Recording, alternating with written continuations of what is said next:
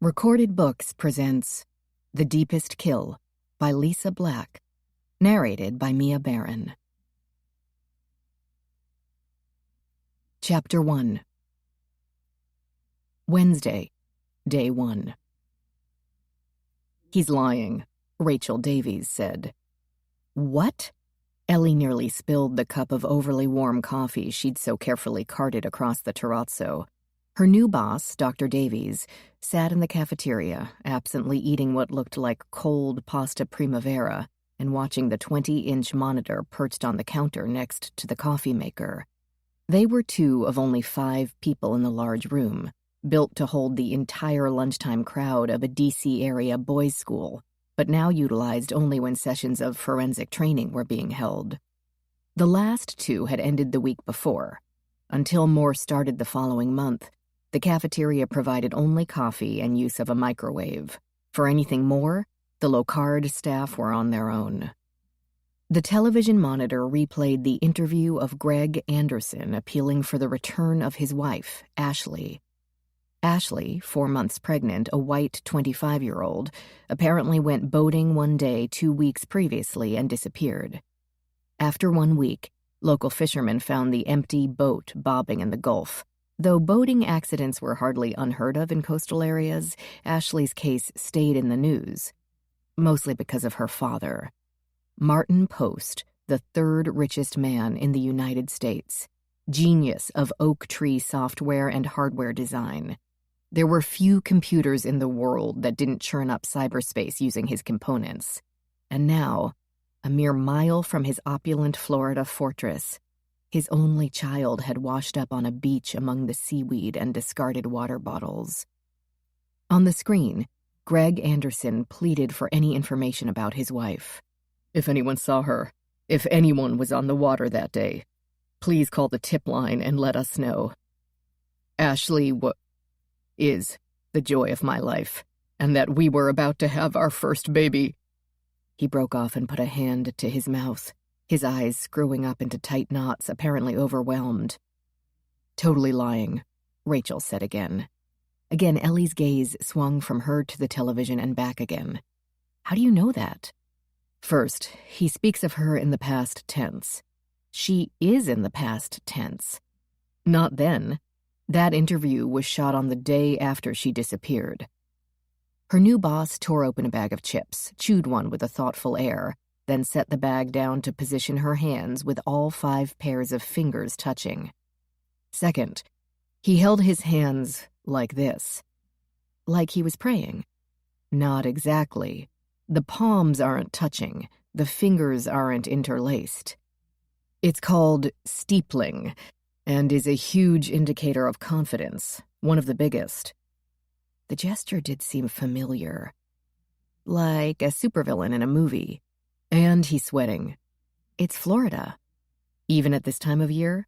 Rachel said, and glanced through the windows where a Chesapeake Bay fall had already begun to bluster, ripping the dying leaves from the surrounding forest. "At every time of year, trust me on that." Ellie and the assistant dean of education had already been through much more than most coworkers, and in a short amount of time. This had made the 2 women intimately familiar in some ways, and left them total strangers in others. Right now, Ellie had no idea what her new boss might be thinking as Rachel waved a chip and said, "Exactly." Third, his facial muscles are all relaxed, his lips aren't compressed, his eyes are wide, until he scrunches them up at the end, because on some level his body knows that his skin isn't matching his words. He even tilts his head to one side, something you don't do unless you're relaxed and, well, happy. Usually. Anyway, there are always exceptions. The news story moved to a new clip, and Rachel continued. "Here, the interview after her body washed up. He doesn't seem so chipper. His chin is trembling. He's pressing his lips together hard. He seems to pant when specifying on which beach the body was found. To be fair, it doesn't necessarily mean he's lying about any part of it. It only tells me he's worried." "Huh," was Ellie's less than eloquent comment. The TV coverage continued its recap of the saga with a clip of a news reporter in a motorboat. Ominous clouds gathered overhead as she described the water search after Ashley went missing. You think he killed her? Or somehow drove her to suicide? Rachel crunched another chip. Not necessarily. I just think he's glad she's gone. Martin Post's daughter? She was young, beautiful, filthy rich. It's a marriage, which means the dynamics are not always logical. And a lot depends on the prenup. Wow. Can you teach me how to do that? Rachel laughed, heartily enough to be flattering. Deception detection? Sure, sit in on my class next quarter. But you probably already know a lot of it. Maybe had it in other training? Ellie shook her head. I know how to interpret the crime scene, fingerprints, bullet casings, inanimate objects. Human beings remain a mystery. The Locard secretary materialized between them and the television set. Phone call, Rachel. The assistant dean gave her a pleading look. This is the first time I've sat down all day. Can you scribble a message? I think you'd better take this one. Ellie watched as Rachel's interest perked up along with her eyebrows. Who is it? He says he's Martin Post. Chapter 2. The coast of southwest Florida did not care to be convenient, refusing to progress in one solid line of beach from Tampa to the Everglades. It dipped and swirled and created pockets of bays and lagoons and estuaries and mangrove paddies and marshes. There were miles of sandy beach, yes, but also miles where the pockmarked land declined to provide a consistent foundation. Martin Post, Ellie could see, had gotten around that by sinking a fortune in concrete and making his own. His property formed, more or less, an island in a sea of undeveloped coast, surrounded by soupy bunches of mangrove trees and unstable shoals. This provided an effective but beautiful no-man's land between his family and the rest of the world. Paparazzi, or corporate spies, would have to wind through the marshy, bramble-like growth in a flat-bottomed John boat, risking alligators, water moccasins, and exsanguination by mosquitoes in order to reach even the border of his property. And then, Ellie noted as she approached the security shed, scale a 12-foot wall equipped with cameras and topped with spikes.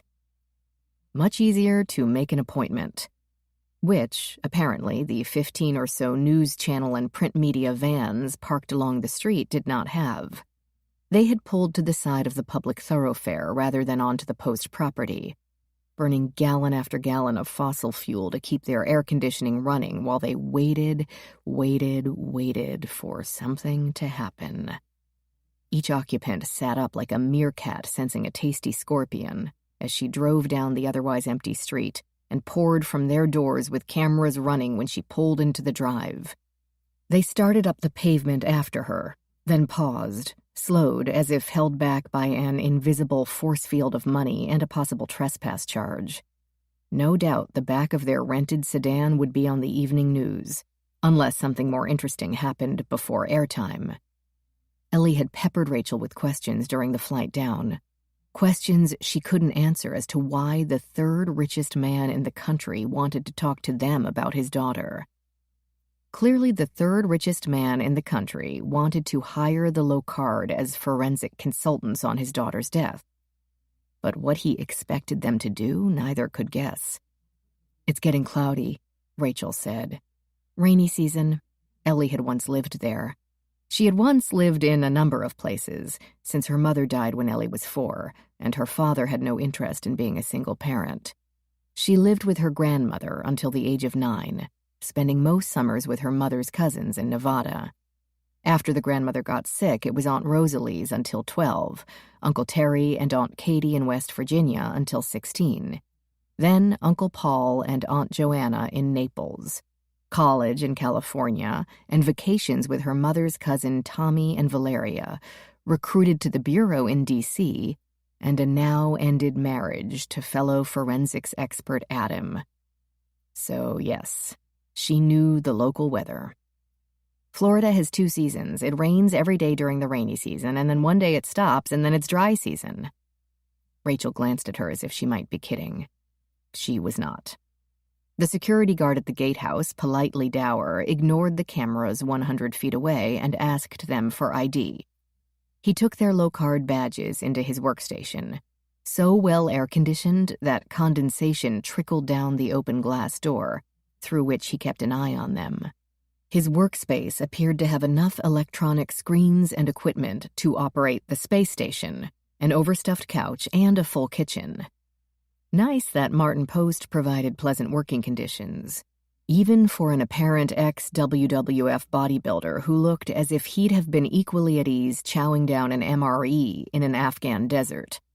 She also noticed no less than 3 cameras aimed at them in their car, undoubtedly beaming their photos to the main house for confirmation that the 2 women were expected. Only 1 lane leading into the estate, and 1 to let a car back out. Not a drive designed to welcome a crowd, and without a chance to dart around another vehicle while the gate lifted. The gate itself went far beyond a single wooden stick across the lane, made of thick stainless steel bars with only enough gap between each slat to allow Florida winds, but not a human being. Of course, if Ellie had more money than the GDP of many first-world nations, she would consider security worth paying for, too.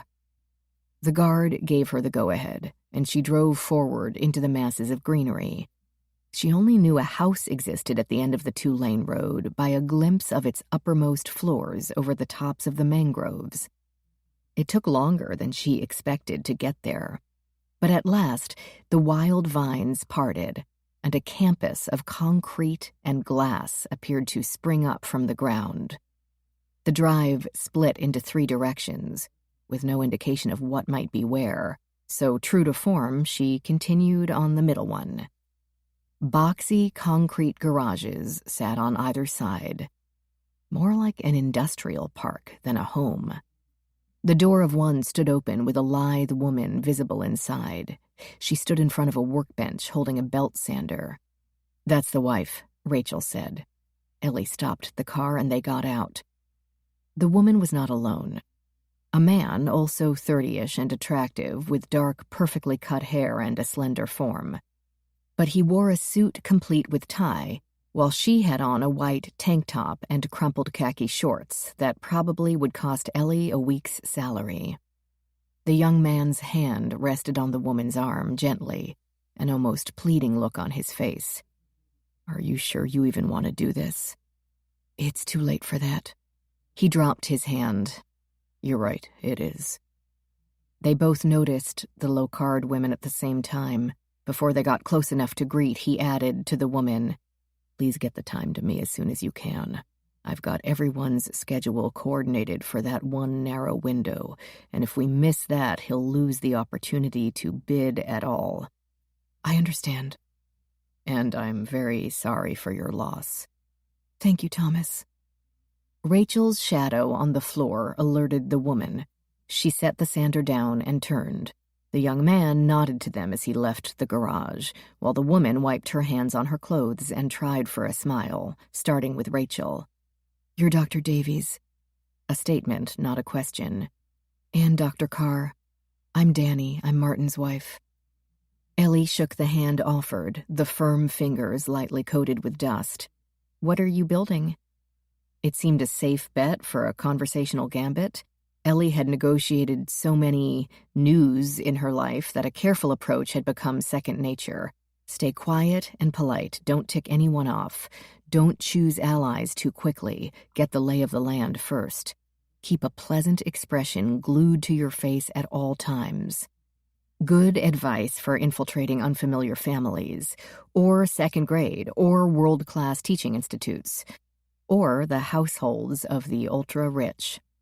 "A bookshelf." The woman's smile deepened a millimeter or two as if embarrassed. "The last thing we need, but this is how we cope with stress. Martin writes code and I work with wood." "Come this way, I'll take you to him."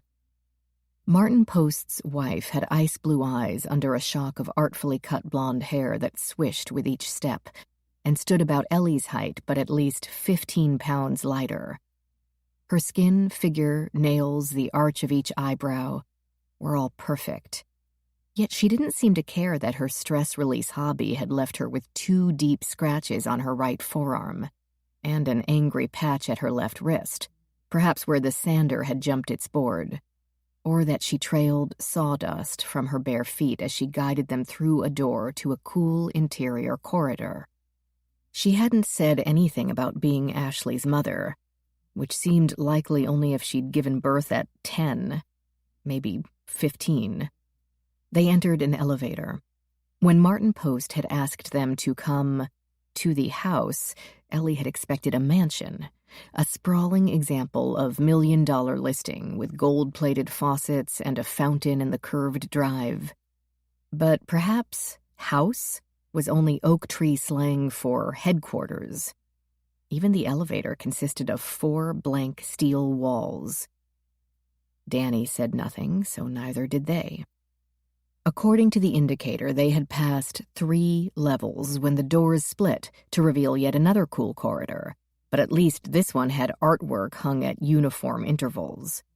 Danny moved forward and the 2 women followed. The photos were of Martin Post, sometimes with Danny, sometimes with Ashley. They carried water bottles on a cliff overlooking the Grand Canyon, or hiked in Machu Picchu with backpacks and walking sticks, all matted and framed to coordinate with the creamy taupe walls. This family, Ellie thought, values experiences more than gold-plated faucets. Good for them. They turned the corner and came to the mansion part of the house. The single room would encompass the entire footprint of her bungalow near Chesapeake. With an outer wall of glass from floor to 20-foot ceiling, ash wood floors, a kitchen area in the back left corner, a group of seats facing a cold fireplace. It seemed all straight lines and minimalist elegance and smelled faintly of lavender. The muted shades and a spare coffee cup left by the sink didn't make the place much more homey. But hominess wasn't needed, not when the blue expanse outside the window immediately captured each last synapse of your attention. The Gulf of Mexico churned and flowed and took any human back to their basic vital foundation, rooting them to their planet and their place on it. No matter how strong you become, the water seemed to say, I'll still be stronger than you, and bigger, and deeper. Eternal.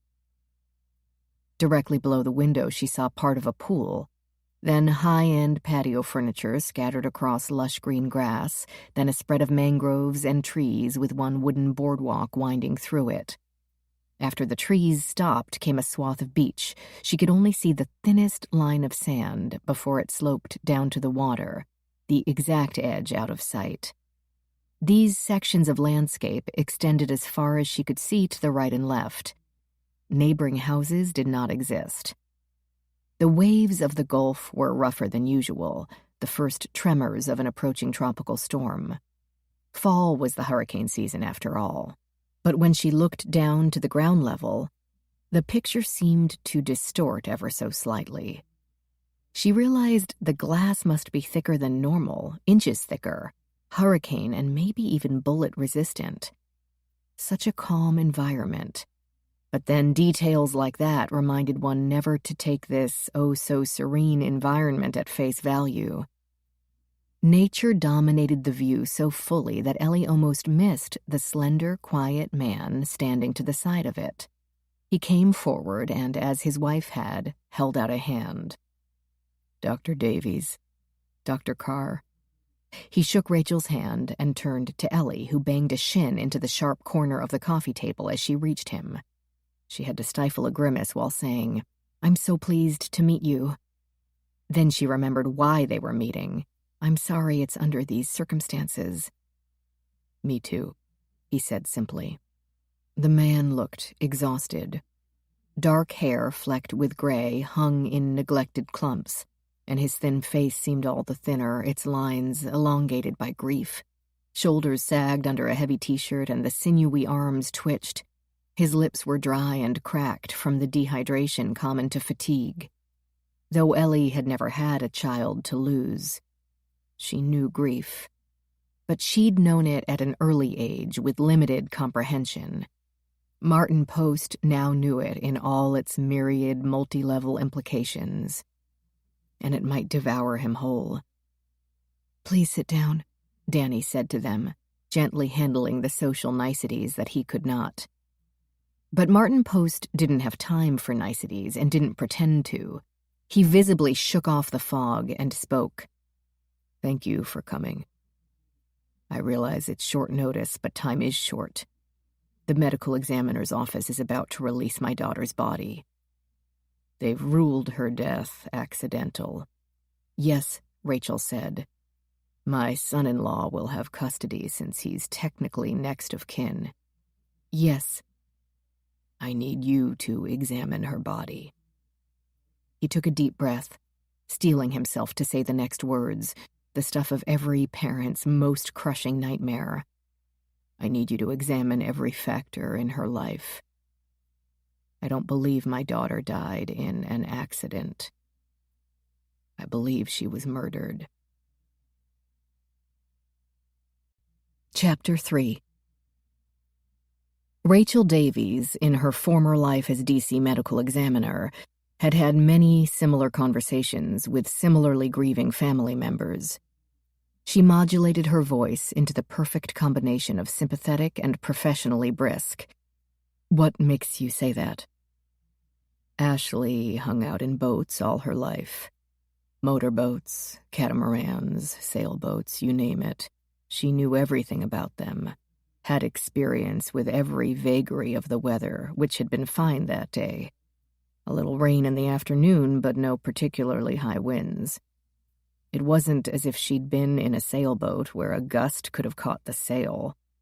There's no way she'd just fall out and drown." He said the last word reluctantly, as if still unwilling to concede that Ashley had died at all. "Was it common for her to go out alone like that?" Martin Post paced as he spoke, as if his energy fueled by grief would not allow him to stay in one place. Danny silently folded into a leather love seat with a fresh water bottle and watched him with sad eyes. "Utterly. She did it almost every day. She said the water was the only place she could think." "Could Ashley swim?" Martin said, "Like a shark. We're all pretty big swimmers. Danny's practically a pro. Ashley led the swim team in high school." "What is her medical history? Any chronic illnesses, hereditary issues, surgeries?" Asking questions of family members not only gained information, it gave them a chance to focus, could temporarily diffuse the tension of grief. But Martin only shrugged. "Nothing, really. She had chickenpox in the 4th grade. Strep throat a couple of times, broke her arm when she was 11. "How?" "Riding. Never was crazy about horses after that. But the worst time, we were climbing on Mount Denali, just a low climb, doing a bit of the west buttress, not going anywhere near the top. Ashley was only 15. We started off from the Kahiltna Glacier, but on the second day she fell into a crevasse. She only fell 12 feet and onto snow. It wouldn't have done much except knock the wind out of her if she hadn't hit an outcropping on the way down. It cracked her femur."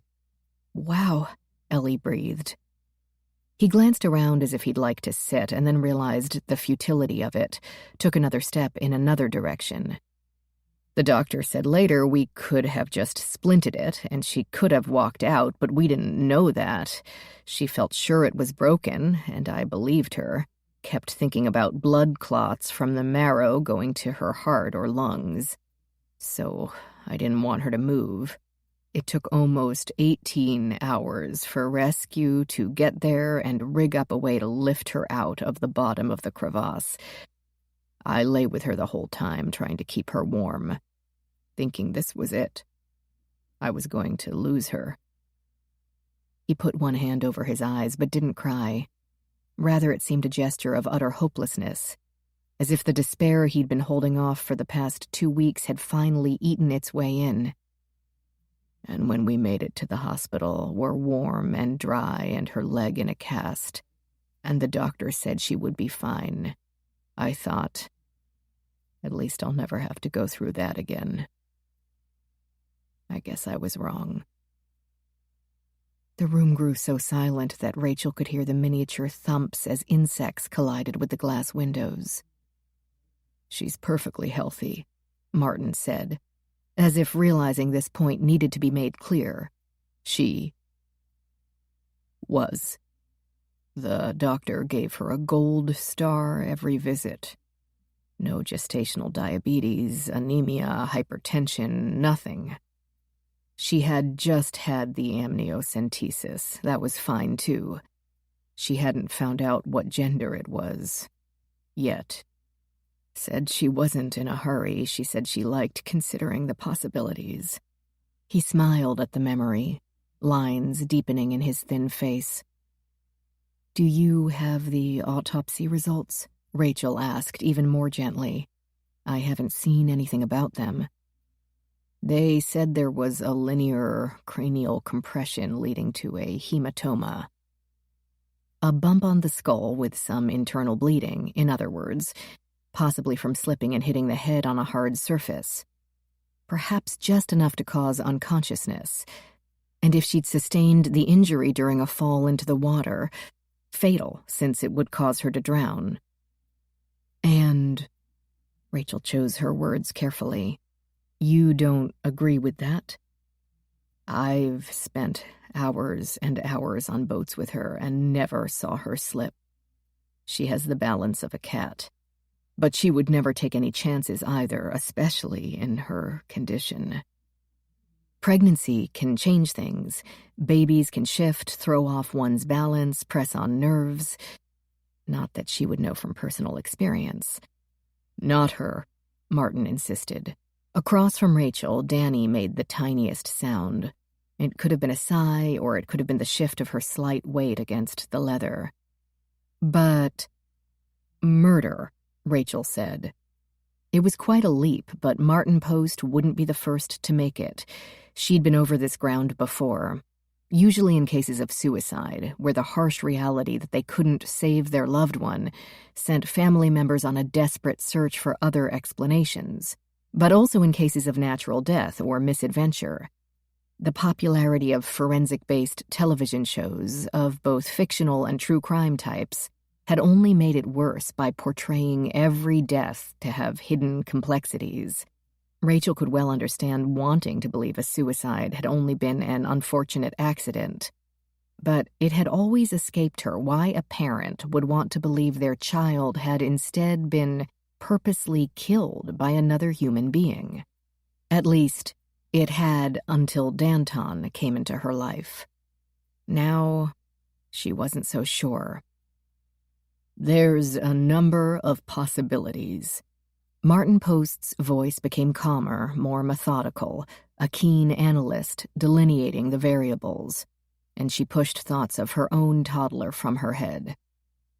Obviously, I have a lot of money, which was like saying the universe had a lot of stars. I've made sure our home here is well guarded.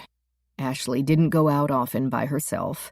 No reason to. She'd never been much of a shopper, didn't golf, didn't have a club. The water would be the best, maybe only, place to catch her alone. It could have been a kidnapping attempt. She fought too hard, and she would have. They might have been after ransom, or access to one of a couple of new products I'm developing. I'm working on a processor that will be the only one used in every device within 5 years. I'm also finishing up a new strategic defense initiative, a Star Wars-type missile defense system. Corporate espionage or actual espionage. They could have tried to grab Ashley as a bargaining chip. That sounded like it would make a great movie plot.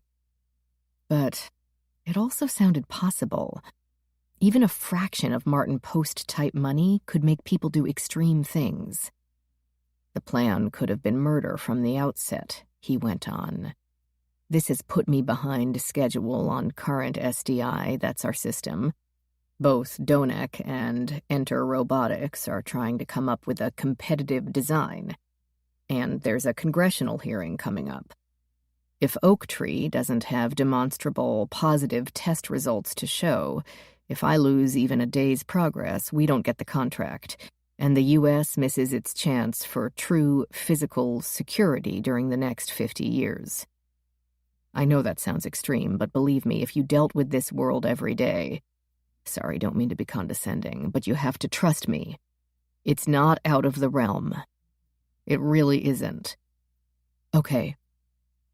Then there's Greg. She had wondered when they'd get to him. The grieving young husband, the one she already didn't trust. Now Martin paused. Now he spoke carefully, at least at first. Let me be clear. I have nothing against Ashley's husband. He would have no financial motive thanks to a prenup. And as far as I know, he's never been violent or cruel toward her. But he's certainly seemed indifferent.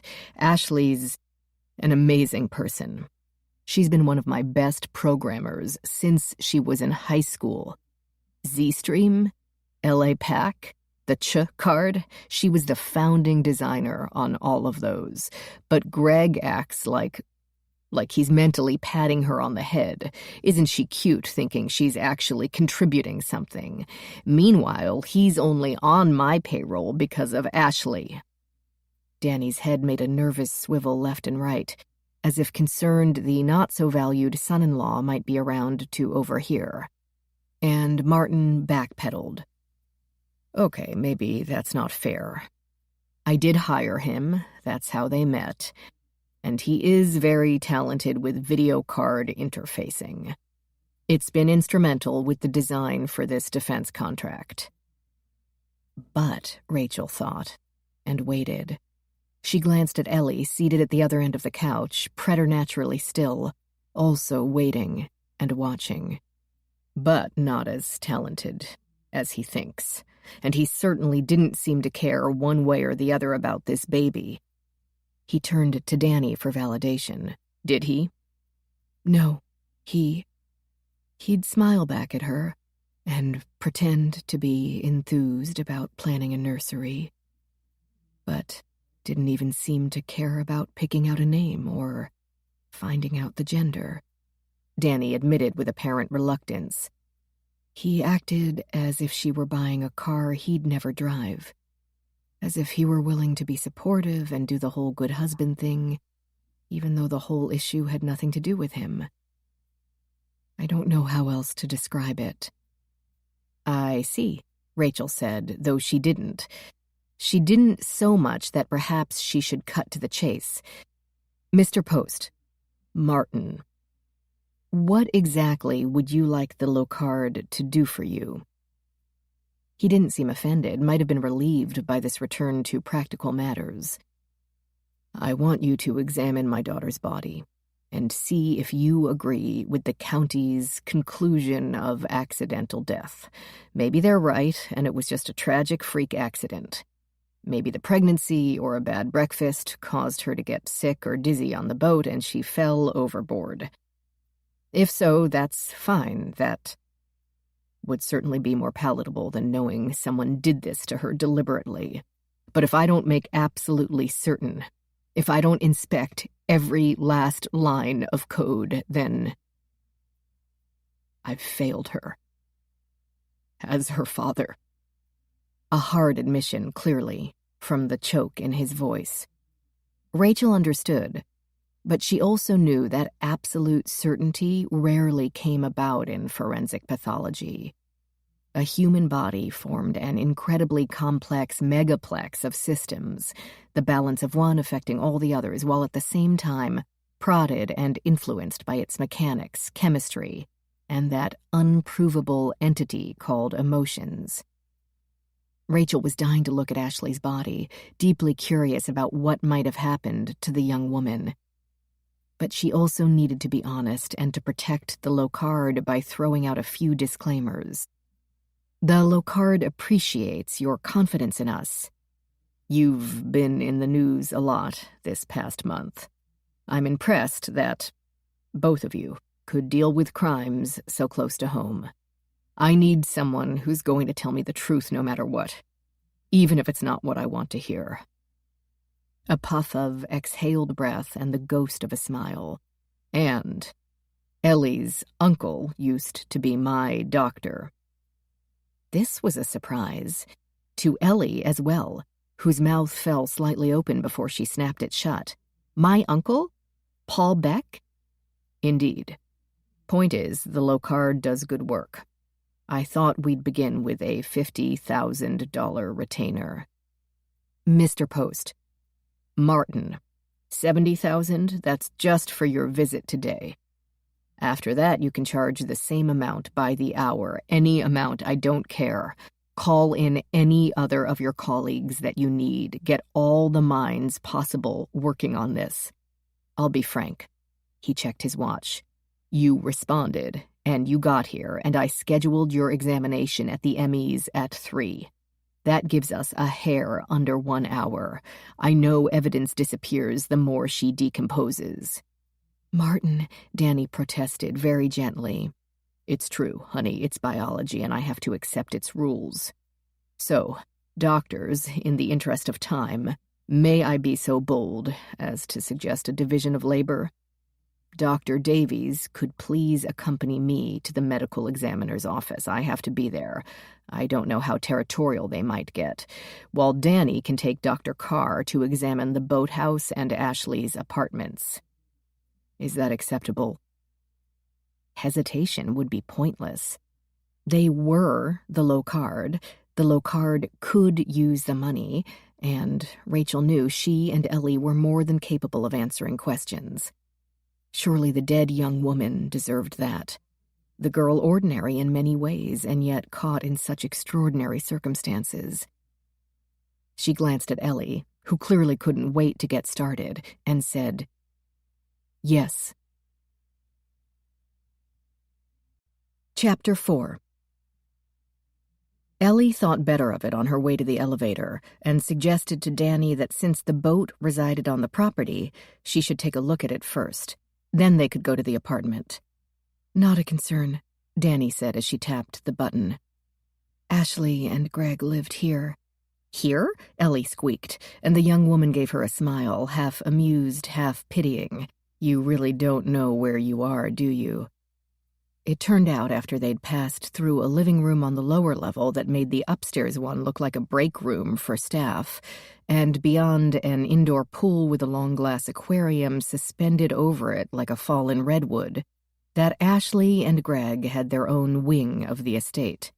It connected to the main house on the first and third floors, the third containing 5 guest bedrooms, each with bath, in case the young couple wanted to have friends over, Danny explained.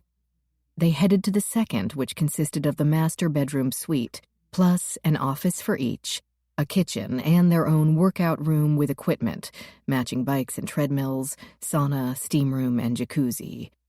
So, yes, the young mother had lived with her parents, but they were hardly talking about a basement rec room with 1970s paneling and cast-off furniture.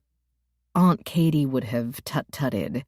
She never actually said so, but Aunt Katie seemed to feel that wealth was wasted on the wealthy, who surely should be able to think of better things to do with it.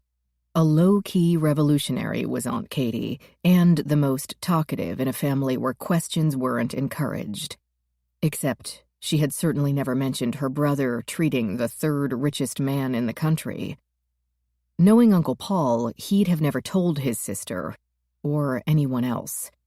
And Martin hadn't been the third richest at that point in history. "Bedroom or office?" Danny asked. "Bedroom." She followed Danny into a room of opulent and unmade bed coverings of silk and fine cotton in sage green, cherry furniture, and the now expected wall of windows overlooking the Gulf. Books and papers cluttered both nightstands, but she assumed the messed-up side of the bed belonged to Greg. His surface had a tech magazine and a can of peanuts. Ashley's had a tube of lip balm, 2 small bags of Cheez-Its, original flavor, A bottle of hand lotion, a half-empty bottle of water, and the latest Grisham thriller. The room smelled the way it looked, of a faint, woodsy air freshener, maybe sandalwood, but with the emptiness it made Ellie think of dust. All the furniture had been firmly and fairly divided, or so she assumed. Ashley and Greg each had 2 dressers, 1 wardrobe, 1 low chest of drawers topped by mirrors and more shelves, 1 walk-in closet of apparently 20 by 20 feet at a glance, and a 50-inch flat screen mounted near the ceiling in opposite corners. Each had their own bathroom. If we could have had separate bathrooms, Ellie thought, I might still be married. The room sat awash in white tile, broken up here or there by other muted shades, the countertop along the sink and dressing table a creamy marble. A glass shower stall took up most of one corner, but a perfectly round white porcelain bathtub sat in the center of the room like a throne. The faucets, Ellie noted, were not gold. More floor-to-ceiling windows. She couldn't help stepping over to them to see how easy it would be to flash the neighbors before slipping into the water. Not easy at all, since there were no neighbors, but anyone around the huge outdoor pool with its own slide and lazy river could get more in their eyes than the sun. As if reading her mind, Danny spoke. It's one-way glass. Clear from this view, but a mirror from outside. It can blind us if we're taking a sunset swim. The windows faced west over the Gulf, so Ellie could well imagine. Still, as much as she liked a view, she couldn't quite picture having such a reverse fishbowl for a bedroom. Danny went on, dropping words like sand through her fingers in a hopeless, absent conversation with no one. It also makes the place distinctive when you're out on the water, like a beacon. That's how we know she couldn't have gotten lost. But of course she could have used the GPS if she did. Beyond the impressive pool and a relatively small yard, the estate turned into a forest of mangrove trees. Their twining branches packed the estate from side to side, a solid green block with only a few boardwalks snaking through the marsh like veins. After perhaps 600 feet, the green turned into the blue of the Gulf, and Ellie could see the top half of a small building. From her vantage point, it felt as if no one else existed in the entire state. If you wanted to get far from the madding crowd, you couldn't do much better. She turned away, focused on the interior once more. Cool bathtub. Thank you. Danny smiled, brief but genuine. She adjusted the sage-green towels on one rack, sliding the fluffy terry cloth a half-inch along its pole. I designed this house. It's how Martin and I met when he decided to move software operations here and keep hardware in California. You're an architect. Danny smiled again. I was with an architectural firm. More on the artistic design side of things than the structural, but yes, I set the layout of the rooms, the plumbing, most of the landscaping. A big job for a kid from Cat Lake Community College. I was trying so hard to be sophisticated. But that bathtub, totally impractical, and I just had to include it. Ellie relaxed just a smidge for the first time since approaching the guardhouse. They might be outstandingly rich, but they were still people, with their own tastes, goals, baggage, and whims. She turned away from the windows and went to the sinks. 2 of them, for a one-person bathroom, but who was counting? You might be soaking something in one while using the other. A person's bathroom forms an archive of their health, beginning with the most obvious, prescription medications. Did the person suffer from high blood pressure, colitis, depression, or bronchitis? Then, the OTCs, a bulk-size bottle of aspirin, antacids, or sleeping pills, homeopathic remedies only? Were the bottles recently stocked or near their expiration date? Then, did supplies indicate any chronic issues like dry eyes, bleeding gums, sore muscles? Ellie examined the mirrored cabinet and all the drawers. No surprises. The very, very rich young woman had the medicine cabinet of the most ordinary citizen. Ibuprofen, bandages, antibiotic cream, clear skin treatments, most of which, it tickled Ellie to see, were the generic store-brand versions. Makeup components were slightly more upscale. Pricey eyeshadow mixed with cheap impulse-buy lipsticks. Shampoo decisions seemed to vex her since no less than 11 full-size bottles rested under the sink. Ellie wondered if the maid or housekeeper had to keep track and occasionally clean out the oldest ones to make room for a new selection. This family must have maids, right? No way they were scrubbing their own toilets. As far as prescription medications went, Ellie found only a hefty bottle of prenatal vitamins with folic acid and DHA. She turned to ask if Ashley had been having any problems during the pregnancy, but Danny had disappeared. 4 months. She wondered how much Ashley had been showing. In photos, she'd appeared pretty slender, but that could vary. Some women might only look a little pudgy by this point, others as if they smuggled a football under their shirt. Ellie had learned a lot about pregnancy, what to expect at every stage, studying for it the way she did her homework before every challenge. She had wanted to be completely ready when she went off the pill, when she began charting every cramp and temperature change, when she went on the clomiphene, when they tried the artificial insemination, when she had been on the phone making an appointment to have her eggs harvested prior to IVF, and Adam had walked into the kitchen and said, "Stop." She finished the cabinets. No illegal drugs at all. This could mean Ashley didn't use them, or that she had better sense than to leave them in the room the aforementioned maid must clean daily. Danny returned, as silently as she had left. "Do you want to check Greg's bathroom?" What for, she thought, unable to think of any fact about Greg that would assist her in Ashley's autopsy.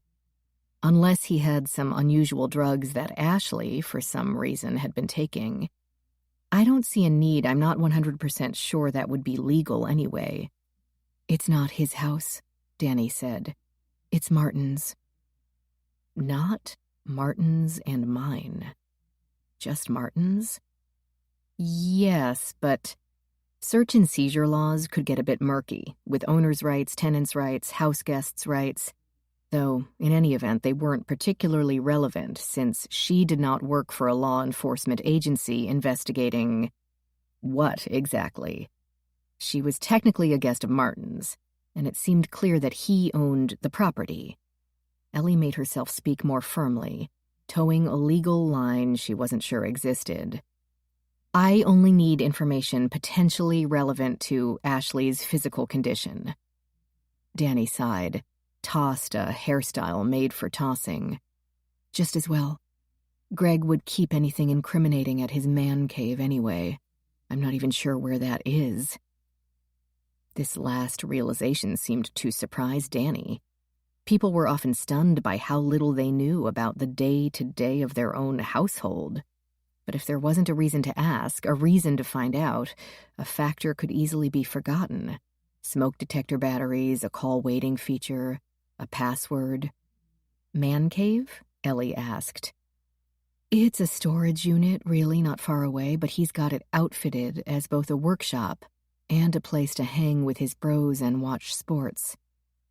I guess I don't blame him. People want a place of their own, you know, and this one is a fishbowl." But who's tapping on the glass, Ellie wondered. The news media? Or Martin? "I've played with the idea myself. It can be stressful to be filthy rich." She grinned with full knowledge of the insanity, leaning back against the wall as if her back hurt. "But it's even worse knowing that millions depend on your products, making their lives better, not worse. Sometimes I want to run away from the enormity, too."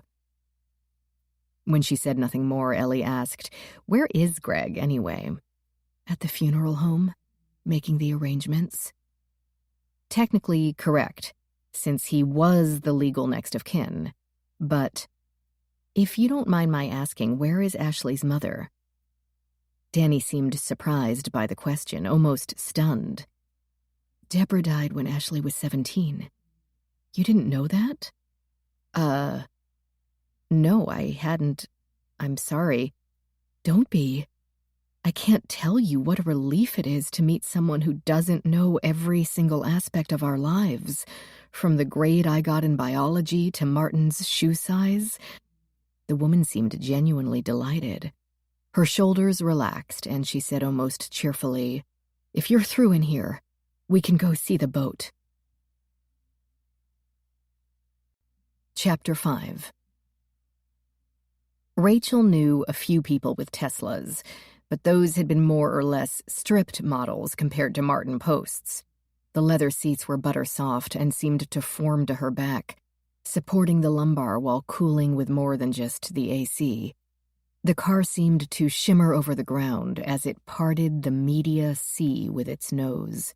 At least if a reporter got run over, it wouldn't be by her. The crush of paparazzi gave her Technicolor flashbacks to the uncomfortable amount of media attention she'd gotten during the murders at the Locard. Messages had come in fast and furious, until she'd been forced to turn off her phone and ignore her email. Reporters had camped, literally, on her doorstep, until the local cops came by to issue citations.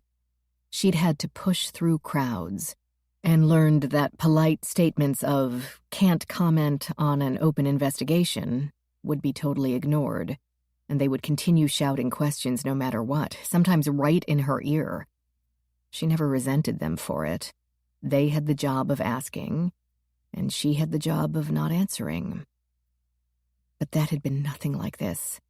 There had to be at least 60 people overwhelming her vehicle, heedless of its damage deductible, forcing her to focus on getting out of there without being consumed whole, as if they were a flock of ravens in the birds, and at the slightest spark would attack and kill. When it became clear the car would not stop and no statements would be forthcoming, they dashed to their own vehicles and gave chase. But when all reached their destination 25 minutes south, the medical examiner's office had been prepared and waved only the Tesla into their gated parking, locking out anyone else. Amazing the doors that money could open and shut. FBI agent Michael Tyler had also been made keenly aware of the doors that money routinely opened. He and his partner had been dispatched in case Ashley Post Anderson had been kidnapped. A purview of the Bureau under these circumstances. Martin Post had been preparing a new piece of national defense equipment. Michael wasn't a super techie guy, but it seemed to be a vast refinement on the Strategic Defense Initiative, or SDI, or Star Wars. That space-based missile defense system had never really become reality, due to the astronomical, no pun intended, costs involved.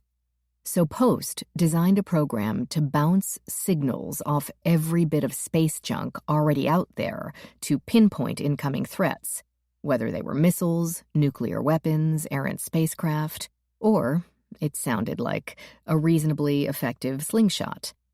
This also meant that enemies couldn't simply take out satellites installed for this reason prior to the attack, because there would be no such designated satellites. Sounded like a great idea, if it worked. Whether it did or not might not matter. Just as Reagan had freaked out the USSR by acting like we had it, if foreign enemies or business competitors even thought Post could produce it, what better way to get him to cough it up than threaten the life of his only child? "Coffee, partner?" Luis Alvarez asked him. "Thanks, but I'm not really down with eating or drinking anything in this place." Luis fired up the Keurig with an unnecessary flourish. "Don't be such a baby. I think this is the cleanest government facility I've ever been in, and all the dead bodies are up the hall, behind an airlock." They sat in the break room at the medical examiner's office, waiting for the second autopsy of Ashley Post Anderson to begin. As Luis had pointed out, the white surfaces gleamed, tidy and scrubbed. A dish drainer held washed mugs, and the counters were lined with a prodigious array of teas, sweeteners, creamers, and other mix-ins, granola bars, disposable cups, and a school program's candy bars sold on the honor system, with $1 scrawled on a manila envelope. "There's airborne stuff, tuberculosis, meningitis, hepatitis." Hepatitis isn't, and no matter how much Tyvek you suit up or how you take your gloves off, it can never be perfect. Luis shook his head and drank his coffee. He seemed to live on coffee, existing as a constant hum of barely suppressed energy. He made a great yin to Michael's yang, apparently outgoing and apparently friendly, and diving into every interview with every victim, witness, or suspect as if they might be the most fascinating person he'd ever met.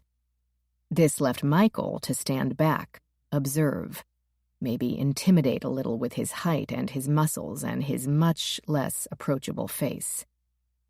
None of that would help now. Ashley Post Anderson had passed the point of being either intimidated by him or comforted by Luis.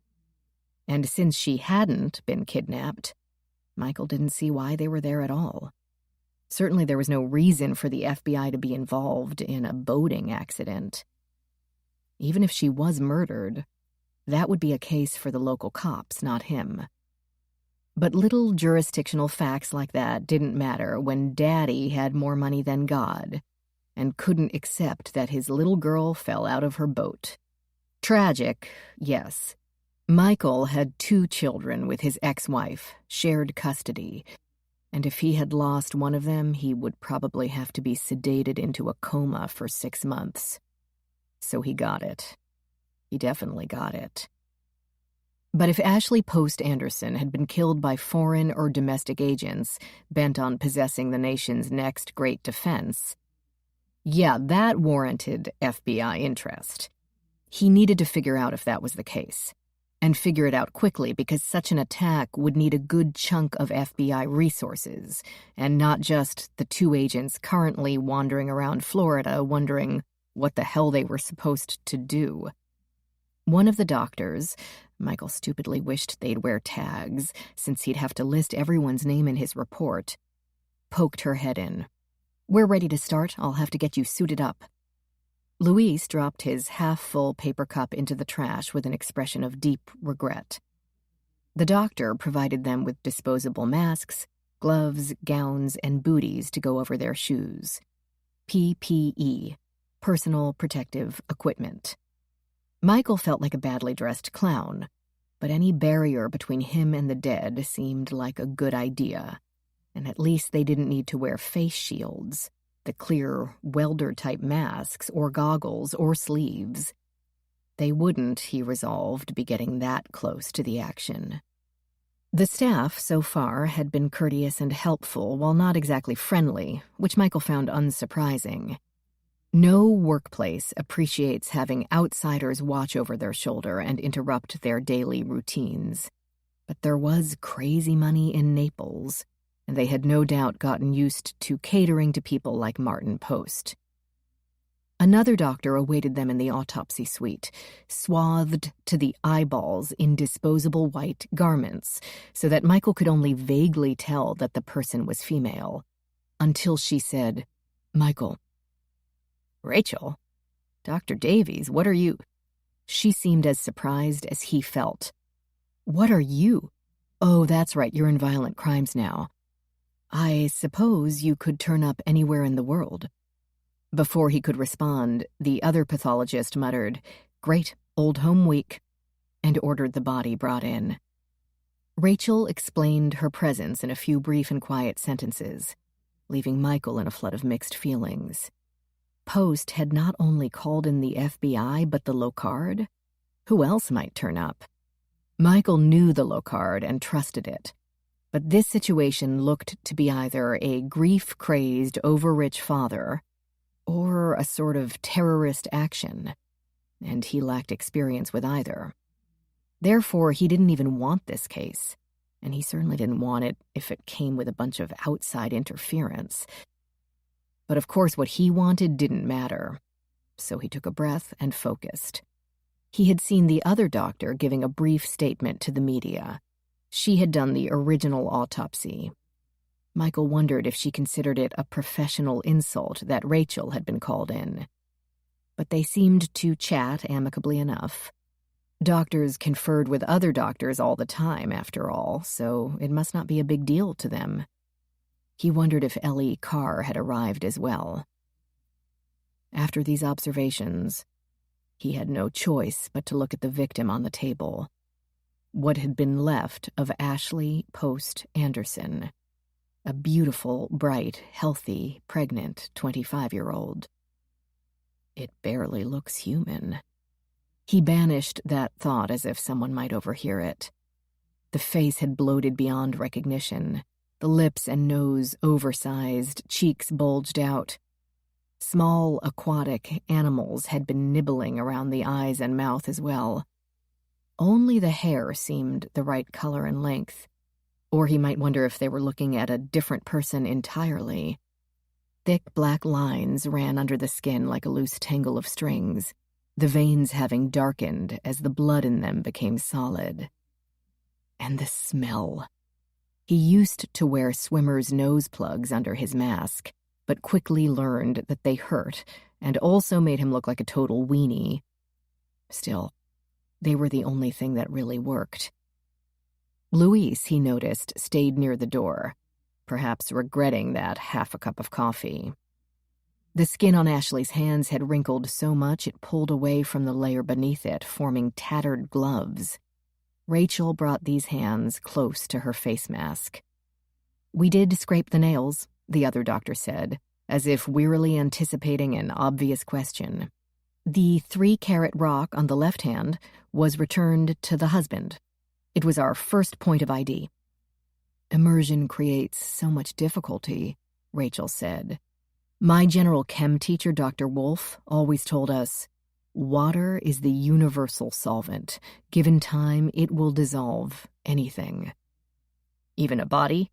Michael asked, forcing himself to breathe through his nose.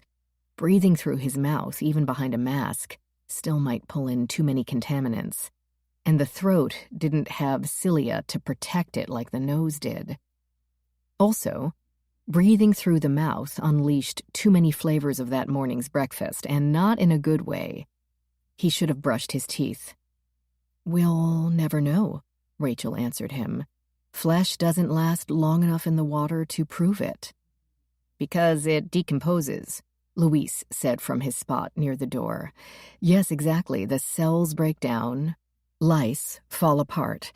So it is dissolving, but from the inside out." Luis added, 1 week in air equals 2 weeks in water equals 8 weeks in the ground. See, I paid attention in your class." Rachel promised him a gold star. "And once out of the water, putrefaction takes off at an accelerated rate, as if making up for lost time. Even refrigerating the body won't put the rate back to normal. The process is even faster in stagnant freshwater, without moving currents or salinity. But this was the ocean. So the bacterial growth would be somewhat retarded, and it's deeper? Colder?" She looked to the other doctor for confirmation. "It's the Gulf. It's still pretty warm, having had all summer to absorb those rays. Clearly she's been dead the whole 2 weeks." Michael wondered why that was clear. Rachel asked the other doctor, "You don't see any defensive wounds, do you?" "I don't. At least nothing significant." "Yeah, they all appear post-mortem, I guess. I can't be sure." "There's scratches," Michael said, pointing to the numerous small gashes along the blackened arms. He had moved forward despite himself. "Yes, but that's common in water deaths. Though the salt in the water increases buoyancy, a dead body will usually sink. They'll eventually move upward as the tissues start to bloat. But regardless of all that, no matter how or when or where they went into the water, the usual position for them to assume is face down. The extremities sort of dangle, and as the current moves them around, their hands and feet brush against rocks and coral on the bottom. Thin, soft tissue areas like the hands or neck would disappear the quickest. So the body starts falling apart at the fingers and toes and moves inward. As she spoke, Rachel continued down the length of the body, the thighs, the legs, noting how the feet showed the same scrapes and shallow cuts. "But she didn't lose fingers if you still found her wedding ring," Michael pointed out. The original pathologist said, "She lost some, see?" She seemed to take a wicked delight in holding up the partly dismembered right hand and watching Michael's reaction. The fingers were missing, the smallest one chewed off at the second knuckle. Bile rose in his throat. "Did she have any clothing?" Rachel asked. Maybe because the question just occurred to her, maybe to buy him time to get his stomach back on the non-puking line. "Shorts," the other doctor said. "Panties, sports bra. No shirt." "Nope," Michael said. "So she was walking around in her bra." He found that a little odd, but then he'd never been a 25-year-old pregnant woman alone on a hot Florida afternoon. Luis said, Post released a video to the media, apparently the boathouse camera that showed Ashley driving away. It was hard to tell, light-colored fabric and so bright out, but she seemed to be wearing a shirt. You can only see a glimpse of her under the roof of the boat. "Hardtop," the first doctor corrected. "Yeah, that. You can see her hair and her arms. It looked like she had on something with sleeves, like elbow length." The original doctor spoke to no one in particular. So she probably had a shirt, but took it off because of the heat. And it then blew off the boat. "We have a monsoon, high winds, just about every day during this season here. You know that, right?" She made eye contact with each of her three guests until they acknowledged that, yes, Florida weather differed greatly from D.C. She and the boat had been floating around for a week. It would have gone through a number of storms during that time. Rachel continued, "No shoes or socks?" Luis said, "Sandals. They were found in the boat." "Huh. So they found her shoes, but not her laptop. Weird. Bare feet could have made things slippery if it rained, if she spilled her drink, if she stood on the back edge or the tip." The first doctor muttered, "Stern, bow." Then the two doctors moved on to the head, poring over a shaved patch of skin on the scalp. Their conversation involved linear compression and hematoma, and Rachel found a tiny fleck of something caught in the hair that interested her. "We found a piece of that, too. You can keep that sample. There's envelopes on that tray behind you," the first doctor told her, and was thanked as if she'd turned over a box wrapped in shiny paper and tied with a bow. Michael wondered about people who chose to spend their lives slicing up dead bodies. The scalp had already been cut and separated from the skull already sawed open and the brain removed. "This is the only evidence of hematoma I found," the first doc explained, pointing to a dark red patch within the dark red underside of the scalp. "And you can see the bone reaction here. Hard to tell, but there's a very slight fracture." "Would it be enough to knock her unconscious?" Michael asked. Both doctors turned to look at him. "You know they hate it when you ask that, bro." Luis spoke from his perch at the doorway. "I know, but I still have to try." Rachel smiled under her mask. He could tell from the way her eyes crinkled at the corners. The other one did not. "I couldn't make such a conclusion based on that. It's a very tiny fracture." Then, reluctantly, it seemed to Michael, they moved on to the abdomen. Or rather, where the abdomen and the baby that had been inside it was supposed to be. Because nothing remained except flaps of skin. Michael already knew from the first autopsy that everything had been missing up to and including the bottom of the lungs. If Michael looked, something he'd been avoiding, he could see the woman's spine. "What would eat her like that?" "Lots of things," Rachel said absently. She and the other doc were using their hands to spread out the remaining skin, trying to reconstruct the covering. But too much of it had disappeared. Turtles, fish, crabs, shrimp, sharks, some eat carrion, but most sharks eat only live prey. "Will any kind of fish do that?" "No, some are herbivores." "So there's meat-eating fish in the Gulf?" Rachel said, "They don't have to be big fish. Minnows can make a good dent in animal proteins." "But why just her stomach?" Michael asked. "It's a large mass of soft tissue. Or she could have received some injury as the waves tossed her around, maybe ripped her skin on coral, and that gave the animals an entry point. "You didn't find any nicks on the ribs?" she asked the original doctor, who said no. The breastbone and front half of the ribs had already been removed in the first autopsy. It sat to one side, resting against a thigh. "Is it possible someone took the baby from her?" The idea made Michael queasy, but it had to be considered. It had happened more than once in the world's history, and maybe someone thought the rich guy's grandchild would be an easier hostage to control than his strong, fully grown child. Or maybe someone really wanted a baby. Rachel said, "It would certainly explain the damage to the abdomen when the rest of the body is basically intact." The original doctor was shaking her head. 4 months? It would never survive. Maybe in pediatric ICU, but out somewhere on a boat? Rachel nodded. It would be extremely risky. A baby born at 4 months in the best hospital NICU would face tremendous hurdles. Out on a boat somewhere? Well, that would be a very bad plan.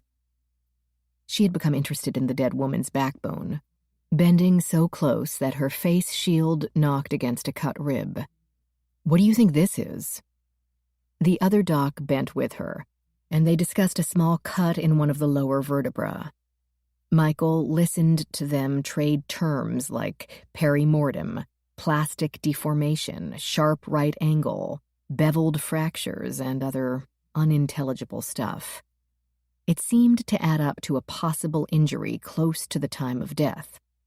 An injury to Ashley's spine. From the inside. His interest in the case had been dragging its feet, but now it picked up the pace to a low trot. "What does that mean? She was stabbed?"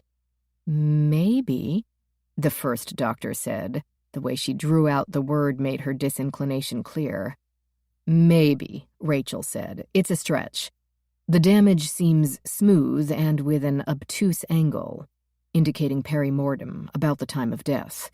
It would be unlikely to look like that if due to damage sustained after decomposition, such as from waves crashing her into objects on the sea floor, and there's no sign of healing, so not antemortem.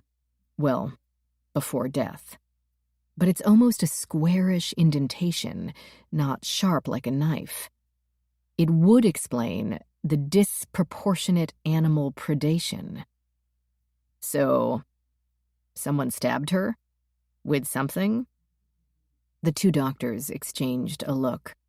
Rachel said, "Possibly, but I can't be sure." "That's not helpful, Doc." "I know."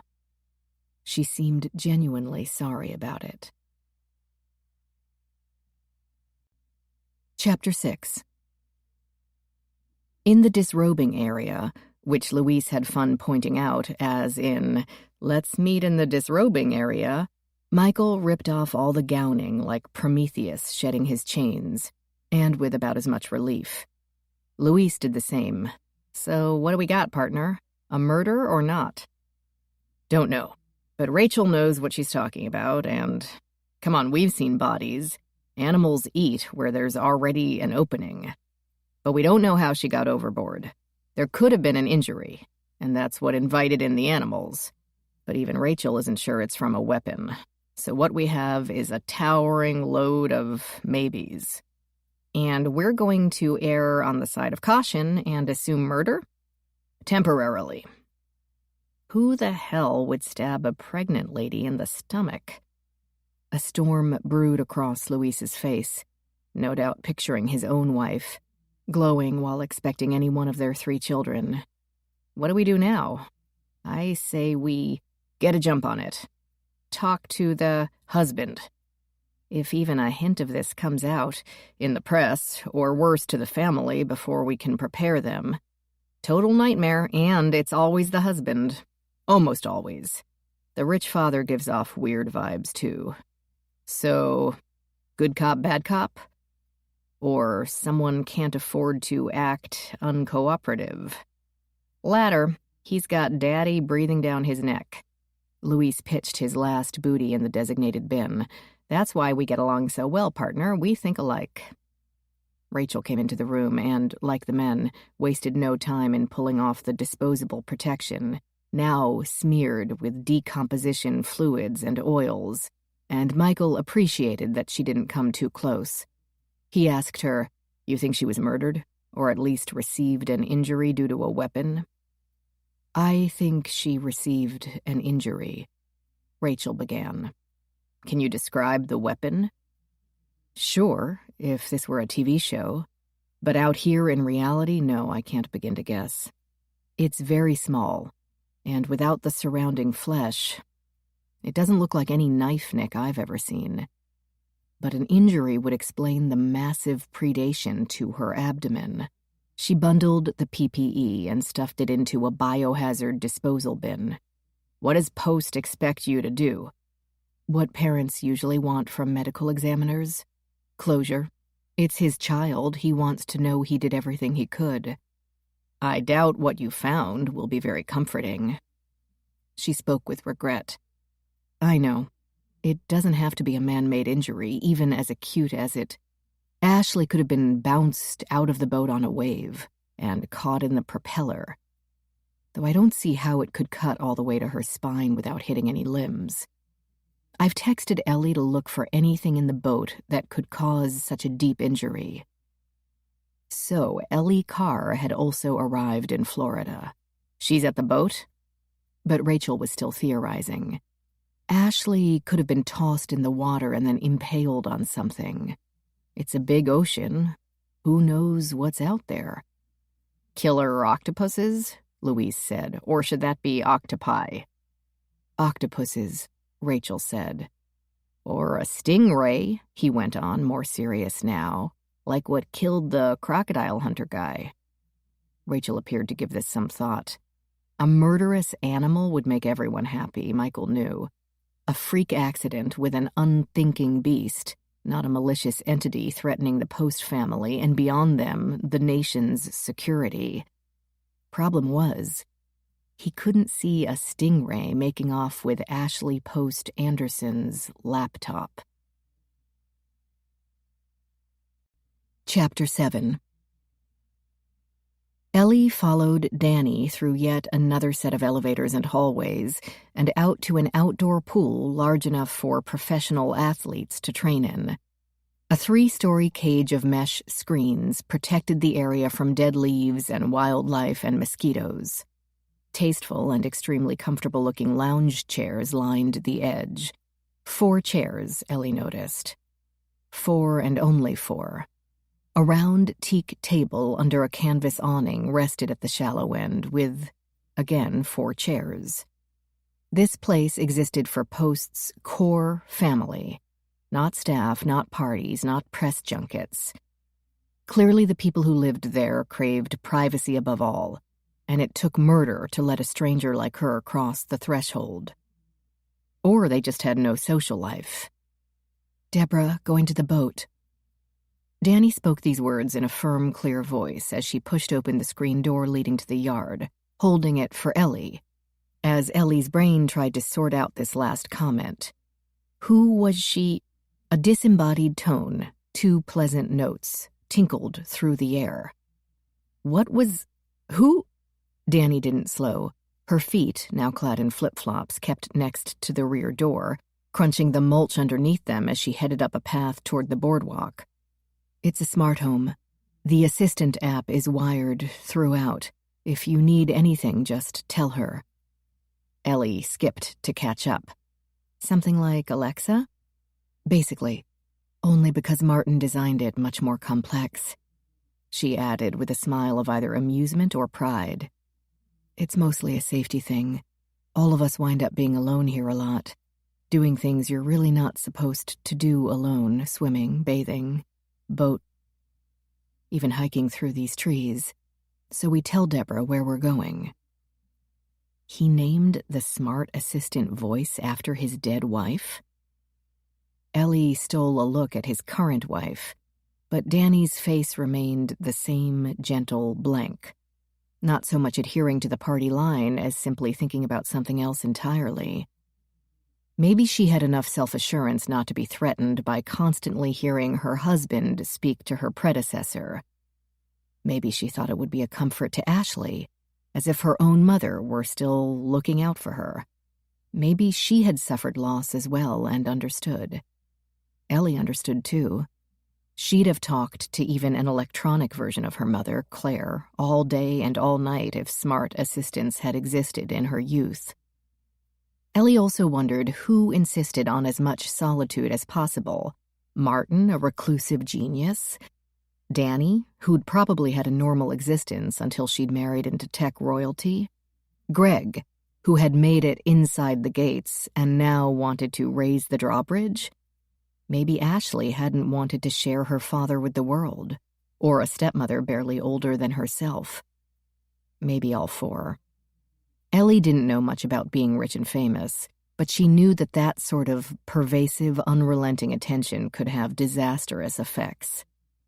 They plunged into the mangrove forest through a tunnel of spiny, twining branches, all green leaves on top and a tangle of bare sticks on the bottom. The foliage created a bit of spotty, claustrophobic shade, but Ellie still felt the sweat begin to slide out of her pores. Wood-colored planks of reconstituted plastic wound through the trees, sometimes over earth, sometimes over pools of brackish water. Clumps of mangroves not only protected the coast from erosion and helped scrub the environment of carbon dioxide and trace metals, they provided an ecosystem for a truly incredible amount of life. The roots were rich in tannin and could turn a smaller canal to the color of tea, so that water appeared dirty or polluted while actually healthy. Is it recorded? The smart assistant's information? Danny anticipated Ellie's question. Yes. Ashley told her she was going to the boat at 9:53 a.m. on Friday 2 weeks ago. 15 days ago. It was Deborah who first alerted us that she hadn't returned within her usual window of time. That's what I mean by a more complex program. Interesting. What about cameras, surveillance video? I saw the bank of monitors at the guardhouse. No cameras, Danny said, switching her water bottle from one hand to the other. Those are the security feeds of the perimeter, not the interior of the estate. None at all? The house, the pool, boathouse? Of course not, Danny said with a touch of annoyance. This is our home, Dr. Carr. They were so concerned about security, but it made sense. People who were incredibly sick of the world following their every move would hardly want their own household doing the same thing. A gust of wind caught the branches and they gave a mighty shake. A tropical storm named Hazel making its way from the Caribbean. Unlike the tornadoes from Ellie's early childhood, ocean disturbances usually gave plenty of warning. This allowed one a few days to put up shutters and bring more lightweight items in from the yard. Or do nothing, depending on one's personal level of alarm. Danny checked a text message, then shoved the phone, an oak tree product, of course, back into her pocket. Ellie said, hoping to prompt a more helpful conversation. I'm sorry, I know you must have a million things to do right now. Danny gave a sharp shake of the head, though at what, Ellie couldn't guess. This takes priority. Then, perhaps realizing that sounded harsh, she went on. It's the scheduled test. Thomas has to herd all the cats on his side, and I have to do the same with Oak Tree. Believe it or not, Martin has never had a government contract before, and he had no idea what he was getting into. It's complicated? It's beyond complicated. Have you ever been involved in government contracting? Nope, that's always been above my pay grade. Aside from the distant cawing of a seagull, she could hear nothing over the breeze. No cars, lawnmowers, conversations of neighbors having a pool party. Ayn Rand had to be right about one thing. What common folk like Ellie craved was privacy, and the rich could afford it. Martin Post could have as much peace and quiet as he could stand. Well, quiet, at any rate. Peace? Maybe not so much. Into this quiet, Danny explained. It's a highly regulated process, and for something this major spanning years, when DoD put out an RFP, that's a request for proposals about missile defense, Martin got interested because he'd been daydreaming about using satellites for a while. I had to boil his daydreams down to the specific spaces on the proposal form, but we should have started the year before when they put out the RFI. Birds, ever present in Florida, chirruped and tweeted away. More than once, Ellie caught sight of a snake beating a hasty retreat through the marshy pools. Most area snakes were harmless.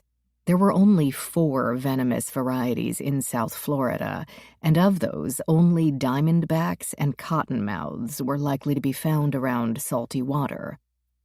Best, however, to stay on the path.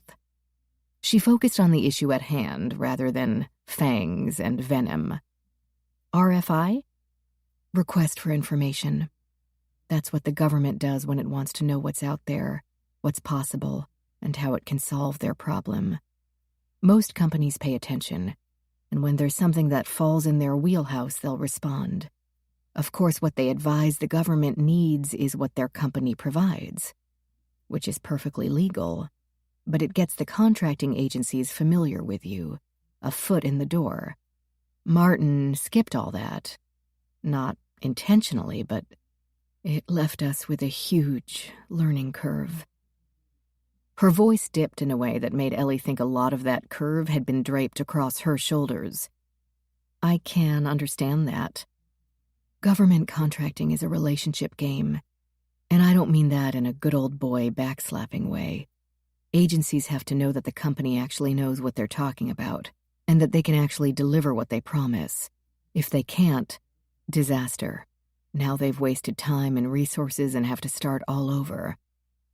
And as huge as Oak Tree is, as astounding its reputation, we don't have that established relationship. Like Thomas says, missile defense is not a new cell phone. Ah, the handsome Thomas. Does Thomas work for Oak Tree? No, he's with the DoD. Defense. Yes, Air Force. And he didn't mean to hurt my feelings with the cell phone comment. He's just being honest. He's the linchpin to the process.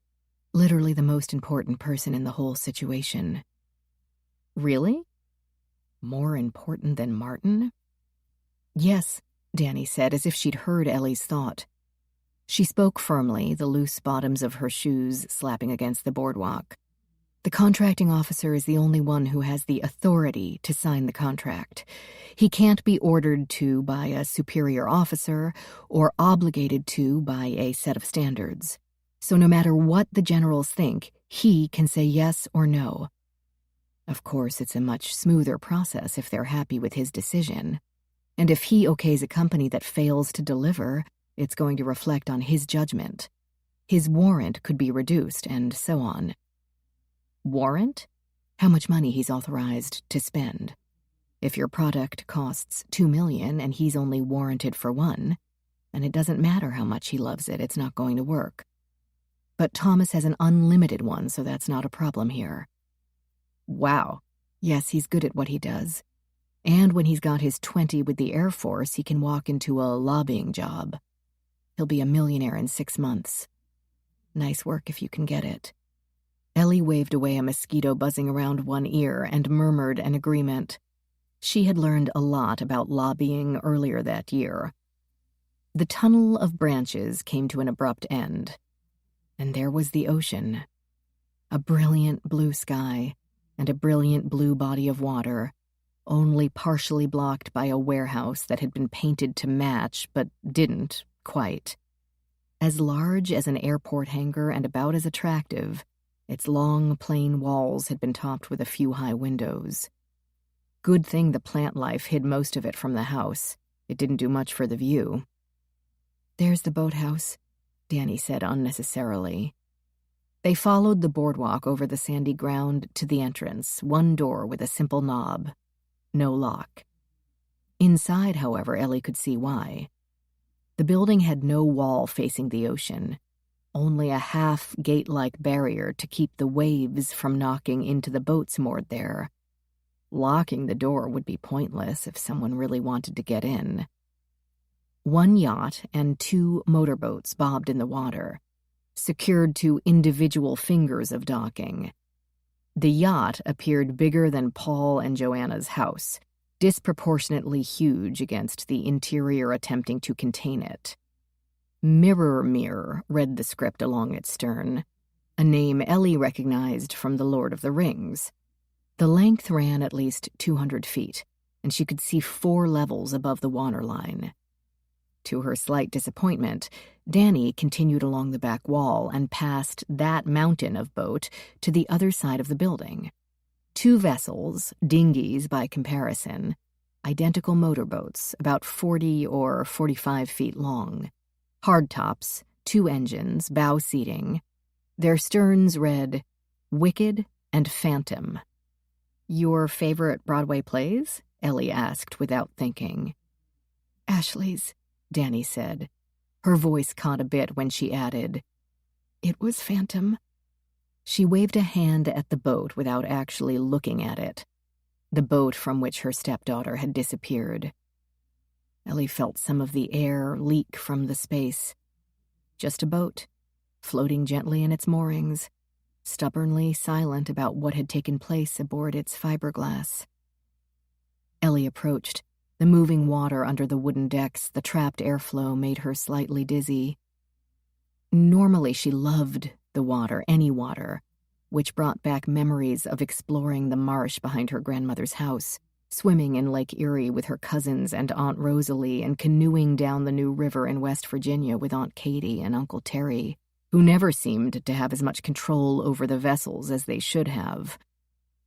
But this dimmed interior brought up memories less benign, ones that went back before summers with her cousins, even before her grandmother's marsh. Ones more primal. Ellie shook them off. Ashley Post Anderson's unfortunate demise was her first client assignment for the Locard, and she wouldn't blow it. Not for herself, not for Ashley Post Anderson, not for her unborn child. She could have guessed which boat from the dingy coating of fingerprint powder over nearly every surface. The county techs got an A for effort. The black rubbed off on her fingers when she grabbed the railing for support. But at least she didn't have to worry about touching things. Clearly, they would have already gotten any fingerprints. Though after a week in the sun and the salt spray and the daily rains, Ellie would bet there hadn't been any, at least not on the upper deck. The Phantom shifted only slightly as she stepped on board. Hardly any current made it into the boathouse, and the boat would have good stabilizers. Ashley could easily have handled the vessel by herself, whereas she would have needed a crew to take out the mirror. White vinyl seats lined a small stern area, equipped with plenty of cup holders, footrests, a live well and rigging station, as well as a mini fridge and grill top for cooking up your catch au naturel. Did Ashley like to fish? Danny remained on the dock, checking her phone. Sometimes, if the rest of us were, but she could take it or leave it. She wouldn't have bothered going out just to fish. She'd go out to be alone, unplug, work on her programs. She said the code really came to her out there, without any distractions. And she'd do that often? Danny nodded. 2-3 times a week. More if she was having trouble with a program. Ellie could no more write code than she could write Sanskrit. What did she work on? A laptop. It has not been found. Martin tried the locate feature, but it couldn't find a signal. So it's been turned off, or is lying on the bottom of the Gulf somewhere, or destroyed by whoever took her. If someone did. Murder, kidnapping were Martin's theories. Ellie wondered if Danny had any of her own. Ashley could have somehow dropped the laptop overboard, Ellie thought. Certainly, if it were that vital to her work, she would have gone in after it and been overwhelmed by the waves. Or she and the laptop could have both fallen in. Did she back it up to the cloud? Ellie asked. Can the project proceed without, oh yes, I'm sure it uploaded every day when she returned. So it's only whatever she did that day that would be lost. I don't know the details, but I gather from Martin it's not us getting the laptop back that's important. What's important is that no one else gets it. Competitors, that made sense. Ellie did another visual survey of the deck, looking for where Ashley could have slipped or stood on something and overbalanced. The stern had 2 small jet skis parked on a platform between the stern and the engines, low enough for each to slip into the water without much difficulty. The platform extended out on either side of the outboards for swimmers to climb aboard. The extra area would increase drag, but clearly the ship had been designed for pleasure boating, not racing. If Ashley had gone overboard with the engines running to swim or due to a fall, the boat might have gotten away from her until she couldn't stay afloat anymore. The Gulf wasn't the ocean, but still unthinkably vast. Southwest Florida waters were popular, but a weekday in rainy season would not be their peak time. There could easily be no other boat in sight. Many, many things could have happened, writing a cautionary tale about boating alone. The image made Ellie shudder. Did she like to swim off the boat? Martin had said they were all big swimmers, but this question seemed to stump Danny. Sometimes, I guess. But then, her clothes would still be aboard. Of course, unless she decided to jump in with her clothes on, she wouldn't have been wearing much in that heat, and hot flashes were common during pregnancy. Ellie moved on. The helm had 2 cushy swivel seats, a console full of electronics, and a shiny chrome steering wheel. Powder coated each surface there as well, exposing water spots and other dirt, sticky areas on the knobs and console. She examined the electronics, their screens dark. And the GPS works? Yes, it was checked, but of course only retains stored destinations, and she hadn't programmed in a new location in months. It doesn't record every path the boat takes. We have an anti-theft tracker on it, but its battery recharges when the boat's hooked up to power at the dock. Martin thinks it must have worn down and wouldn't hold a charge, and she was out there so long it just died. He blames himself for not checking it sooner, instead of just calling her cell over and over.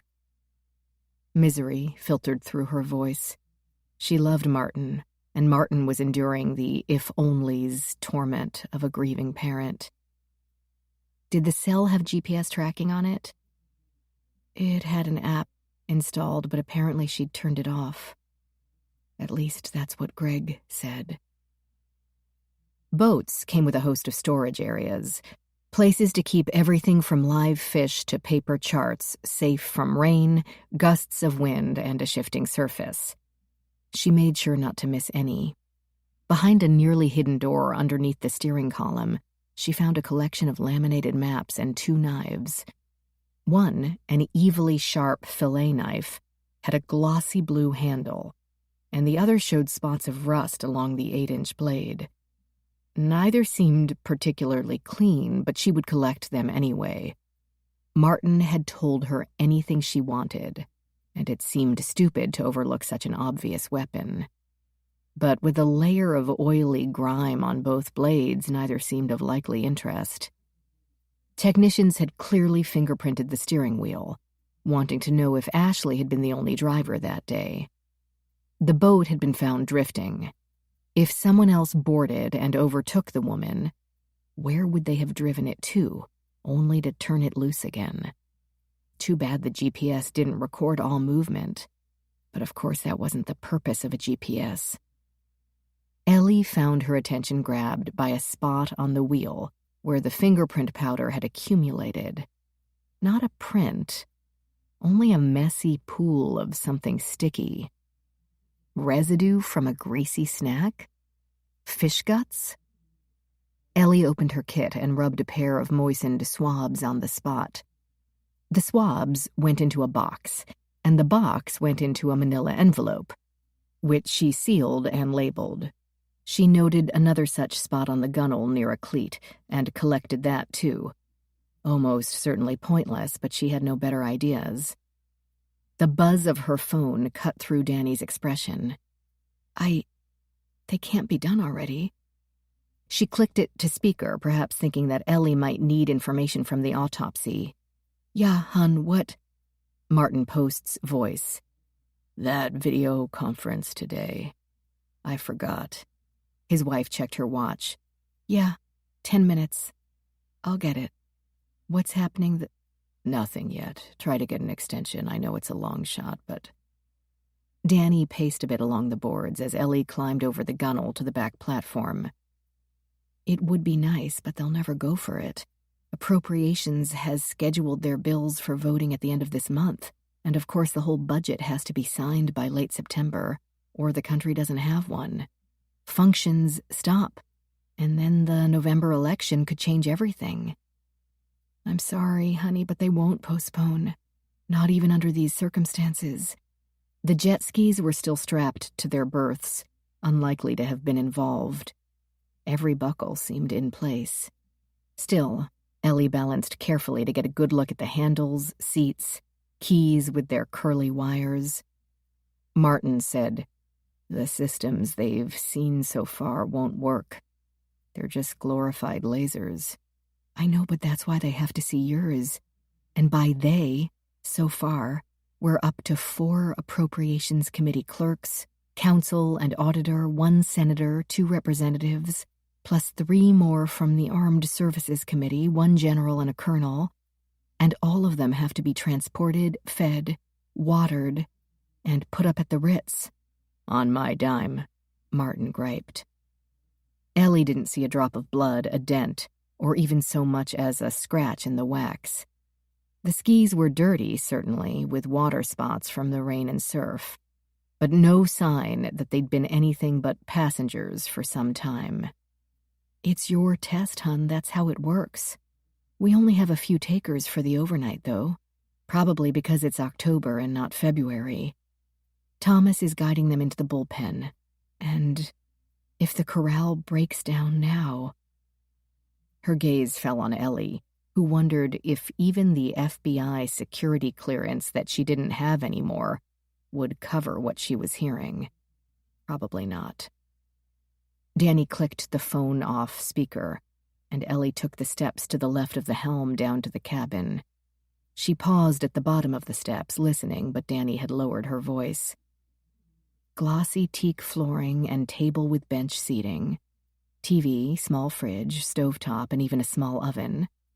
Surprisingly kitschy nautical equipment hung along one wall. Old wooden rigging and one of those glass balls encased in netting in a haphazard display that didn't seem to fit the sleek modernism of the estate. A rime of powder dusted every surface, with cleaner patches where the tech had found a print and lifted it with a piece of tape. Taking advantage of the privacy, Ellie quickly opened every cabinet and crawled along the cushions, not caring how her khakis would be covered in black smears. She didn't know what to look for and therefore looked for everything. Signs of drug use, a struggle, blood, a weapon, a crumpled note or other communications that might shed a light, anything the cops might have missed. She found nothing. The small bathroom, head in Sea Talk, had the necessities but nothing of interest. Seat down, fingerprint powder everywhere, nothing in the trash. A stack of bath towels so thick and fluffy that she couldn't resist squeezing one, feeling the luxury. This left a tiny smear of black powder to underscore the designer's embroidered name, and she snatched her fingers back in guilt. Next, she unlatched a door, expecting to find a tiny shower area. But instead it opened a shallow case for storing cleaning equipment, a broom, dustpan, long-handled brush. If she used a different latch, beyond that was a shower not made for the claustrophobic. No bedroom, though one could easily flop on the cushy bench seating if necessary. Clearly, the boat had been meant for an afternoon's fishing, while the yacht would be used for longer trips. The boat shifted abruptly. Danny had stepped on board, probably wondering what was taking Ellie so long. She closed the door on the shower, rotated, and found her way obstructed by a man she did not know, or rather, knew only from the TV news. Greg Anderson.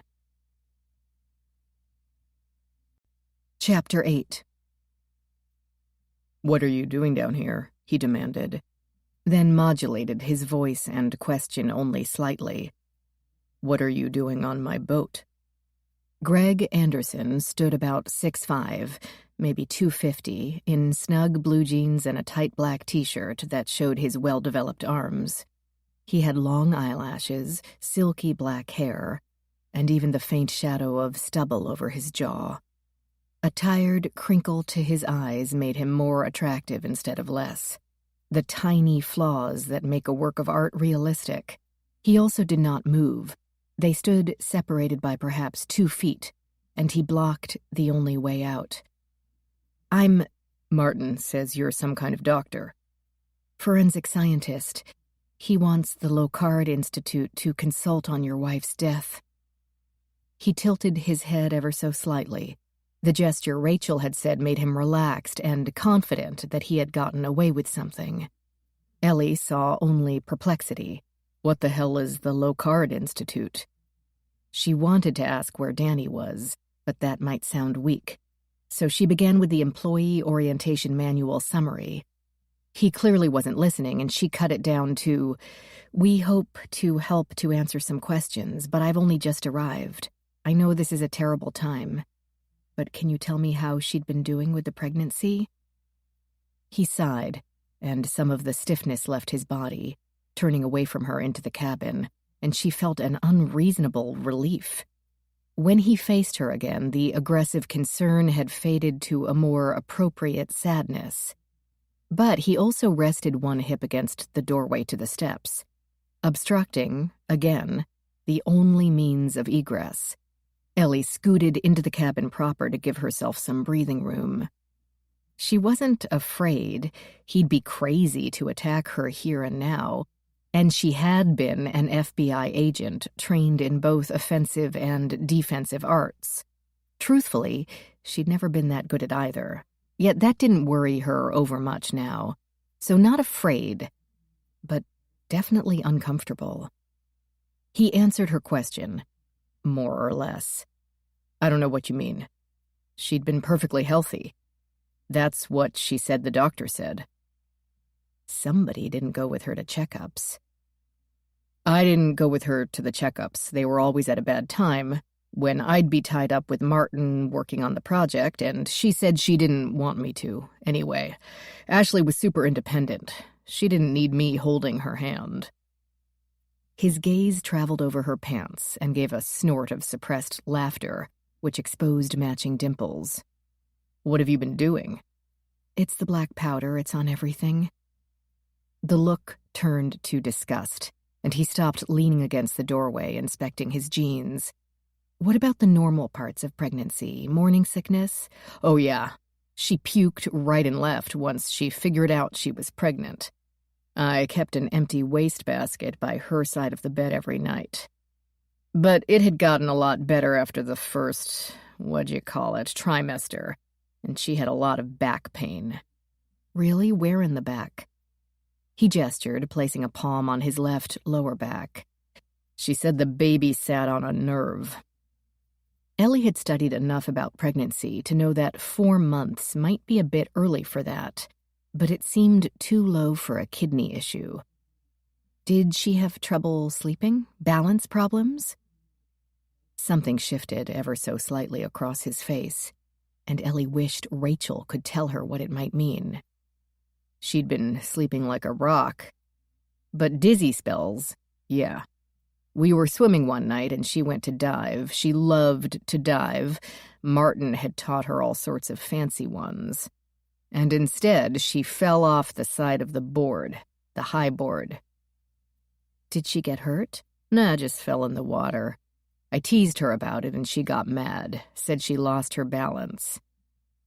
I see. Any other incidents? Not that I saw, but sometimes if she got up too fast, she'd complain about it. A pause to think, and then he visibly decided to pile on. All the time. Any allergic reactions to food, aerosols, sunlight, rashes, hives, nausea, throat constriction? No. But he didn't sound sure. She'd exhausted that topic. Is there any way to tell where this boat went with the GPS? Or did Ashley have tracking on her phone? She asked, though she already knew the answer. Correction, she knew one answer. He looked down, away. She didn't like phone tracking. She might have been a chip off Martin's block, but that didn't mean she wanted him mapping her every move. Or me. Nor would you want her checking up on yours. The signal gets spotty out on the water anyway. The boat GPS does show Ashley's last programmed destination, the place she went to and anchored almost every day. The G-men out there already downloaded the info and took a charter out to the area. Do you want to see it? We could go. Now? Probably your last chance before this tropical storm hits and everything's beached for a week. Sure, half the U.S. government is going to be here the day after tomorrow to watch a missile detection system that probably isn't going to work because Martin still hasn't integrated my video code. But, frankly, your tan could use a little help. The scene of possibly the crime. Yes. You're not afraid? He pressed, a half-smile across his lips. To be alone with me? Is that a dare? Of course it is. Chapter 9. In the Sierras, during those vacations with Ellie's mother's cousin Roland and his wife Billy, hardly a day went by without dares. Simulated scares unheard of at Grandma's or Rosalie's. But those homes hadn't contained 3 boys under less than stringent supervision. Roland would be at the university, teaching summer session to get all the hours he could with 4 kids to educate and a 5th mouth to feed for a couple of months every year. And Billy did the meteorology for the Reno television stations. This left the kids with a potentially dangerous amount of unsupervised time. If Jason, the oldest, wasn't leading by example and skateboarding down the empty middle school steps, or trying to trap a rattlesnake with an old donut box, he'd be thinking up similar experiments for his brothers to try. Reach the hawk's nest in the hemlock tree. Follow the culvert pipe all the way under I-580. Climb the rungs on the Mount Rose ski lift tower. A few broken bones had taught the middle boy, Derek, not to rise to the bait. Robin, as the only girl, learned to deflect by pushing Ellie forward as both a sacrifice and a substitute. The youngest, Danny, evolved into the most reckless in his quest to keep up. It had been his idea for her to jump off the roof. They weren't bad children, of course, even fairly obedient in their way. So when Billy had instructed them to rake up all the leaves left over from the previous fall, they did so.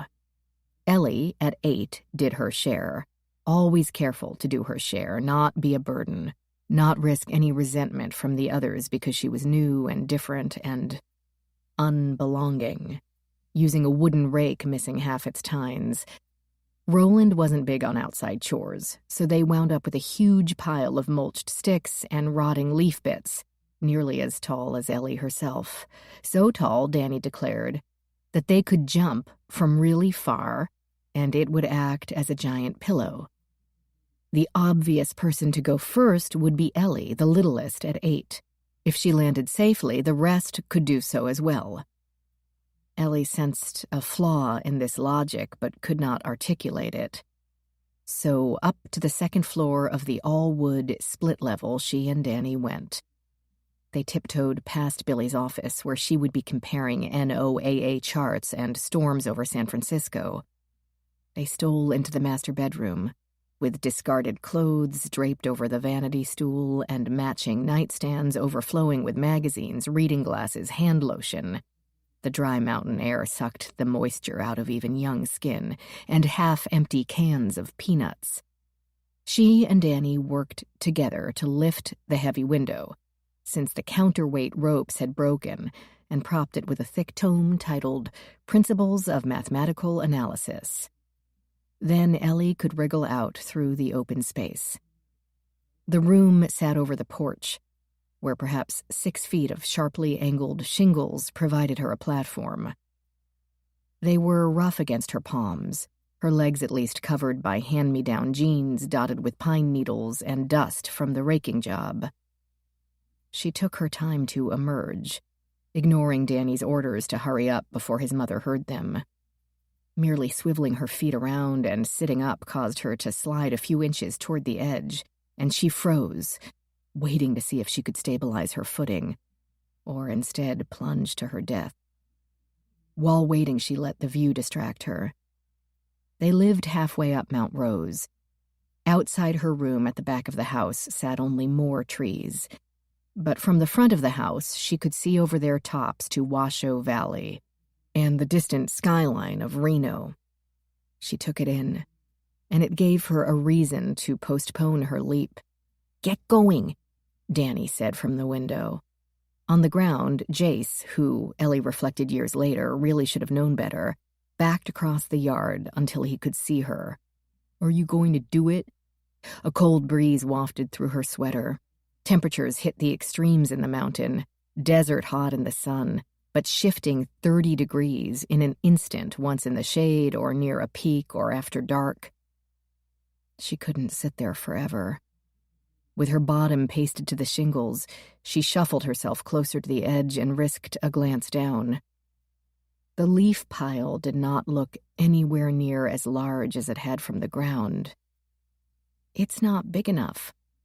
"It's huge," Robin said, the gleeful look in her eye visible even from a height. Whether she was excited at the activity or excited to have another girl available to her brothers for said activity, Ellie was not sure. She had never been sure about Robin. "Come on," Jason said. "Piss or get off the pot." "Don't be a baby," Danny hissed. Why wasn't he out here if it was so important to be non-babyish? But she didn't bother to ask, knowing it wouldn't do any good. Instead, she considered the logistics of getting over the edge without standing up. If she could stay in her snail-like hunch, but every imagined trial resulted in scraping up her back, breaking off the gutter, or landing face first. No good option. She had to stand. Her tiny knees trembled as she stretched, convinced that at any moment her feet would slip and shoot her off the edge, clunking her head against the roof and scraping off all her hair and again damaging the gutter, which would surely incur even the easygoing Roland's wrath, since home repair ranked with yard work on his likes list. But, albeit with agonizing slowness, she straightened. She stood in the open air without a parachute or a magic cape. Her only net a pile of dead leaves. "Go on," Danny called. But he had not even left the window. "Come on," Jason said, already getting bored. Robin crossed her arms in disappointment, assuming the experiment a failure. She was there, she had committed. She had been dared, and any loss of face would have to be borne in grim silence for the entire, interminable 3 months. Ellie bent her knees and leapt. The air felt suddenly warm as she fell through it. And for one breathless, exhilarating moment, she knew, with absolute certainty, that she had made the right decision. She should fly. She could fly. She was born to fly. Then she landed. The stack that had appeared mostly oak and maple fronds turned out to have a large proportion of sticks and pine needles. Long dead leaves tended to be less fluffy and much wetter than recently dead leaves, so that they formed more a cushion of piled carpets than a feather mattress. hard enough to knock the air out of her lungs for a moment or two. Plus, her body plunged deep into this mess, so that when she did breathe, bits of dried vegetation came along with the oxygen. The scrapes, and at least 2 punctures on her back, would be dressed by Robin that night, inexpertly dabbing with peroxide and Bactine to keep from having to confess to Billy. Billy, at least, remained with her air current charts and only vaguely wondered aloud at dinner why she'd found Principles of Mathematical Analysis propping up her window. But no one else had leapt, and it exempted Ellie from future dares for a whole 2 weeks. That had been her last summer with Roland and Billy. Not because of the roof incident, but because then her grandmother had gotten ill over the winter, and Ellie moved permanently to Aunt Rosalie's, who didn't need to farm her out for summer respite. Greg Anderson didn't propose for her to jump off a roof, only go for a boat ride with a possible killer. Bravery might not be her forte, but she would not shrink from a dare.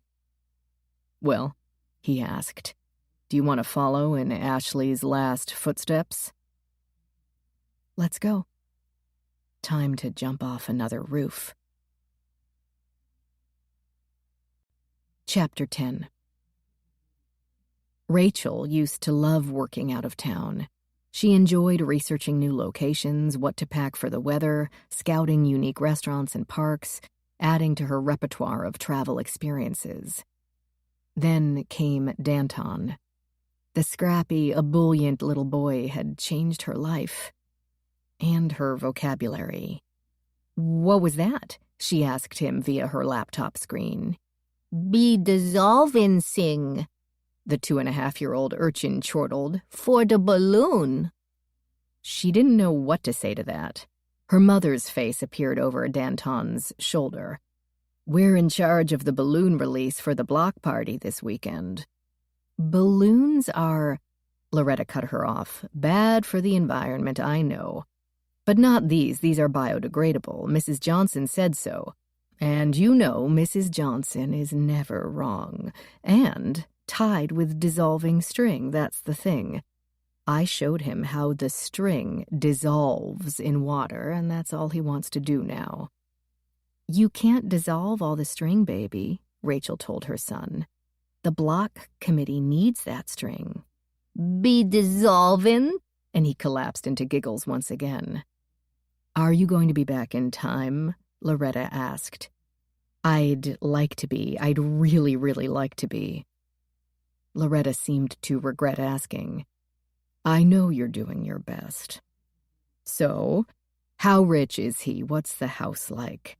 How about that little trophy he married?" "Mama!" Rachel laughed, summarized the post estate as succinctly as she could.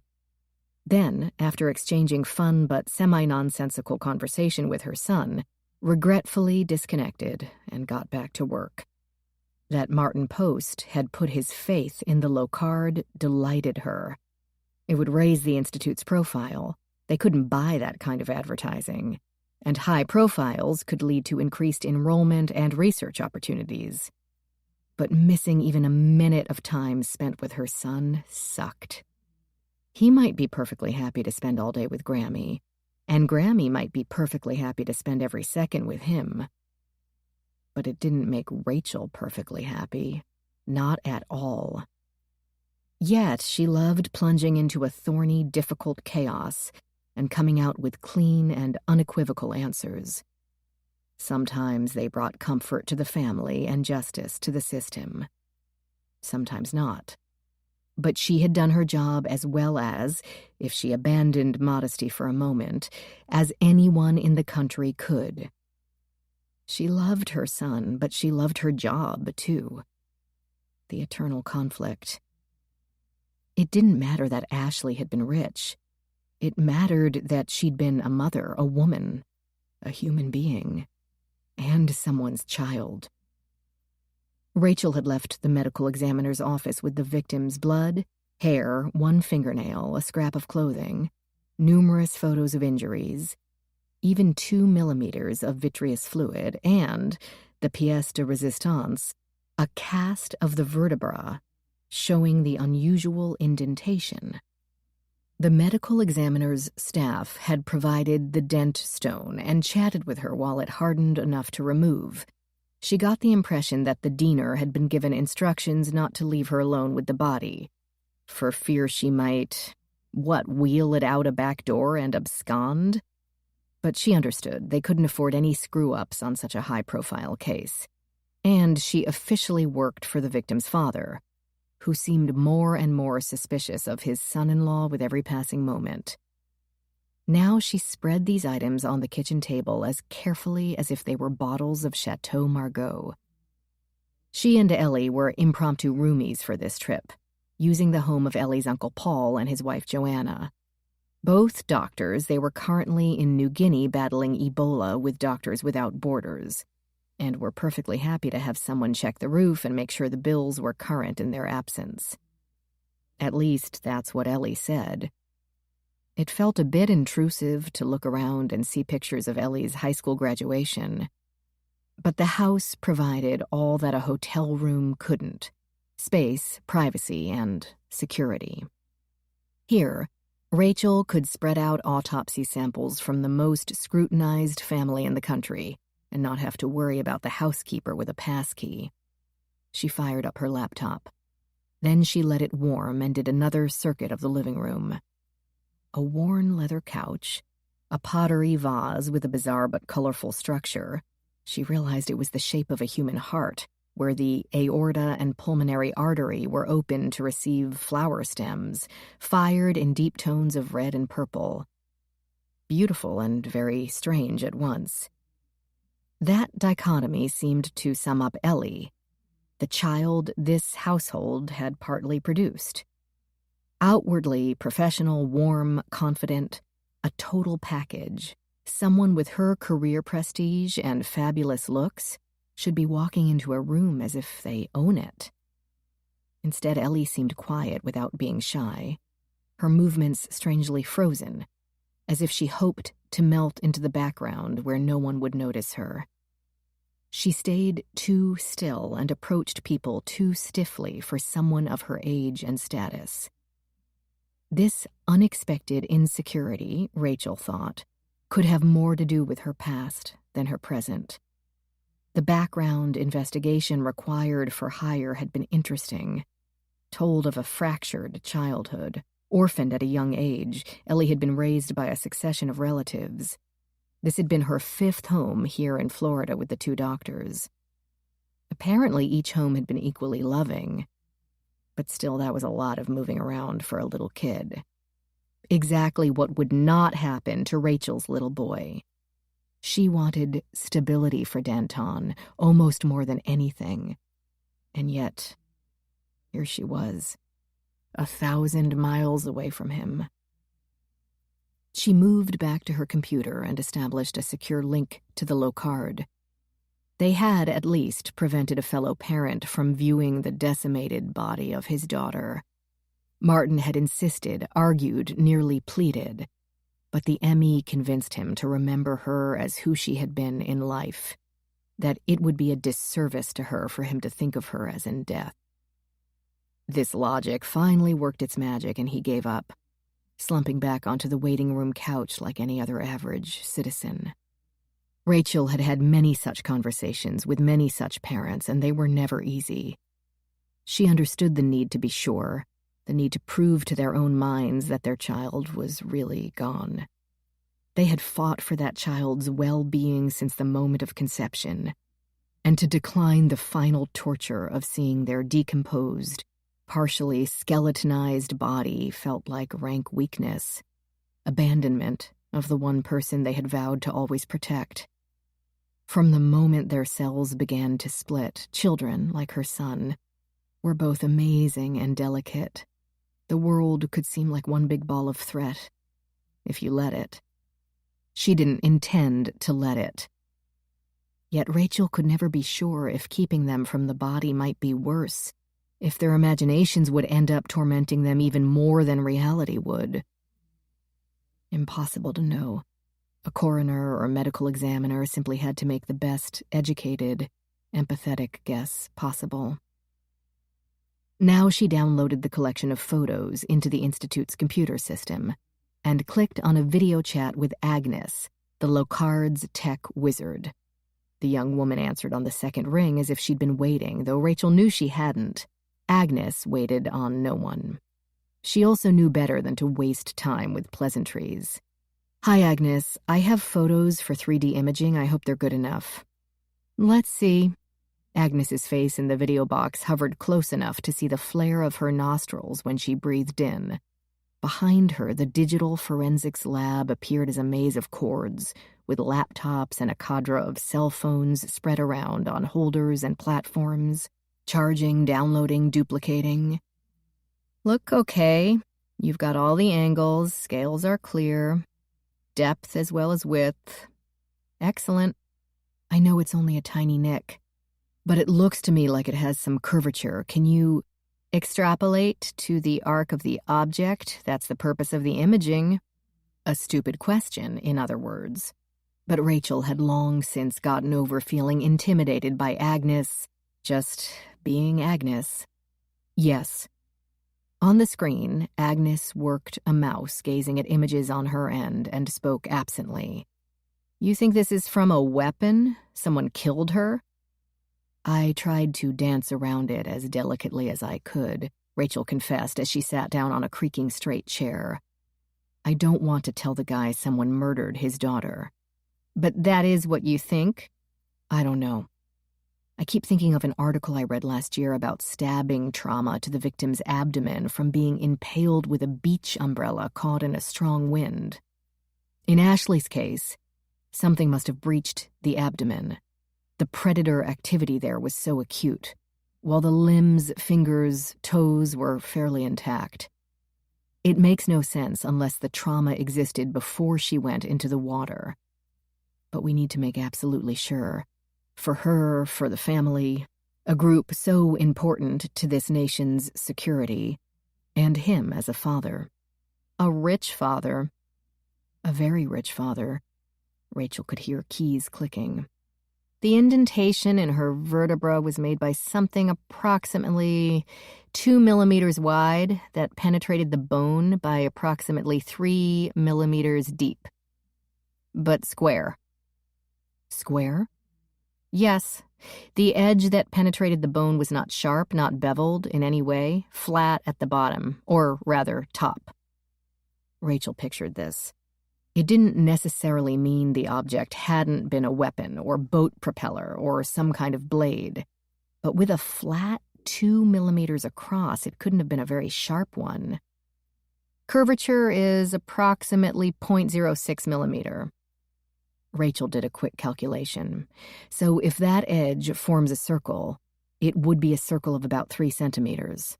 Clearly, a phone rang somewhere in Agnes's lab, sending up a synthesized melody that for some reason made Rachel think of popping soap bubbles. "Is there anything else?" Rachel thanked her and disconnected, immediately dialing Ellie's number. She needed to catch her while still at the posts.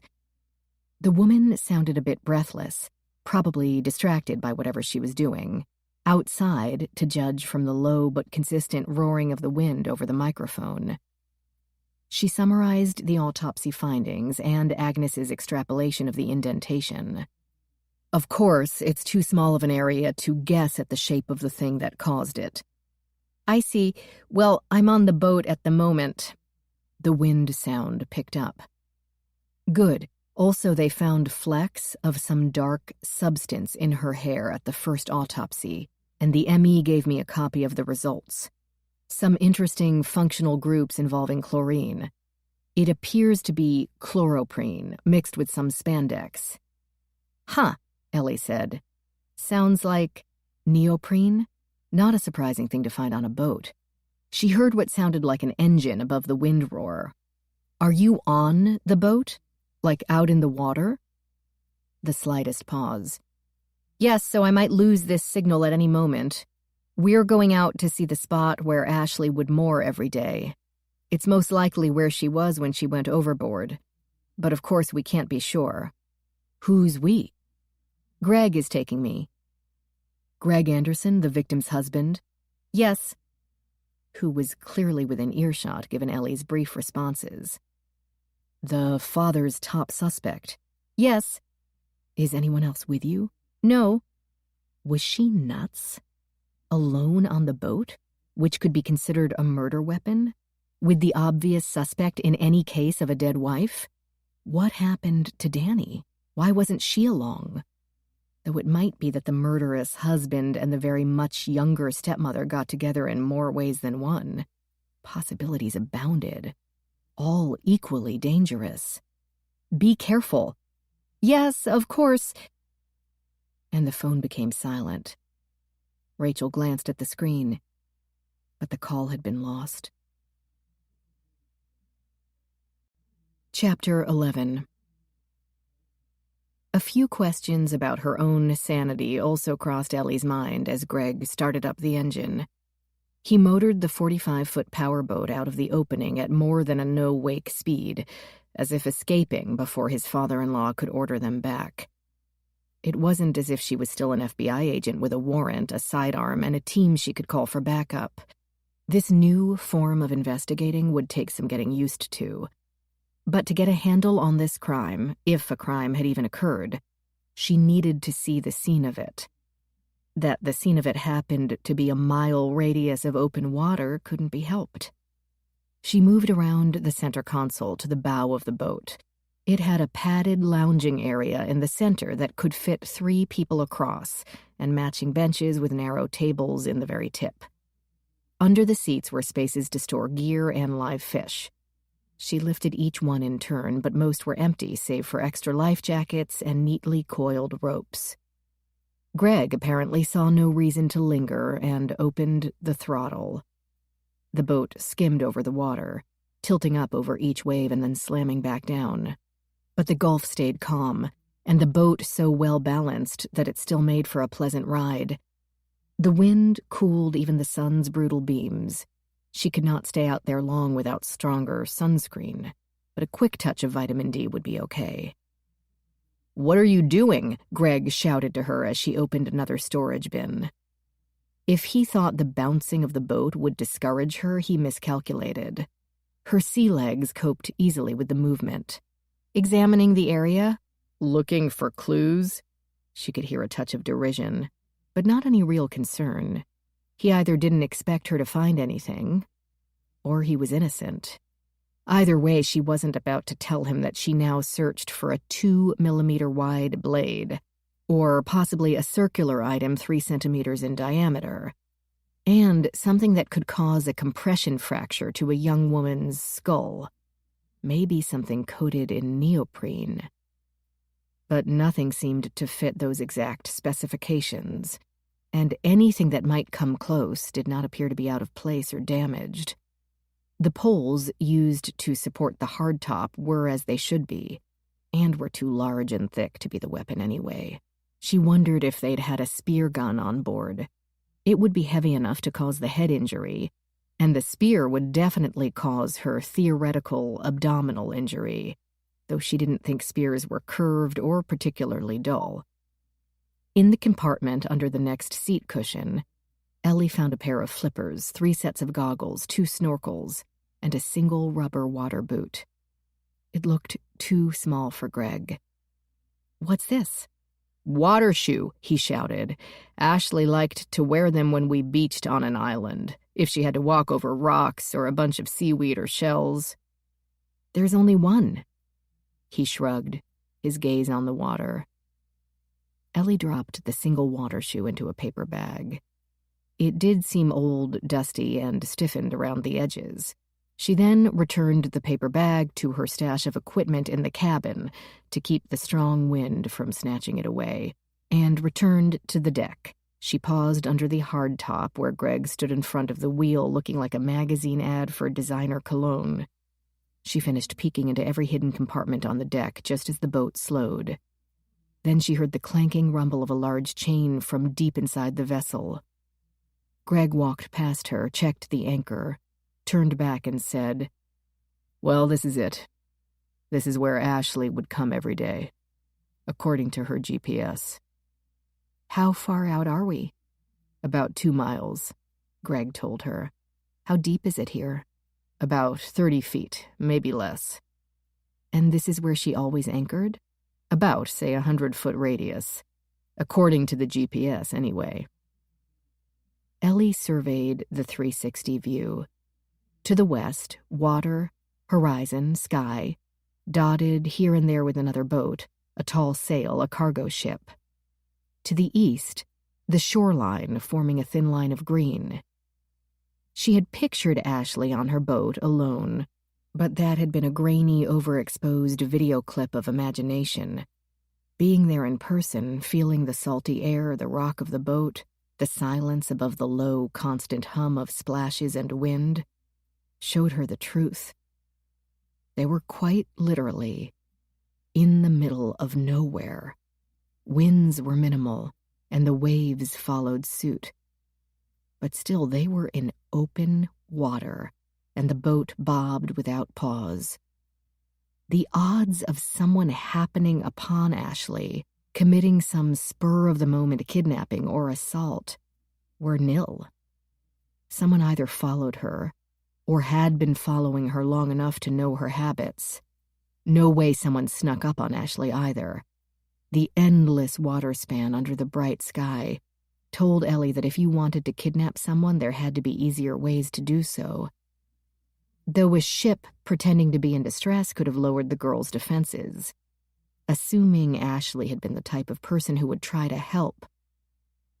Or someone had already been on the boat. The boathouse didn't seem particularly secure, not with one wall open to the air and water.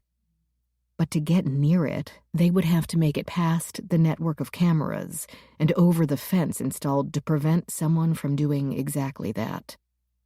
Unless they came in under the water itself, using a scuba tank. And maybe a wetsuit, made of neoprene.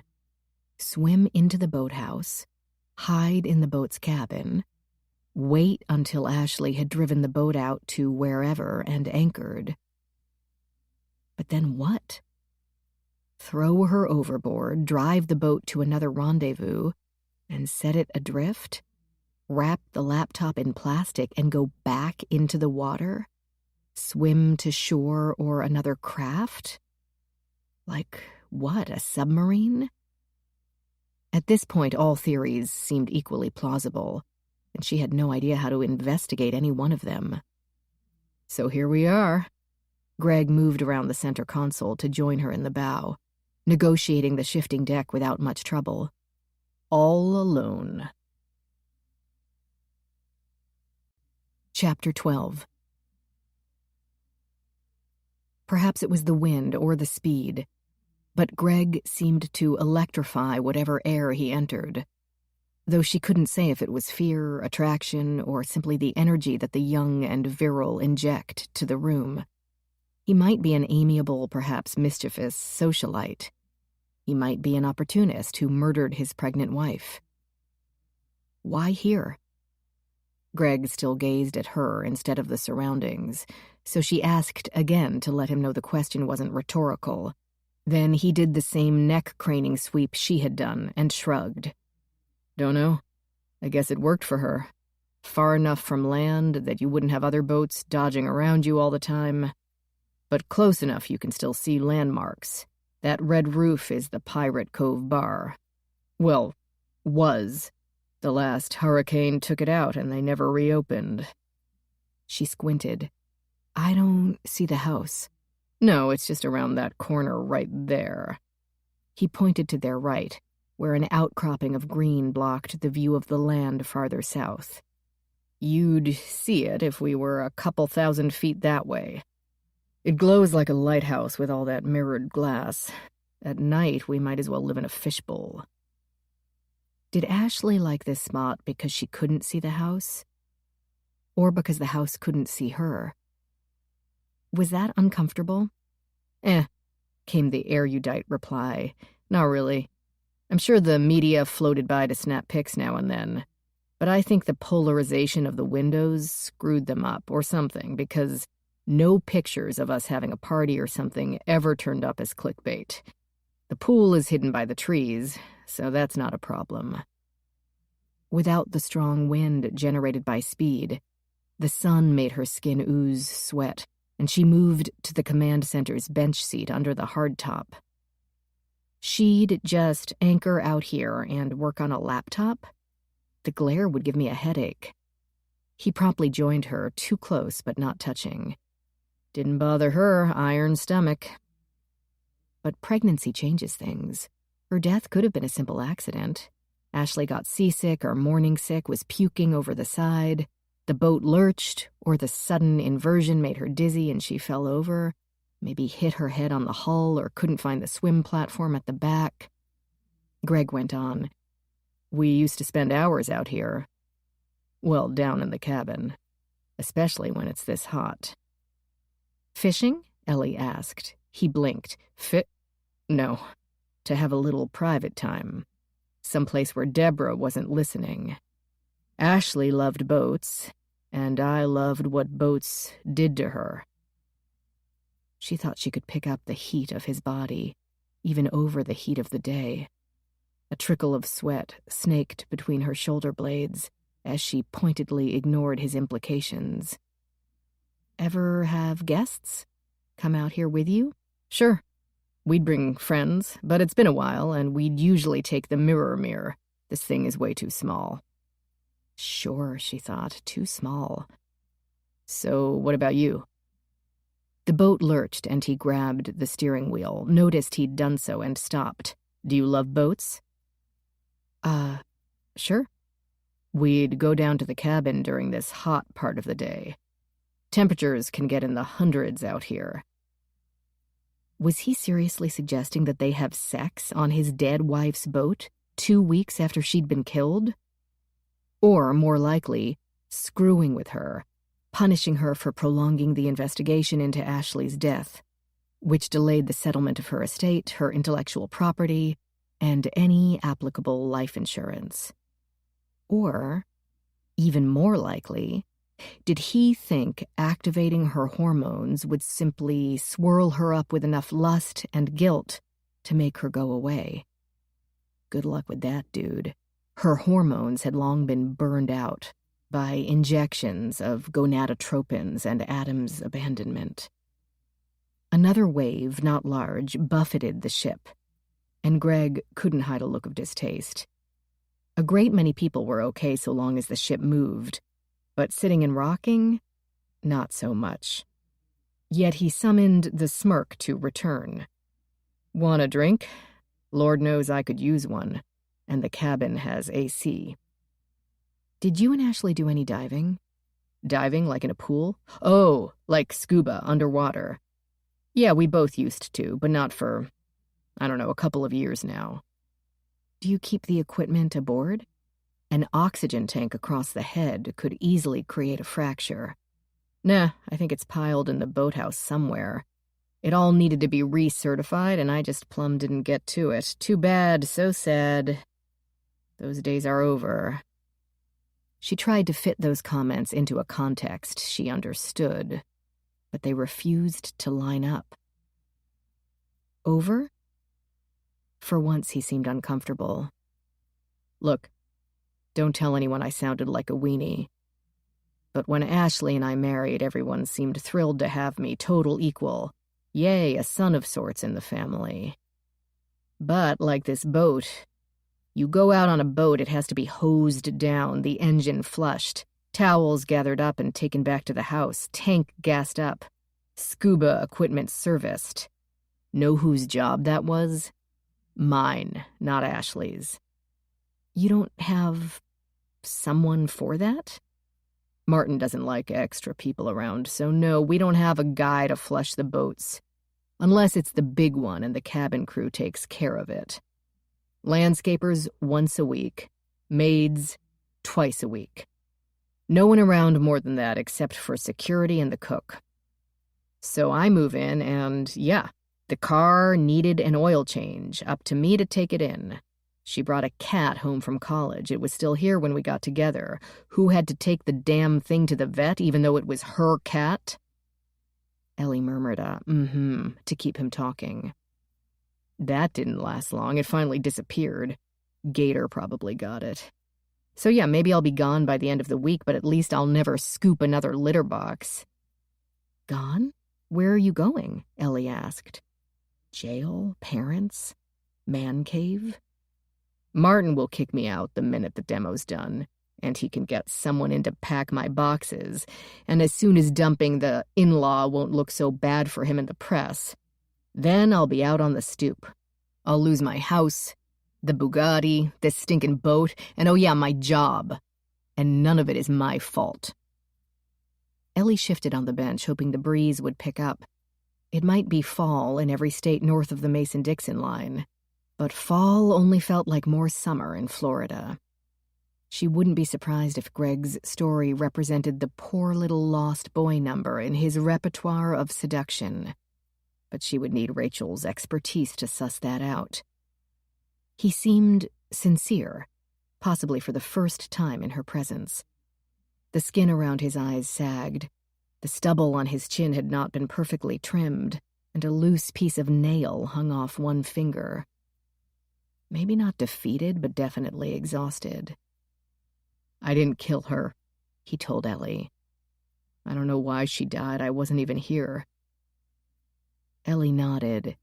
She couldn't say she knew or that she believed him, because she didn't, not quite. But she didn't disbelieve him either. "And now I'm going to lose everything, and it's not my fault." Not, "I've lost everything," as in his wife and child. Going to lose everything, as in the Olympic swimming pool, French car, and partial maid service. Greg Anderson might be paper-thin shallow, but that didn't make him guilty. "Were you happy at all?" she blurted out, only because she often asked herself the same question about her and Adam. When the ending stayed so present in the mind, it could be hard to remember that there had been a beginning. She and Adam had enjoyed each other once, right? It hadn't all been about fulfilling his need for children, or her need for a household to which she actually belonged. Surprised at the question, Greg gave a blank stare. Then he began to recompose his face. "Are you married?" Caution alarms popped in her mind. "Not anymore." "Then you know what it's like. It's not perfect, right? But no matter what happens, even this, I wouldn't have passed it up." He reached out and put 2 fingers on her hand, lightly, so lightly that she wouldn't have believed they actually touched if she didn't see it. "Would you?" Would she? Adam hadn't died. Some eggs inside her, perhaps an embryo a few times. Adam had chosen to leave her. Would she go through that again, given the option? She wanted to say yes, that she'd brave the pain without hesitation, but it wouldn't be true. If she could have avoided the whole 6 years, been told up front that she would not conceive, and that the relationship hinged on that, hell yeah, she'd opt out. Maybe she was more sensible than most. Or maybe bravery wasn't her forte. I don't know. I would have married Ashley 100 times. He did not move his hand, and now she felt the warmth of his skin, but not his words. They did not match his other speech to date, too slow, without his impulse-driven rhythm. Even with her family. Her family. Ellie might not have met any of them before today, but it seemed to her that everyone around Ashley Post Anderson wanted the young woman to fill the roles in their play. As the perfect, obedient daughter, the perfect, easy wife, perhaps all the roles except the one she really wanted. Mother. Maybe Ashley had been the orphan of her own story, left alone emotionally just as Ellie had been left physically. Or maybe Ellie had it all wrong. Abruptly, Greg said, "You can't trust Martin, you know, or Danny. They know a lot more about you than you think." "Me? Like what?" He smirked at her surprise. "I'm not sure, something about your family. That's why he hired you." He told me why he hired me, and thanks to several profiles of her online and in print. Everyone knows about my unusual upbringing. It's not a secret. Every family has secrets. A good opening. Including this one? How did Ashley get along with her stepmother?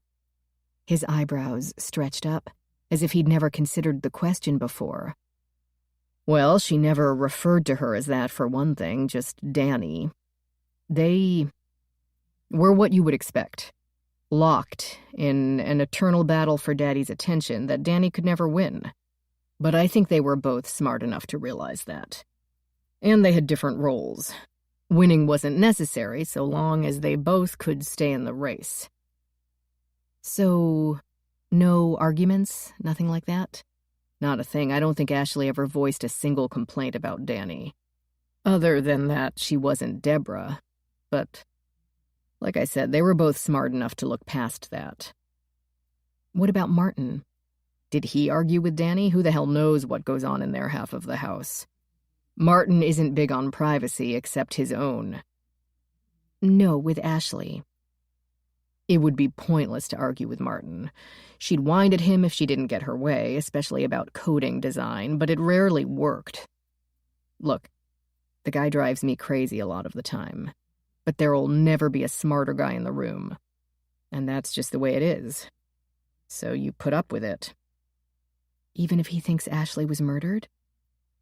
Even if he thinks it was by you. I didn't say he was always right.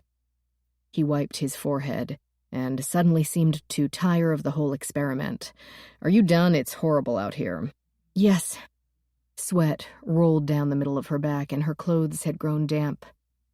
How had Ashley stood this heat? Especially while pregnant. Maybe she'd worked in the air-conditioned cabin. Ellie had already gone through it once, but a second look couldn't hurt, and the AC beckoned. So while the anchor clanked its way up and Greg started the engine, she went down the stairs. The temperature dropped 20 degrees. Ellie felt a twinge of environmentalist guilt at using energy to produce the cooling, while the door stood open to the air. But then it wasn't her boat. She tried to look at the cabin with fresh eyes. Nothing jumped out. Except her, a moment later, when a bang startled her.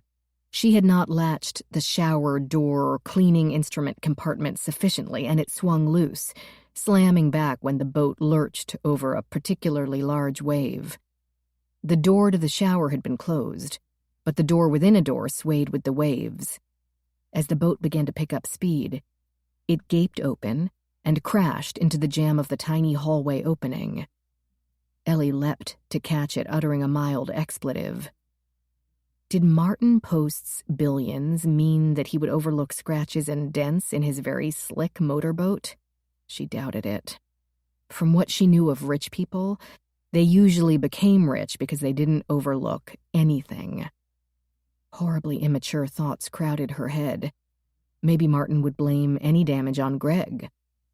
Maybe he'd have the whole boat destroyed for having been the means of his daughter's death. Maybe no one would ever find out. Then she snapped herself out of the childhood panic and inspected the door. The glossy teak panels had been lined with a rubber edge, which apparently provided just enough cushion to keep her from having to buy Mr. Post a new one.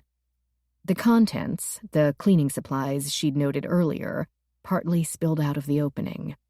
2 brooms, a mop, a spray bottle of Mr. Clean, some Windex. She picked up a push broom, or a long-handled scrub brush, she couldn't be sure. It had a small head filled with stiff bristles, and had clearly been fingerprinted from its bristles to its red rubber tip. Black powder still clung, and clean patches with square lines showed where prints had been lifted from the aluminum pole. An aluminum pole about 3 centimeters in diameter. The brush's shaft, as well as those of the mop and the broom, both similar in diameter, showed no signs of having been used as a weapon. No dents, gouges, distortions, no sign of blood. Other than powder residue and old fibers in the bristles, the implements seemed as perfect as the rest of the boat. but she could see that the handles screwed into the items and pulled out a fresh pair of latex gloves. The handle had already been fingerprinted, but still, she grasped only the rubber-covered top and the body of the brush to twist counterclockwise. Righty-tighty, lefty-loosey. It unscrewed without hesitation. She didn't have to completely remove it before sighting the dark red stain. With the brush in one hand, she upended the pole to get a better look. Maybe it was rust. Aluminum wasn't supposed to rust from water, but if they had used it with any bleach-based products, that would do it. Not rust. A lifetime of staring at blood, fresh, old, diseased, dried, frozen, burnt, had trained her eyes until she felt certain. This was blood. Around the threads of a pipe that fit the dimensions of whatever had left a divot in Ashley Post Anderson's vertebra. The grooves seemed in good shape, not worn or distorted. Only the dried red flakes marred their perfection. More stuck to the corresponding threads in the plastic brush body. "What are you doing down there?" Greg suddenly called. "Nothing." Great answer, Elle. She could have been 9 again with an excuse like that. "Just washing my hands." The boat abruptly slowed. The decorative glass ball clunked against the cabin wall at the shifting tilt, and the decorations of antique rigging made scraping sounds that she hoped would cover her movements. Ellie turned the handle to the right, screwing it almost all the way back in. Then she set it perfectly back into its place and closed the door to the skinny cabinet, moving it slowly but still wincing at the distinct click as the latch popped to lock it. "What are you doing?" Greg called again. Why had he suddenly gotten so curious? She climbed the steps and said something about organizing her samples. The Post estate loomed before them. Once again, Greg ignored the no-wake sign posted on the rocks of their private little break wall, but did get the Phantom back into its berth without hitting the dock. She remembered what he had said before, and wondered if he would be flushing the engines and hosing the deck this time. Or ever again. Boats were like Christmas trees. Taking them out of their box, pure thrill, but putting them back, pure chore. And why maintain a toy your father-in-law would only take away? She stayed in the cabin doorway. Had Greg heard the banging? Would he recognize the sound of the shower cabinet door as distinct from other sounds a moving boat might make? Entering the boathouse from the water felt no different than entering from the grass. Shockingly dim before the eyes adjusted from the sun's brilliance. Then humid, echoing, and claustrophobic. And this time with one very pissed-off-looking FBI agent waiting on the deck next to Danny. He caught the rope that Greg tossed him with one hand, and without taking his gaze from them. Ellie stared, thinking the heat had affected her mind. "What are you doing here?" she asked Michael Tyler, her words oddly loud once the engine had been silenced. "What are you doing here?" Danny asked Greg. "I live here." His words seemed sharp enough to chip ice, "just like you." At which she turned and stalked out of the building. "Working," Michael Tyler answered Ellie almost as coldly, and she blinked. They'd gotten along so well in their past 2 encounters. Was he annoyed that the Locard had been hired? She had left the bureau, which could be considered slightly traitorous. But since when was this an FBI case? "I just need to get something," Greg said, gesturing to the space behind Ellie. "I think you'd better tie us up," she said quietly. "I don't think Agent Tyler knows what to do."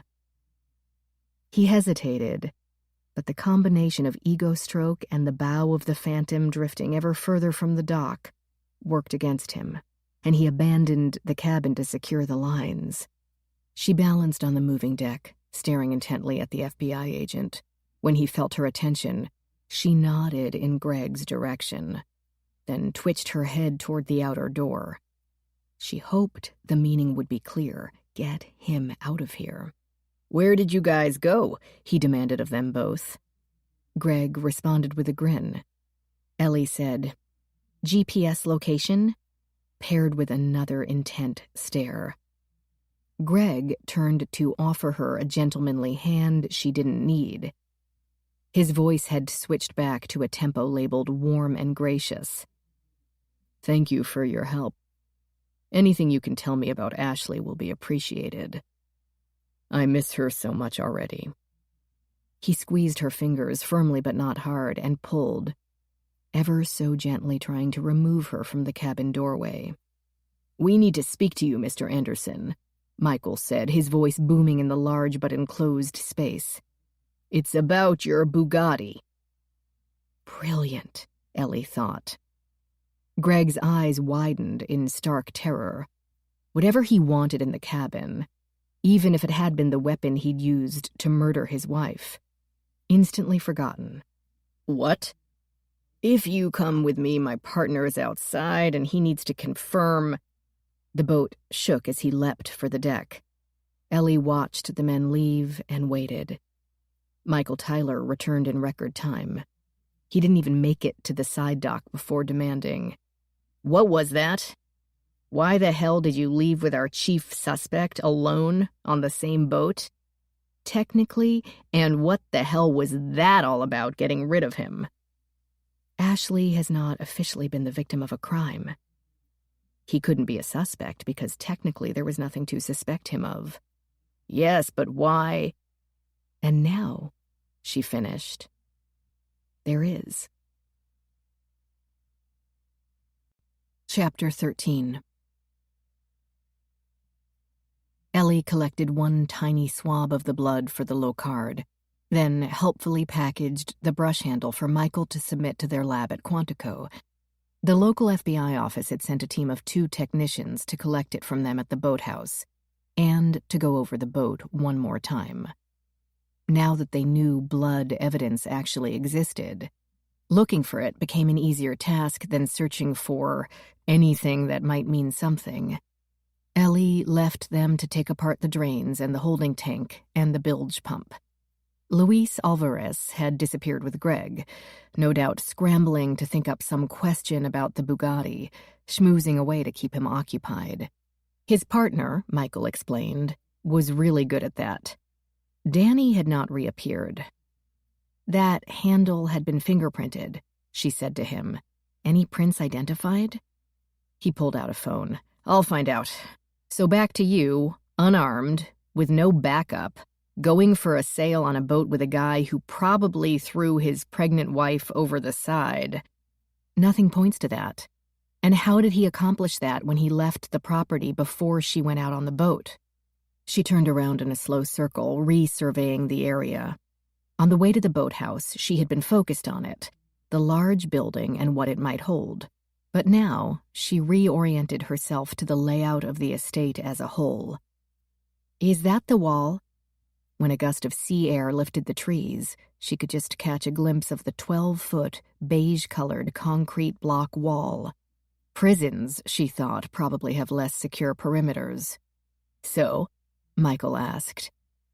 "I had no idea it was that close to the boathouse." "And?" "And if someone stowed away in the cabin and surprised her on the water, right there would be the logical place to go over the top. Or around the end. It's got to stop at the water. You'd hardly want to come in farther away and risk moving across the property any more than you had to." "Why not?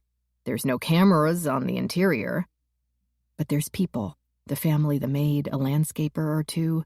Maybe not a lot of people, but you could never be sure. And people from Oak Tree must show up unexpectedly." The line where the trimmed grass ended and the trees and brush began was not uniform, as if the original growth had been left there when the estate was built, or they had been carefully placed to create that illusion. Ellie moved closer. Michael Tyler followed her. She had the feeling he still wanted to nag her about putting herself in a vulnerable position with Greg and didn't want to hear it. Yes, it might not have been wise, but it had been productive. What are you looking for? I'm not sure. Some sign of how they got in. Have you already had a team canvass this? Michael pulled a sand spur from his calf. Not really. Ouch. Lick your fingers first before you try to pull it off. Not kidding, it helps. I thought Florida was supposed to be the land of eternal sunshine and spring break. It is. It's also the land of hurricanes, alligators, and Burmese pythons. What do you mean, not really? He dealt with the needle-sharp burr before answering. The local office had their team go over the boat, but I doubt they gave the grounds more than a cursory look-see. No one had a reason to believe anyone got in. The crime scene, if we had a crime at all, seemed to be the boat. Still seems to be the boat. Either she was attacked on the water, or... He broke off to squeeze under the twining branches of the pepper trees, and his tie got caught in the berries. Ellie finished for him. Or Ashley had an accident, fell into the water, and couldn't get out again. That still might have happened, and the blood on the brush handle belongs to someone else. Or isn't blood at all. The small forest wasn't as dense as it appeared from the lawn. Ellie could wind her way through the trunks and shrubs with only a few scratches and a mosquito bite, careful to avoid a few spider webs and a red rat snake. She noted a broken sea grape branch already dried and dangling wildly by a hair. But her knowledge of botany didn't extend to carbon dating stalk damage. It could have been hanging there for 2 weeks or 2 days. The concrete block wall seemed much taller up close. She turned both ways, saw no person-sized breaches. This wall stops at the water. I saw it from the boat. A human being might be able to duck under it at that point, where the land ends and slopes down to the water. Even where there's no ground, there's got to be a cluster of mangrove branches to use as handholds. There always is when there's no seawall or beach. The FBI agent seemed unexcited about the prospect of following the wall to the water. The heat radiated from the ground and baked them alive, while the concrete blocks and tree branches blocked every puff of sea breeze. Only the strongest gusts made it over, as one did now. "Windy," Michael said. "Yeah, that's the outer bands of hazel." His voice took on a resolutely neutral tone. "I saw that on the news, that it should reach us tomorrow. No one, seems too concerned." "It's just a storm," she said absently. What if they went over the top? The high wall had the same iron spikes atop it as out by the gate. An intruder could use a ladder or climbing equipment, but they would still need to haul their body over, risking that which men, at least, held most dear. No, the end point would be the easiest to breach. Then she noticed a live oak. Not remarkable in itself, but within 5 feet of the wall. It had certainly grown wild, as no landscaper would have put it so close to a structure. A live oak could eventually grow to 60 feet, and its canopy spread to cover half a football field, a horizontal spread of strong, knurled branches. And one of those smaller, lower branches had been broken off. Maybe nothing. Maybe a tree trimmer had misstepped, though she saw no sign that landscaping had been attempted in this area. It looked more like a wild thicket of nondescript forest was exactly what the owner wanted. Maybe an intrepid paparazzi had shimmied over one of the expansive limbs. Maybe a bobcat who could benefit from a low-carb diet had pounced. She grasped one of the lower branches. "No," Michael said. "Oh, yes." She began to climb. "You were that kind of kid, weren't you?" he said. But not to be outdone by a mere girl, he pulled himself up its rungs as well. A sturdy growth of perhaps 20 feet and spreading wider than that. Isn't everybody? In Cleveland, West Virginia, Nevada, of course, she had climbed trees.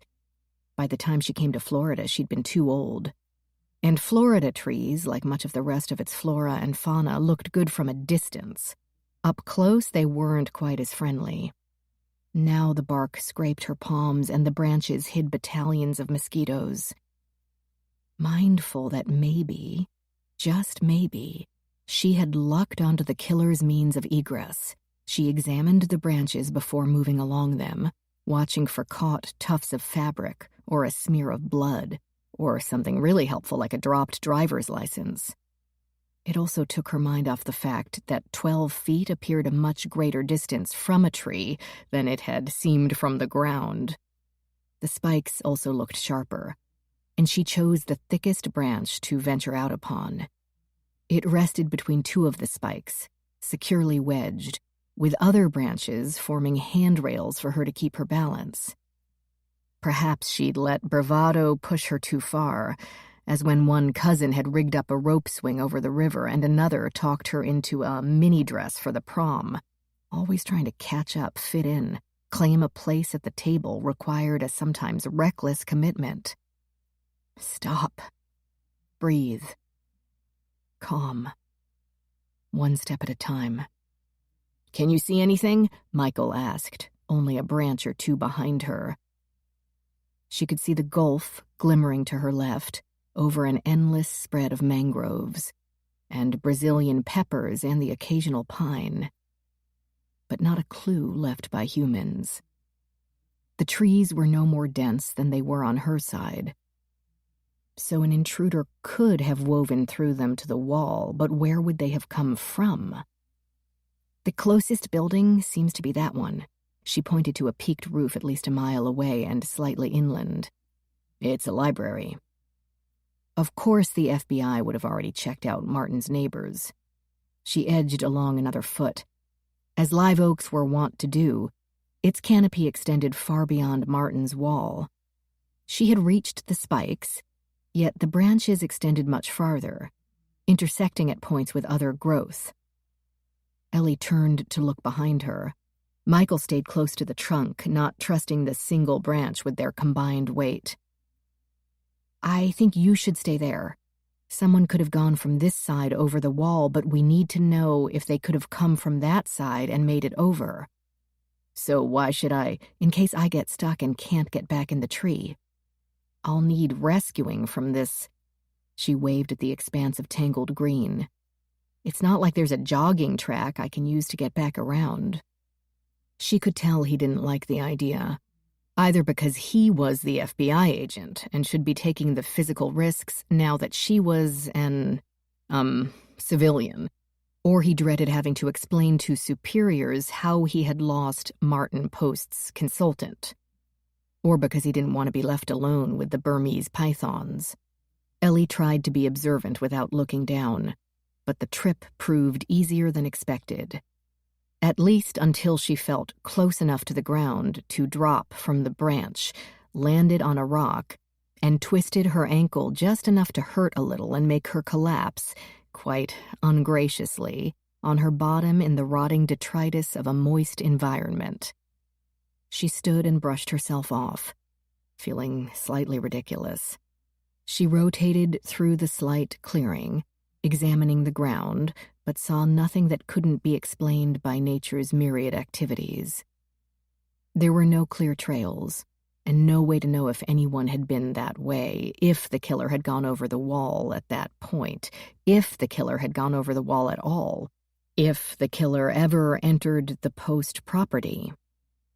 Ashley could have had a regular rendezvous at sea, so the killer knew the murder weapon would be handy. At least Ellie no longer questioned whether there had been a killer in the first place. That seemed to represent her only useful contribution in 2 days. Someone could have come from anywhere. Not really. Michael stood on the top of the wall, conversing fairly easily for a man suspended above iron spikes with only a tree branch for balance. They would have come from the road or the water, and I can't imagine why they would come from the water just to go back out on the water. I don't suppose they came from the library. Library patrons, Ellie told him, would never be involved in a double murder. Plus, there's a camera right there. The wall cameras at the gate had been mounted on poles and could pivot in any direction, tracking movement. But the one she sighted now had been encased in a recess inside the wall, behind a clear shield that bowed out enough to give it the full 180-degree access. That would protect it from rain, falling branches, and animal nesting. But she wondered how often the glass enclosure would be cleaned of salt spray and grime. Who got that job? Okay, enough. The experiment had been to see whether she could get back onto the estate via the same way she had exited, and the time had come to find out. She returned to the branch, reached up, and couldn't touch it. Stretched, strained, gave up. Difficulty? Michael asked. She couldn't tell from his tone if he was screwing with her or if he felt as curious as she about the answer. A dead cypress log stretched near her feet, and she poked at it with one toe. Still solid, not totally rotten, so she set it on one end and used it as a step stool. From there, if she jumped upward, she could just latch her fingers around the back of the branch. It required gymnastics she hadn't used in 20-odd years and gave her a temporarily upside-down view of Michael, but she managed to swing her legs up and around the branch. Congrats, she got off the ground. But now she clung to the underside of the branch instead of the top side. "You okay?" Michael asked. She didn't bother to answer, and clearly needed to incorporate more dumbbell work into her daily exercise. But by grabbing another branch, she got herself upright. She scraped both forearms, put a small hole in her tee, and the ivy that had hitched a ride on the oak's foliage left green smears on her elbow. But she flashed a smile of triumph at the FBI agent. "That was impressive," he said. It might have been sarcasm, but she chose not to take it that way. "Now we know it's possible, at least." "Sure, for a rhythmic gymnast." She threaded her way back to him. "I would assume most hired killers are fairly agile. And I am impressed that you're familiar with rhythmic gymnastics. It doesn't get the respect it deserves in this country." "My daughter started with it this year," he explained, and waited for her on the ground as she climbed down the live oak. "Are you done here?" She thought. The estate might have a half-dozen other breach points, but she wasn't eager to comb the few acres in this oppressive humidity and needed to get her collected samples back to the Locard with an overnight courier. "Yes." "Good.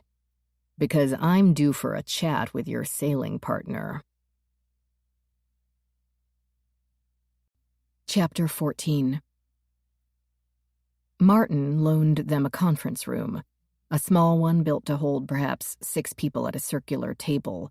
Floor-to-ceiling windows overlooking the Gulf made it much less claustrophobic, but Michael wondered if the tempting view also made it less productive. It would be too easy for a design team to start thinking about vacations rather than VoIP or Varactors. Give him a ratty, closet-like interrogation room any day. Especially for this guy. Greg Anderson rocked back in the ergonomic desk chair as if enjoying the view after a long day in the office, instead of facing 2 FBI agents about the sudden death of his pregnant wife. He didn't look at either of them, but at the waves. "Thank you for your time, Mr. Anderson," Luis began. "Let me assure you right off that there are not any obvious new findings with this second autopsy." "Don't know why you had to do it at all," Greg said. "What was wrong with the first one?" Many people in Greg's position, Michael knew from experience, would add, "Hasn't she or haven't we already been through enough?" The idea of an autopsy, of doctors cutting and prodding a loved one without their permission, seemed a nightmare to most. Greg Anderson sounded truculent and annoyed rather than upset. But to be fair, he'd been living with the situation for over 2 weeks. Luis said, "Your father-in-law wants to be sure nothing is missed." The words were chosen deliberately to needle Greg with the knowledge of who ran the show. And it worked. The man's jaw tightened, and the corner of his mouth twisted in what could be disgust, contempt, or fear. He still had the chair angled sideways, facing the water instead of the agents. Louise got down to it, summarizing the condition of Ashley's body, all the facts Greg already knew. Then he threw in the injury to the inside of her spine. This snapped his body around to face them, but he said nothing. Louise said, "We've seen the boat, as have you. Is there anything missing from it?" Her laptop. Ashley always had her laptop. "I meant more like boat equipment, fishing poles, equipment. I'm not much of a boat guy, so I don't know what the terms would be, but did you notice anything missing or damaged?" Greg seemed to think about this, but only briefly. "No." "Everything that should be there was there? Nothing was broken or bent?" "No. Why?" Louise described the small defect in Greg's wife's vertebra. Suddenly they had Greg's full attention as he absorbed this information. Face solemn, chin propped on a hand adorned with a $3,000 watch. He seemed surprised, or was acting surprised.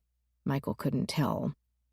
"So just supposing your wife suffered some sort of injury, do you have any idea what might have caused it?" "No." "There's nothing on her boat, our boat, your boat, that might have caused a..."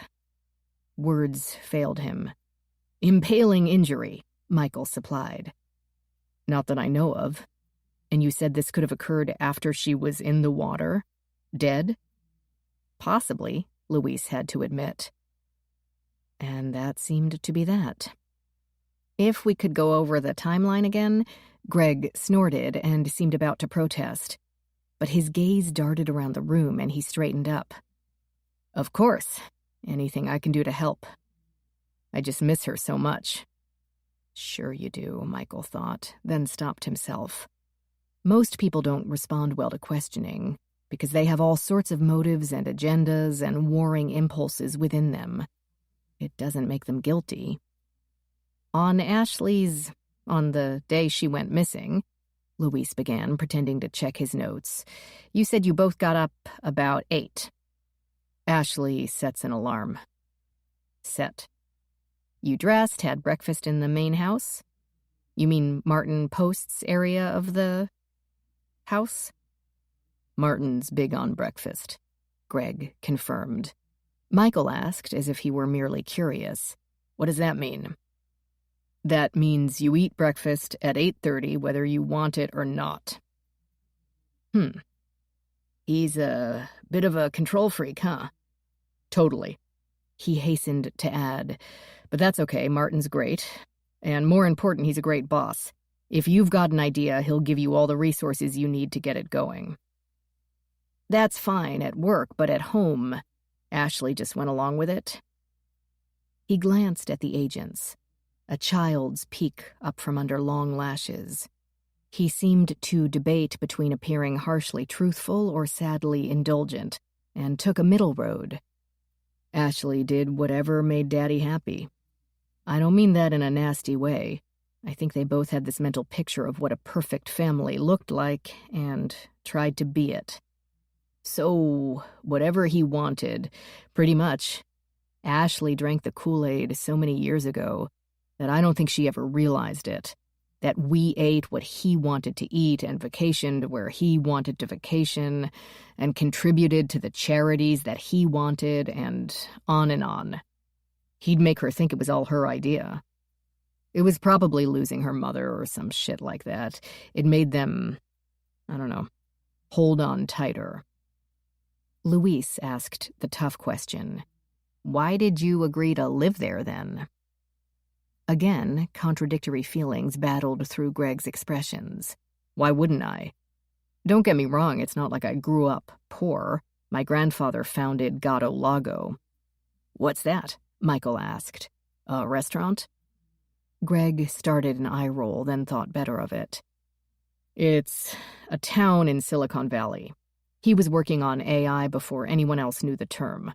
Sure, my father broke away to go into real estate, but now he owns acres of Marco Island." I don't want to sound snobby or anything, but my family had money. Real money. Long before the posts. No, that didn't sound snobby at all. Martin just happens to be a friggin' genius, that's all. But his parents were school teachers in some nowhere town in Michigan. So yeah, Ashley and I would live good even if her dad had never written a line of code. But have you seen our wing? Every amenity you could think of. And a team of servants you wouldn't even know were there. They're that discreet. So should I get some McMansion in Gateway where I'd have to do my own laundry and pay a guy to cut the grass? No thanks. Then he softened his face and added, and it was what Ashley wanted. Did Ashley ever get tired of this closeness? Rebel a little, talk about moving out? Never. Unless he rejected some of her code. She'd always be writing new programs to do this or that, and sometimes he didn't need it, or it didn't really improve on what he already used. Those were the only times I'd see her get mad at him, because truthfully, he sighed as if it pained him to say so. Ashley's work didn't bring anything new to the table. She was good at coding, don't get me wrong, but her real talent was finding bugs in other people's programs. The ones she wrote herself only slightly improved on what already existed. Her stuff was derivative. Unlike yours, Michael said, again as if he were merely curious. Mine is new. That's why I'm working with Martin on this defense contract and not her. He held up a hand as if someone had objected. I know that sounds mean, but it's the truth. Martin would never admit that Ashley wasn't a genius off the old block, but when it came to business, it was business. Only results matter. Michael asked, what exactly was she working on? I can't tell you that. At first, Michael thought he meant he didn't know, but realized his mistake when Greg added, I'm sure your security clearance doesn't go that high. We have Not like this, Greg said. It took 7 months of going through our emails and checking our cavities before we could even submit a proposal to the MDA, Missile Defense Agency. This isn't FBI stuff. It's not even regular Army stuff. Most of Martin's security staff are all ex-military, and we can't even tell them a thing about it. This is national interest crap like you wouldn't believe. You'll see when only a few people shy of the president show up tomorrow. Ego-stroking embellishment? Or plain truth? Michael's job usually consisted of interstate kidnappings and human trafficking rings. Secret squirrel plots did not pepper his inbox. I thought you said she wasn't working on the defense contract. She was, but not with anything really important. I understand, Michael said, though he didn't. We don't need the specifics. Just tell us why you think your wife might have been a target, especially, he needled, if, as you say, her work wasn't truly vital. Greg thought, debating how to dumb down the technical information so that it wouldn't violate the National Secrets Act, or debating how much could be verified for his murder trial. I'm designing the video graphics interface, basically what will enable the signal receivers to recognize something as a missile and not a Cessna. Ashley had been working the bugs out of the wave filters. Not that there were many bugs, since Martin wrote all that. We have a demonstration scheduled for the committee that will decide the future of Oak Tree. It's already been postponed twice. But surely now, oh no, nothing will hit pause on this process. This project has been in the works since before Ashley and I married. That's how long the approvals and appropriations take. By the time the government actually buys something, the tech is obsolete. One more delay, and we're knocked out of the bidding. And that's why you think your wife's death was to stop Martin, to stop me. Do you know how much the U.S. spent on Reagan's Star Wars idea between the mid-'80s and mid-'90s? $30 billion, with a B. And it never even worked, really. You think they wouldn't kill for that? During that time period, when that $30 billion got tossed around, 25 different people working on SDI turned up dead. Michael had been a school kid then, but he had a fairly good grasp of major intrigues of the past 50 years. What was that? Yeah, not kidding. And the deaths were bizarre. Guy crashed his car with cans of gas in the back seat. Suicides by people who seemed perfectly happy.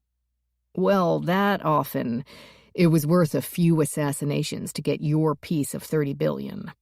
And today's budget would make that seem like pocket change. So if it wasn't the Russian or Chinese military who got Ashley, trying to get Martin to bail on the demo, it'll be Donek or Enter Robotics. They've shot their arrows, and those arrows suck. So the only way they'll win the bid is if Martin's fails. Donek, I honestly don't think anyone there would have the balls. Certainly not their CEO. But Enter Robotics, when they were smaller, gobbling up tech startups right and left, ones that held out found their lights turned off and their coders arrested on bullshit drug charges until nuisance lawsuits gutted them entirely. Enter Robotics is amazing. So yeah, them I could see. Michael said, again, you're saying you think these companies would murder your wife over a business deal? Greg gazed at him with shock and a touch of pity. They'd wipe out an entire state for a contract this big. But Martin Post's daughter? Greg shook his head. Wouldn't even hesitate. Chapter 15. The sky hurtled toward a deep dusk by the time Ellie pulled in the short driveway of Paul and Joanna's home. The old-style Florida home had pale turquoise stucco trimmed in brilliant white, with Bahama shutters and a privacy fence of fern-like areca palms as high as the roof. A vague light shone from the picture window, and she assumed Rachel had gotten a ride from the medical examiner's office. They should have each rented a car, but the Locard, as a non-profit dedicated to research and training, always operated on a strict budget. Rachel, clearly, was not the only one at the home. Aunt Katie had always told her there were two kinds of people in the world, those who like surprises and those who don't. Be the former, she had advised. Every mistake is a gift of wisdom. Every problem is an opportunity. Every change opens a new world of possibilities. Ellie had tried. She really had. But change still seemed to bring only stress, and surprises were rarely of the good kind. Tonight did not make the exception. At least 7 of the news vans that had been parked outside Martin's house were now parked outside hers. Or maybe they were different vans from the same outlets or different channels, whatever. Now she had a group camped on her doorstep, and she didn't have a guy in a guard shack at the end of her drive to intimidate them into keeping their distance. They milled about, chatting with each other, the temperature not exactly cool, but at least not intolerable after sunset. She hit the brake and stopped in the middle of the road, staring at the next few minutes of her life like an idiot, afraid to go closer, afraid to turn tail and run in case she attracted their attention. She debated driving away. Maybe she could park on the next block and sneak through the backyards to the lanai, until 2 figures emerged from the backyard and rejoined their colleagues. After that, she didn't want to leave the safety of the vehicle and risk encountering the ravenous group on foot.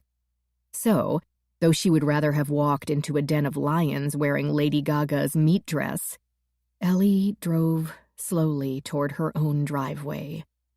Don't step in front of the car. Don't step in front of the car. They stepped in front of the car. Dr. Carr, are you working for Martin Post or the FBI? Dr. Carr, do you think Martin Post killed his daughter? Dr. Carr, do you think Greg Anderson killed his wife? Is this just like the case of your cousin's son? Is that why you were chosen? Questions she couldn't answer, and which it wouldn't be appropriate even to try. Ellie took her foot off the gas and let the car roll. Surely that should be slow enough to nudge them out of the way without hurting anyone. But instead of nudging, They walked backward, just quickly enough to protect their shins, blinding her with camera lights. She had to watch carefully through the bottom corners of the windshield to catch a glimpse of where her driveway began. She turned the wheel, gently, slowly. It reminded her of the birds, with Tippi Hedren placing her feet carefully among the scattered flock on her way to the car. But this flock wouldn't scatter. She blew the horn. The forms, shapeless blobs behind the light, startled and shifted, and Ellie dared to touch the gas pedal enough to make it up the slight bank that all flood zone homes possessed. When she saw they remained on the sides of the car, she scrabbled for the garage door remote clipped to the visor and pressed it. They wouldn't follow her inside, would they? Surely they wouldn't risk a trespass charge. It rose with an agonizing lack of haste while she waited, moving an inch every time a reporter tried to get back in front of the car. They hovered around its perimeter, but for the most part, didn't touch it to her relief. The damage waiver might not. What were Ashley's injuries? Has the baby been found? Was she even really pregnant? No one's seen photos. A man with shaggy, dirty blonde hair knocked on her window. "Hey, have you missed your time in the spotlight? Is that what this is about?" Ellie pushed the gas more firmly this time and shot into the garage at more than recommended speed, pressing the remote furiously before she'd even stopped. It plodded downward at the same agonizing crawl, but at least she had gotten inside the familiar, secure home. She turned off the engine, letting weariness flood her for one moment. What a day. She picked up her purse and her envelopes of various swabs, climbed out, and collided with a body. "Hey!" she screamed, scuttling back, feeling the heat from the car's engine as she steadied herself on the bumper. Then she ran for the door, mercifully unlocked, and whipped through it, shut it, locked it, jumped away as though the metal could burn her skin. The house seemed silent at first. Then she heard the hum of falling water. Rachel was in the shower. No other sounds reached her ears, not even from behind the door she now faced. Oddly, it had been in a garage where she'd first realized that a man could be something to be feared. She had been 12, and the man had been her Uncle Wayne. Chapter 16. Sure, in all the books she read and television shows she watched, men were always threatening some beautiful woman. But then another man, handsome and nice, would show up to rescue her, so it all sort of canceled out in Ellie's mind. But Uncle Wayne made her realize that humans couldn't be figured out like an equation or characters in a script. Sometimes they couldn't be figured out at all. She had moved in with him and Aunt Rosalie after her 9th birthday. It had seemed an ideal solution at the time. They lived only a few blocks from her grandmother's, and she'd been playing with their 2 daughters and 1 son since birth. She remembered Uncle Wayne as a handsome man in a crisp uniform, hugging his children fiercely before driving off to a deployment in some foreign land. The first Gulf War had officially ended, but the morass in the Middle East had not, and Aunt Rosalie would be left largely alone for the next 2.5 years. Rosalie would fill that gap as she always had, with religion. During her time at Rosalie's house, Ellie spent more time in church, in prayer, volunteering at soup kitchens and painting homes for humanity than she would during the rest of her life combined. Rosalie was strict. Mentally, the children did their homework as faithfully as they prayed. Physically, there were never a lot of sweets or dinners out at Rosalie's house. Not that she could afford it on a soldier's salary and her own part-time work. And spiritually, the devotion and good works were never about control, but a caring, genuine commitment to the common good. If Ellie learned from the hippie-ish Aunt Katie to nurture herself, she had first learned from Rosalie to nurture others. A good lesson. And sometimes she thought much of the world could benefit from being raised at Aunt Rosalie's. Then, Uncle Wayne came home. At first he seemed merely tired, the uniform now worn and frayed at the cuffs. He still hugged his kids fiercely, including Ellie, kissed Rosalie long and hard. He raved about the simple meals, saying how sick he'd been of eating out of cans. He smiled at his two girls as they chattered about school friends and playing soccer with someone's battered ball on the patchy grass that passed for a park on the next block. And at Ellie when she spoke of Halloween costumes. He tried to circumvent his 8-year-old when the boy demanded typical boy stories of pitched battles, blood, and guts. But the smiles were always strained. The corners of the lips couldn't hold them for long, and his mouth would slip back into a straight line, the gaze back to a spot on the wall behind them, a spot so far away that his eyes could never quite focus on it.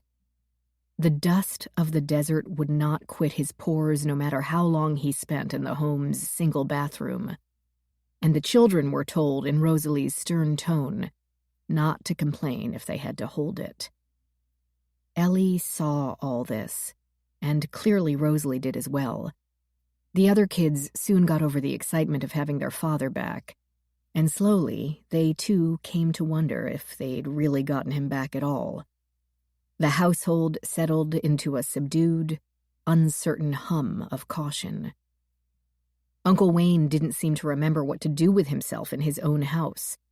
It didn't occur to him to take out the garbage or cut the grass or seek a new job. So Rosalie continued doing all those things as she had before. He would wander into a room where Ellie and her cousins might be doing their homework or watching a stupid sitcom. He might hover, glance around at a picture or the window, then wander out again. Once, her little cousin asked what was wrong with his father, and the girls, upset without knowing why, because everyone in the house had become upset without knowing why, told him to shut up. Ellie felt for him and wished she could explain, but she felt equally clueless. She, and the older of the two girls, Maureen, had heard of post-traumatic stress disorder but had no idea what to do about it. They were too young and too shy to suggest mental health care to Aunt Rosalie, who surely had figured that out herself. But if she discussed that with Wayne, they did it quietly. In front of the kids, after those first few weeks, they stopped speaking at all. Halloween came. Uncle Wayne took one look at the trick-or-treaters swarming his street, ghosts and pirates and ninja warriors and zombies, and fled up the worn steps. For the first time, Rosalie let the kids go out alone, with uber-strict, I mean it, instructions to stay within arm's length of each other and not move away for any reason, and especially you, Glennie, or all your candy will be taken away. Then she went upstairs as well, and they didn't see her for the rest of the night. A week later, Ellie and Maureen had been playing Barbies with Marjorie on the nailed-down planks of wood that passed for a treehouse in the maple next to the garage. At nearly 12, they felt too old for dolls.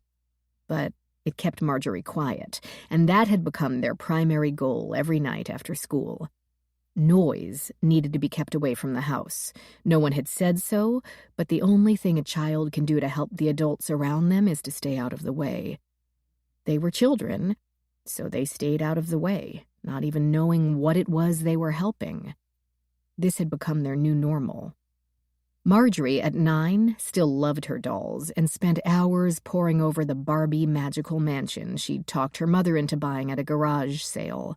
She maintained it with her future real estate agent's care, using stickers to fix the curling wallpaper and flooring, cleaning the miniature light fixtures with Windex as though they really were crystal.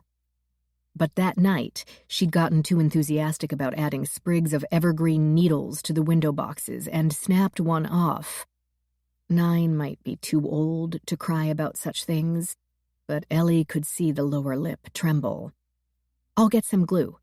Ellie ran off to the house before Marjorie could burst in to demand her mother's attention, because they all knew her mother had her hands full with some unknown, invisible, increasing source of weight that had filled the house and would eventually crush them all. The detached garage barely held one car, but that one car almost always rested in the driveway among the snow and leaves. It might have been safer there, in truth, since the garage appeared ready to blow over in a strong wind. But with 6 people in a small house, every precarious space had to be utilized. So tools, bins of holiday decorations, and other supplies were kept on its haphazard wooden shelves. Glue was a tool, so Ellie headed straight into the already open cavern. A switch on the wall lit the single bulb. As it flickered to life, she saw Uncle Wayne, standing not 4 feet away. He'd been facing the back of the garage as if gazing at shovels and rakes and old paint cans, which he couldn't have seen in the pitch darkness. Her heart immediately began to pound, so hard it should have broken a few ribs, and white noise filled her ears. It wasn't that he had startled her in a dark room. It wasn't that she was afraid to be alone with him. It wasn't that he didn't even turn around to see who had turned on the light. It was that what he was doing made no sense at all. It seemed incomprehensible. And since it was incomprehensible, it was also paralyzing. She had no idea what to do. Should she run? Say, "Hi, Uncle Wayne?" Turn the light back out? He didn't move. He didn't even appear to be breathing. Maybe Wayne was perfectly sane and she was the one who now hallucinated. Maybe if she moved forward and touched him, he would disappear like fog. And while she debated, he shifted. He began to rotate, slowly turning around, and she decided on an option without thinking. Run. Except she couldn't. Her feet had frozen to the floor, quite literally. They'd even grown so cold she couldn't feel them. She couldn't feel anything, not her hands or her back or her stomach, only the pounding against the inside of her rib cage, pounding and pounding. His eyes held no recognition. He didn't know who she was, and somehow she knew he didn't care.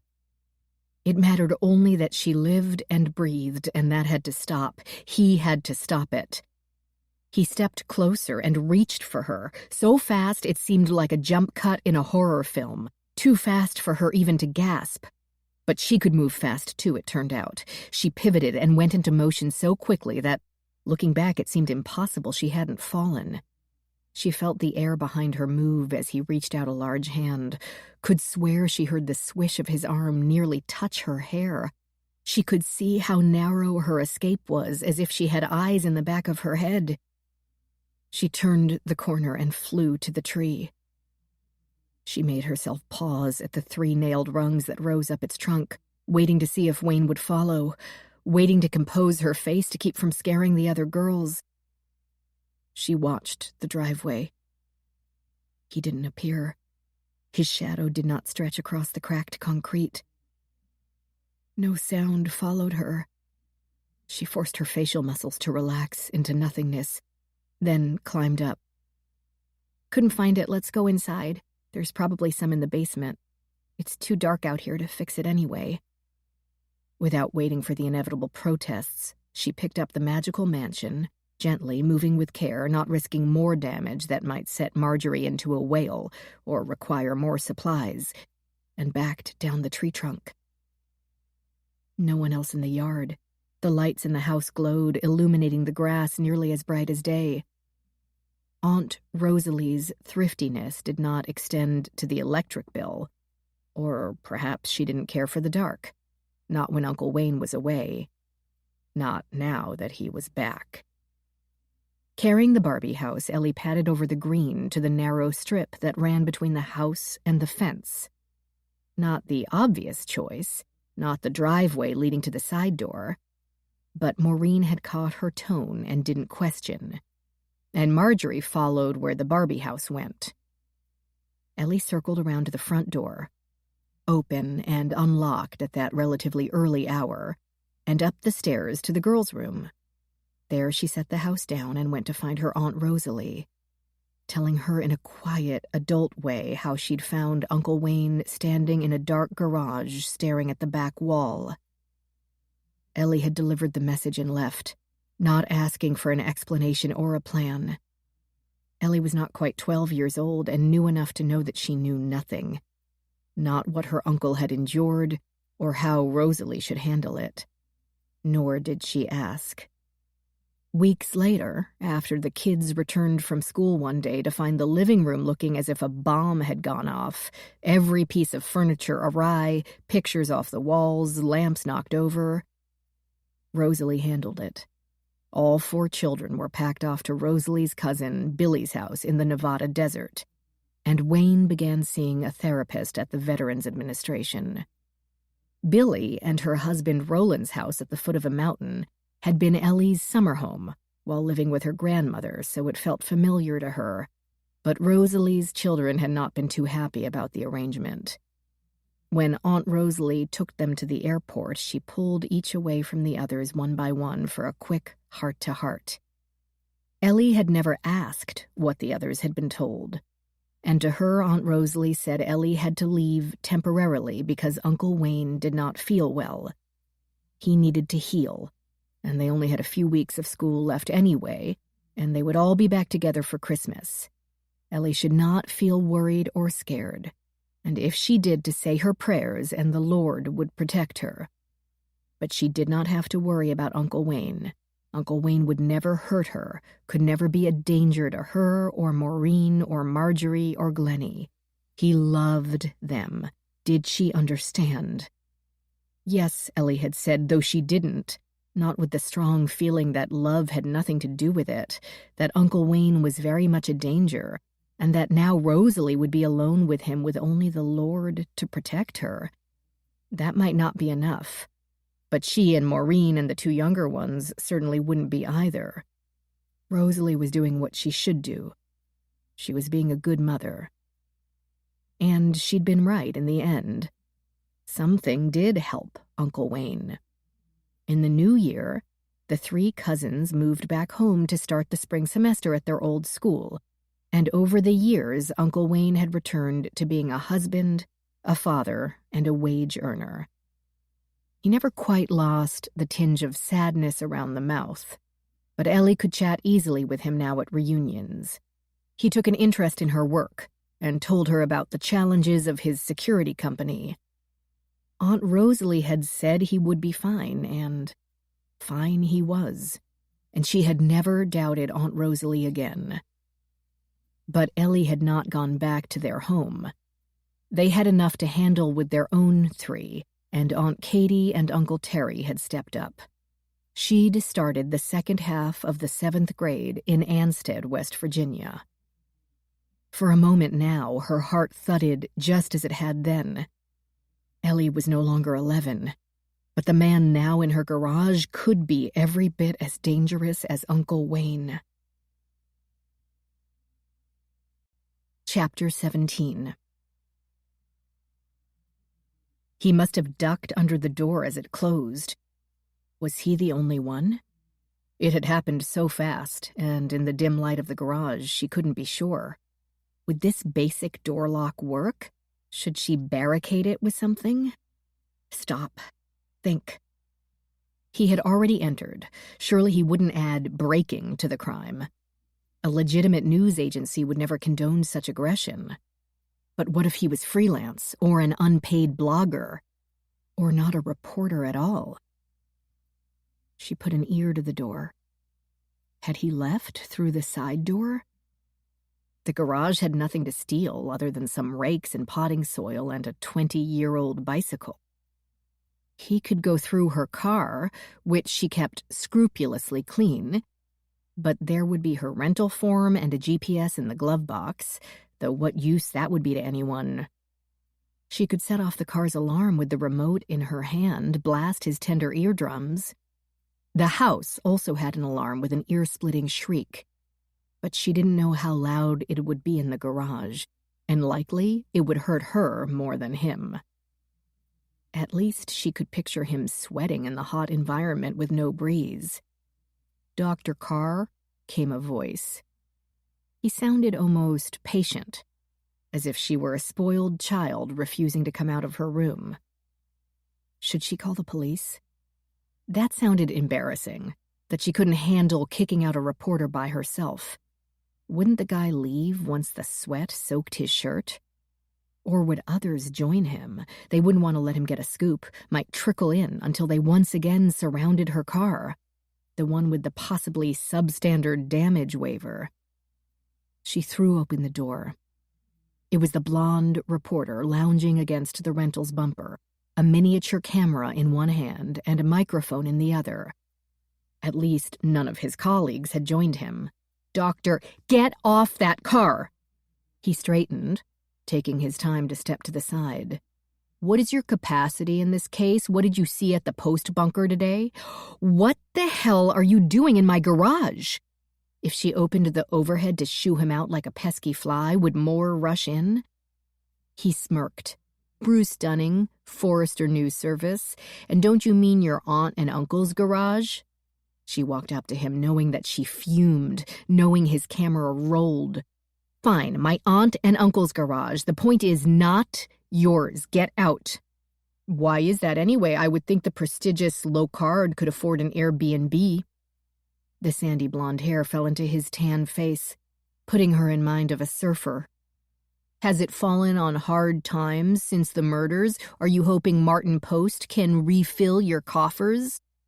She wanted to grab him by the ear and drag him to the door, but had more sense than to push or touch or do anything that could be later characterized as attacking.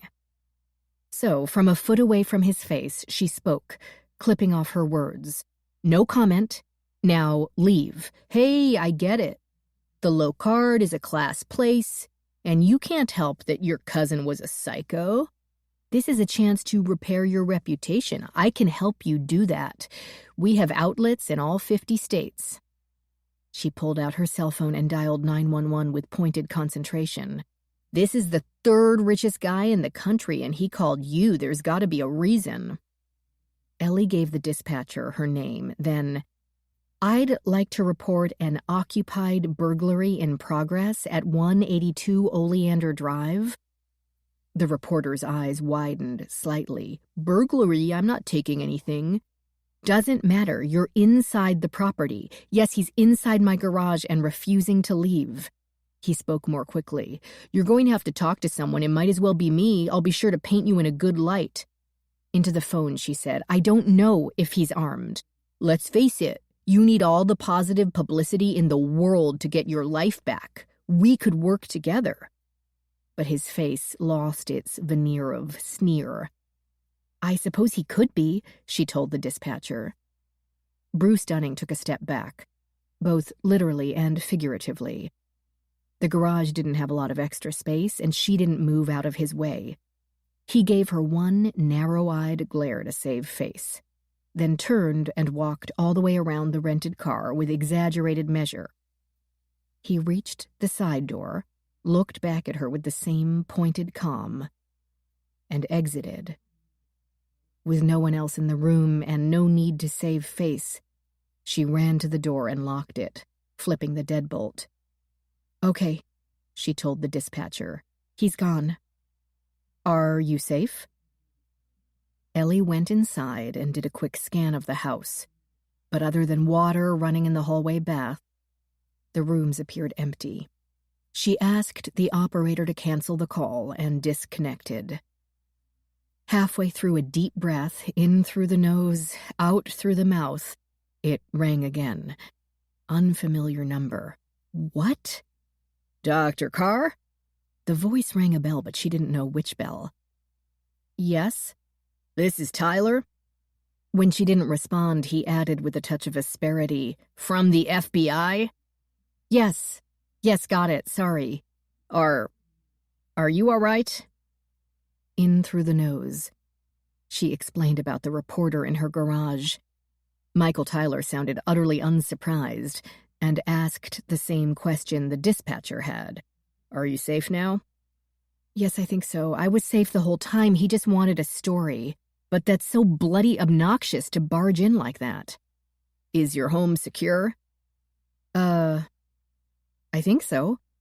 She did another quick scan of the rooms, aware that the lights flicking on and off made her actions clear to the crowd outside, no doubt to their amusement. But she didn't care. At least she didn't find any climbing through her windows like a bad remake of Night of the Living Dead. The water had stopped in the bathroom, and Rachel called a hello as Ellie went by. In the living room, she went to the front window, leaving those lights off and staying well to the side of the glass before peeking cautiously through the mini-blind. She watched as Bruce Dunning regaled his colleagues with his tale of brief captivity at the hands of the humorless and slightly crazy forensic expert. The rest of them had apparently remained in the street instead of attempting a breach. Unlike Dunning, his fellow reporters had the professional standards and the spark of integrity he lacked. Yes, it's secure. Do you need protection? She hesitated. She'd love protection. She'd love to know that this would not be a repeat of several past cases, that someone would come and chase all those vans away and tell everyone to leave her alone. Paul and Joanna's neighbors would probably like that as well. But the reporters were within their rights and doing their jobs, and a camera and a microphone were hardly weapons to fear. No, I'm fine. Sorry if I sounded freaked out. What can I do for you? It's Ashley's blood on the brush handle. Wow, that was fast. Your lab must have really fired up the rapid DNA and... Oh. Yes, he said. Oh. Next stop, they would have to compare the edge of the pole to the indentation in the victim's vertebra. Neither she nor Rachel were qualified to do that. They would need a bone expert, or rather the FBI would need a bone expert. And the prints lifted from the handle all belonged to Greg. Oh, she repeated. Exactly. We're getting a search warrant for all of Greg's areas, including his man cave storage unit, to be executed tomorrow. Mr. Post wants the low card to be present, so I'm delivering the message. Sorry. He made a low sound that might have been a chuckle. Don't be, it's okay. You found the pole our people missed, so maybe maybe you'll find more. And Mr. Post insists. And when Mr. Post insists... If you don't mind my asking, he went on, how long have you known Martin Post? Since about 1 o'clock this afternoon. No offense, but if it's nothing personal, why did he hire you? He hired the Locard. I don't need to point out their reputation. Of course not. But he asked me to make sure you arrive at his house tomorrow at 10. Not you and Rachel, just you. He seems focused. She explained the connection to her uncle, but added, I don't understand it either. Maybe he figured that since I'd turn in my own cousin, that you'd tell the truth no matter what, even if it's not what he wants to hear. I guess. But I'm not sure that quite makes sense. Nothing about this case quite makes sense, Michael said, and hung up. Rachel walked into the kitchen, dressed to relax in a fresh tracksuit. I have unabashedly gone through your aunt and uncle's cabinets. For dinner options, we have canned soup, frozen vegetables, or dry cereal. Ellie cast a vote for all of the above. Chapter 18. They passed around stale crackers and equally stale soft drinks, taking care not to spill any on the pages now covering the dining room table. Ellie gave her boss a condensed recap of her encounter with the reporter, and they both cast a nervous glance at the door leading to the garage. A courier had already collected the samples from the boat to get to the Locard so that the scientists there could work their magic. Rachel had arranged to work with the FBI bone expert to compare the brush handle threads to the bone indentation.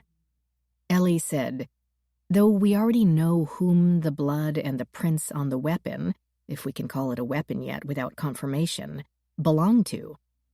For the sake of argument, yes, it's the weapon. Which means things aren't looking good for the cute young husband, with whom you spent the afternoon alone on a boat. Don't you start. Michael already bitched me out about that.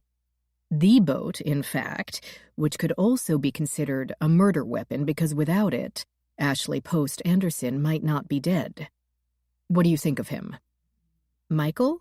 No. The delectable Greg Anderson. Ellie almost spit Diet Coke across the table. I thought you thought he was guilty. I do. I also think he's delectable. Ellie rose to dig through the pantry for some peanut butter, belatedly hoping that Rachel's deception detection wouldn't peg that as evasive. Not quite the word I'd use. Young, strong, maybe hiding a bit of insecurity. Insecure about his place in the post-world, or insecure because he's not sure he can get away with murder? I'd guess the former. It can't be easy living in the orbit of a billionaire genius. She emerged from the pantry, jar in hand. And that house. That house, gorgeous. Cold. This should still be good, right? Peanut butter never goes bad. Rachel inspected the contents of the jar. Looks okay to me. Do you mean the temperature or the overall aura? Ellie regained her seat, armed with the jar and a butter knife, the silverware still in the same drawer it had been when she lived there. The temperature was perfect. The furniture is perfect. The pictures are hung in a perfectly straight line. The windows sparkle, the bedrooms play music as soon as you walk in, whatever kind you like. Apparently Ashley liked Beethoven, or Greg, can't be sure. I wouldn't guess Greg for a classical fan. He doesn't get a choice in the music playlist? Who knows, maybe it knows one person from the other and it was Martin's playlist. It seems to me a little weird that they live there at all, but then I wouldn't let pride keep me from that kind of luxury. You didn't even like the place, Rachel laughed. Just the decor. Minimalist isn't my cup of tea. Ellie went on. It was too minimal. You couldn't tell from looking at the place that real human beings lived there. But everything else was appropriately fabulous. Ellie wondered if the words were true even as she said them. Something about living under Martin Post's eye did not appeal to her. But to Ashley, of course, it would feel like home. Or it didn't, and Ashley lived there because Martin wanted her to. And it never occurred to her to do anything other than what Martin wanted. When we're discouraged from questioning as a child, Ellie knew, sometimes we never pick up the habit again. The narrative gets cemented into the young mind and heals over, never to be fully exposed again. Rachel said, "But with all the technology, there's no video surveillance?" "Nope." "Do you believe him?" "I'm not sure at all." She told Rachel about the electronic house assistant, Deborah, and Rachel reacted just as Ellie had. His dead wife? How does the second wife feel? I didn't ask. But I thought she was sweet, didn't you? Very caring? Maybe.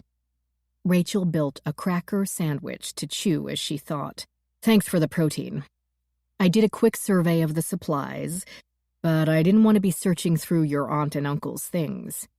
Nonsense, search through anything you like if you need something. Paul and Joanna won't care. They're pretty minimalist themselves, and aren't here more than they are. Ellie wondered if that was why Martin Post had been Paul's patient. Kindred spirits, both craving for more meaning in life than possessions. Difference was, Martin could afford the possessions as well. If we stay here much longer, we're going to have to stop somewhere and get some real food. She noticed Rachel frown, peanut buttering another cracker with a great disinterest, and said, I hope you're comfortable enough here. If you aren't, we could... No, this house is great. I just hate being away from my kid. Ellie didn't know what that would feel like, so she gave her boss a moment or two of silence to deal with it. Then she asked, What did you think of Danny? She seems pretty straightforward. Her man's in pain, and she wants to do whatever she can to help, whether that's managing his schedule or waiting quietly on standby. Maybe she's a trophy who knows what side her bread is buttered on. Maybe she's the evil stepmother who's slipping it to that cute Thomas from the garage, killed her rival, and plans to stay under the radar for the duration. Is that possible? Do we have a timeline? Rachel wrapped up the remaining crackers. Martin seemed to think I'd already know it, since the media has printed so much about the case. The family of 4 had breakfast together. From there, Martin spoke at a luncheon of tech company startups at the Naples Ritz. Danny toiled at researching and distributing over $2 million in charitable funds from their foundation, breaking only when their cook brought her lunch. Greg left the property to go to his workshop. Apparently, it's a rented office/man cave. So, okay, maybe the unrelenting luxury of his father-in-law's place does get to him from time to time. The warrant covers that. Ellie told her the plans for serving a search warrant the next morning. You'll have to tell me about it. I'll be with the FBI's anthropologist. Want to bet this man cave is more about porn and video games than writing code? I only make bets I'm sure we'll win. Where's the challenge in that? There isn't one, that's the point. Anyway, the security guy let Greg out of the gate just before 9.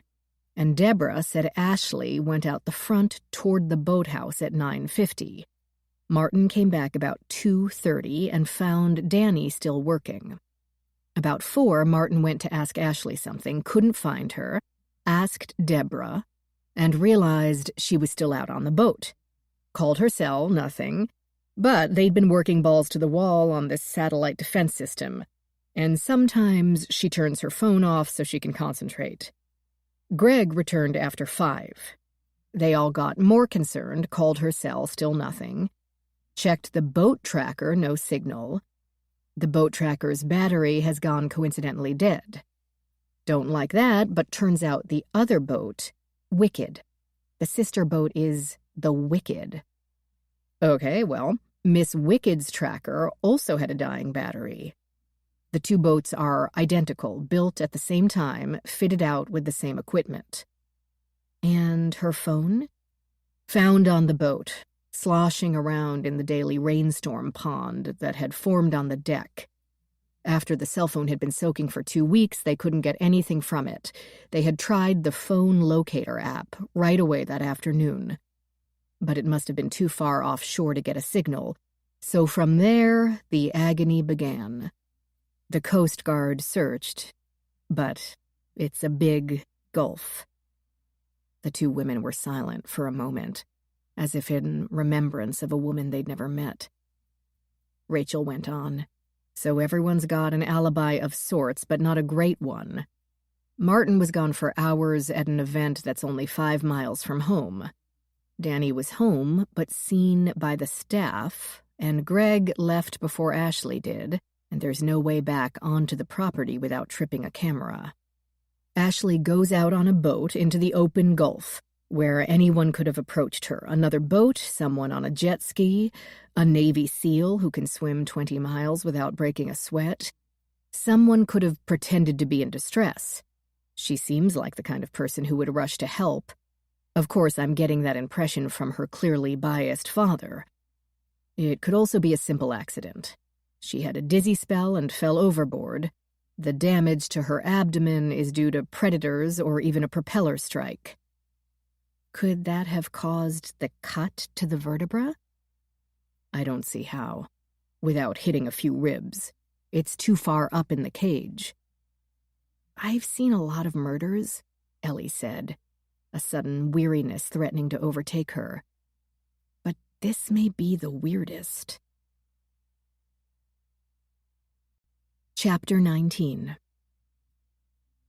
Thursday, Day 2. The reporters were mostly gone the next morning. Only one battered sedan with an indecipherable magnetic sign sticking to its door left at the curb. Ellie checked, staying to the side of the windows, peering through the mini-blinds without touching them, as careful as if 4 trained snipers waited outside for a clear shot. Then she berated herself for being a wimpy idiot. And then she kept doing it anyway, until she felt satisfied that no others remained, other than the sedan, and she couldn't even tell if anyone sat inside. At any rate, after a quick breakfast with Rachel, she felt brave enough to back the rental out of the garage and into the street, alert to any movement, terrified that she might accidentally hit someone with a camera. Ellie had seen enough traffic deaths during her early career to consider automobiles the most deadly weapon. And the general driving habits of the American populace had not improved since then. But no humans appeared in the quiet street. No head popped up in the sedan. Either it had been disabled and abandoned, or its occupant slumbered on. Ellie wished she could. After her usual 1 hour to fall asleep had stretched into 2, then to 2.5, she'd thrown off the covers and stomped back to her office. Correction, her aunt and uncle's office. She made her movements as silent as possible to avoid waking Rachel. In her own house, for the first time in her life, she could make all the noise she wanted in the middle of the night. At least insomnia seemed easier to manage when one lived alone. At least, the series of essentially optimistic people who had raised her had drilled the phrase into her head. At least we made it home before the rain hit. At least the car runs. At least you don't have to live with strangers. One could always find one good thing about any given moment. In the office, she'd pulled out the photos she'd taken of Ashley Post Anderson's abdomen, reduced to a gaping hole where a baby bump should have been. But she couldn't come up with a single good thing. Now she pulled up, again, to the dead woman's home, if one could call this a home. Without Danny in an open garage to distract her, Ellie traveled farther into the compound and discovered a beautiful entranceway with a curved portico and tidy, sustainable landscaping. The angles were still square and boxy, modern and plain, but it had a space to park the rental under the portico, behind someone's SUV. Danny Post emerged from the automatic doors to usher her into what looked like the lobby of a very expensive hotel, with towering ceilings and leather couches. Danny appeared no less stunning than the day before, the skin creamy, the hair engagingly awry. Yet her body language spoke of both weariness and agitation. She grabbed 2 water bottles from inside a wine fridge that served as an end table and handed one to Ellie without asking. "Martin will be here in a minute. We just got the weather report for tomorrow and it's a nightmare. Tropical Depression Hazel is going to hit, just as we have 16 people here watching Martin's system work." She collapsed onto the couch, and Ellie idly wondered if it were leather or vinyl or made by monks in Nepal. She didn't know what to say, with not even a vague idea of what this test entailed. That must be very difficult at such a time. I know it must seem strange that we don't cancel in light of what happened to Ashley. But it truly isn't an option. It has to get to Ways and Means to be included in the defense budget. 2 of the senators are up for re-election, and one has ticked off his party enough that he may get yanked from the committee, and those changes could shift the committee's attitude. Thomas worked his Air Force contacts until they found a location for the East Coast base, Highland County. But if that governor loses his election, and he probably will, the environmentalists will have the ear of his replacement and nix the deal. How do you keep track of all those factors? It isn't easy. Danny fluttered a hand, clearly working to force her face back into its usual mask of calm. It has to be done, both for the country's sake and for Martin's. Having something to focus on may be all that's keeping him together. He's not eating, not sleeping. After a moment, she added, "And for Ashley's sake. She worked so hard on it." Speaking of Ashley, while she had the stepmom to herself, Ellie sat down on an opposite couch. High-grade vinyl, she decided. How is Ashley doing with the pregnancy? Did she have any issues that maybe she didn't want to talk to her dad about?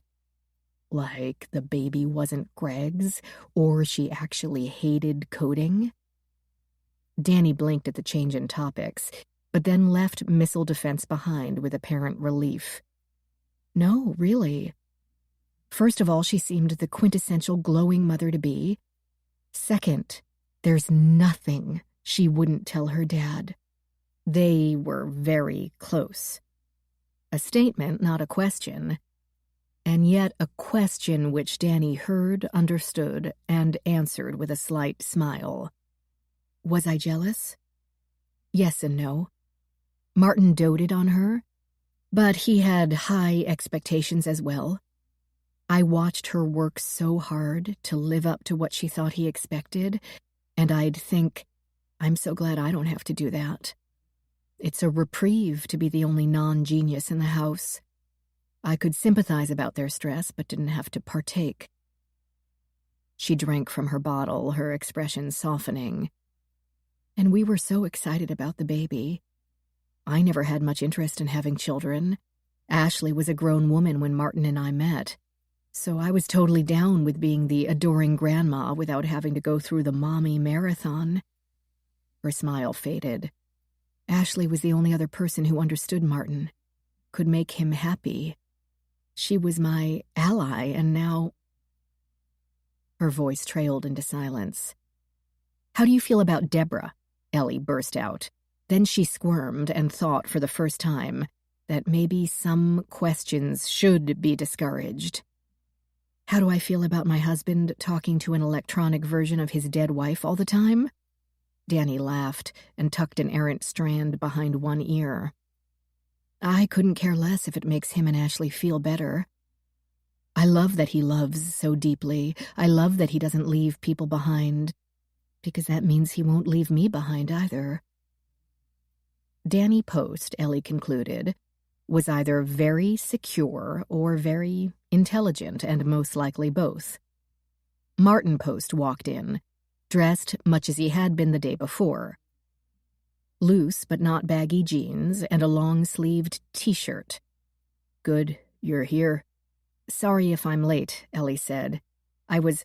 Not at all, Martin said. Your uncle was the same way.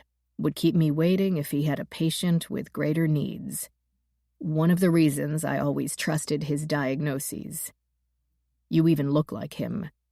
And your mother. How? To Danny, he said, Is Thomas here? Not yet. Okay. Take care of him. And don't forget that Greg is around. Somewhere. To Ellie, he said, Let's go. Chapter 20. About half a mile down a sparsely populated road sat the security site You Store It office, a small building inside a wall nearly as substantial as Martin Post's estate. Ellie wasn't concerned about the wall. Her current worry drove 2 car lengths behind her. 5 minutes after she left the Locard, a small blue sedan popped up in the rearview mirror, with duct tape flapping from one cracked headlight, so not the one that had been parked across the street that morning. She mentally dismissed it, made the light onto 41 North, and heard the squeal of tires as it followed her through the intersection under what had to be a now red light. Still, she didn't think much of it. Stoplight periods in Florida were notoriously long. Local wisdom had it that even young drivers forgot where they were going by the time one changed, and having to wait through another cycle could throw your whole schedule off. It stayed 2 lengths behind her. An SUV pulled into the space, decided she wasn't driving fast enough, and pulled back out. The blue sedan stayed there, not speeding up, not slowing down. Still not remarkable. Another characteristic of Florida roadways, because so many routes were cut off by canals, lakes, marshes, there were few shortcuts from one place to another. The main thoroughfares stayed crowded because drivers had no other options. But when she moved into the center lane, the sedan moved. She caught a glimpse of the driver. Shaggy hair to the top of his loosened collar. head not turning to the side mirrors, not texting, not changing the radio stations, only focused straight ahead, on her. Using voice command, she got the phone to redial the last number, Martin's. He answered by asking where the hell she was. "I'm sorry, but I think I'm being followed by a reporter, and I didn't want to let him trail me right to your door." A snort that would have sounded like a laugh if she hadn't known better. "Let him. He can join the club. I had 6 right behind me." "Oh, okay, Leonard will let you in. Just get here." He hung up. The possibility that she might not want to wade into the media pool either did not occur to him, or didn't meet his standards for consideration. He knew her history, so she bet the latter. Martin Post might have been the son of schoolteachers long ago, but he had grown accustomed to his place in the world now, and his place was to be obeyed without question. She allowed herself the brief, uncharitable thought that there was only so much behavior to be excused by grief, then pressed the accelerator. As long as Bruce Dunning of Forrester News Service didn't plow into her rear bumper, he could do whatever he damn well pleased. "You can't trust him, you know," Greg had said. But Greg's prints and his alone had turned up on the murder weapon, so his credibility could be considered questionable. Nor did his choice of hangout inspire her. Water views and landscaped areas of Florida could be beautiful, stunning against the backdrop of a sunset. But the rest of it looked like this: flat, dusty land crowded with haphazard, scrawny greenery not chosen by anyone, even nature, for its appeal. And off this long back row sat the security site You Store It facility. The office building hardly made her think it would live up to its name. It needed fresh paint, of the mold-resistant kind. Any green areas grew wild. Without neighbors to complain, appearance had taken a back seat to practicality. The facility had a solid wall, yes, and a hefty gate that opened for her after she threaded into the rental, past the news vans lining the shoulderless country road. Foxtail and other tall grasses grew out of standing water in its side ditches. If the top-heavy news vans slid into a trench, they wouldn't get back out again. Ellie smiled to think of leaving Dunning behind in the precarious landscape, while she could stay on the solid pavement. Then she drove through the gate and forgot all about him. There were 2 men overseeing the entrance. One, a too-thin teenager with pockmarked skin, wore a stained gray security site polo. The other guy, presumably the aforementioned Leonard, appeared to be a twin of the one in the guard shack at the post estate. He pointed toward the center aisle, and she drove into an alley of endless overhead doors. Surely Greg must use his unit for exactly what he should, storage, because why would someone who lived in such luxury at home choose to spend his free time in a place like this? Martin waited alone outside one of the regular doors, not an overhead. His Tesla sat parked in the narrow aisle of pavement. The sun turned it to a griddle, and the heat radiating in miserable waves made her short on social graces. Where's everyone else? The agents? Getting their search warrant ready, I suppose. It's this way. But he led her through an interior hallway to a heavy door. It opened to an interior apartment. Despite the low-key look of the exterior, Greg's crash pad turned out to be more than a storage garage. More a small warehouse with 4 different workbenches, one 80-inch flat-screen TV, and 2 smaller ones facing a leather pit couch with accompanying end tables, humidor, 2 oversized refrigerators, a full kitchen, and excellent air conditioning. It might be the average man's dream garage, but it didn't come close to the standards of the Post estate. Still, it was certainly private, the very opposite of the fishbowl. She wandered through the kitchen area. Dust coated the range burners, and she doubted he did any real cooking there, simply intended to have a meal his father-in-law hadn't dictated. One of the refrigerators had a glass door like an oversized wine fridge. It had been packed with cases of IPAs and even more bottles of plain water. Game controllers littered the coffee table. The television area had been made cozy in a very masculine sort of way. Shelving units flanked the screen, stuffed with magazines. About high-tech, not scantily clad women, Ellie noticed. Several trophies from high school and college, one of those motion-activated singing fish, now unresponsive, shot glasses from different cities, and a plush stuffed frog. It all fit overgrown frat boy Greg to a T in a way that almost charmed. Ellie looked around for any sign that Ashley had ever set foot in the place. A framed photo, a hoodie that would fit her slight frame, a bag of Cheez-Its. Nothing.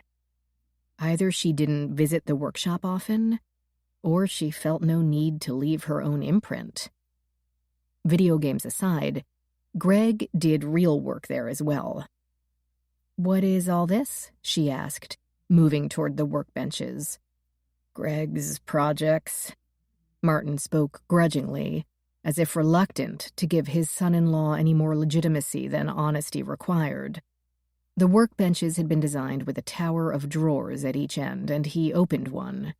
He does graphic interface design. She saw only a bunch of computers, monitors, wires, and keyboards. The pervasive quiet of the place probably made it easy to concentrate, or throw raucous Super Bowl parties without the neighbors complaining. "He worked on stuff for your company and the new defense contract here? Weren't you worried about security? I mean, your house has so much—" Martin shrugged. "Hiding in plain sight. Corporate thieves would never think to look for him here, and this place is a lot more secure than it appears. No windows, and he reinforced the walls and door. A bazooka couldn't get through that thing once it's locked. Wi-Fi is triple encrypted, and all his devices will reformat without the proper passwords." If it seemed secure enough for Martin Post, she thought, it must be. Where is Greg? And why are we looking through his stuff without him? Technically, it's my stuff, and he's probably being arrested by the FBI agents. And we're here to find out what he did with my daughter. He shut one drawer, moved on to the next, moving quickly but without haste, methodical, focused, the way she realized he did everything. "So you want to search the place before the warrant gets here? Martin, wait, you can't do that." "Of course we can." "Oh, no." No. Ellie had written hundreds of search warrants during her time at the Bureau. "Nothing we found would be admissible.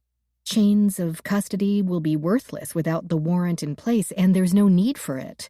Just wait for the agents." He didn't even pause. "I don't need a warrant. Start at that end." "Martin, listen to me." He stopped then and fixed her with a look of impatient patience. "I pay the rent on this unit." "Because you pay Greg's salary? That will not fly in court." "No, I literally pay the rent. This is company property. We did it this way so Greg could work on the current SDI project outside the development offices. He insisted that this place no one would pay attention to. He'd be hiding the project in plain sight. That still might not protect you in court. Employees' desks, lockers, they can be legal gray areas. And I can't help you with digital evidence anyway. I have no idea what I'm—" He had moved on to another drawer. "Don't worry about the tech. I'll take care of that."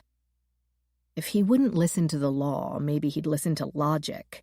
"Martin, you hired the Locard for our expertise, so take advantage of it and listen to me. You're only ruining the chances of your son-in-law's conviction if you contaminate any evidence of her murder. I'm not looking for evidence of murder. The feds can do that. I'm looking for evidence of espionage, and I want you to look for evidence of Greg's mistress." She blinked. That was not where she had expected this to go. "What?" He slammed the last drawer shut, moved to the next bench. "You're a woman. If a woman is meeting him here, you must know what she'd leave behind." "Martin, what are you talking about?" Just this. Greg is having an affair. As soon as he's arrested, he's going to lawyer up and she's going to see him on the news. Then she's going to disappear, and he'll never have to admit it. We have to find her before that happens. Isn't that the agents? The feds are going to come here and look for blood and payments to hired killers, not lipstick left by some piece on the side. They will definitely be interested in a motive, but it won't be in the scope of the warrant. So if we find evidence of her, it won't make any difference to their search anyway, will it? Well, that was logical. What makes you think he's having an affair? Martin's eyes narrowed.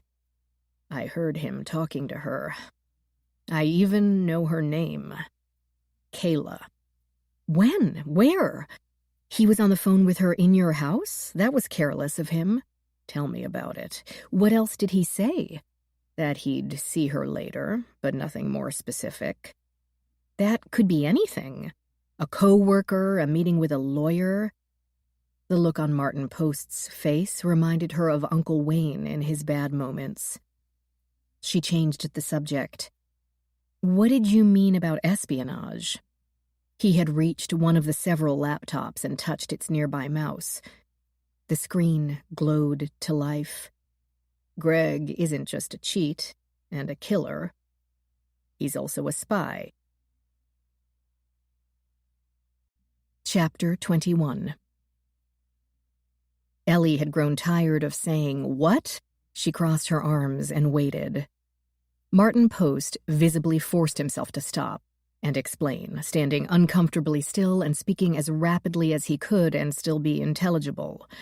Current SDI, our Star Wars plan, will be under the purview of half a dozen different concerns. The Missile Defense Agency, Northern Command, Strategic Command, the Army National Guard, and all of them have to be happy with our product. We have a test scheduled tomorrow with the 100th Missile Defense Brigade in Alaska. And if it isn't a complete success, we might as well not even bother going to the congressional hearing on the 14th. On top of that, the White House and Congress haven't reached a deal on the deficit reduction.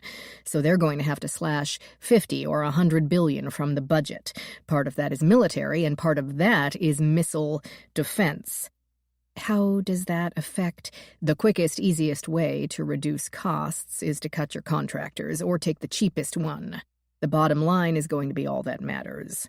It won't even matter if the system works or not, because the representatives usually don't know what the hell we're talking about anyway. But they can all read a number. And this morning, Deborah told me Enter Robotics is going to have a lower number than Oak Tree. Ellie uncrossed her arms. You mean Deborah, your house assistant? Please tell me he's not communicating with his dead wife. A smile played across his lips. One brief mirage. Deborah isn't there just to help you order stuff from Amazon or remind you of your doctor's appointment. She monitors every news channel, every online post, every talk radio podcast, every cryptocurrency exchange, then sorts, picks out, interprets. She can tell you whether it's likely to rain in Abuja next month, or the date of the last reported Bigfoot sighting. She's like Alexa, with 100 times the analysis power. Why do you think my stocks do so well? Okay, Ellie said. Stock price is the least of her interests right now. What does all that have to do with Greg? I've seen a memo that went around their executive board that some stupid board member accidentally forwarded to his rebellious teenager. They knew exactly what number they had to beat, and Greg was the only other one who knew. I'd been keeping the total picture from my own developers for precisely that reason. So, just him and me. Not even Ashley? Or Danny? He shook his head with impatience. Danny's not involved in the business. And of course Ashley knew. I'm not worried about her. But her laptop was never found. The memo was dated 3 days after she disappeared. Her killer didn't get the bit amount from her laptop. That only leaves Greg. So, you think your son-in-law, Purposely passed vital information to your competitor? I don't see what else the evidence could mean. That, she had to admit, seemed a valid point. What about cameras? I saw them on the way in. Has anyone checked whether Greg was here on the day Ashley went out on her boat? Yes, of course. The police let me know, without actually giving me information on an open investigation. Of course. Money opened doors, and it also loosened lips. That the surveillance video here shows Greg arriving just about the time he said he did. She waited for the but, and leaving by the front door as he usually did. But the back door camera is glitchy. Goes offline for periods of time. There are some dead spots in the camera positioning. If he had taken the back door, hugged the building where he parks his car is not visible. He could have done it. Could you check the bathroom, please? Counting on a glitching camera sounded risky, but since she wasn't familiar with the layout of all the buildings and parking areas, she couldn't be sure. She also wasn't sure his legal argument regarding proper chain of custody would hold water. But seeing as neither of them were designated law enforcement personnel anyway, it might not apply. Her head swam with images of mistresses and white-collar payoffs. The bathroom lights came on automatically. The room resembled the Post estate more than the living area, but minus the stunning views of the Gulf. Shower stall with marble tile and glass enclosure, 3 sinks and 2 closeted toilets. High-end quality, but no maid service, and water stains coated the glass and lower mirrors. That was the problem with restricted access areas like cutting-edge technology or forensic labs. You had to do your own cleaning. Donning latex gloves, she started at one side and began opening drawers. The lack of cleaning staff, or Ashley perhaps, became even more apparent as random accoutrements had collected in each one without any sense of organization. Small bottles of shampoo, aftershave, liquid soap, aspirin, vodka existed in a jumble with expensive razors, combs, unwrapped toothbrushes, and the operating manual for the flat screen in the next room. Then, she found the drawer. Everything a girl might need to have on hand. Toothbrush, mint-flavored paste, Lancome eyeshadow, Bare Minerals powder, Clinique skin cream, 2 shades of Ulta lip gloss, and floral scent body spray. All neatly arranged in what appeared to be alphabetical order by manufacturer. Ellie examined each item, but the owner hadn't been helpful enough to write her name on any of them. At the back, however, a pastel container rattled when she picked it up, and inside lay a ring and necklace with a heart pendant. The gold wire inside the heart shape spelled out, Kayla. Ellie hesitated. She didn't feel comfortable spying on some unknown woman at the behest of Martin Post, who, for such a logical man, seemed to be running on pure emotion in this. She stood for so long that the lights went out. "Hey!" They came on again as she shifted, and Martin appeared in the doorway. "Find anything?" She held up the necklace. "Looks like you were right about the name. What else did you overhear of Greg's conversation?" "He said, 'It can't be much longer now.' I have no idea what that meant. And, 'What hours are you on today?' So obviously she works." "Someplace with flexible hours. Anything else?" He screwed up his face in thought, and for one moment she could see the boy he had been, nerdy and focused. Something about inventory, he said. Something inventory, like it was a question. This still seemed careless of a man living in Martin Post's house. But then it had been trying times, whether guilty or innocent, for the young man. "How did you happen to overhear all that?" He was in the kitchen. He didn't know I was there." "Which kitchen? The main one? The one off that living area where we first talked?" Or the one in Greg and Ashley's wing? He tried to school his face, but he'd grown used to questions always traveling one way, from him to others, never vice versa. Like most people who didn't need to lie often, he wasn't very good at it. Maybe, Ellie thought, with Ashley gone, Greg had let his guard down, had stopped covering his tracks. And maybe... You said Deborah works throughout the house? What, the smart assistant? Yeah. The storage unit, man cave, remained utterly silent. Isolated so completely from the outside, she could hear only a clock ticking somewhere in the main room. Otherwise, she might think time had stopped. What had Greg said about taking the boat out with Ashley? To be somewhere Deborah wasn't listening. But if you told her, to activate the microphones in Greg's apartment, it would do that, wouldn't it? He said nothing.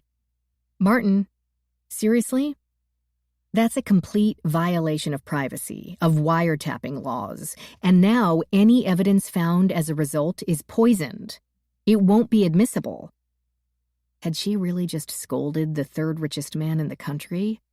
Yes, because she was right on all counts, and according to Grandma, those were the times to stick to your guns. But Martin Post didn't care. I told you, admissible doesn't matter. Greg having a mistress isn't a crime except in the court of public opinion.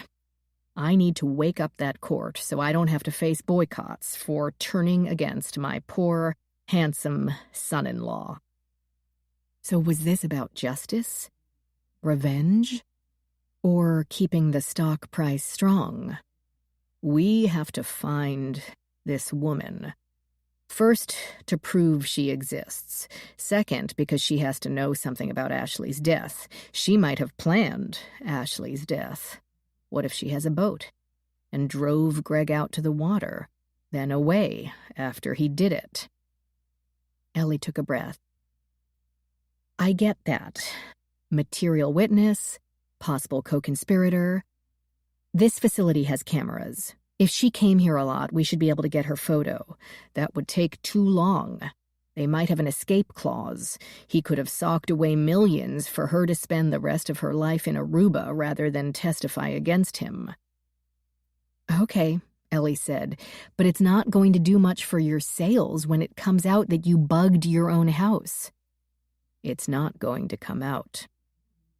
He took her silence for granted with such assurance that it chilled her. It wasn't even a threat, just an observation. Ellie was, after all, merely a temporarily engaged consultant. As if to soften the implication, he furthered his appeal. It's my daughter. What wouldn't you do to find out the truth about your mother? Chapter 22.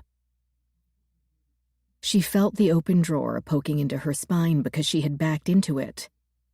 What do you mean, the truth? My mother died in a car accident. Or had she? Ellie had run across some data during the chaos at the Locard in the previous month that seemed to suggest otherwise. She had found her mother's case listed as a homicide. No information other than that stark term. She'd been trying to look into it long distance for years, and that tidbit had renewed her interest. Not that she'd gotten very far. She told Martin Post none of this, not in light of his disregard for other people's privacy. He said, "Yes, but do you know the circumstances?" How do you know the circumstances? Why did he keep mentioning her family? She had thought it was some sort of emotional appeal, using family to tug at her heartstrings, to make her work harder. For all his straightforward, blunt, nerd image, Ellie had begun to think he might be as good at manipulation as any slick politician. I'd met her once at your uncle's office, so he told me about it when she died. And as I said, I learned a lot about you in a short time, before I asked you to investigate my only child's death. I know you've been lobbying the Cleveland PD to release the accident files, but they keep saying they can't be located." This was true. The files at the police department had been shifted around more than once in the past 26 years, and locating one that might not even involve a crime would take time that no one wanted to spare. It stayed on their to-do list. She had also reached out to professional contacts at the Cuyahoga County Medical Examiner, where her mother's body would have wound up. But they had gently deflected. You want to remember your mother the way she was, not how she looked on a steel gurney. She had heard pathologists give so many family members the same speech over the years, and they were right. Not helpful, though. But her efforts had been sporadic. Between getting divorced and moving, starting a new job and moving again, the challenges of her work at the Locard and the recent events there, the facts of her personal history had slid down the priority list. Yes, only because it's something I felt I should do. When I divorced... But why are you talking about Ellie? I'm not trying to use your pain against you. That's exactly what you're trying to do. I'm just trying to give you my perspective. We break boundaries in tech to move forward. Personal reticence isn't going to hold me back from doing everything I can to find out how and why my daughter died. And if I become the most hated man in the world to do it, I don't care. Another message? I'm not afraid to get my hands dirty on Greg or you. Was she supposed to be afraid? Okay, back up. What circumstances? Her car went off the road into the river. Technically, she drowned. I know that. But you survived. This last statement made no sense. Of course You were there. You were in the rear passenger seat when the car went into the river. She stared so hard that pinpricks of light exploded at the edge of her vision. He asked, "How did you get out?" Do you remember? She remembered many things, vague impressions of sights and smells, of her mother in their backyard picking mealy apples and laughing, of being carried by her father into the doctor's office with a thin blanket over her head to keep out the winter air, a set of colored plastic blocks on the living room rug. Nothing about a car crash into an icy river. That can't be right. I wasn't in the car. And even if I was, how could you possibly know that? Your uncle was still my regular doctor then, when he had an office here. I'd even met her once. I guess the two of you were visiting. You were just an infant. I'll be honest, she left an impression. Your mother was a very beautiful woman. You look like her. If he thought flattery would help, it didn't. Ellie could only stare, with no idea at all what she was supposed to do with this information, why he was telling her, whether it was even true. She said, I lived with him for over 4 years, and he never mentioned you, or me being in the car. But of course, the subject never came up. Don't ask about your mother. It's too painful. You can ask about your geometry homework, why the neighbor kid has a brace on his leg, and the pharmacological effects of statins. But about your own personal history, we'd really rather you didn't. Martin went on. I had insomnia, chronic colitis, other issues after Deborah, my wife, died. She had also drowned after an accident. So he told me about his sister. I think he wanted to cite an example of not letting grief overwhelm you, about having to care for a young girl. I don't know, but that's how I know. My point is, he added with a return to his earlier urgency, that I'm going to make you a cold, hard deal. Help me find out what happened to Ashley, and I promise I will get for you every single scrap of paper that exists regarding your mother's death." He was waving a carrot she hadn't even known she wanted. Could he be lying?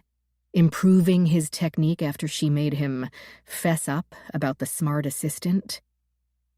But now that she did know, how could she have been in the car? How could she not remember that, even at 4? But 4 was so little, so very tiny.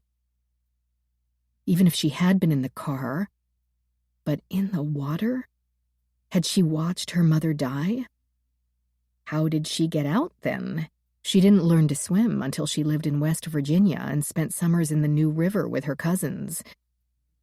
Perhaps the car hadn't been fully submerged, and some good Samaritan pulled her out. But then why had her mother drowned, and why couldn't she remember? She'd been very young, yes, but she certainly remembered her father leaving 2 weeks later. That she could recall as large and clear as an IMAX movie. Her father had always been lanky, with wiry arms and fingernails bitten to the quick, but stubble had papered his cheeks and jaw, and he smelled sour, as if he'd ignored his body for too many days. He had crouched down to look her in the eyes, but then put one hand on her shoulder as if she were 40 instead of 4. He gave his only child no reasons or thought process for this abandonment. He did not assure her of continued safety or love or a bed to sleep in, or that she would eventually find a way to deal with life's blows. Even his last words were self-serving. "No matter what they say, this isn't my fault." Then he walked away. She had no idea, then or now, what he'd been talking about. As she got older, she refused to think of him at all. But some car crash into an icy river? Maybe even at 4 she had trained her mind not to go there. Or someone, like Martin Post, had their stories seriously crossed. Martin interrupted her thoughts. "Help me find this woman before the media does, and I'll help you, but either way, I'm going forward. Let the courts work out proper search procedures and chain of custody. There's nothing you can do about that." True.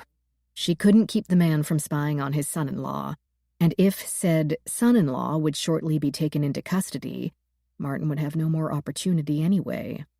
She said, "If this woman exists and we find her, you'll have to tell the FBI agents what you did. It would sabotage their case if it came out later." "Fine. As soon as he's arrested and they search his phone, whichever burner he's using to talk to her, they'll find her anyway. But that may take too long." Before they started talking about her work schedule, Greg said something about bags, like, "Bags packed?" "I'm not sure. He mumbles sometimes." Well, that did put a slightly different cast on things. Maybe he should have led with that. Anything else? Are you sure? In the past, had Deborah listened in to your daughter and her husband, your guests, business colleagues? What? No, I'm not some kind of voyeur. I was desperate, that's all. And I still think I was within my rights. I'm not so sure of the former, Ellie thought, and regarding the latter, you weren't, but the law would figure that out. She began looking at the back of the cosmetics again. Kayla kept herself well stocked. In addition to the half-used items, she had 2 new lipsticks, a facial buff, and acne cream still in the packaging. Think we can track her down with nothing but a first name and an eyeshadow palette? Martin chuckled, with the kind of rattle one breathed on the way to the gallows. Maybe. She turned over the unwrapped items, the ones still in their plastic packages. Martin watched over her shoulder, his breath moving a few strands of her hair. She usually didn't like men, anyone really, getting that close to her. But there was something strangely sexless about Martin. The power he wielded, that of wealth, influence, and unimaginable access, could be terrifying, was terrifying. but it wasn't physical. She didn't fear what he would do in her presence. She feared what he would do when alone with his electronics. But right now, she focused on Kayla's cosmetic supply. "The same SKU numbers," Martin said. Well, he was the smartest guy in the room. Unlike UPC barcodes, which were assigned by the manufacturer, SKU were designed by the companies selling the products to mark inventory and price. The first 6 SKU numbers of the 4 unopened items were the same. Martin said, "So she's a loyal shopper to someplace." "I'd say Ulta." He stared at her, really and truly surprised, a look she hadn't seen before. Had she actually both scolded and impressed the 3rd richest man in the country in the same afternoon? "You're on a roll, Ellie." This new mascara, the bronzer, the purple eyeshadow, are Ulta brand. They wouldn't be sold anywhere except at Ulta stores. Martin made another leap. She works there. Or it's her favorite store. He pulled out his phone. She was talking about inventory. Yes, that could involve thousands of professions, but it's worth a try. "Deborah, where's the closest Ulta store?" Even his phone assistant has his dead wife's name? The tinny voice reported an address on 41, the main drag through all of Southwest Florida. "Would you like me to call it?" Yes. Yes, he did. A woman answered, the squeak in her voice making Ellie wonder if she could be old enough to wear makeup, much less sell it. It was a beautiful day at Ulta, and how could she help them? Martin said, "Can I talk to Kayla?" Ellie held her breath, not sure what to wish for. If Kayla existed, what would Martin do next? Insist on driving over to the Ulta store, drag Kayla out to his Tesla, and take her to the FBI field office? Or to his own Black Ops site? At this point, nothing would surprise her. Martin Post was the wildest of wild cards. "She's not in yet." Ellie breathed out, unsure whether she felt relief or new apprehension. Or pride. Her deductions had yielded fruit. Maybe. Kayla was not an uncommon name. "Oh? When will she be in?" "Let me see. I know she's on today. Chantel, when is Kayla gonna get here? 2? She starts at 2. But anyone here can help you. Were you calling about a specific product, or—" "Thank you," Martin said, and disconnected. An expression of triumph straightened his lips, what passed for him in this new stage of his life as a smile. "Let's go." "Martin, what are you going to do?" She followed, chased, more accurately, him out of the bathroom, where she ran straight into Agent Tyler. Chapter 23. To Ellie's great relief, Martin realized the difficulties of locating and apprehending the home-wrecking Kayla by himself and brought the agents into his confidence. Either that, or he feared Ellie would promptly betray his plans. A preemptive strike instead would put him on the right side of the 2 agents. He emphasized how vital Greg's mistress would be to their case and how she had to be collected immediately and with care. This conversation also had to be done with care. Greg himself stood 10 feet away, and not yet under arrest. Michael Tyler gave them a quick recap. He and Luis had gently informed Greg of the search to be undertaken. Greg had not argued too strenuously, but insisted that he be present. His consent was not needed since they had a warrant, but in his desire to appear cooperative, he also did not summon a lawyer. Investigators never knew how long the non-lawyer stage would last. It was like trying to estimate how long you could play ball under cloudy skies before they opened and rained you out. You had to keep swinging while you could. Greg seemed more nervous than Ellie had seen him thus far. With no female in sight other than her, he let the cool bad boy image slip and bounced on the balls of his feet, chewing at a cuticle. He watched with alarm over the shoulder of a young man in a shirt and tie as the guy typed on one of his, Greg's, laptops. "The future of our country is in this room. And, hey, you can't look at that. It's proprietary." When the man completely ignored him, he appealed to his father-in-law. "Martin, do you really want to give them access to that? What if one of them's a plant for Enter Robotics or the Chinese?" "Mr. Anderson," Michael began. Martin Post looked at his daughter's husband as if he had never seen him before. Ellie thought he might forfeit the missile defense system 100 times over if it got him to who killed Ashley. But his intellect gave protest. "They're not seizing or copying the hard drives, only examining for anything relevant to Ashley." "Why would there be info in my stuff relevant to Ashley? I came here to get away from—" He stopped, but too late. Martin glared. Michael Tyler made a diplomatic suggestion. "Let's wait outside. We can discuss that other matter." He expertly herded the irate father-in-law out into the hallway, leaving his partner inside with Greg and the other agents. Ellie followed, hoping that they would stay in the overwarm but at least shaded passageway rather than emerge onto the blistering pavement. The heat remained brutal. Ellie had considered throwing a lab coat over her tea to give a slightly more professional appearance, but it was just too bloody hot. The FBI agents had no such leeway, she supposed, and their faces showed a slick sheen above the knotted ties and suit jackets. She only felt sorry for men and their fashion requirements on such hot days, and that they couldn't wear high-heeled pumps. Then a new arrival interrupted her thoughts.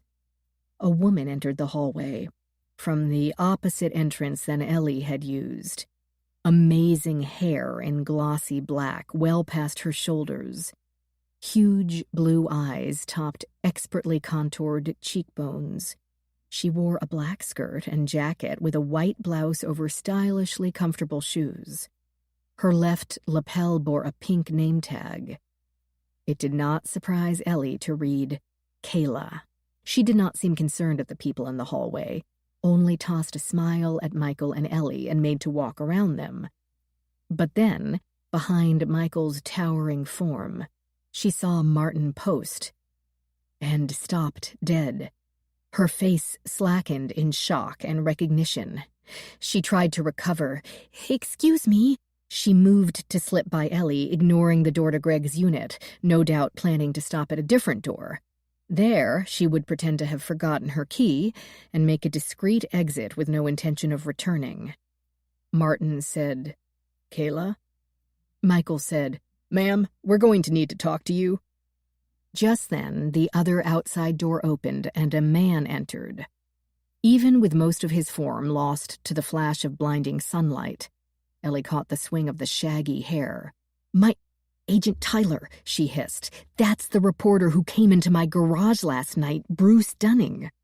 The door clanged again, and two more entered the long but narrow hallway behind Dunning.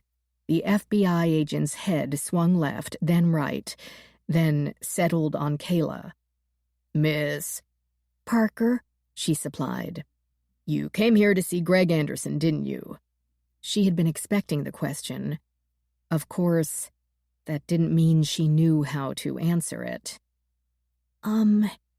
He kept his voice low. "If I could beg your indulgence, ma'am, all of us should leave right now, and that includes you, unless you want your picture on every newscast tonight."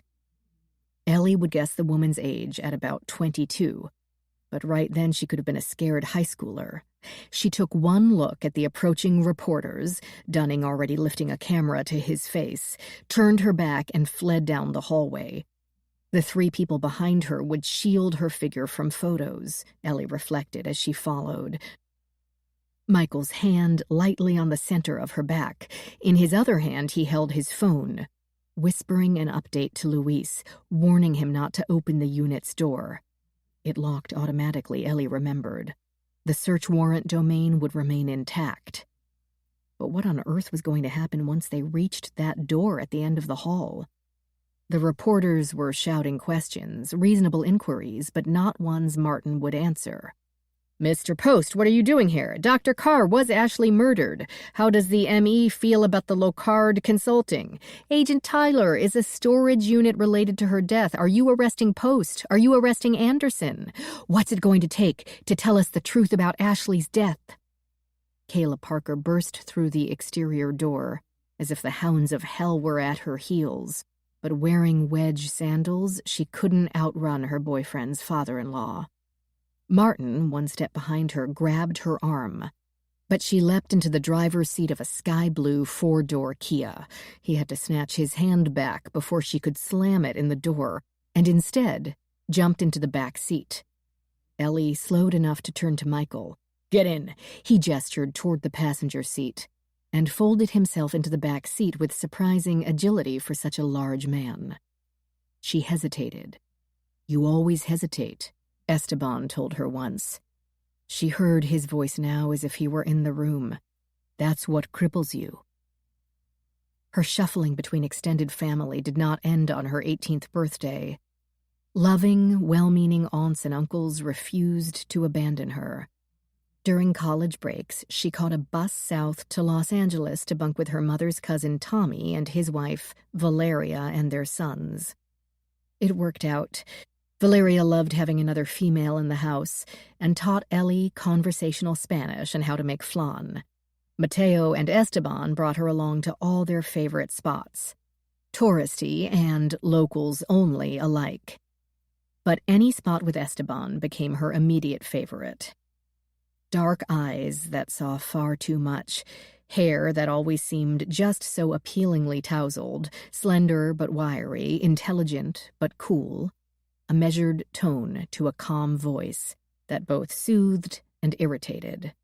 Trying to figure out the exact biological relationship between second cousins, whether any sort of pairing would be problematic, helped her to pass genetics, but created many sleepless nights. She had finally concluded that pairing would be biologically permissible, but emotionally inadvisable. Perhaps she had just been too hesitant. He had said this in the course of a poker game, but as always with Esteban, his words had a deeper meaning beyond her waffling over a 2-chip ante while holding a pair of 4s. Esteban and Mateo played poker as if it were a blood sport, a fight to the death in a theoretical realm where you could die as many times as you wanted and still be reborn with the next deal. "Life is short," he told her. "Take chances." Ellie yanked on the car's handle. Kayla hit the accelerator before Ellie was fully inside. Uncomfortably, since she dropped down onto the rhinestone letters of Kayla's Balenciaga handbag, a pink hardbound notebook, 2 pens, an industrial-sized insulated water bottle, and a pair of sunglasses, mercifully unbroken.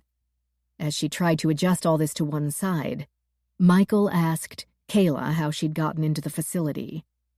"Through the back entrance." "Why are you people in my car?" Kayla sped through the uniform rows of storage units, each one looking exactly like the other, without hesitation. She had obviously been there many times. "Could you go through that entrance now? I realize this is not our standard operating procedure, Miss Parker, but this is not a standard moment." "But why are you in my car?" Michael kept his voice calm because no one was. Ellie had the same training. When the victim, witness, suspect is uptight, keep the voice steady, focus on specifics, and take your time. "I assumed you would not care to speak to the media at this point in time, and frankly, we would prefer you did not as well. But that is, of course, up to you." "But why—" "You wouldn't want us talking to them either," Martin interjected. "Or I'd have to tell them that you're the piece on the side my son-in-law was cheating on my pregnant daughter with." "Mr. Post," Michael began, "just stating a fact." Ellie turned to look at the driver. She had a grim set to her jaw, and her knuckles had turned white on the steering wheel. She was so very young. Kayla braked hard at the gate that led to a back street, and they waited in silence for the electric eye to activate it. "Where am I going? Am I dropping you some—" Michael spoke. "Could you take us to Riverside Drive and 4th, please?" Kayla leapt through the gate, but stopped at the road, nonplussed. Ellie said, "Go to Goodlet Frank Road." The car moved again. Michael was undoubtedly directing the woman to the Naples Police Department. He and Luis had been working out of it since the FBI did not have a field office in Naples. Only an hour plus up 75 to Fort Myers, or 2 hours east to Miami. But she didn't say so. He'd been right. These were extremely non-standard operating procedures, and she had no idea what Michael would do with either Kayla or Martin Post, and did not want to interfere. Kayla burst out, "Where is Greg?" "He's with my partner," Michael said, "going over some things." "He's inside your little love nest," Martin said, "while the feds search everything he's got." Kayla tapped the brakes for a stop sign and glanced over at Ellie, her face a mask of appeal, either for confirmation or moral support. Ellie couldn't give much of either. "Mr. Post," Michael began, "Miss Parker is being kind enough to provide limo service for us." Martin grasped the driver's seat back, fingers digging into the upholstery, shaking it in agitation. "Did you help him? Did you help him murder my daughter?" "No!" "Mr. Post!" Kayla's face screwed up and her voice seemed to disintegrate into shards of pain. "He didn't. He couldn't have. I know he couldn't have."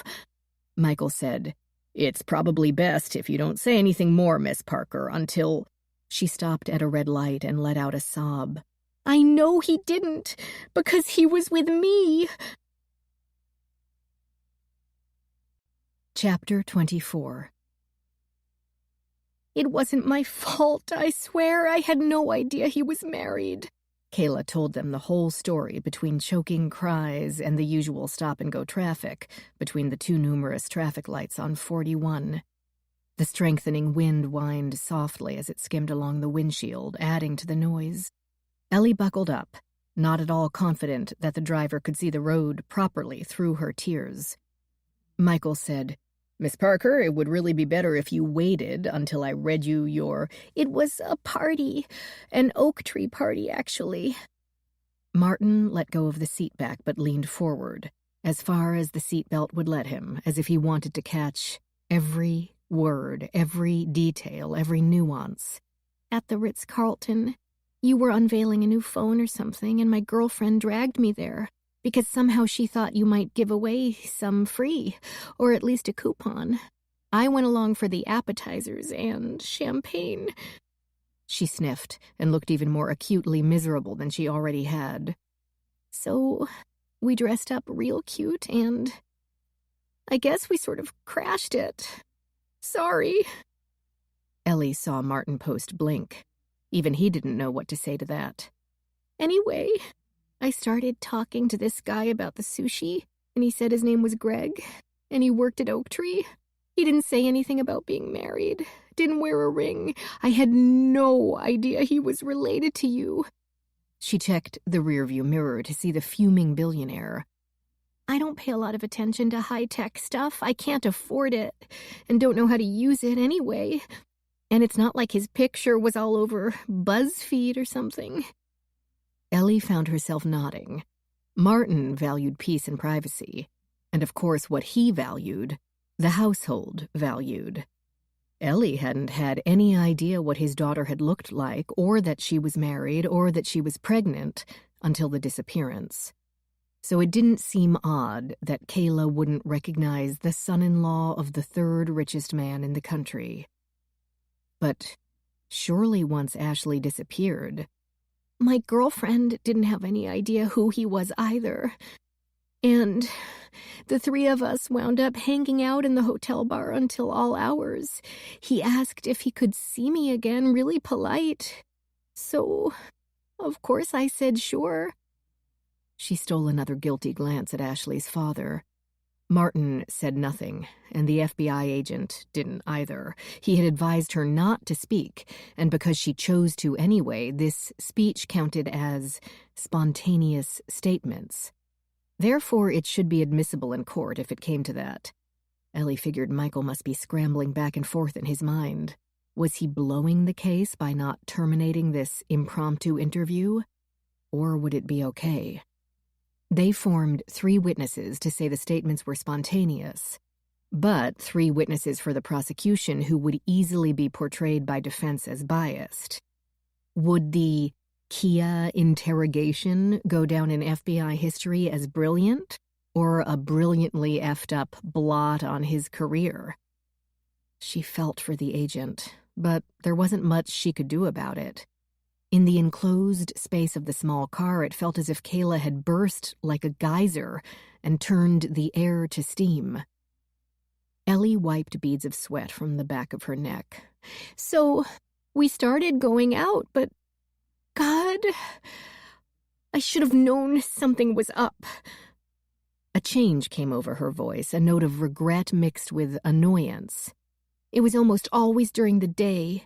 Maisie at Ulta told me, "That's a red flag, you sure he ain't two-timing?" But he said he worked evenings at Oak Tree, that he was on a project with another guy who was kind of eccentric and wouldn't come in until late. That was probably all a lie, wasn't it? She suddenly demanded of Ellie, without giving her a chance to respond, even if she could think of something to say.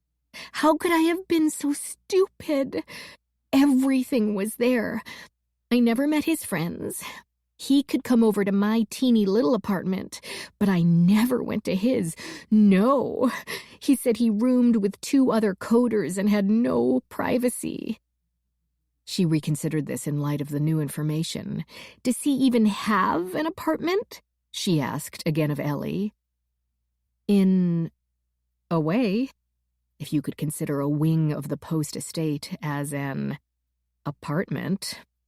I figured he was sleeping, Kayla gulped, at the unit, even though you're not supposed to do that there, but it's not as if they're going to check.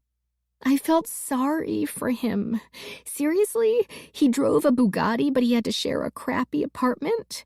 He said he won the car in a poker game, and I believed him. She wound down for another stop sign.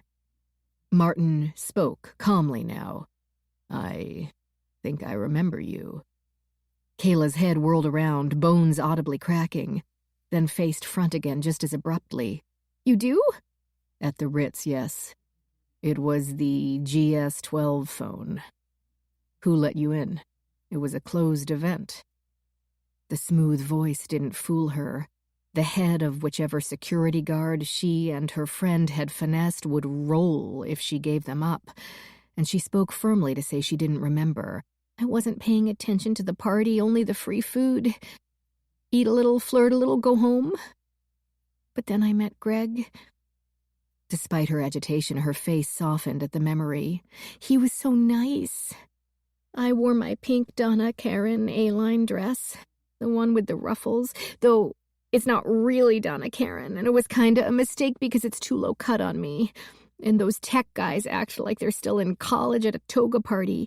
But Greg didn't stare at my boobs once. He listened. I talked more than he did. On our first date, he came to my door with 3 dozen pink roses. He said because I'd been wearing a pink dress, and because red would be too presumptuous. But that time, I was wearing a red dress, and we both laughed and laughed. Ellie watched her losing herself in the memory until the pickup behind them blew its horn long and hard. The light had changed to green. Kayla drove on. He really was respectful. We didn't have sex until— Miss Parker, Michael interrupted again. It would be best if this could wait for a more formal setting. I know, and it is, miss, I'm not married. She stole another look at the face in her rearview mirror, as if seeking confirmation that she had been a victim, not a player. She didn't get it from Greg's father-in-law, so she doubled down. I just want to make it clear, I didn't know he was married. I swear I didn't know. Ellie wanted to pat the girl's hand and make soothing noises, assure her that of course she hadn't, but that might encourage her to talk more when she should stop. And besides, Ellie didn't feel entirely sure of Kayla. The quaver had left her voice, and in its place, a sort of definite quality made the words feel slightly rehearsed. But of course, they should have been.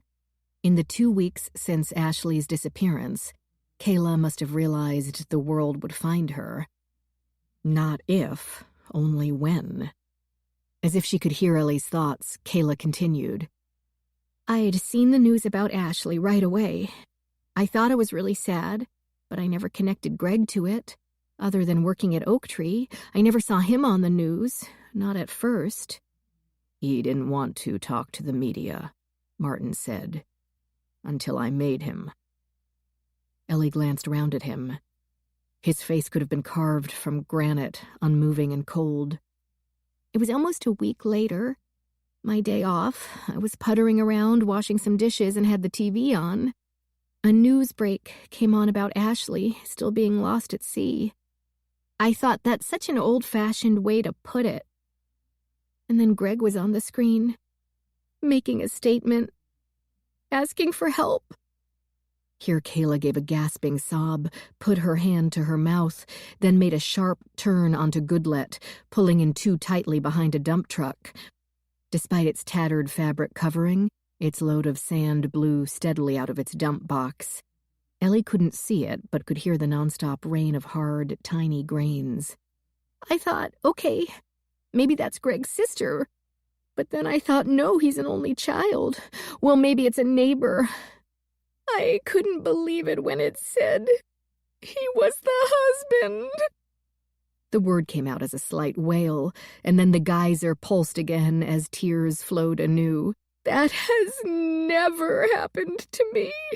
I've dated guys who were jerks, who had arrest records, who lied and said they didn't live with their parents, who lied and said they were executives when they worked in the mailroom. But I've never had one lie about being married. And, oh, we had such a fight. I called him immediately. He didn't answer. I called for 2 hours. And then finally I went to the storage unit.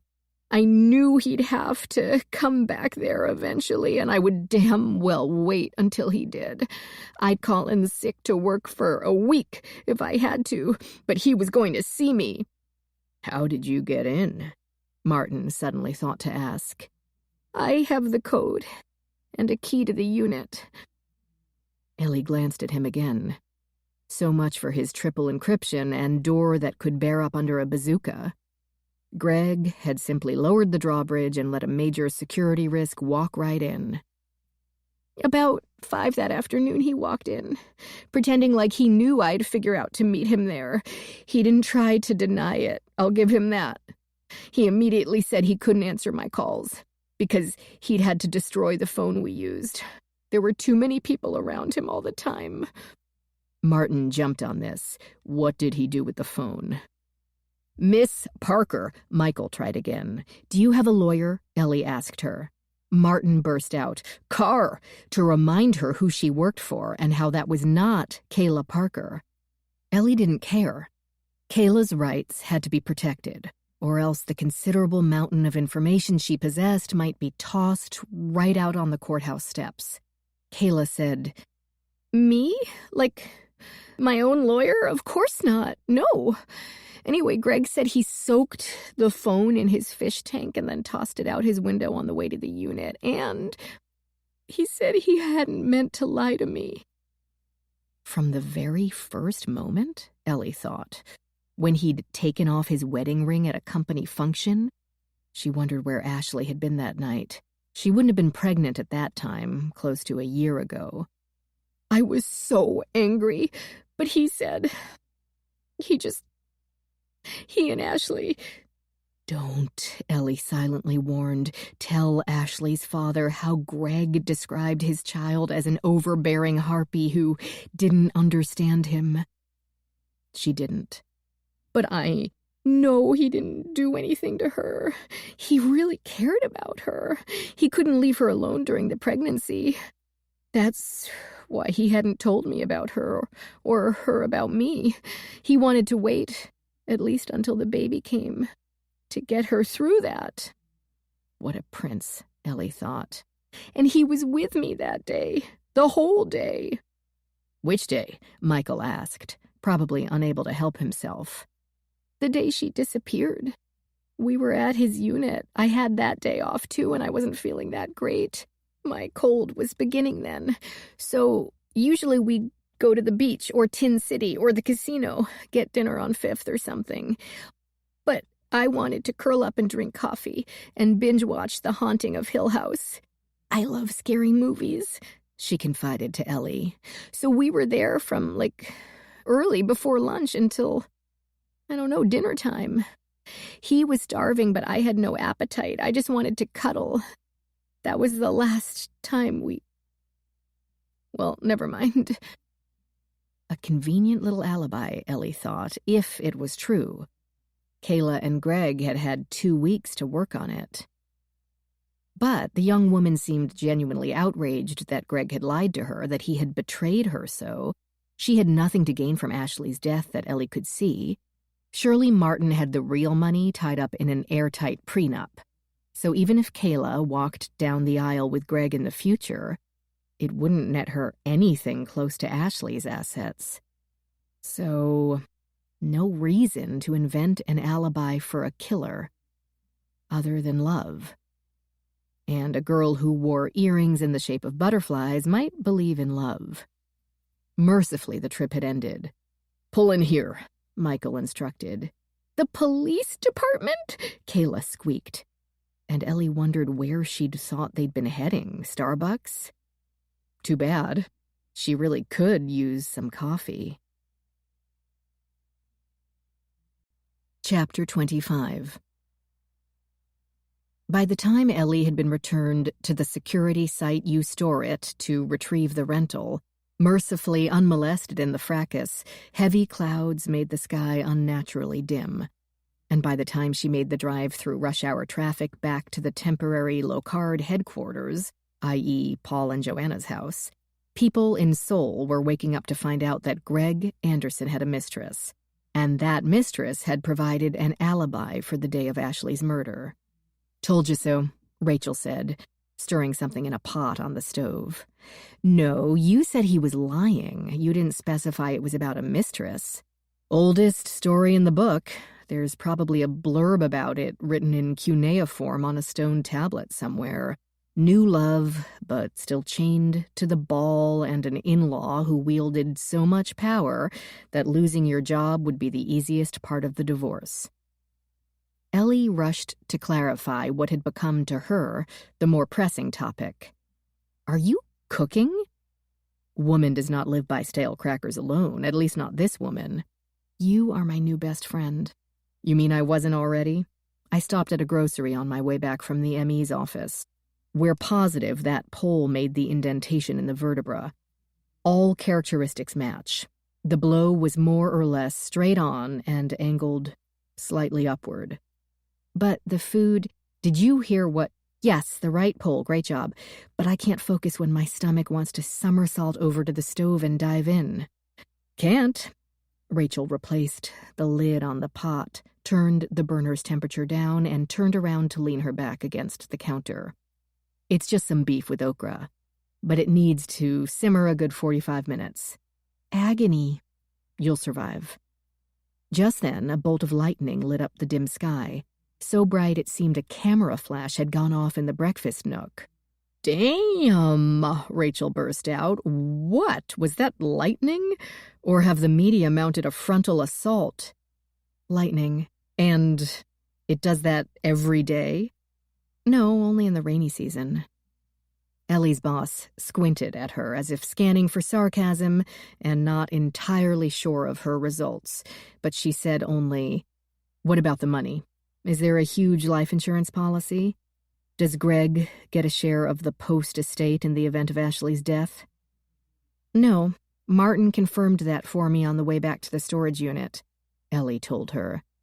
The brilliant man had seemed to be thinking things through aloud. and not caring if she or the nice patrol officer who chauffeured them overheard. Greg doesn't benefit financially from Ashley's death, period. Martin had insisted on a prenup. And if there's one thing I think we've learned from this family, it's that if Martin insists, then that's what happens. And Ashley didn't even have life insurance. Martin thought it was a waste of money, which I guess makes sense. It's hardly as if the Posts wouldn't be able to afford a funeral or the baby's college tuition. Huh. So why kill her? Not to mention your own child. That's pretty damn cold. Though, if he is that cold, he might have figured once the baby was born he'd never get away from the Posts. He'd be tied up with them forever. I don't know. Ellie heard a note of hopelessness in her own voice. It's a marriage, so who knows? Maybe Ashley was not the sweet girl she seemed. Maybe he's not the overgrown frat boy he seems. Maybe he was a Chinese plant the whole time. A what? Ellie slumped into a chair. There's a lot of high tech here that any company in the world would kill to get their hands on. Maybe Greg secretly worked for Enter Robotics and told them where to find her. They tried to snatch the laptop, she struggled, they killed her. Maybe Ashley secretly worked for Enter Robotics and Martin killed her. Ellie protested. No way. In a fit of anger, maybe, but a premeditated plan, no. Ashley was the most important thing in his life, hands down, more than his wife, more than his company. So, a betrayal would be that much more... Maybe, but I doubt it. It would really help to know what was on Ashley's laptop. But there's no trace of it. And even if someone could tell me, I wouldn't know what they were talking about. Rachel took a seat as well, and told her that the Locard secretary, Carrie, had called to give the results of the swabs they had overnighted. They're done already? The chem prof let his students do a cage match between the GC mass spec and the FTIR on that sticky stuff you found on the boat. Who won? A gas chromatograph mass spectrometer worked by volatilizing the sample, turning it to a gas, and then using a second inert gas to inject the sample through a capillary column filled with a solid substance. Different compounds became separated, as each type took a longer or shorter period to get through this column. As the compounds exited, the mass spectrometer took over, ionizing them, and separating these ions further by their mass-to-charge ratios. The end result became a series of peaks showing the quantities of the different compounds. The Fourier transform infrared spectrometer, on the other hand, didn't need to destroy the sample and only measured the way different chemical bonds in the sample absorbed or transmitted infrared light. From this, it could show the presence of different and common functional groups, such as a carbon-oxygen double bond or a cyclic ketone. The GCMS was better at showing the small components of the substance, while the FTIR illustrated more how the components worked together. Results from the first resembled more a series of skinny bar graphs, and the second, an EKG. Either result would be compared to a library of spectra to identify the substance. Real-life results, of course, weren't as they appeared on television shows. The spectra might tell them that their sample was latex paint. It wouldn't tell them that this particular paint was Behr Marquis one coat in heirloom rose. They also didn't have a handy hack into Behr's sales database to tell them how many gallons had been sold in Naples, Florida, through which stores and to whom. But Ellie would take what she could get. I'd say the FTIR won by a nose. Rachel turned her tablet screen toward Ellie to show her the results. Your sticky stuff seems to be polyvinyl alcohol, nothing exotic. Sutures? PVA had long been used for surgical stitches. The water-soluble strings would eventually be absorbed by the body after incisions had healed. Dissolving sutures, or dissolving balloon strings. Balloons? Rachel ignored this. That's one of the uses, but there are so many. PVA strengthens textile yarns or makes paper more resistant to oils. Apparently the students got a kick out of it.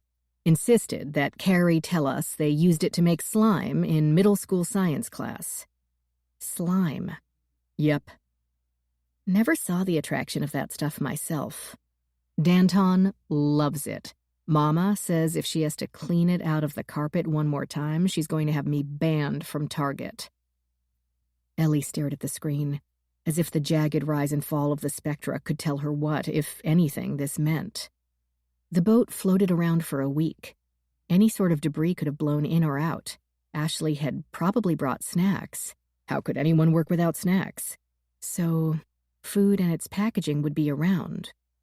Or, Rachel said, someone used dissolving string to tie the steering wheel in place, knowing that this daily deluge you say is normal would wash it away. Huh. They come aboard, kill Ashley, take the laptop, rig the steering wheel to send the boat out into the Gulf and with luck sink in a storm and disappear, though if they wanted to sink it, they should have just pulled the drain plug. Eventually the bilge pump would burn out. Boats are designed not to sink even in storms. Maybe they aimed it toward land.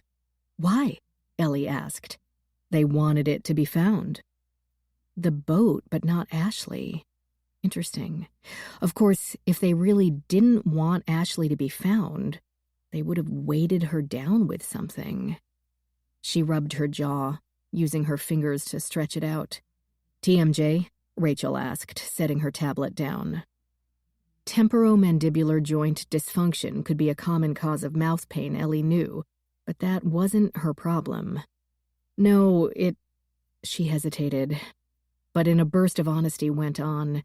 I know it sounds dumb, but sometimes I walk around with this calm, pleasant smile pasted on my face because I know calm and pleasant is what I'm supposed to be, and it's what puts other people at ease. Then, suddenly, I realize that my jaw is sore from grinning like a happy idiot for hours. It's not dumb, Rachel said. It's what society teaches us a woman should do. Everyone else's comfort is more important than our own. Ellie slumped against the table, abruptly feeling the long day in her bones. Yeah, but I like that about us. I wouldn't want to change it. I just get tired of it sometimes.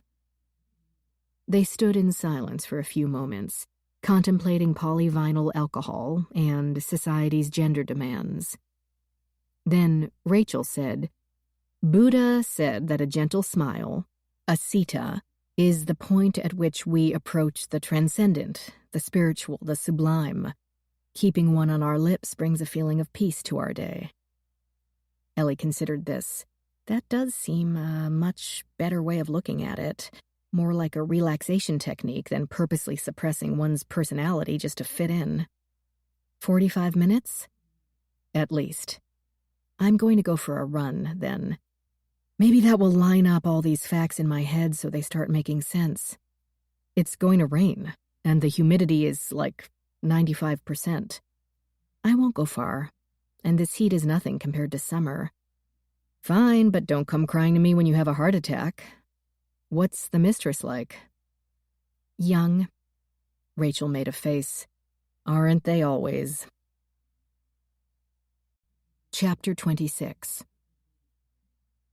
Dude, you didn't. I wasn't given much of a choice. Michael handed his partner a coffee cup, courtesy of the Naples Police Department break room. Things happened kind of fast. I couldn't get her to shut up. But an interview in motion and she was driving and you weren't even in the front seat? I know. It had been, Michael reflected, about the worst possible situation for interviewing a witness. Cops had reasons to talk to people in small empty rooms across a blank table. No distractions, nothing for the person to do or comment on or attend to, nothing to keep their hands busy to disguise nervously tapping fingers or cause their eyes to dart from side to side or push around with their feet. Feet could be the body's lie detectors. We learn young to school our faces, but that discipline lessens on its way down the body. Hands aren't as controlled as eyebrows, and toes aren't as controlled as shoulders. Cops also had reasons to start out with small talk, calm, non-confrontational. This helped to establish the interviewees' baseline behaviors, how they looked and acted when they answered easy questions with obviously true answers, their names, their addresses, where they work. Yes, they wouldn't be completely relaxed, because who would be completely relaxed in a small room at a police department being questioned about something bad that happened? But they'd be a lot more relaxed than later, when asked about their role in that thing and perhaps needing to lie about it. Constant, steady surroundings also helped to differentiate between behavior of discomfort from lying about the crime at hand, or because the room was too cold, or because, in Kayla's case, the light turned yellow at the last minute. Agents also had reasons to videotape or record or at least scribble a note or two of what the person actually said. Relying on one's memory had never been a good idea, and an investigator's contemporaneous notes always counted for much more in a courtroom than a report written hours or even days later. So yes, getting Kayla's statement during their very own version of Mr. Toad's wild ride, when she had been majorly distracted by Florida drivers, traffic laws, 3 possibly hostile total strangers who had thrown themselves inside her vehicle, all while escaping the following sea of ravenous media hounds, when Michael could only see one side of her face and her eyes reversed in a rearview mirror and very little of her body. It had not been, he had to admit, ideal, and not at all proper FBI standard procedure. They had tried to fix it by having her repeat it all in a small plain room, and with the video and the note-taking. Her story hadn't changed. Greg had been with her since right after he left the Post estate, at which time Ashley had not yet gone out on her boat. Until 5, when he left to go back, at which point Ashley had already been declared, at least by her father, to be missing. She was certain of the times, even adamant. Michael finished his coffee. They had the break room to themselves, the regular officers going on or off their shifts or busy writing reports, and the admin staff had gone home. Louise said, "It kind of makes sense as she explains it. The day stuck in her mind because she had a cold and felt crappy, which is a little awkward when you're only there to have sex. I can picture that. He's trying to be the understanding guy, while she's watching the clock, secretly hoping the date ends sooner rather than later. But when she was blurting all this out in the car, did you believe her?" "Yes," drawing out the syllable just a little. A little was enough because Luis knew his partner. "But you're not sure." "It's been a week since she found out about Greg and his connection to Ashley. She had to figure we'd catch up with her at some point." "Not necessarily. My wife's brother has been painting houses for 2 years, and her mother still insists he's just on a break from med school. Human beings are really, really good at magical thinking." "Yeah, but past the glitter eyeshadow and the neon stars on her fingernails, she seems sharp enough to me. They had 7 days to get her story straight." "Frosted?" "What?" "Frosted eyeshadow, not glitter." "What's the difference?" "Glitter is metal flake, dude. It would slice up your cornea." Luis drained his own cup. "Okay then, we check her details. Stores are usually open until 9 or 10. Then we could drop in at her apartment. Make sure she isn't packing her bags for Aruba." Michael stood up. "Frosted. Got it." Chapter 27.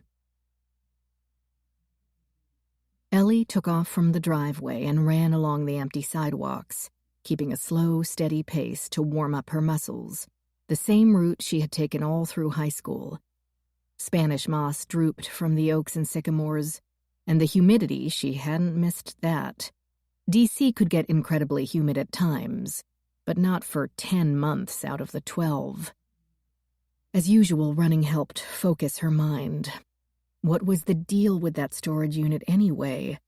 Greg stays married to Ashley when he clearly isn't happy, keeps living in her father's house, wants to keep living in her father's house with its outstanding luxury, but then talks his father-in-law into renting a windowless tin box for him, purely to have one space to himself?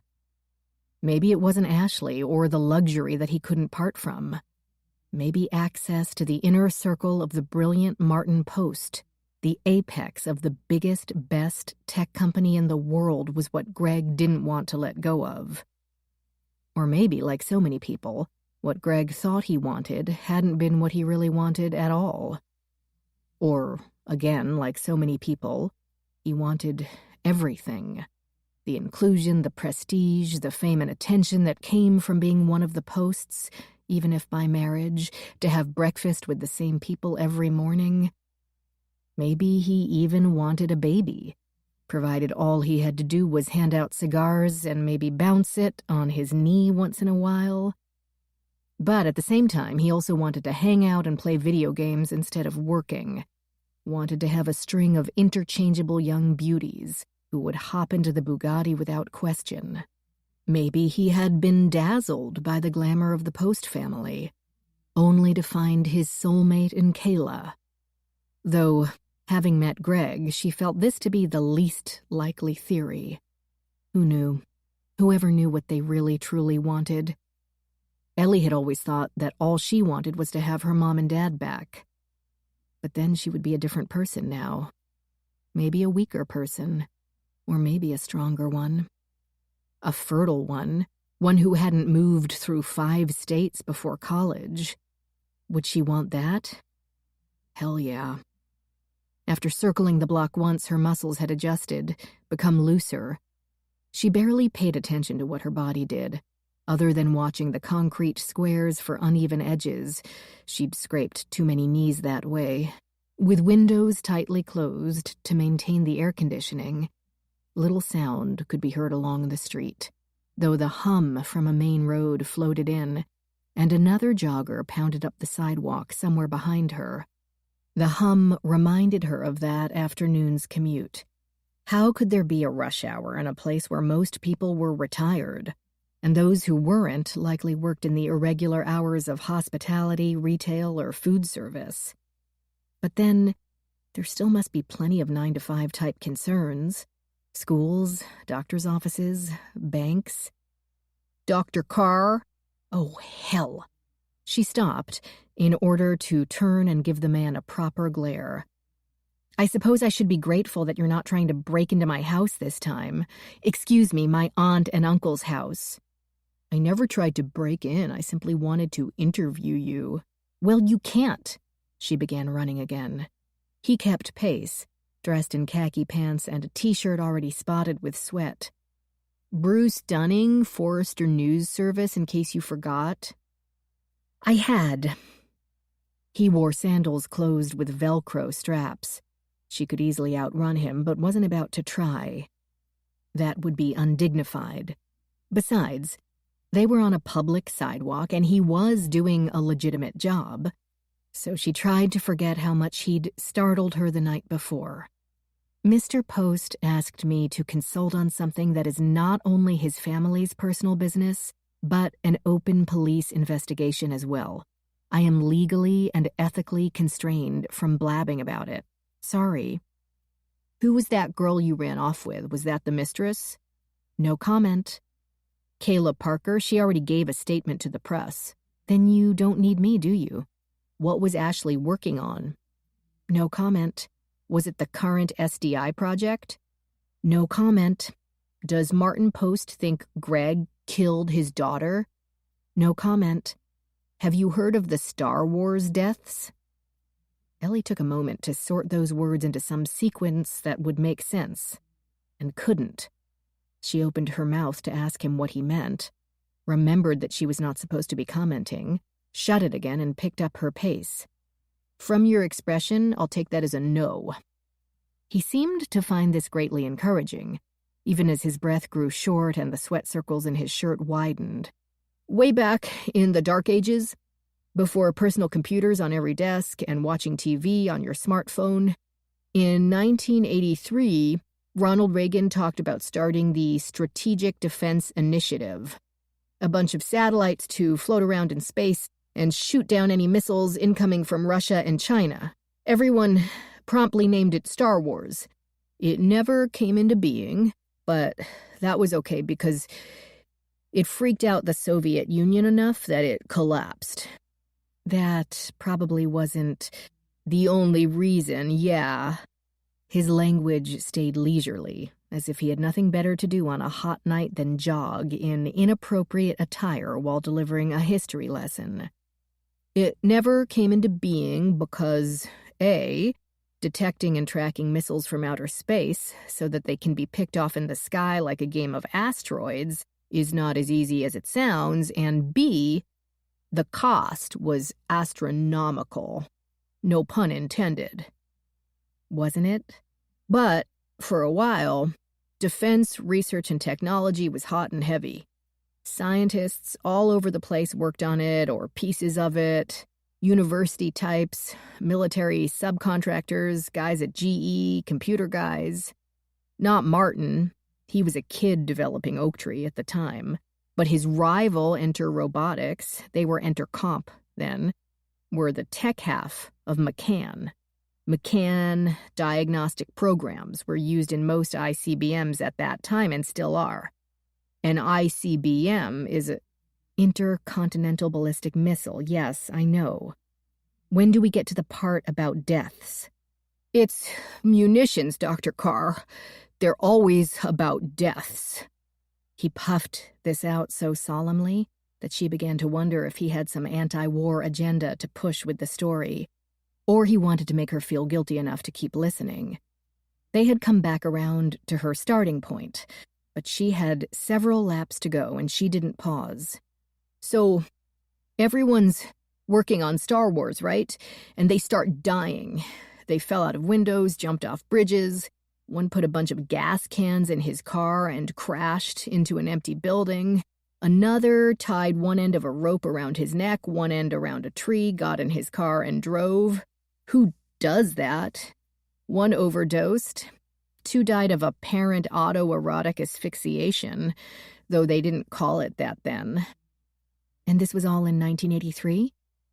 Between 82 and 88. Ellie didn't keep the skepticism from her voice. If there's one thing I can assure you of, it's that people do die 20 plus. Some reports say 25, and most in a 2-year period. They worked for different companies, defense contractors, research, like that, but all in some way connected with SDI. There were 4 guys from a subsidiary of GE called Marconi, like the guy who invented the radio. 4 guys from Marconi died in 1 month, 2 of them in the same day. That time, a guy fell, his fingers made air quotes, the hands swaying as he ran, from a bridge near the same property where a woman supposedly put a rope around her neck, tied her own hands behind her back and her feet, then hobbled on her high heels over to a lake to drown herself. Can we slow down? No. All these people had usually either just left a company or were just about to get promoted. Somebody was covering their tracks, that's for sure. They were all British, too. I guess the Americans weren't much of a threat at the time. He glanced sideways at her. Unless you guys did it, the FBI. Not to my knowledge, she said. He did not seem reassured. People assumed it was the Russians, and the Russians implied it was MI6. But it could have been other SDI companies. So either someone wanted to knock off all of the competition, or working on SDI makes you crazily suicidal. And which do you think it is? I don't think it's the latter. They had come round again. He stopped, so she paused without thinking, which gave him time to look pointedly from her to the house and back again. Got coffee? Not a chance. Water? 2 more laps. 2? She took off. She thought he might wait there for her return. But then the slapping of his loose soles on the sidewalk pounded up beside her. Maybe Working on SDI doesn't make you crazy, but makes your coworkers crazily competitive. Maybe it was the Russians, or maybe it was someone at Marconi determined to claw their way to the top, or enter robotics, determined to keep the U.S. market to themselves. That's a leap. His pants were lengthening into gasps. It's a jeté worthy of Nijinsky. I know that, but here's the thing. Work on SDI largely petered out when the Soviet bloc collapsed. No need to worry about shooting the things down when nobody's lobbing them at us. Bush, the first, scaled back the program, and Clinton slashed it even more by agreeing to outsource the management and development. Contractors are a huge chunk of the federal budget, of course. Not even defense contractors, the biggest campaign contributors to our representatives, AT&T, FedEx, SBC. I did a story on... He paused to breathe as they began the last lap, and apparently decided she didn't need to hear about his body of work right then, and they ran for a while in silence. She had to admit that he did a pretty good job of keeping up with her, even in sandals. His arches would pay for it later. When his wind caught up with him, he went on. So, Star Wars faded over the years, but it never really went away. The stream of money to R&D became part of the steady stream of defense spending without anyone paying too much attention. The cost of putting all those satellites in space kept it unrealistic, but then 9/11 happened, and suddenly no cost was too high again. The threats like Russia and China might have faded, but now morphed into Iran and then Iraq and now North Korea. They were rounding the corner back to Paul and Joanna's house, and she felt she'd waited long enough for him to get to the point. So, 2 things. Post has figured out how to bounce signals off enough space junk so that we won't need a whole fleet of satellites. And our old buddies Russia and China are working really hard on hypersonic missiles. SDI is suddenly hot and heavy again, and maybe a new host of scientists are going to start dying, starting with Ashley Anderson. She said nothing. That seemed like one heck of a maybe. She had been so focused on the post-family dynamics that theories about rival companies had been background art to round out the scene. Now this reporter's angle. Your theory is what, exactly? That some long-standing, shadowy group of Bilderbergers is keeping SDI technology from developing? Oh, everyone wants it developed, but by them and only them. If Donek gets it working first, then Enter Robotics and Martin Post have spent millions in development for nothing. The country doesn't need 2 systems, right? So, corporate espionage, but of a much more deadly type than usual. She slowed in front of Paul and Joanna's house, started a cool-down walk. Are we done? Bruce Dunning puffed. We're done. Then why are we still moving?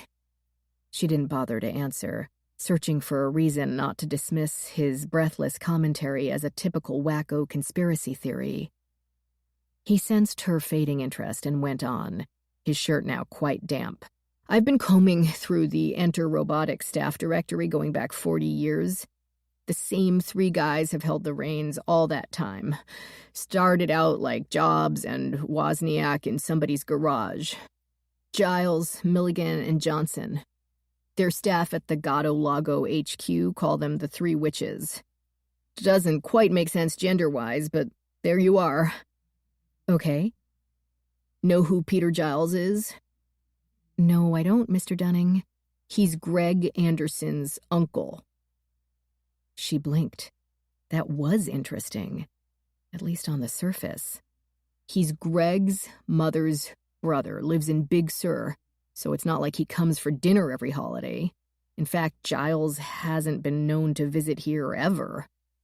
So they're not close.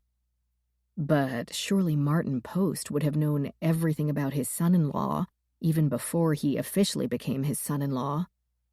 She had gotten familiar with how the man operated, especially when it concerned Ashley. Martin would have known whom Greg played in the second-grade Christmas pageant. But there's still blood, and Giles has no children of his own, no wife, no personal life at all. So I figure he gets up in years, starts to think about legacies, maybe reaches out to the closest thing to a blood heir he's likely to have. She finished the circuit and stopped again, determined to end the interview or chat or lecture or whatever. She hadn't washed her face in 14 hours, nor had she eaten in nearly that time. Her stomach ached for Rachel's beef with okra, and she could smell her own drying sweat.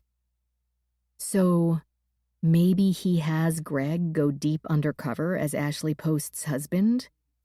If this is the same guy who assassinated over 20 scientists just to corner the market, absolutely. That's a great deal of speculation, but if you think it's a viable theory, you should tell the police. Good luck and have a nice evening. Wait, he said as she turned away. Yes? You sure you don't have any coffee? He gave her a wry grin, or what was supposed to be a wry grin, boyishly charming, appealingly naughty. It did absolutely nothing for her. She said goodnight and went into the house, where she planned to fix herself a large bowl of their dinner and eat it in front of her laptop, where she would Google Marconi, Star Wars deaths, and enter robotics. Except that as soon as she entered, Rachel greeted her with 2 words. Something happened. Chapter 28. Michael Tyler, uninterrupted by eager news reporters, had finally gotten something to eat. A personal first, cheese grits with shrimp, followed by wondering where the dish had been all his life. But he too longed for a shower. "How do people stand this humidity?" he asked Luis. "I guess they acclimate. Probably keeps your skin young, all the moisture." "I'd rather get old." "Hate to be the one to tell you this." "Then don't." They were back in the rental car, having spent an interesting hour before dinner with the manager of the local Ulta store. It had been the most comfortable hour of the day, that spent in the large, bright store that had the air conditioning set at sub-zero and smelled great.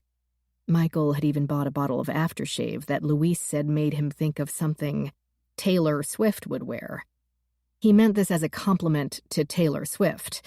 To Michael, not so much. But the visit had produced more than olfactory success, and because of it, they were on their way to Kayla's apartment to ask why she had lied to them about every single tiny thing. She had not been hanging out in Greg's man cave storage unit all day when Ashley and her boat went missing.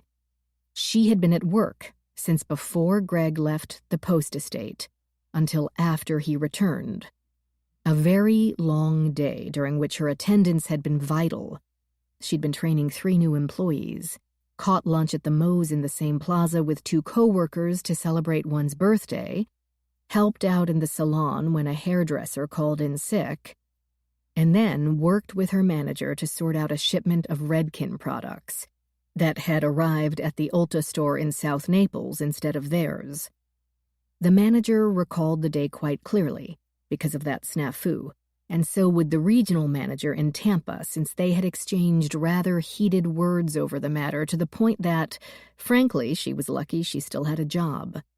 The local manager, not the regional one, hierarchies being what they were. Not to mention the 3 new employees who would certainly remember their first day on the floor. Oh, and the store had time-stamped video of the entire day, which the FBI agents had viewed, and which clearly showed Kayla with her glossy black locks working her very tight buns off. And no one remembered her having a cold. Put bluntly, Greg couldn't have come up with a worse day to need an alibi from Kayla, even if he had tried. Co-worker Chantel, the one with the recent birthday, also said she had long suspected Kayla's Greg, of being married, and what's more, so had Kayla.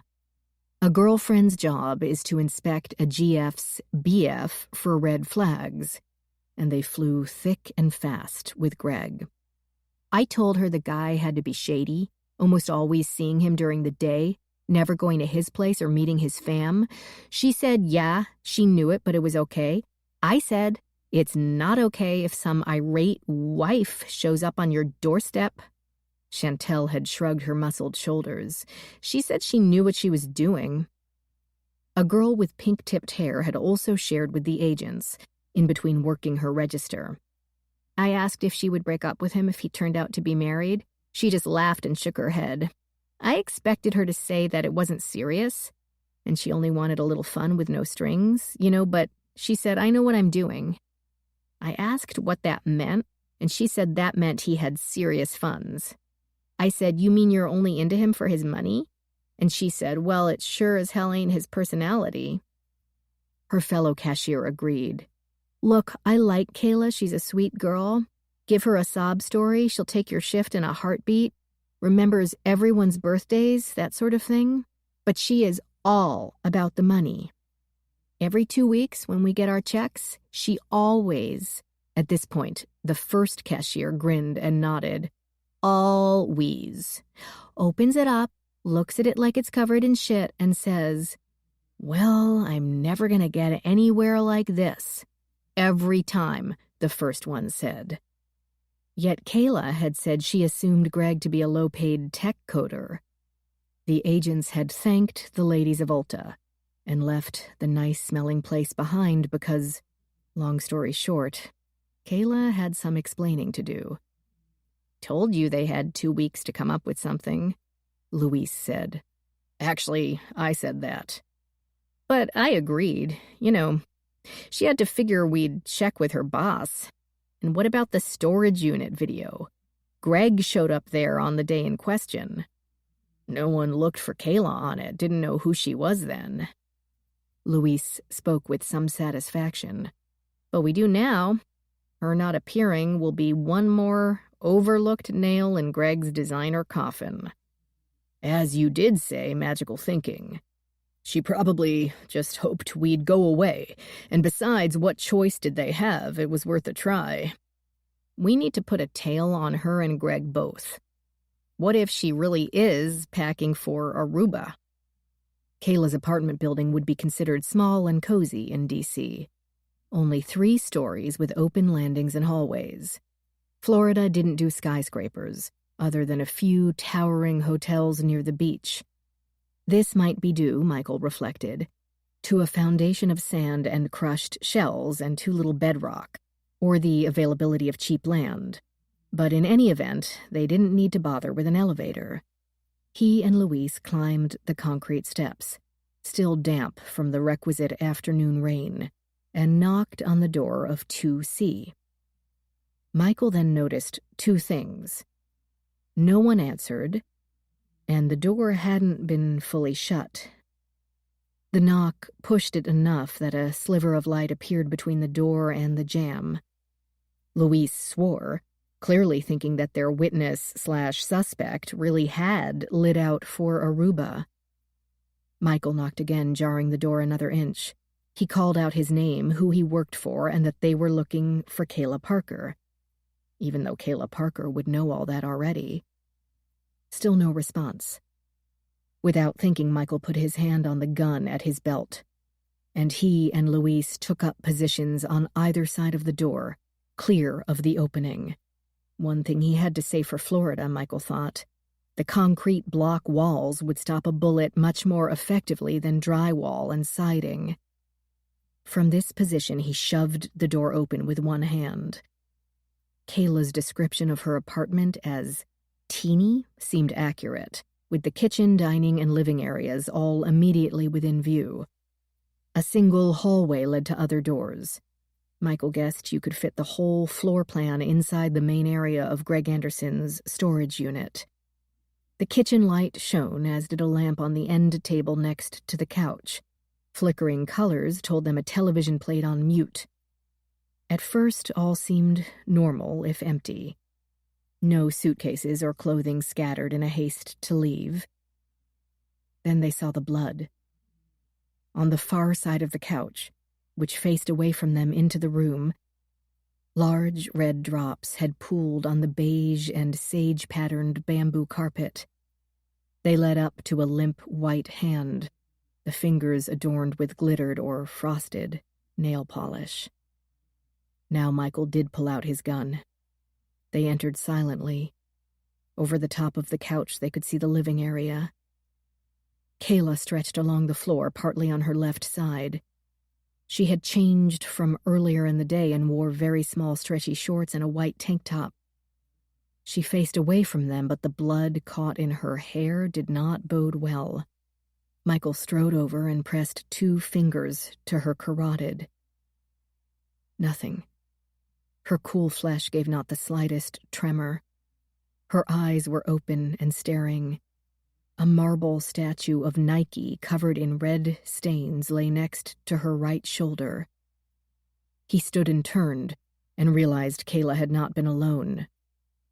Greg Anderson lounged on the couch, unmoving, his hands stained with blood, but his temple and perfectly coiffed hair blotted with it as well.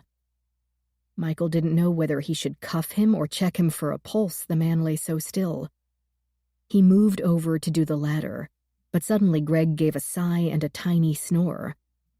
No more blood oozed from any place Michael could see. The beige couch underneath him appeared clean. Greg had no apparent injuries. He and Luis exchanged a look. Then Luis closed the apartment door without making a sound, circled the couch and stood over Greg. Michael walked quickly but lightly up the hallway, finding 2 bedrooms and a bath. The lights were helpfully lit in every room so he could quickly assess their status. Empty. No one else was there. Only the dead Kayla Parker and the live Greg Anderson. Then Michael did check Greg's carotid just in case the sigh had been gases settling in a decomposing body. But then the man stirred, gave a startled twitch, and opened his eyes. They widened almost comically to see Michael and Luis staring down at him. "What the hell?" "That's what we'd like to know," Michael told him. Chapter 29. "Thanks for coming," Michael said as Ellie and Rachel mounted the steps to the second-floor landing. "Wouldn't miss it for the world," Ellie joked, then surveyed the landing to see if any bystanders had overheard her gallows humor. The FBI agent told them what a canvas had established. A neighbor had seen Kayla, alone, pull into her usual parking space about 6, but had not remained outside to see her enter the apartment. No one had seen someone other than Kayla enter her apartment, though her unit sat on the corner, first one reached from the stairs. There were 3 other sets of stairs as well, one at each corner of the building, leaving a visitor a selection of routes to take. No one had heard an argument or the sounds of a fight. Greg had left the storage unit at about the same time, according to the agents still working there. Apparently, he'd also had the sense to use the back entrance, to avoid the phalanx of media still corralled outside the front gate. No one they'd found had seen Greg arrive at the apartment complex or, when shown a photo of the man, could say they'd ever seen him there before. But though Kayla had been pleasant, she hadn't gotten particularly close to anyone interviewed so far, and all residents said they didn't know much about her beyond her name. "Video?" Rachel asked. Michael gestured at the wall, encompassing the entire campus as one entity. "None, anywhere in the complex. This isn't the low-rent district, but it isn't the highest either." "And Greg was here too?" Michael showed them the quick photos he'd snapped before Greg Anderson had been arrested and removed. The young man had been found with blood on his hands, clothing, and head. He had no injuries and had been apparently asleep. Michael noticed their raised eyebrows. "Yes, asleep. Said he came over to, quote, talk about the day's events, unquote." "To find out what she told you," Rachel translated, "and get their story hammered out." Surely, though, that would take a mallet at this point. According to him, they did not argue. He tried to comfort Kayla after the day's stresses, but was so worn out himself that he stretched out on the couch, and that's all he could tell us. Then he asked if Kayla was dead. I said yes, and he burst into tears. The FBI agent appeared less than moved when describing this show of emotion. Luis took him to the station to nail down his statement.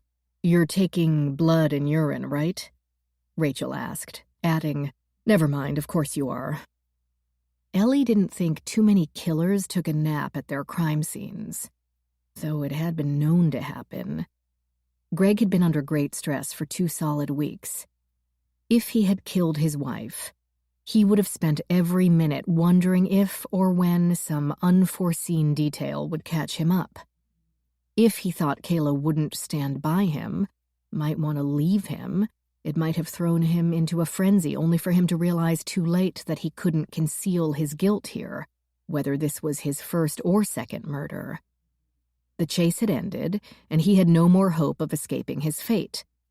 This might bring about the same kind of peace that allowed criminals to sleep soundly in a holding cell at the jail, the body's relief that, though they have lost, at least there is nothing more to be done. Or he could be under the influence of some narcotic. She hadn't seen any signs of substance abuse in Greg: red eyes, lack of coordination, slurred speech, or flickering eye movements.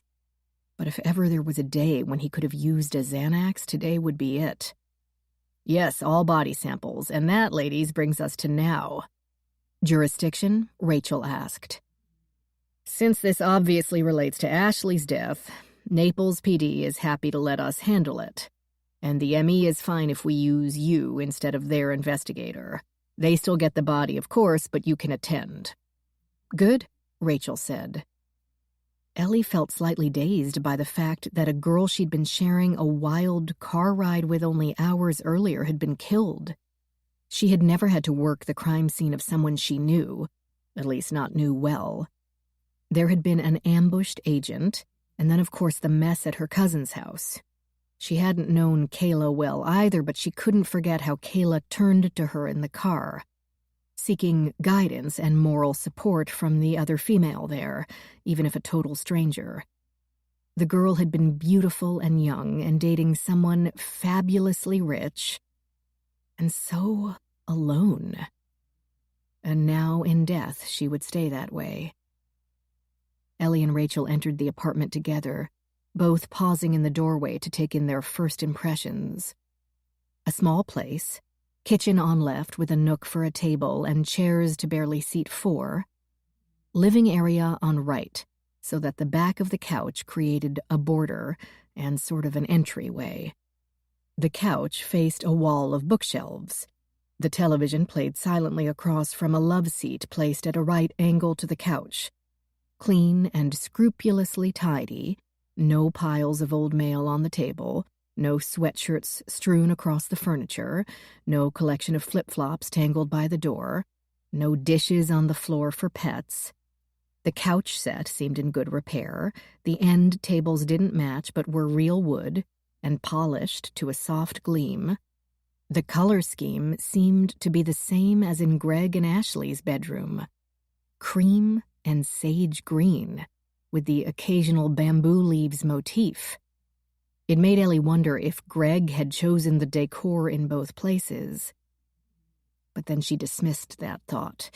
He certainly hadn't shown any flair for design in his man cave, the one area that had been entirely his. Still, interesting. Perhaps Kayla and Ashley had had numerous tastes in common. Perhaps those similarities had attracted Greg to his mistress in the first place. Donning paper booties, masks, and gloves, the two women entered and circled around the couch and love seat to the body on the floor. Kayla's figure, so perfect in life, remained largely perfect in death, marred only by the injuries to her skull. From chest down, Ellie saw no marks or stains on her save a few spots on the bleached white of her tank top. The fingers of her right hand had smears of blood but no defensive wounds. Rachel spoke without, at first, touching the body.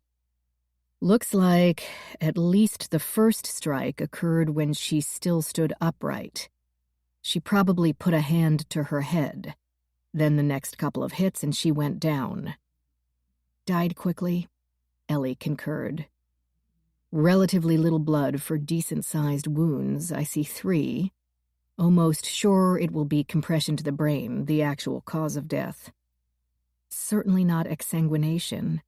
Bet he used the base." Ellie used a pencil flash to examine the marble statue of Nike without touching it. The headless, armless replica of the winged figure looked heavy. Goddess of victory. But whose victory? Not hers, and Greg is now even more sunk than he was before. Tip broke off. Ellie pointed to a small separated piece. The area rug with its pattern of bamboo fronds ended just past the coffee table, and the marble statue had fallen onto the ceramic tile, breaking one wing and chipping the tile. That had to make quite a clunk. Maybe people in the apartment below heard it. Be nice to have a timeline, Rachel agreed, crouching by the body. Her jaw is starting to stiffen, though she keeps it pretty cool in here. I'd say at least 2 hours. In general unison, they stood and looked at the blood pattern as a whole. But as a whole, there didn't seem to be one. 2 single drops led back to the couch where Greg had been laying. He had left smears on the middle seat and back cushions, where his hands would be positioned while stretched out. They did a quick canvass of the rest of the apartment, checked the kitchen and bathroom sinks, towels, and garbage cans. No blood. No sign that Kayla had fled someone through the short list of rooms or engaged in a drawn-out struggle. No lamps knocked awry or overturned chairs. Kayla's Balenciaga purse sat on the bistro table, her oak tree cell phone tucked into its gaping side pocket as it gave a soft chime of notification. The electronic device would, no doubt, be a treasure trove of information. But that would come later, when either FBI or Locard digital techs could download it all properly. For now, given the highly techy cast of characters, Rachel used Kayla's lifeless finger to unlock the screen, then put it in airplane mode. That should prevent any remote wiping. Should being the operative word. Ellie felt they could assume nothing when it came to that highly techy cast. The posts and their satellites made her feel like an elderly Luddite clinging to his flip phone. It appeared that Greg had hit his mistress several times with a marble statue, dropped it, then staggered over to the couch, collapsed, and did not move again until the FBI agents woke him. He made no attempt to clean his hands or the murder weapon or flee the scene, making him about the most brain-dead murderer she'd ever investigated. He had either suffered a complete mental break or what? Michael hovered in the doorway, watching and listening, occasionally turning away for a short telephone conference with his partner. Ellie guessed that Kayla had been standing in the living room, between the bookshelves and the coffee table. Possibly watching the television? Maybe watching herself running from reporters? And he came up, pulled the statue off these shelves or the coffee table, and clocked her with it, Rachel said. Ellie dropped to her knees, using her own flashlight to skim along the tiles of the floor. Tiny spatter, mostly at 90 degrees. Decent velocity, drops straight down. I doubt she went down with the first blow. Maybe to her knees, maybe a crouch. She put her hands to her head. Then he hit her again on the back center of the skull, missed her hands, didn't damage them. Or maybe she took them away to look at the blood. She goes down then, and this third blow, Rachel pointed to the ragged tear in the scalp, the dried blood forming a crust on the black hair, causes this impact pattern along the edge of the rug here, low angle, low velocity. And that was it. Lividity is consistent. The cherry flush had formed under Kayla's skin along the left side of her shoulders, face, legs, as the blood settled according to gravity. Kayla had not moved again. Her bloodied fingers left no smears on the tile. The spattered drops remained intact. The statue had been dropped. 3 blows and the young woman's life came to an abrupt and unexpected end. Why? Why would he kill Kayla? Ellie asked of no one in particular. She was his alibi. About that, Michael said, still in the entryway. He told them how they had completely dismantled Kayla's statement. She had to know that in the long run it wouldn't hold up. Wouldn't they have figured that out at the time? They'd have had 2 weeks, well, a week since Kayla learned who Greg was, to invent something better. Michael shrugged. People who don't make a career of crime don't come up with the most plausible explanations. Maybe she did point it out, and they still put their heads in the sand and hoped it would blow over. When it didn't, he blamed her, who knows? Ellie said, they could have argued about anything. It had been an incredibly stressful day for both of them. You had breached his man cave and begun to check every single thing about him. She had been thrust onto the world stage as a gold-digging homewrecker, which, yes, she should have been prepared for that exposure, but as you said, thinking about a possibility and actually experiencing it are 2 different things, especially as roughly as she got thrust into it today. Maybe she told him she couldn't take it. Maybe anything, Rachel summarized. It will be interesting to see what Greg says. She wondered aloud where the statue/murder weapon had come from, and they examined the end tables and shelves. Kayla had been too good a housekeeper for there to be a handy gap in the dust that matched the statue's base, but they concluded Nike had formed one partner in a set of bookends. Bast, in all her Egyptian feline glory and cast in similar marble, propped up a collection of books on various topics. 2 on the open end had fallen over, not to look decoratively casual, but most likely because winged victory had been removed. Ellie brushed fingerprint powder over the shelf without much enthusiasm. This wood's too porous, barely finished. The powder's going to sink down in the pores like the finger oils probably did, and be a pain in the butt to clean off as well. Rachel said, Nike. Oh, I have high hopes for that. The only thing better than polished marble is glossy porcelain. Plus, I think Greggy left his fingerprint in blood. But that can wait for the more ideal conditions at a lab. I just wish he would have grabbed it by the solid square base, instead of the top where there's wings and shoulders and folds of robe to break up the print pattern. Rachel faced the shelves as well, studying the books.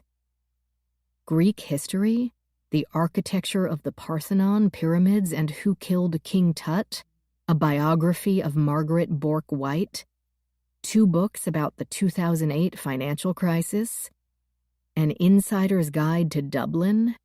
Girlfriend wanted to go places. Don't we all? Chapter 30. Now, Ellie thought, Kayla would never see the pyramids or the Acropolis or where James Joyce hung out as he wrote Ulysses. She brushed powder across the rest of the shelves, which held framed photos. Kayla with various unfamiliar people and groups of unfamiliar people. Kayla on a beach. Kayla with Greg, a selfie, taken on the couch of the now familiar man cave. More knickknacks, a stuffed cat, plenty of books ranging from world history to Harlequin romances. She and Rachel moved on to the kitchen. Ellie fingerprinted the sink edges and counter while Rachel poked in cabinets for clues to Kayla's health and eating style. Her death had, clearly, not been due to any medical issue or a mystery like Ashley's, but they still wanted a complete picture of Kayla's life. She had eaten to maintain her figure. A lot of low-fat, low-carb, no-sugar items, fresh fruits and vegetables. To drink, calorie-free lemonade in a 2-liter bottle, and 3 bottles of IPA beer. Ellie thought the smell of hops lingered in the air, and sure enough, a single glass bottle rested on the top of a granola bar wrapper in the kitchen garbage can. A few drops of liquid still swirled at its bottom. Ellie plucked it out to swab the mouth of it for saliva, curious whether Greg drank it or Kayla. She couldn't see why it would matter, but no one knew what details might become important as the investigation progressed. Better to collect a useless piece of evidence than to not collect it and wish later that she had. Kayla's pantry contained almond flour and brown rice and 2 large cases of bottled water that probably weighed as much as she did. A not unusual stock item for hurricane territory. A basket labeled first aid held the usual: bandages, Tylenol, antibiotic ointment, aspirin, cold ease tablets, eye drops, stomach remedies, and a 3-year-old bottle of prescription hydroxycodone, still half full. Water drops remained in the bottom of the sink, and an empty water glass sat on the table, which she and Rachel collected for Prince. The dishwasher had not been run, only half full. The bathroom held a prodigious and unsurprising amount of cosmetics, hair products, and bath fizzies, but no drops of blood or suspicious drugs. Skincare products stuffed the medicine cabinet, leaving few gaps on its shelves. The medical examiner's team arrived. Rachel bagged the dead woman's hands to preserve any hairs or skin under the fingernails, and they ushered Kayla's stiffening body into a body bag. Ellie and Rachel moved on to the bedroom. With the body gone, Michael locked the exterior door and joined them. The apartment had 2 small bedrooms, both as neat as the living area, one serving as a bedroom and the other an office. If a friend wanted to flop there, he or she would have to use the couch. The bedroom held no more surprises than the bathroom. More skincare products, books, reasonably priced but good quality jewelry, and a wardrobe carefully designed to flatter and compliment. She knew what colors suited her, Rachel murmured. I needed this girl to come to my place and give me a makeover, Ellie found herself saying, and Rachel laughed. The end of it faded into something more melancholy, noting that Kayla would never wear any of her pretty dresses again, never brush on a swipe of bronzer, never spend a lazy afternoon giving herself a mani-pedi. Ellie turned away and did a quick sweep of the rest of the room. It all seemed ordinary and expected, with nothing that appeared to relate to Greg or Ashley. Function ruled form in Kayla's spare room, used for both storage and for the everyday housekeeping that comes with human life, paying bills, sending birthday cards, accumulating change for the laundromat machines, and cataloging one's DVD collection. Kayla preferred animated Pixar films and epic romances. A laptop with a blank screen sat at the center of a desk, its power cord snaking from a tidy charging station, as did the cords for a Kindle, a wireless earbud, and 2 other currently absent electronics. Rachel checked the ends. Looks like one for the oak tree phone in her purse, and this one... The cord is Android. The women and the FBI agent looked around, checked the drawers. No Android. Also on the desk, Kayla had piled more guidebooks. Hong Kong, Sydney, Prague, Fodor's Essential France. Rachel said, "So girlfriend didn't just dream about going places, she planned on it. But up until 2 weeks ago, she thought Greg was a penniless coder, and she certainly didn't make enough at Ulta for this kind of travel budget." Then it turns out that not only did Greg have a piece of the Post fortune, but that they might be needing it to post his bail. Michael said, "She might have known all along, according to her co-workers. She at least seemed to know he had a wife." "She could have guessed that," Rachel said. "It's not hard to figure out once you look for the red flags. Don't look at me like that. I'm not speaking from personal experience." Ellie laughed, then studied the dog-eared pages, the worn edges. These are older than 2 weeks. A long-term plan or wishful thinking? Ellie knew all about that, having fixated on Athens after reading Helen McInnes's Decision at Delphi, carefully checked out of the Haven, West Virginia Public Library.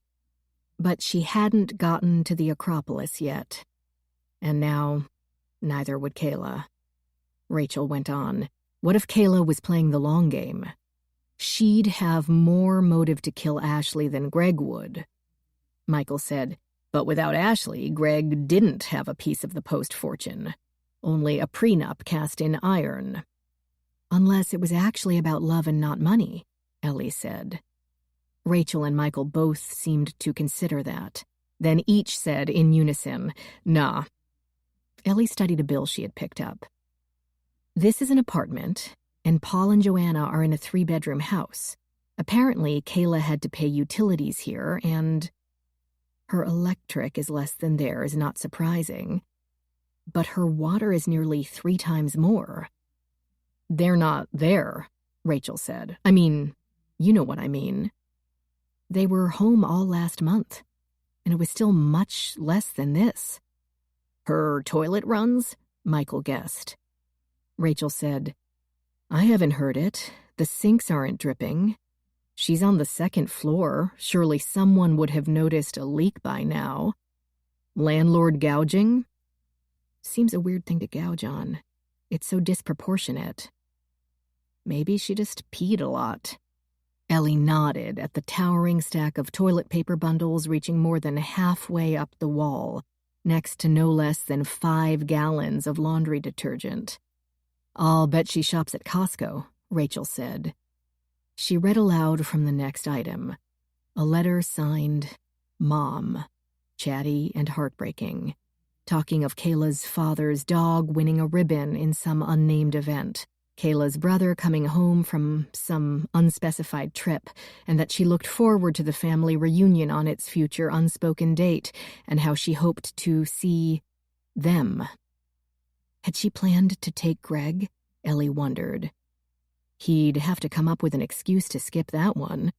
All it would take is for one of her fam to read Technical Wizardry magazine, or, hell, check some obscure Instagram feeds and Greg's cover would be blown. There'd be a Kayla-sized meltdown right over the potato salad. Unfortunately, Kayla had discarded the envelope, so they had no idea who Mom was or where she might live. Ellie had gotten pretty good over the years at parsing a person's home to find names and numbers of the closest family members, the next of kin who needed to be informed of the death. But Kayla's office didn't leave any obvious clues. There were other cards, photos of people, but without last names they had no way to know who might be a close relative and who might be an old school pal. With luck, the contact list in her phone would have an entry for Mom, Dad, or Sis. Or the apartment manager or Ulta would have an emergency contact. Michael slid the computer's mouse 1 inch across its pad. The screen thought about it for a moment, and then lit up. Not a good idea, Rachel warned. If you want our digital lab to take this thing apart, download her emails, documents, photos, browsing history. The best thing to do is to do nothing. Unplug, close, and bag. Every time you open a file or a photo, you're changing things. He scowled at the keyboard in frustration. You're right, I know. But the screen had glowed to life without a password, illuminating the last thing Kayla had been reading. A New York Times article about Martin Post's wife's fatal accident. Despite Rachel's warning, all 3 heads bent over the small screen and read in silence. AP, Naples, Florida.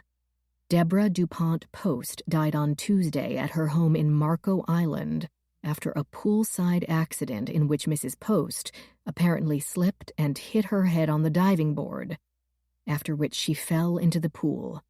Residents of San Diego, the Posts were vacationing at their second home over the Thanksgiving holiday.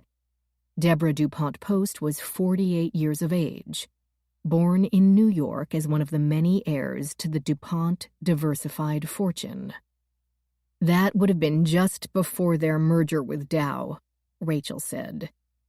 Somehow it did not surprise Ellie at all that Rachel could pull that factoid from her neocortex. Even the FBI agent glanced up, impressed. The article continued with details of Deborah DuPont Post's education, work as a fund manager, and extensive list of charities and philanthropic endeavors, such as founding a scholarship for girls seeking STEM majors and improving the water filtration in the towns around their rubber plantations in Cameroon.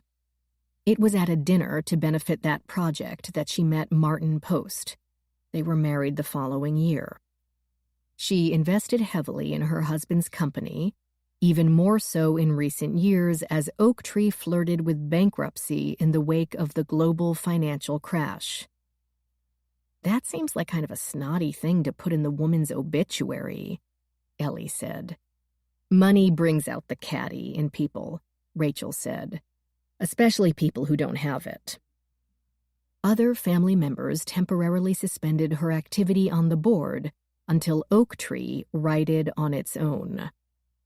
Mrs. Post is survived by her husband, Martin Post, and child, Ashley DuPont Post. The official cause of death is drowning. Her attending physician, Dr. Paul Beck, testified before the brief inquest that Mrs. Post had been complaining of bouts of dizziness, which may have contributed to her accident. These were likely due to an aneurysm-induced compression to the middle cranial fossa, thus injury to the cranial nerves that caused her to become unbalanced and fall into the pool. Ellie and Michael both turned to Rachel for a translation from the medical. What does that mean? An aneurysm caused swelling on the brain that made her dizzy? At least, that's what your uncle thought. A short pause ensued. Then Michael said, "Whose uncle?" Chapter 31. Michael Tyler caught up with his partner at the police department, where Greg had been ensconced in an interview room after the long process to inform him of his arrest. Swabbing the dried, apparent blood from his fingers, collecting his fingerprints, taking his mugshot, taking more photographs of every inch of his body, both clothed and unclothed, collecting his clothes in separate paper bags sealed with labels, providing him new clothes in the form of a prison jumpsuit, drawing blood, and having him contribute a urine sample, then kindly settling him down with a blanket and a cup of coffee. By the time all that had been done, Michael had returned from the crime scene. "Any surprises?" Louise asked. "Not really. Any from him?" "Nope. He's been playing dazed and confused. Keeps saying things like he doesn't know what happened, and is Kayla really dead, and he can't believe it. But we've been cutting him off until we're in the room with the video rolling. Ready?" "I guess." Michael rubbed one eye. He felt the fatigue crowd in and wished they could wait until after even a few hours of sleep. He knew his partner must be feeling it too, since he didn't even make one joke about how at least this time they wouldn't be careening through the streets of Naples with Greg at the wheel. But if Greg were still willing to talk and without a lawyer, they wouldn't make him wait until the agents grabbed a snack and a nap. Maybe he would confess to killing both women, and Michael and Louise could go back to their respective homes in D.C. and shut off their phones and get some rest and maybe a decent pizza. "In here," Louise said. A Naples PD detective joined them, a taciturn man who seemed perfectly happy to let the agents do the work. Jurisdiction remained slightly up in the air. Technically, Kayla's death seemed to be simply a murder that took place within the city, a local crime. But the feds had the related case of Ashley Anderson, and it seemed both logical and convenient for Naples to sign off on Kayla's as well. Arguments demanding jurisdiction only happened on TV. In real life, departments were only too happy to hand off a sticky case.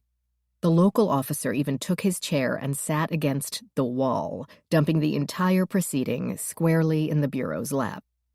As with every other indoor facility in the Sunshine State, the AC seemed to have been set lower than necessary, and Greg used the blanket with which he'd been provided. He first wrapped himself up to his chin, a clear self-soothing mechanism, but once the agents entered, the need to be manly asserted itself, and he flung his arms out to shed the hunk of material, then promptly changed his mind and gathered it in again. Going for the beleaguered, pathetic look, playing dazed and confused, as Michael's partner had so succinctly described. Michael hoped everything Greg said and did in the interview would be as easy to interpret.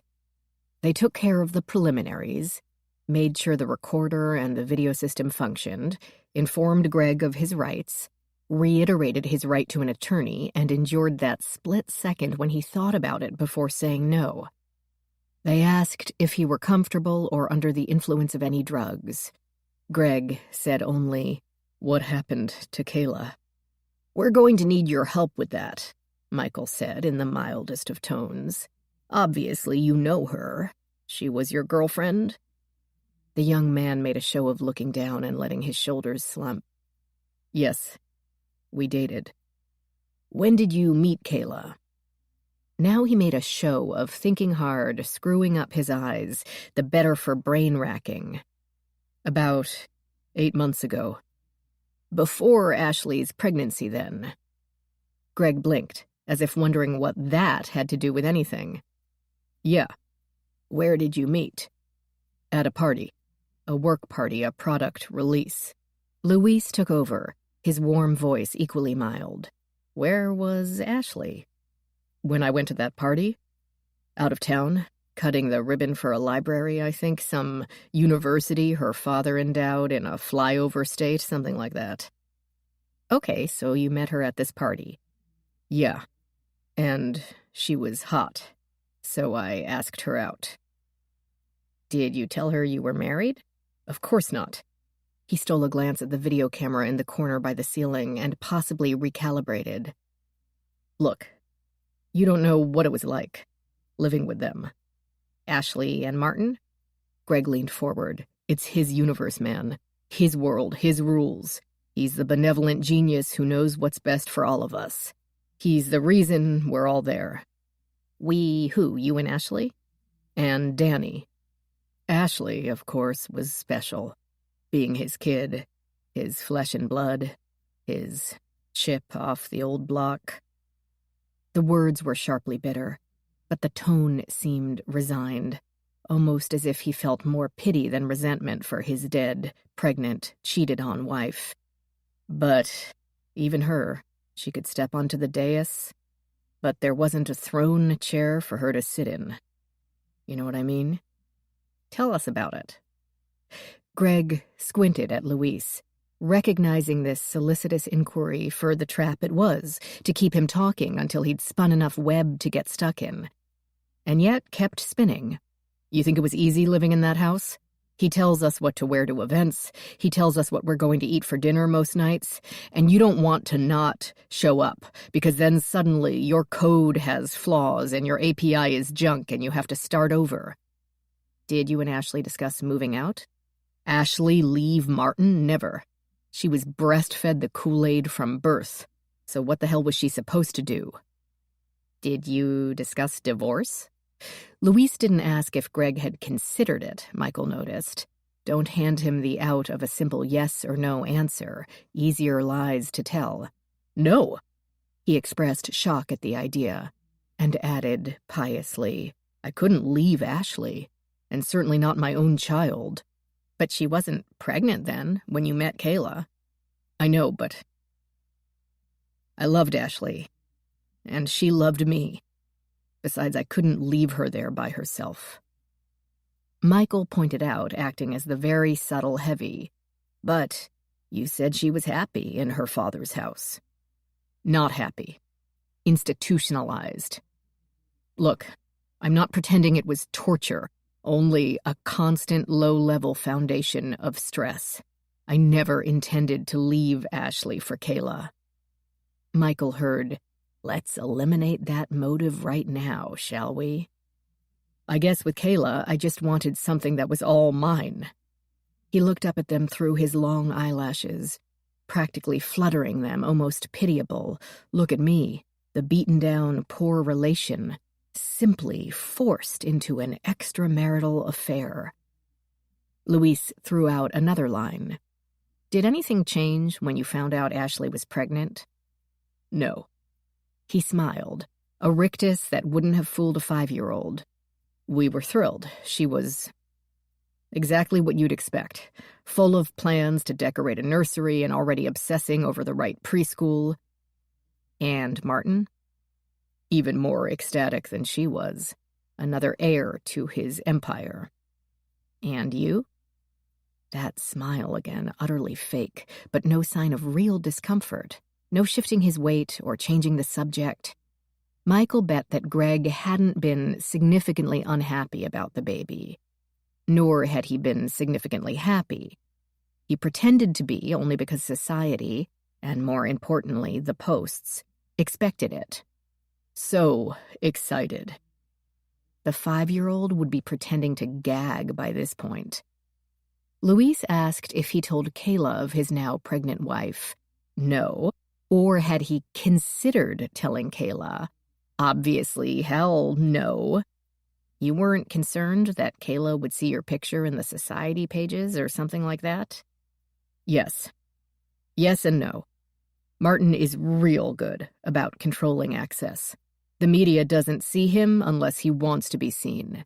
And he got a little worse once Ashley told him about the baby. Ashley, not we told him.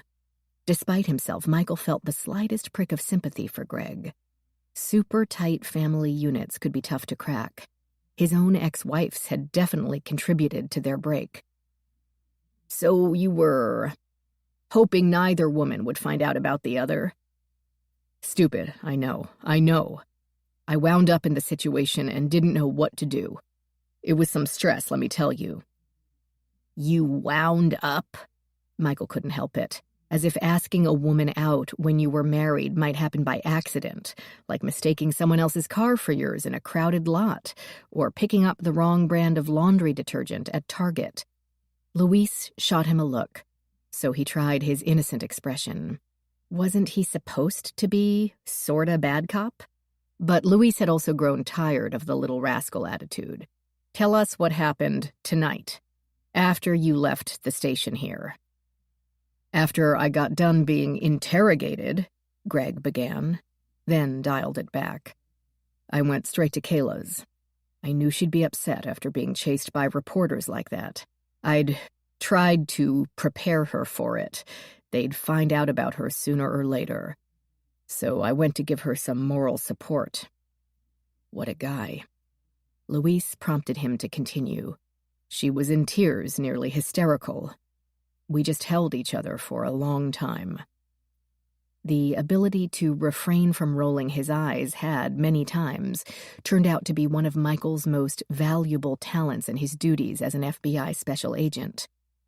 We talked about the situation. She didn't want to have to speak to the reporters, and I told her she didn't have to. I got her calmed down. We had a beer. You did? Michael asked. There had been only one empty beer bottle found, the one in the garbage. He had to pin this down in case Greg tried the too drunk to remember excuse. How many? Just one. Actually, I had one. Kayla had water. She drinks a lot of water. Okay. And you discussed what to tell the reporters and the cops? Yes. No, not like that. Not like getting a story straight. I told her to tell the truth, but only to you, not the reporters. What a good citizen. She had already spoken to us. Did she tell you what she said? Greg hesitated, knowing hidden turns lay in his path, but his headlights could only reach so far. Yes. About the day Ashley died? Yes. Take us through that day again. He did. This time he hadn't been working alone in the man cave workshop as he'd said before. His story now matched Kayla's, down to what they snacked on and watched on television. Good. Now he would be on record with a second untrue story. Did you argue about it? No. How many times do I have to say that? We didn't argue about anything. I loved Kayla. If anyone had a right to be angry, it was her. Was she? Michael asked. "Did she blame you for dragging her through the mud?" "No. We have her phone, you know. And yours." Greg said nothing. Thank you for listening. Every melody and every story here is free for you. Take a few moments to relax and enjoy the music.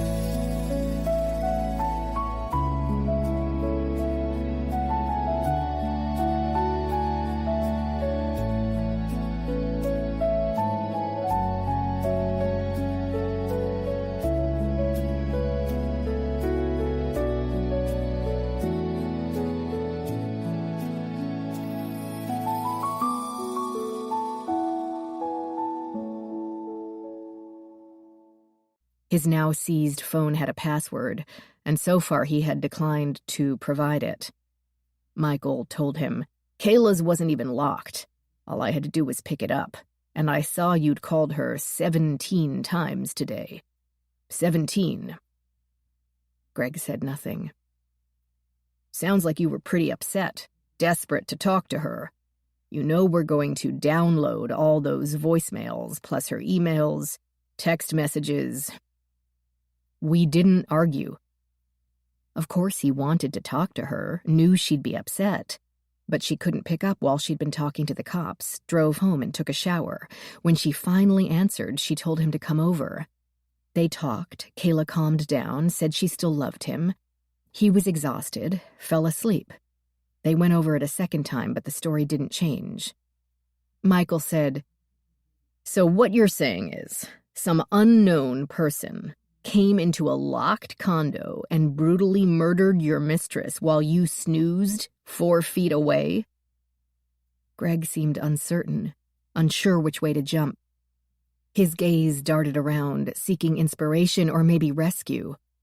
"I don't understand it either. I couldn't believe it when you guys woke me up and I saw her." A few more tears. Luis apparently sensed they weren't going to get any more out of him and moved on. We spent our afternoon following up on Kayla's account of that day. The day Ashley died. Greg's tear-filled eyes jerked up at them in a violent spasm. There are some issues. His face stilled. Grief for his lost girlfriend instantly crowded out by, possibly, grief for himself. Are you sure that was the same day Ashley went out on the boat and didn't come back? That you sat around the workshop watching TV with Kayla? Yes. The word drawn out. Anything to delay the moment when the dark bend in this path took him over a cliff. Our difficulty is this. Luis slowed his speech as well, and Michael could swear his partner was enjoying himself.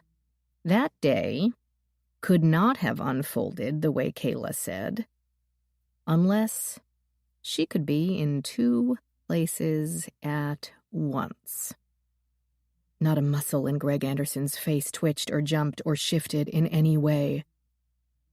But the path ended there, and they all knew it. I need to contact an attorney before I say anything more. No one moved except the Naples cop in the corner, who got to his feet as if the movie had begun to roll the credits. And it had. Chapter 32. Michael and Luis conferred outside the door of the interview room. Finally, Luis said, public image be damned. He's realized the nice guy act isn't going to work.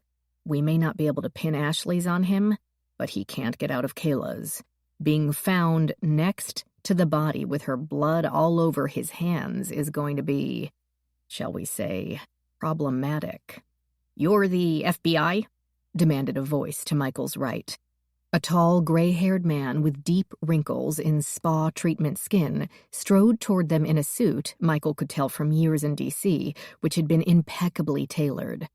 Another man followed with nearly equal clothing but carrying a fashionably scarred leather briefcase. Behind both of them trailed a police officer with a uniform and an apologetic expression. Yes, this is Greg Anderson's attorney, and we demand immediate access. All right, Michael said mildly, and had to smile at how his prompt agreement stumped the man, even if only for a second. Mr. Anderson has just requested an attorney, though he did not have a particular one in mind. What is your name? Marty Rodriguez, the second man told them, proffering a business card. Michael took it. A glance told him the man had offices in Florida, California, and New York. How did they get inside the offices? Unauthorized personnel weren't usually guided straight back. Luis said, according to Mr. Anderson, he doesn't have a lawyer. He does now. Mr. Anderson did not mention you. We will pass on your information, and if he wants to retain you, he will be provided a phone to call you. The gray-haired man said, No, we'll see him now. Luis explained with almost theatrical patience, that's not how this works. Mr. Anderson may request an attorney of his choosing. You don't get to show up and troll for high-dollar clients. I don't blame you for trying, but you can't expect us to help. The patrician face reddened, somewhat alarmingly. Michael guessed his age at north of 80, and his weight south of healthy. You don't get to keep me from my nephew. Michael raised his eyebrows, and Luis, his ire. Luis said, Your nephew is a grown man and under arrest. No one sees him except an attorney, and at his request. We will pass on the information, Mr. Giles, the man said. Peter Giles. You may have heard of my company, even in this backwater swamp. Enter Robotics, the foremost digital electronics group on the globe. I buy and sell people like Foremost after Oak Tree, Luis pointed out. The booking officer chose that moment to retrieve his charge from the interview room and came out towing Greg Anderson in his orange jumpsuit. Since they were only 5 feet away, he inevitably burst out, Uncle Peter! And Uncle Peter inevitably told him to request a meeting with Marty Rodriguez, his attorney. And without a second's hesitation, he did so, in the presence of 6 witnesses, should that prove important. Which it wouldn't. All right, Michael said, again as mildly as he could, only because it annoyed the hell out of Uncle Peter. This officer here will show you to the inmate conference room, and that officer there will guide Mr. Anderson." Giles spluttered for another moment or two about the conditions, warning that all recording devices would have to be turned off, and voicing ominous predictions of the chaos that could occur should his nephew not be delivered to the conference room immediately and without any marks of violence. "I employ half of Silicon Valley and flew jets in the Air Force. I still have a lot of friends there, in case you think the only sword I can wield is a keyboard. Neither keyboards nor F-14s will be needed here, sir." Michael wouldn't have thought it possible for the man to ooze one more drop of distaste from his pores. But he managed. "Those are Navy. I flew 16s. My mistake." And truthfully, he did feel a little sheepish. Men were supposed to know one fighter plane from another, even if the closest they got to military service was repeat viewings of Platoon. But he'd be damned if he let Peter Giles see that. But the man moved off with his nephew and his expensive lawyer, and soon the hallway stood empty of all but the 2 FBI agents. "Do you know who that guy is?" Louise said, now hushed with a touch of fanboy awe. "No." "Genius. If Martin Post has created half the computers on this planet, Giles and Enter Robotics has done the other half. Post is the 3rd richest man. He's the 2nd. "Good for him," Michael said, too tired to care unless it involved the bed in his hotel room. He felt a sort of calm descend. Kayla's case seemed open and shut. The scene had been processed, the suspect in custody. Now the lawyers could take over and the whole thing could move into the next stage. But wasn't Enter Robotics the one Greg said was killing scientists back in the 80s or whatever? No. It was Enter Robotics he implied might have killed his wife. Uh-huh. Should we tell Giles how his dear nephew threw him out front and center as a murder suspect? He might put his checkbook away.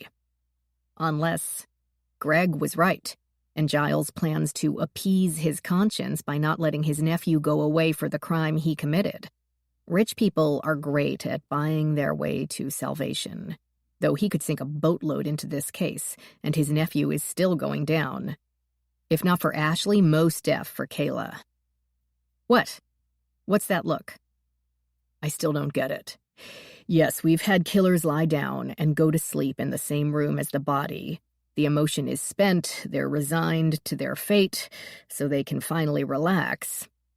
But I didn't think this guy was that kind of killer. If he killed Ashley, it took planning, thinking ahead, the coolness to keep living under the eye of her father. One murder too many? Broke the psyche's back? Maybe. We still have the scene. I left a patrol guy on it. Yeah, but I thought you were done. I thought so too, but I think I want to go back and get that beer bottle from the kitchen garbage. Ellie swabbed it, but... Luis now used his irritatingly patient voice on his own partner. You think someone snuck in, put a knockout drug in Greg's beer bottle, then came back, murdered Kayla, and left again? Well, if you're going to put it like that, I'm putting it like that. Then, yes, maybe. Okay. Luis turned and headed for the exit, probably also thinking about his bed back at the hotel. We'll have his blood tested. Already requested. And the bottle tested too. Will that make you happy? Delirious, Michael told him as they hit the parking lot, heading for the rental car through the damp sea of a Florida night. Is it really always this hot here? Chapter 33. He told me that, Ellie said to Rachel over the kitchen table in their temporary home. The reporters must have given up waiting for her, or had never left the jail where Greg had been taken. Even the squirrels had gone to sleep. But the dog had instantly sprung into fully awake mode as soon as she entered the house, and Ellie's mind churned too busily for sleep as well. He said Uncle Paul had been his doctor. No reason he and his wife wouldn't go to the same office. They didn't live here full-time then, so if she needed someone, it would make sense for her to take her husband's recommendation. 8 years ago, she thought. Ashley had been 17. Ellie had been 22 and graduating from Georgetown. She hadn't gotten back to Florida even once during this time, but had stayed in touch with her aunt and uncle, often calling to talk about an unusual case, upcoming holidays, their birthdays. Paul and Joanna made it clear that they were proud of her, their sort of adopted, sort of daughterish person who had followed them into science, not a common occupation in the extended family. They might have preferred her to work with the living rather than the dead, with their philosophical bent to do the most good for the most creatures. But this did not tinge their relationship. They had never mentioned treating the third richest family in the United States. But there was doctor-patient confidentiality, and according to the Times article, at that time, Martin might not have been so rich after all. "I know what you're thinking," Rachel said. "That I'm ready to warm up some of that stew?" From Rachel's expression, it was too late in the night for banter. "You're thinking that fatal water-related accidents seem to happen a lot in Martin Post's family." "That too. And I've noticed the cabinets of patient files in your aunt and uncle's office/guest room, where they have so graciously allowed me to rest my weary head." "Yep. And that patient confidentiality after death can be waived for criminal investigations affecting public welfare. And we have 2 dead women." "Maybe 3, Ellie said. They both rose at the same time. When Paul and Joanna had decamped for Guinea, they left the house in their usual order. Via sat phone, they told Ellie to make use of it, help herself to any area or resource the small home had to offer. That included their office, which held a hospital library's worth of tomes on every topic, from toe fungus to Munchausen syndrome, case histories, anatomic charts, and a 3-dimensional model of a heart of which Ellie had always been particularly fond. And patient files, in 3 vertical file drawers, each neatly labeled with the alphabetical range of the contents: A through F, F through N, N through Z. Locked, of course, as patient's information should be. But as was his habit, Uncle Paul had left the key in the pencil tray of the uppermost desk drawer, its tag helpfully labeled filing cabinet. She pulled out the N through Z file. Kayla had been looking up Martin Post's first wife's death shortly before she died herself. Did it have a connection? Why would Kayla be interested in Deborah? Sure, she could have simply been curious about the family she found herself involved in. But at this point, Ellie didn't want to dismiss anything as coincidence. She made herself pass over Post, Martin, since studying Martin's health would be irrelevant and stemming from mere curiosity, an unacceptable reason for violating doctor-patient confidentiality. But she plucked Post Deborah from the drawer and handed it to Rachel, who settled down in Paul's chair to page through it as if it were the latest bestseller.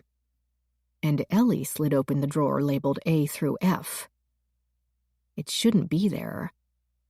After all, her mother hadn't been a patient of her uncle's. Or was she? Her mother had been in Cleveland, but Paul might not have yet moved to Florida and met Joanna. She had never asked their personal history going back that far, and the timeline had never come up. When you're a guest, staying in a home only because of the good graces of its occupants, you don't ask a lot of questions. Nothing under Carr. Her uncle had filed it under her mother's maiden name, Claire Beck. She took it to the desk, sat down, and began to read, stomping down any feeling of guilt or shame at doing so. Before Paul and Joanna, Ellie had lived with Aunt Katie and Uncle Terry in West Virginia. It had been a good time in her childhood in many ways. The couple believed in free-ranging their kids, and Ellie had never before or since had the ability to spend unsupervised time exploring how tall certain trees could grow, or where the river went when it bent over the rocks. Fortunately in some ways, and unfortunately in others, she had to do all that exploring with her two cousins. Rebecca and Melissa were good girls, passed their classes, took care of their pets, loved their parents, and maybe even loved each other. But one would never have known that upon meeting them.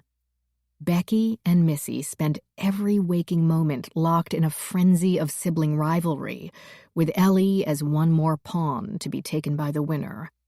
The game of tug-of-war began the moment she set foot on their lawn at the age of 12, and didn't end for 3 years, until she went to Florida to live with Paul and Joanna after her 16th birthday.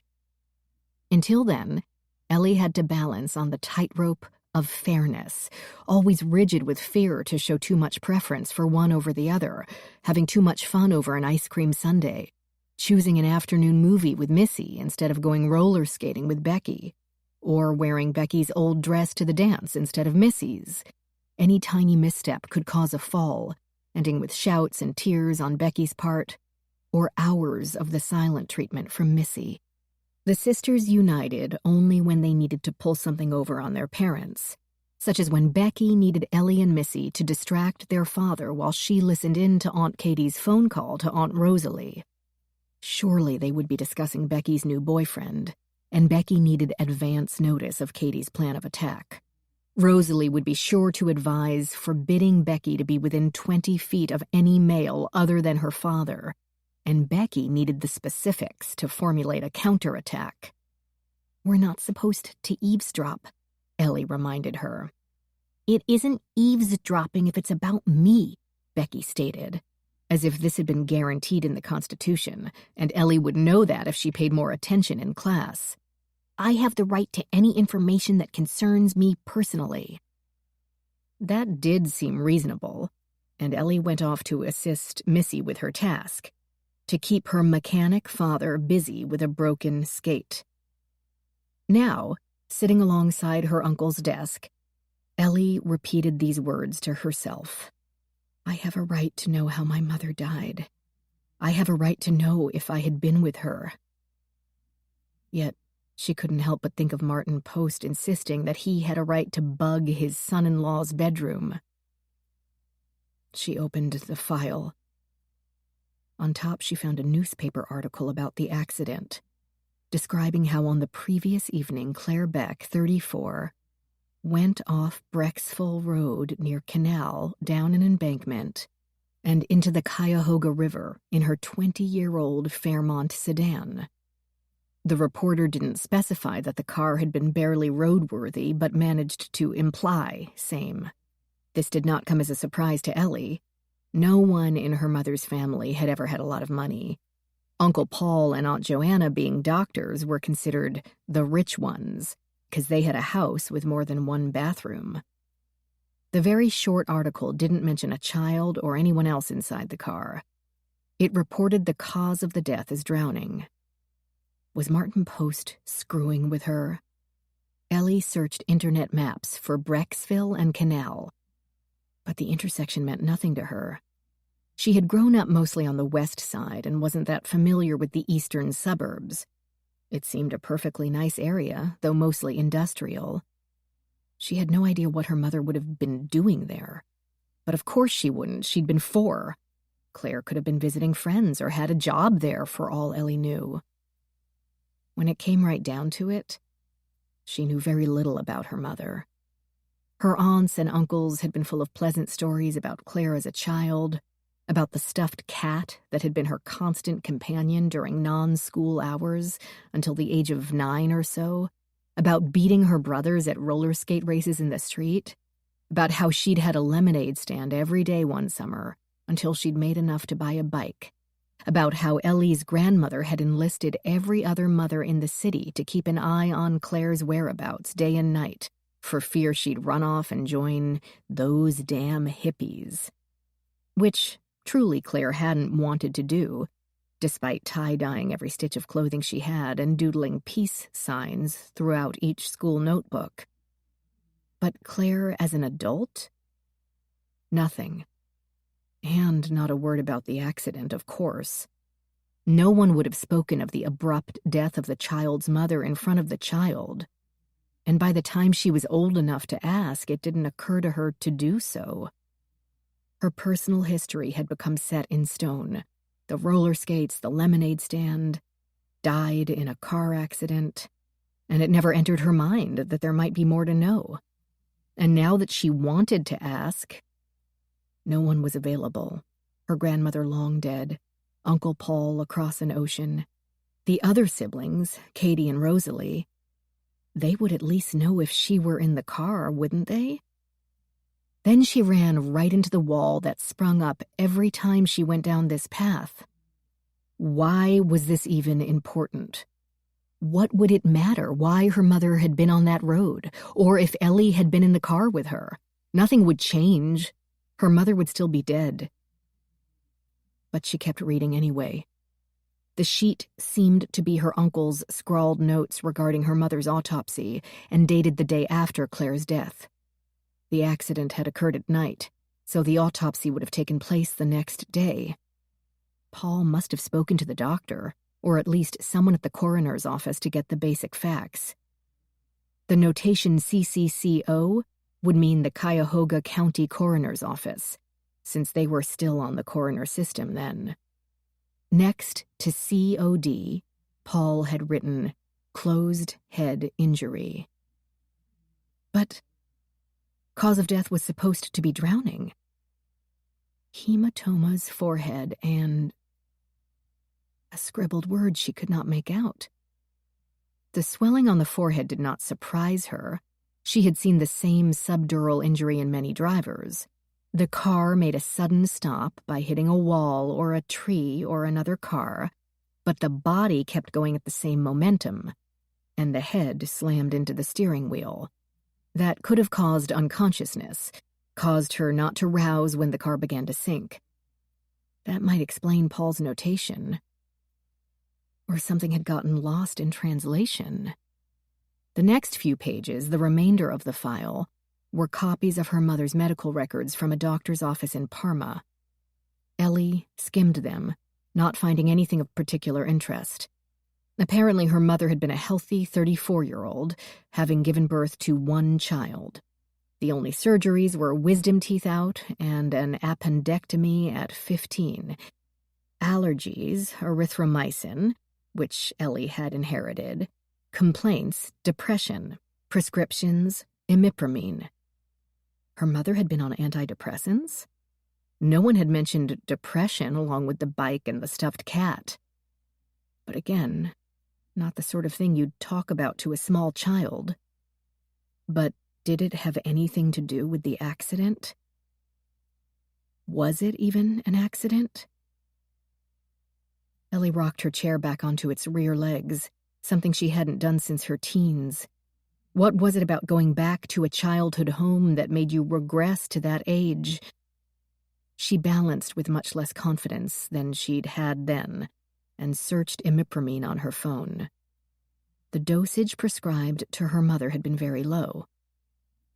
Still, was there any chance it could explain how her mother had driven her car into a river at a time of year when weather should not have been an issue? And maybe with her toddler strapped into her seat? Stop it. One mild prescription and you're constructing an entire workup? Many, many people use antidepressants to get through a tough time. Ellie ought to know. Lexapro had helped a great deal during her divorce. No one had ever said much or expressed great admiration for Ellie's father. So, most likely the marriage had been in trouble, and with a toddler in the mix. A mild antidepressant didn't seem out of line. Your uncle let me know she died. We'd met at his office. Stunned by the idea that she had been in the car when her mother went into the river, Ellie's mind had skipped right over that sentence. They had met? Surely Claire had visited family members over the years, but Ellie had never heard details of these visits. They had never seemed important.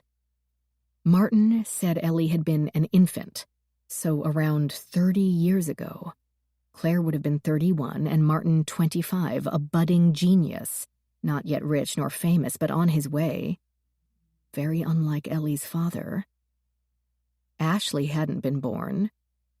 Had Martin been married at that point? And Claire had been quite beautiful, the kind of woman a man would remember passing in a doctor's waiting room years before. Or had it been more than that?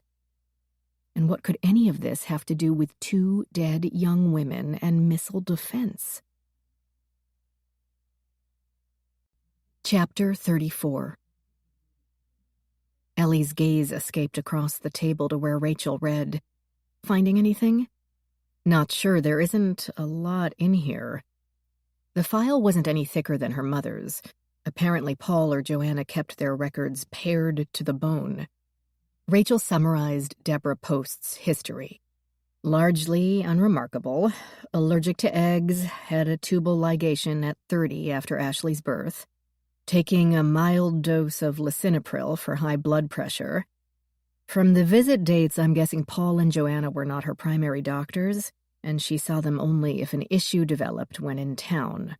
Bronchitis, a urinary tract infection, a rash. A rash? Contact dermatitis, Rachel clarified. Poison ivy or some such. This made Ellie aware of her itchy wrist, and she scratched at it, told herself not to do that, and then did it anyway. Of over 12,000 insect species in Florida, at least 80 were the biting kind, and all of them considered her a delicacy. Is there an autopsy report? Rachel handed her several sheets of paper stapled together. Deborah's report appeared to be more thorough than Ellie's mother's, but then it had been a different pathologist, a different state, and Ellie's mother had not been the wife of the third richest man in the country. Ellie wondered why Paul even had the report in his possession. But then he would have been provided one before the inquest. An inquest occurred only rarely, no doubt another effect of the victim's wealth. Most of the information seemed unremarkable. Healthy, though fashionably underweight, and one kidney seemed significantly smaller than the other. There could have been a number of reasons for that. Pieces of the organ went to histology, which prepared sections thinly sliced enough to view with a transmission microscope, but the pathologist found no significant issues. Brain normal, except for the 2 cranial fractures with minor subdural swelling. Ellie examined a grainy copy of the X-ray and the notes.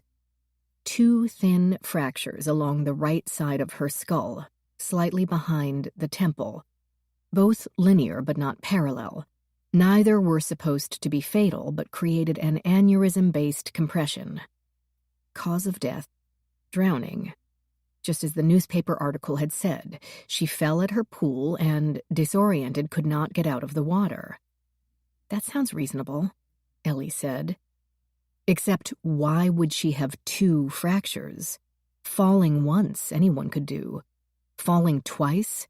Hitting the same part of the head hard enough to fracture it even slightly? Not so much.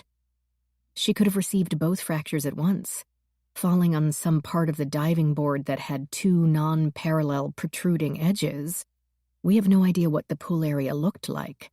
They lived in Marco Island then, a different house. 2 fractures on her right temple, Rachel repeated. Right where a left-handed person would strike her with an object, like a golf club or a walking stick. Or where a right-handed person would attack from behind. Or where a woman might slip and screw up a high dive with disastrous consequences. Now Rachel rubbed her eyes. But I don't find any notations where Deborah complained of dizzy spells or balance issues. An aneurysm-based compression would have developed immediately after the cranial fracture, not a condition that would have existed beforehand. Unless she had some sort of berry aneurysm that had been affecting her and the fall burst it, which then caused even more dizziness to the point that she fell in the water, if not already in the water, and lost consciousness. It makes me crazy to work with so little information. Me too. Do you think your aunt and uncle could tell us more if you spoke to them? Could, yes. Would is a whole nother matter entirely. He's really strict about this sort of thing.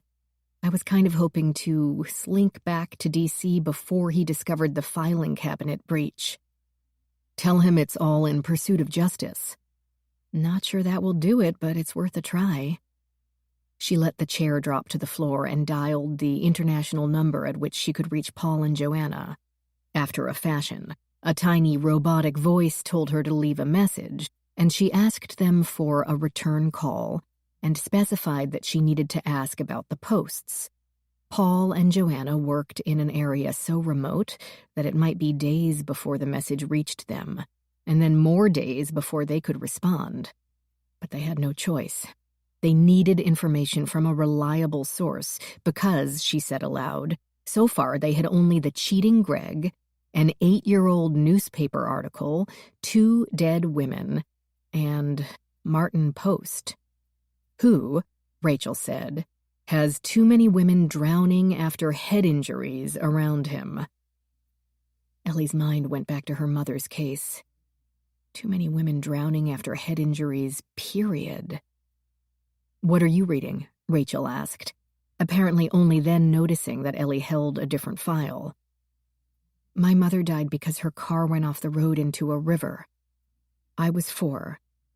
Martin said my uncle said that I was in the car as well, but I have no memory of that, or had no memory, until a few months ago when Michael pulled me out of the Potomac. The water, warm but still chilling, the mud sucking her downward under its surface, the feeling of blind panic. Suddenly she could picture another time she'd felt the same, a cracked car window, water inside the car up to her car seat and rising fast. The door opened, hands unbuckled the straps that held her, lifted her to safety. But am I really remembering that, or is it something my mind made up? And who pulled me out? Who do you think that could have been? Rachel asked, her voice as soft and probing as a therapist's. My father, Ellie thought, but not ready to voice it. Who else? Had he been in the car? Or had he caused the crash? And why did he save her only to abandon her a few days later? Especially after those cryptic last words, no matter what they say. This isn't my fault. Rachel let her muse for a while before prompting, so, what now? I wait for Martin to keep his end of our bargain and root out every document in existence that dealt with my mother's case, and I have some questions for my uncle that aren't about Deborah Post. Good luck. You know, before you go down this road, make sure I want to know? Rachel nodded. I do. Ellie looked across at a framed photo on her uncle's desk of her mother and all her siblings in one big group shot. Goofy teenagers mugging for the camera. No matter what I find out. She gave up and went to find some Caladryl for her wrist before climbing into bed. Chapter 35. Friday, Day 3. Girded with 2 cups of coffee in her stomach and 1 more in a travel mug, Rachel showed up at the medical examiner's office a professional 15 minutes before the scheduled autopsy of Kayla Parker. Once again, she encountered Michael Tyler and Luis Alvarez in the disrobing area. Or robing area, as they all donned enough white synthetic materials to enter a hot zone. The separation from her son, sleeping in a strange bed, the bizarre puzzle of one young woman's death and the murder of another right under their noses, combined to put her usual optimism right out of kilter. It didn't help to see that the FBI agents seemed to feel as crappy as she must look. Her brilliant greeting, "Morning," Their equally astute replies, "Morning," a statement of fact, not quality. She downed the rest of her liquid caffeine and did not confess to the HIPAA violation of looking at Deborah Post's medical records. She would if it came up, but right now there seemed more important topics. Did Greg expand on his statement? What did he say? Michael shrugged. "Only what I told you before. He went to Kayla's to apologize for upending her life, etc. They didn't argue, he had a beer, he was exhausted and fell asleep. The last thing he remembers is her sitting on the love seat, watching the news coverage. Then nothing until we woke him up." "I don't get it. He and Kayla work out a detailed alibi for Ashley's murder, and that's the best he can come up with for Kayla's?" Louise said, "Maybe Kayla was the brains of the operation." Rachel said, "That's an idea. But whatever else Greg might have been, he wasn't dumb. Of course, the same could be said for Kayla, so..." The same pathologist who had performed both of Ashley's autopsies appeared, ready to perform Kayla's, and they dutifully followed her into the brilliantly lit room. As before, Louise preferred to stay near the door, avoiding not only the dead young woman and the motor vehicle accident victim on the next table, but a third case at the other end of the room. The badly decomposed body had been found after 2 weeks of mail and newspapers piled up, and she either disliked air conditioning or it didn't work. In Florida, where summer lasted until winter, even from 20 feet, Rachel could see a wash of maggots roaming the corpse. The county had a busy morning, so the doctor made do without a diener. To help out, Rachel volunteered to do the grunt work, like making the Y incision and snapping the ribs open to the chest cavity. Willing, yes, but not eager. From Ellie's vivid description, Rachel felt she knew the flustered young woman. Not for the first time she understood why family members reacted so badly to the idea of an autopsy. To take a body as nearly ideal as Kayla's and purposely dismantle it seemed horrible. But as always, she focused on why they were doing it. Kayla should not be dead, and Rachel must give her this one last chance to speak her protest. Why did this happen to me? Find out why this happened to me. She intended to. First, she photographed Kayla's body from head to toe, with close-ups of each rare imperfection in the skin. Then, she and the pathologist examined the injuries. The 3 gashes in the scalp. They inspected the blood-crusted hair and cuts so deep the cranium gleamed white through the gaps, looking for trace evidence. But the marble statue had not crumbled. Rachel had brought the copious pictures she and Ellie had taken of the statue, including a ruler to illustrate the scale. She knew the doctor would prefer the actual item, but fingerprints and contact DNA on its surface took priority. Moving it from place to place and in and out of a bag, even handling it carefully, even grasping by the edges of the wings where fingers wouldn't have the space to deposit prints, all that formed too much of a risk. Its dimensions did indeed match. The long side of the rectangular base measured 4 inches from corner to corner, and so did 2 of the gaping wounds. The third formed more of a puncture deeper in the middle, consistent with the corner of the base. The pathologist asked how much it had weighed. "I'd say 10 pounds easy." "As good as a dumbbell," Rachel agreed. "Swing it a little and it could easily fracture a skull." "Is that what killed her? Was it instant?" Michael asked. "We'll get to that," the pathologist said, unhurried. The head usually came last in the autopsy regimen. The FBI agent would have to wait. They examined Kayla's hands and scraped under her fingernails, though there were no signs of defensive wounds or any defense at all. No broken nails, no hairs caught in the fingers or in the 3 gold rings. The pathologist used a syringe to collect vitreous fluid from Kayla's left eye to help narrow down a time of death, since its potassium level would increase after that time. Rachel noticed Louise cringe and turn away. strolling toward the other end of the room until he caught sight of the decomposed body's maggot collection and did an abrupt pivot. Kayla wore only shorts and a tank top without shoes or socks, doing them a favor in a way. Rachel well remembered working in D.C. in winter, when a victim would come in swaddled in a thick coat, hat, gloves, boots, 2 shirts, sweatshirt, jeans, and long johns, and all of it would have to be examined, photographed, bagged, tagged, and stored. Though that work usually fell to the forensic scientists, Rachel had discovered there were few items on Earth heavier than a knee-length, leather, soaking wet from the snow man's overcoat. A disposable plastic-backed paper sheet had been laid on the floor, and on this they spread out each item of clothing as they removed it from Kayla's body. Black stretchy shorts and a white tank top, soft lacy panties and a comfy stretch bra. The panties did not have any apparent semen stains, but they and the shorts seemed damp, from more than the humidity of the body cooler, and smelled of urine, not uncommon for the deceased. Rachel photographed each piece, paying particular attention to the tank top. Small bloodstains scattered down the right side, a few on the front but most on the back.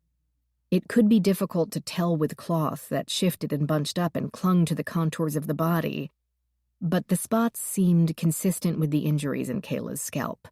She was hit, and the tiny blood droplets fell downward. She explained that to Michael, who silently leaned over her. She also found it interesting that the swipe of cloth immediately under the arm had no spots at all. "A void," Michael said, using the correct bloodstain pattern interpretation terminology. "Yes, maybe, as if her arm had been at her side." His words were grim. "She didn't see it coming. Probably from behind?" "That would be my guess. There's not enough blood here for her to have been upright very long after those injuries. Any wound takes a moment to start bleeding, so impact patterns are often the result of the second blow. Blood has gathered on the surface and the weapon strikes it. She's hit, she puts a hand to her head, it comes away bloody, he swings again. My guess would be if the first blow didn't knock her down, or at least to the side enough that the blood fell to the floor and not onto her clothing, then the second blow laid her out. The third blow came after she had fallen to the floor. It all must have been quick. From the position of the body, she didn't have a chance to turn around, much less defend herself. Rachel felt a surge rise in her chest, but didn't have time for anger. The autopsy had to move on. She removed the rings and the tiny gold butterflies from Kayla's pierced ears. These also went on the sheet with the clothing. She and the pathologist examined the rest of skin for injuries, bruises, recent scars, and found none. Puncture marks or abscesses that would indicate drug use, found none. Swellings that would indicate trauma, tumors, or hernias, found none. Tattoos, none. They examined each orifice of her body for foreign matter, particularly the 3 openings in her groin and the pubic hair there, looking for signs of assault or semen. Nothing. Next, they washed Kayla's body, using the metal spraying hose that extended from the sink unit in long, snaking loops and a squirt bottle of blue dishwashing liquid. It took some time to gently work the crusted blood out of the hair, so they could get a better look at the edges of the wounds. As the pathologist photographed those wounds and shaved the hair around each one, Rachel made the Y incision, using a scalpel to slice through the skin from each shoulder to the breastbone, and from there straight down to the groin. Globules of yellow subcutaneous fat welled up from the underside of the skin. As strict as Kayla had been about her figure and her health, she still had some fat. It would be very unhealthy to have none at all. The long-handled shears that most people used to trim small tree branches made nearly the same sort of sound when they bit through the ribs. Then she and the other doctor ran their hands around Kayla's inner organs, checking for abnormalities. Since there had been no apparent trauma to the torso, They didn't expect to and didn't find evidence of injury. The lungs were gleaming and healthy with no evidence of smoking. Rachel made a small incision in the pericardium, the membrane surrounding the heart, noting the amount of fluid that oozed out. Too much fluid put pressure on the heart, eventually kept it from expanding. But that hadn't happened here. The heart had no defects. The chamber walls were at their normal width, the coronary arteries pliable and clear. Kayla's heart would have kept beating even with the brain in trouble, generating its own heartbeat until the loss of blood slowed it down, and the stilled lungs starved it for oxygen. The pathologist pulled out the stomach, holding the limp sac over a plastic quart container, and snipping it open with the scissors. From its size, Rachel didn't expect much, and, indeed, not much came out. Kayla may have been too upset or too pressed for time to eat. The doctor poured part of it into a smaller vial for toxicological testing and dumped the rest on the cutting board. Normally, Rachel hated working with gastrics, but she felt particularly interested in this one. She and the doctor bent over the board. The doctor pushed at small flakes with one finger. Oatmeal? Looks like. That would explain the granola bar wrapper in the garbage. I guess that constituted dinner. The doctor said, "That was dinner? That's why she looked like she did and I look like I do." And she used the spray hose to rinse off the cutting board. The kidneys, liver, ovaries, and uterus were likewise without defect. Kayla had not been pregnant, nor did they see any indication that she had ever given birth. Rachel sliced through the scalp, taking care to avoid the injuries, and used the chisel to separate the skin from the bone of the skull. This also held no surprises. Underneath the 3 gashes, broken blood vessels had formed small clots and jagged fractures lined the cranium. The bone had been more than fractured. It had been crushed. Chapter 36.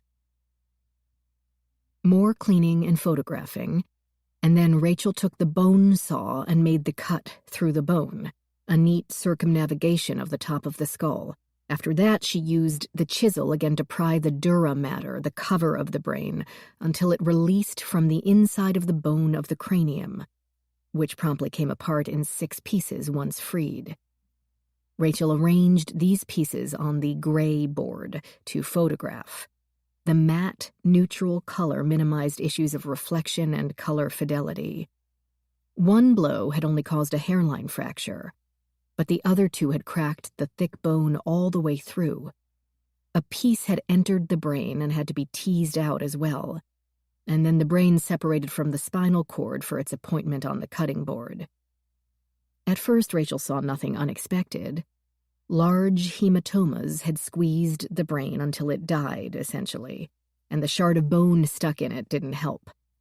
The pathologist spread the parts out, the cerebellum, the cerebrum, the pons, and began to dissect.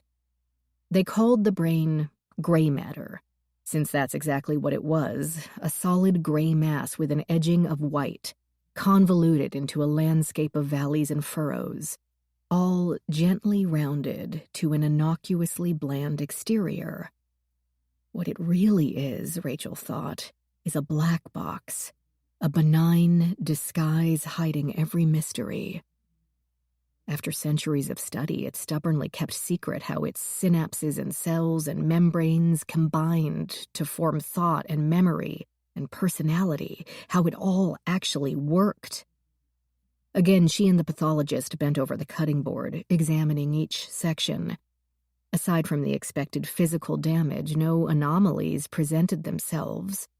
Once through the cerebellum, the doctor separated the right and left lobes of the cerebrum from the small mass of glands dangling from its lower surface. The hypothalamus and the pituitary, plucked from the tiny pocket of bone behind the nasal cavity. There it had been well protected from the assault. Except Rachel leaned forward until her nose came nearly within kissing distance of the tissue on the board. Not that it mattered, since her face shield formed a barrier between her and the dissected parts. "That looks strange to you?" The pathologist did the same, and they clunked heads. "Kinda." Their interest attracted Michael, who had stayed well out of hose-spraying range. He gingerly crowded in. What do you see?" Rachel could hear the uncertainty in her voice. "Not sure. Her pituitary stalk looks a little weird.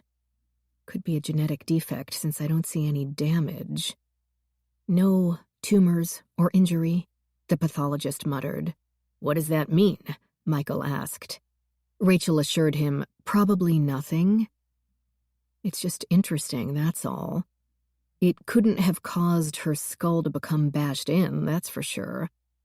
The pituitary makes hormones that control and regulate bodily functions. Growth, development, and function of sex organs, all of which," she gestured toward Kayla's poor, ravaged body, "had obviously been fine." "Thyroid," the pathologist said, "but that's in the anterior lobe." She cut the anterior lobe of the pituitary gland into sections. Rachel couldn't see anything wrong with it. Then the posterior lobe, which looked acutely undersized to her. "Odd-looking," the pathologist said. Michael had continued to hover. "What is odd, and what would it affect?" "Vasopressin and oxytocin," Rachel said. "And?" "Oxytocin tells the uterus and breast muscles to contract, which is important during childbirth and breastfeeding." "Not relevant to her," the pathologist commented. "Not so far. And vasopressin regulates how the kidneys reabsorb water from the body." Michael said, "I thought the point of the kidneys was to get rid of the water." Rachel had to smile. "Well, yes, but only what we absolutely don't need. Our bodies are all about water. Maintaining just the right amount is vital. Too much can kill you just as too little can kill you. If the kidneys don't reabsorb some, we'd just pee it all back out." Luis spoke up, still from his safe place by the door. "I thought vasopressin was taken for high blood pressure." The pathologist said, "No, low blood pressure. It increases the fluid in the body." "Oh, by the way, Doc, those things, they're coming closer." The three at the cutting board turned. The maggots from the decomp had fled their source, discouraged by the soap and the water. They had climbed over the sides of the gurney and fallen to the floor or inched down its legs. From there they had spread across the linoleum, expanding in a 360-degree corona 1 millimeter at a time. Luis watched this nearly microscopic zombie invasion with a kind of horror. "Huh," the pathologist said. "Yeah," Rachel said. "Long ago we used to put bodies like that in the long-term storage freezer. Kill all the insect life before starting the autopsy." "That sounds like a great idea," Luis said. "It delayed things, since first you had to wait for everything to freeze, and then for everything to thaw. I got time." And the effects of freezing changed too many factors of the anatomy. Luis stared at the decomposed body. "I don't think that one would care. So instead you let them roam around?" The pathologist's attention had returned to the pituitary's posterior lobe. "Yeah, they'll just kill them all. Disinfect the place when we're done." "Don't let them get near the clothing," Rachel told him. Luis glanced at his bootied feet, considering his options for defense, and she turned back to the dissected tissue. Michael summarized. "So this isn't important." "Not to you," the pathologist said. Rachel stopped and straightened. The pathologist continued dissecting. Michael watched Rachel. "What?" "Well, if this undersized pituitary caused vasopressin issues, she could have had CDI, central diabetes insipidus." "She had diabetes?" "Not like we usually think of it. Not diabetes mellitus, an insulin deficiency. Central diabetes insipidus. It might explain some things. I had a victim like this once in D.C., with hypertonic dehydration." English, please. What would it explain? Her pantry and her water bill. Michael said nothing. But the way breath puffed under his mask told her he had had enough anatomy lessons for one day. Okay. If she had CDI, her kidneys couldn't concentrate the urine because the pituitary wasn't sending vasopressin to tell them to do so. So she would just keep passing dilute urine and not retaining enough water. Lack of water retention would create dehydration, and that can cause arrhythmia, seizures, confusion, even coma if it goes on long enough. Kayla didn't show any signs of that, had a normal life and a steady job, so if she had this, she kept it under control. She had learned to keep drinking to keep from dehydrating, and had to keep peeing because she kept drinking. She watched Michael's expression as the tumblers fell. That's why the cases of water and the water bottle I sat on in the car. The pathologist snorted. Everybody's got water. This is Florida. True, Rachel said. It might be excessive. It might be routine storm preparation, but the water bill on top of it. We'll see what the slides tell us, the pathologist said, meaning the sections of the gland she would send to histology for microscopic sectioning. Sure, Rachel said. We could do genetic testing as well, but at the end of the day, it's simply interesting. It didn't kill her. The pathologist moved on to the pons and the rest of the brainstem that linked the brain to the spinal cord. If she does have that, though, wouldn't she have been on vasopressin? You didn't send her meds with the body. Rachel hastened to assure her. We didn't find any. I checked the bathroom, the kitchen, her purse. Nothing. Huh. Guys, Luis said again. They're getting closer. Chapter 37. After she'd rescued Kayla's minuscule amount of clothing from the encroaching horde and sealed the items in paper bags for the police lab technicians to examine, Rachel took the blood and tissue samples to the courier for immediate transport to the Locard.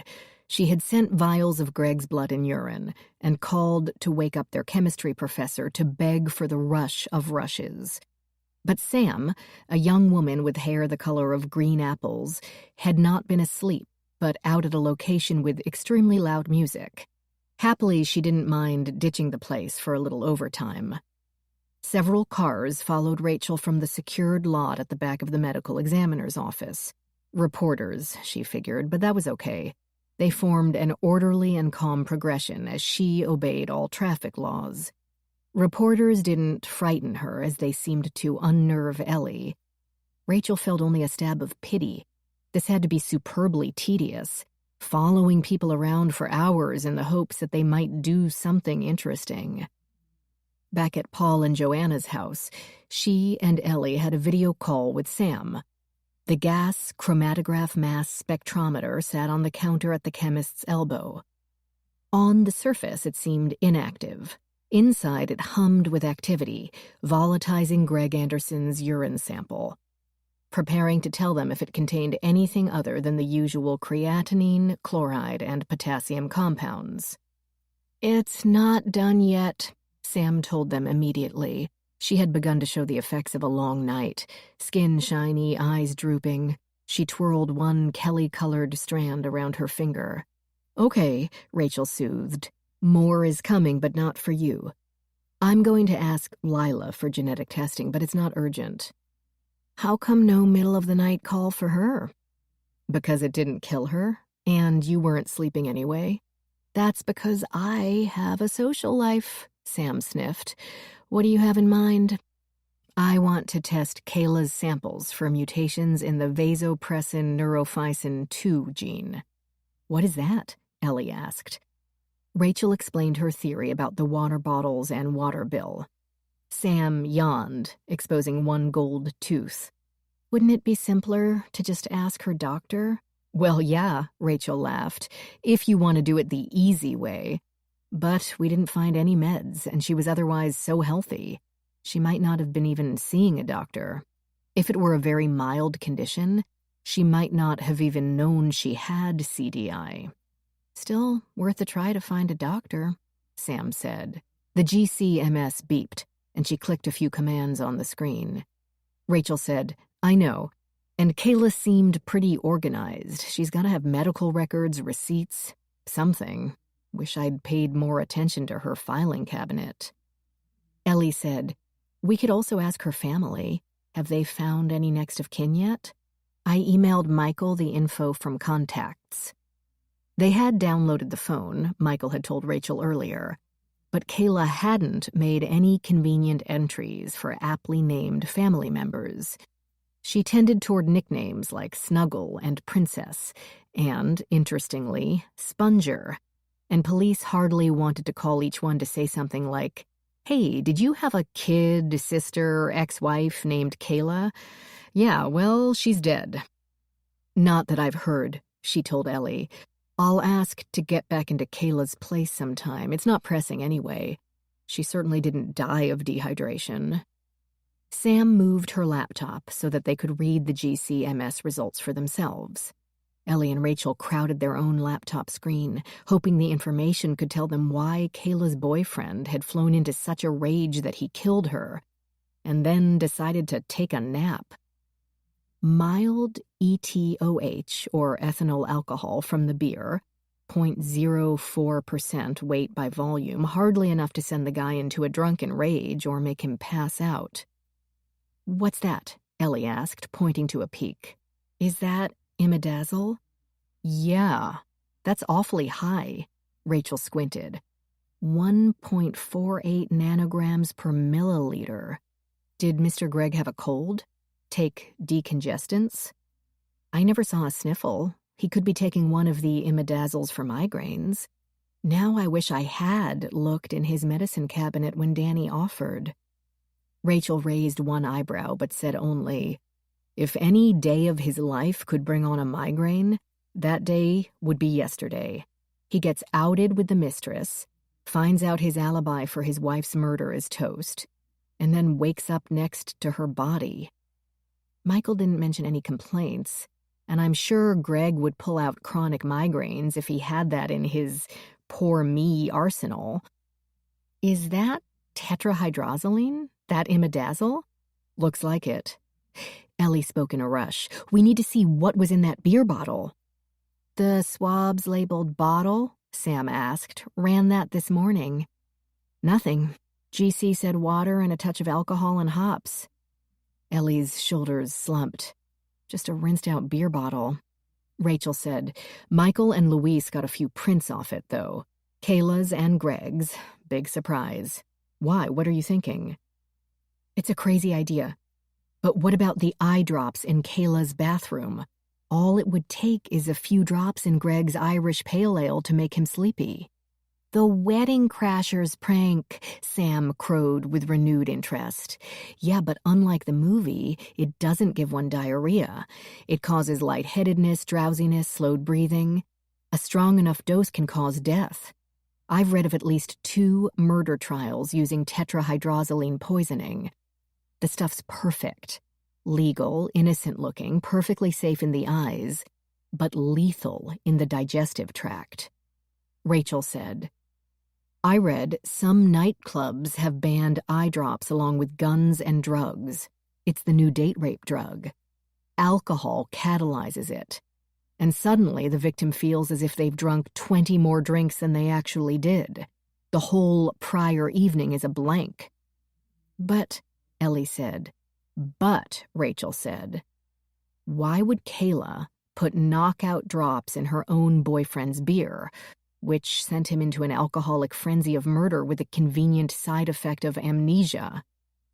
Maybe a third person was there, took the opportunity to doctor Greg's drink, and then set him up as the scapegoat for the dead Kayla.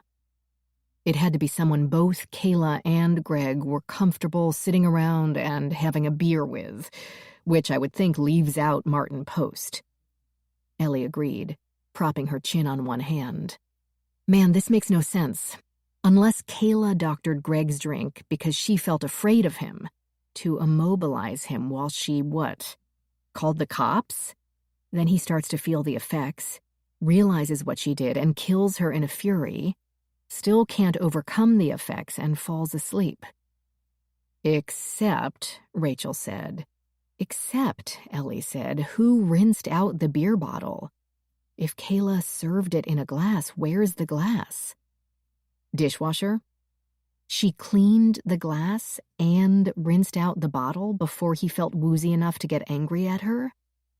Maybe. Now they both leaned their arms on the table. Maybe didn't bring much satisfaction.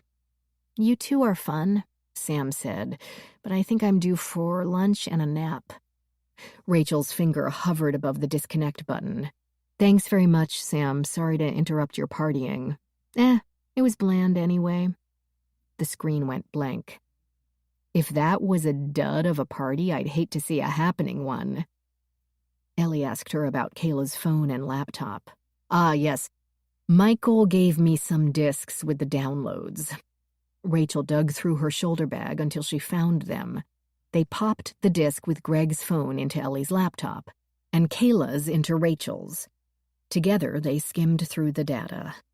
They read in silence for a while, then Ellie griped, "His texts are all over the board.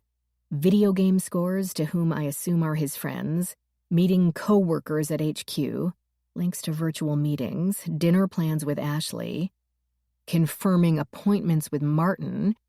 It looks like Kayla," Rachel waved a hand at the other screen, "shows up July 23rd of last year." That's what they both said, Ellie confirmed. Before that, hers were all about what's in stock, what's being delivered, drinks with friends, movies with friends, what the Kardashians are up to, and trying to find one more bottle of hot poppy. I assume that's nail polish. I see. And does that change after Greg enters the picture? No, she still prefers the hot poppy to the perkly pink. Ellie chuckled. Her other messages did not change. Friends, chats, but also exchanges with Mr. Anderson. Wait, he used his own phone to text his mistress? Under Ashley's and Martin Post's very noses, not to mention Deborah's? Oh, they were clever, look. They kept the language neutral.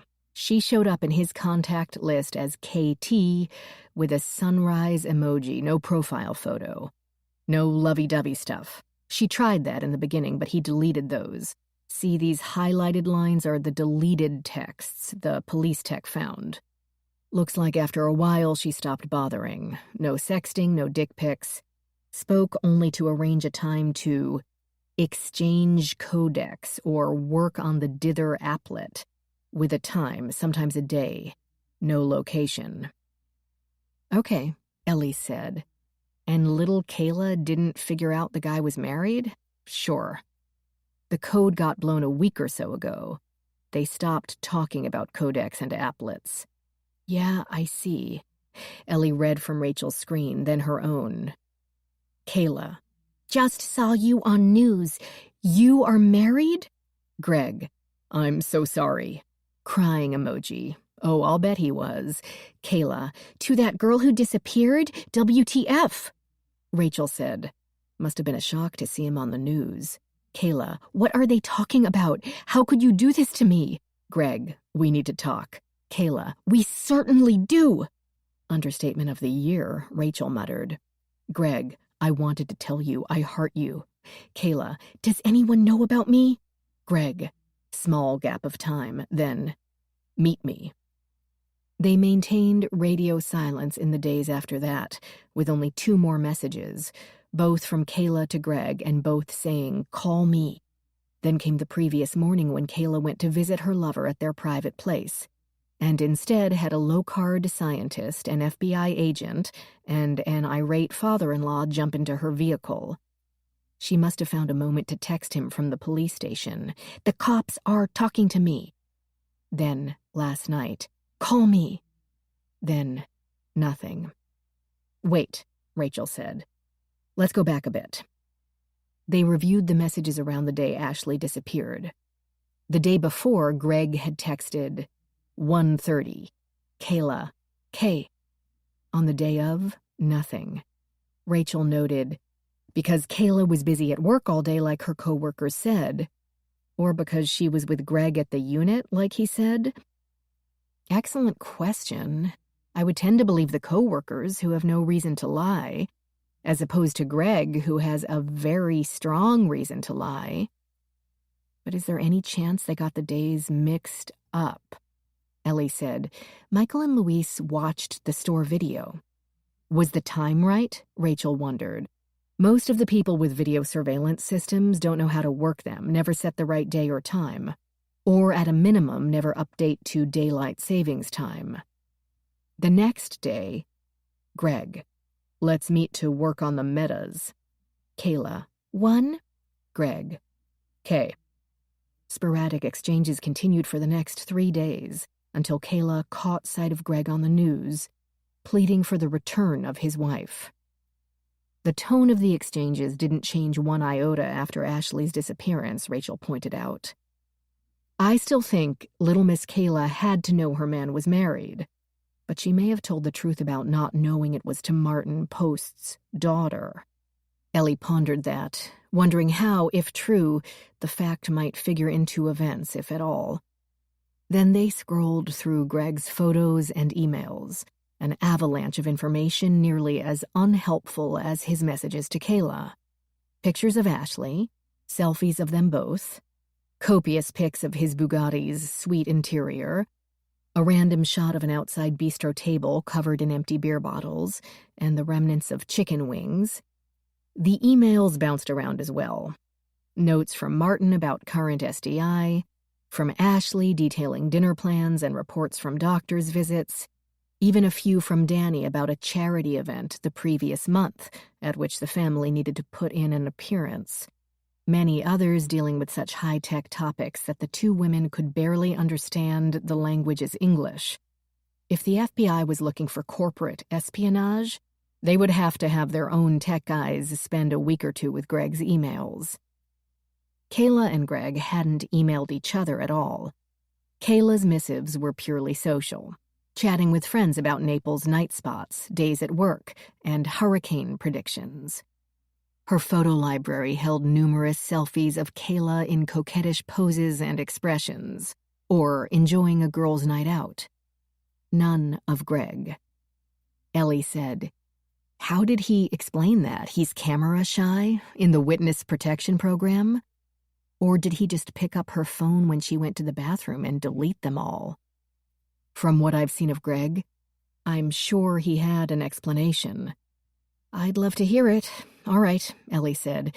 We need to get back to that apartment, find her medical records, and grab that bottle of eye drops to work some fingerprint magic on. Check the dishwasher for beer glasses. Speaking of prints, did they get any from the murder weapon? Greg's, in blood. Still waiting on DNA, but since only Kayla bled at the scene, it seems a foregone conclusion. So, we got him, Ellie said. She didn't sound triumphant. Rachel wondered if Ellie still wanted to believe in the handsome man's innocence, or if triumph would exist only if Kayla's life had been saved. Pretty much already had him. Hard to explain being found next to the body with her blood on your hands and your fingers on the weapon.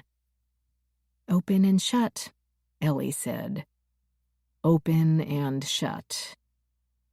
Except for Ashley, Ellie asked aloud. How did he kill Ashley? Chapter 38. Ellie broke the crime scene tape to enter Kayla's apartment, having discussed this entry with the extremely bored officer on duty in the parking lot. Michael had cleared their visit. The apartment seemed much more cheery in the day, with sunlight streaming through the windows and bouncing off the cream upholstery. Ellie hadn't thought much about Kayla having a corner place, so that large windows next to both the television and over the dining room table ushered in some feng shui. Only the stains on the area rug and the smell of dried blood belied the peace. Rachel took the filing cabinet while Ellie went to the kitchen garbage. She hadn't examined every single item in it the previous night, interested only in the most recent items, anything that might be relevant to the crime. Signs of Kayla having had a meal or snack with her killer, bloody towels from that killer cleaning their hands. Ellie now knew how the granola bar fit in, and of course the removed beer bottle. Under the wrapper, she found a browned apple peel, an empty bottle of nail polish, a crumpled expired coupon for Aqua Fresh toothpaste, an unidentifiable glob of some dairy product, and a tiny stiff plastic wrap, such as the kind used as a seal for cosmetic products. Ellie had broken enough nails trying to open lipsticks, mascaras, and antibiotic ointments to know. She had to hold her breath to keep from blowing it out of her palm, noting how the tiny clear scrap tapered along its length. It looked, in fact, exactly like what the tamper-proof seal from a tiny bottle of eye drops would look like. She dropped it into a very small paper bag, leaving the bottom of the bag fluffed outward to minimize rubbing against the wrapper. Fingerprints or contact DNA, if there were no prints, might prove interesting. If Greg had actually been drugged by his own victim. The dishwasher held dirty dishes, 3 bowls and a plate in the lower rack, and 4 coffee cups, and 6 drinking glasses in the upper, a bread knife, plus a handheld juicer with dried orange pulp caught in its sieve. Everything had been placed in a most closely packed arrangement, like molecules in a liquid. This time Ellie carefully picked up each mug and glass to examine. Each had residue and fingerprints that no one had made any attempt to clean off. She sniffed each one, picking up only orange or coffee or nothing at all. No beer. No other items seemed any more relevant today than they had the night before. No bloody paper towels. But then Greg hadn't washed his hands. He'd been found with Kayla's blood still on them, and there hadn't been a single smear in any sink. Between the 2 murders, they now had 2 weapons, the statue and the broom handle, with the victim's blood and Greg's fingerprints on them. Greg might have been a whiz at coding video graphics, but as a killer, he couldn't get past the first level. Ellie moved to the bathroom and collected the bottle of eye drops that so interested her, dropping it into another very small paper bag. She examined the medicine cabinet items again, but nothing jumped out at her. She joined Rachel in the office and wondered again about the lonely Android charging cable lying next to the equally empty oak tree cable. She and Michael and Rachel hadn't paid much attention to it the previous evening, since school kids now had more than one mobile device. But now she wondered, shouldn't they have found another Android mobile something around? But they hadn't. Not in the apartment, not in her car. Luis had even gotten to Ulta before they closed to clear out the little cubby where Kayla stowed her bag during shifts. The cable could belong to an old device, but Kayla seemed too streamlined to stand for an unnecessary cable cluttering up her workspace. The victim's tidiness extended to her file cabinet, where among hanging folders labeled rental and income taxes, Rachel, cross-legged on the floor, had found one marked medical. She pointed out the more interesting contents as Ellie settled beside her. Right on top, a receipt from Kayla's last visit to a Dr. Brandon Pine, a checkup with lab work from 4 months earlier. Kayla's blood pressure was 115/74, temperature of 97.4 degrees, height, weight, so on. Kayla had had no complaints, but look at this. She held out the paper, pointing to a written notation under Other Diagnoses. In a barely legible scrawl, the doctor had written, CDI. Wow, you were right. I know. You're grinning. I am. With the same ridiculous triumph as when I know the answer to a really obscure Jeopardy question. But here's her lab results. Ellie read the entries. Urine osmolality, less than 300 MOSM per kilogram, plasma copeptin, less than 2.6 pmol per liter. Aha. And that means nothing, it's normal. Which leads me to this. This Walgreens patient information sheet has a prescription for Kayla. 0.5 milligrams desmopressin, a vasopressin analog. Ellie said, so Kayla had been on meds. Exactly. But where were they now? Greg didn't have an opportunity to take them away. If, just for the sake of argument, Greg was drugged and framed, then why would this other killer take them? Vasopressin has no street value. She wouldn't run out of them. Kayla might have been a young, pretty girl who sold makeup, but that didn't make her brainless. She seemed to have led a very well-ordered life and took interest in matters more weighty than finding the right shade of lipstick. Though, to be fair, the perfect shade could prove a long and difficult quest. No, from the date on the sheet, if she had been taking them correctly, Kayla would have been only halfway through the bottle. Ellie shook her head. An inexplicable little mystery. But technically an irrelevant one. Greg wasn't drugged with vasopressin, and Kayla didn't die of CDI. We can, when we have time, drop by Dr. Pine's office to find out more about Kayla's somewhat obscure condition, but there's no guarantee he'd talk to us. Confidentiality regarding a patient's medical records existed in a somewhat fluid legal state.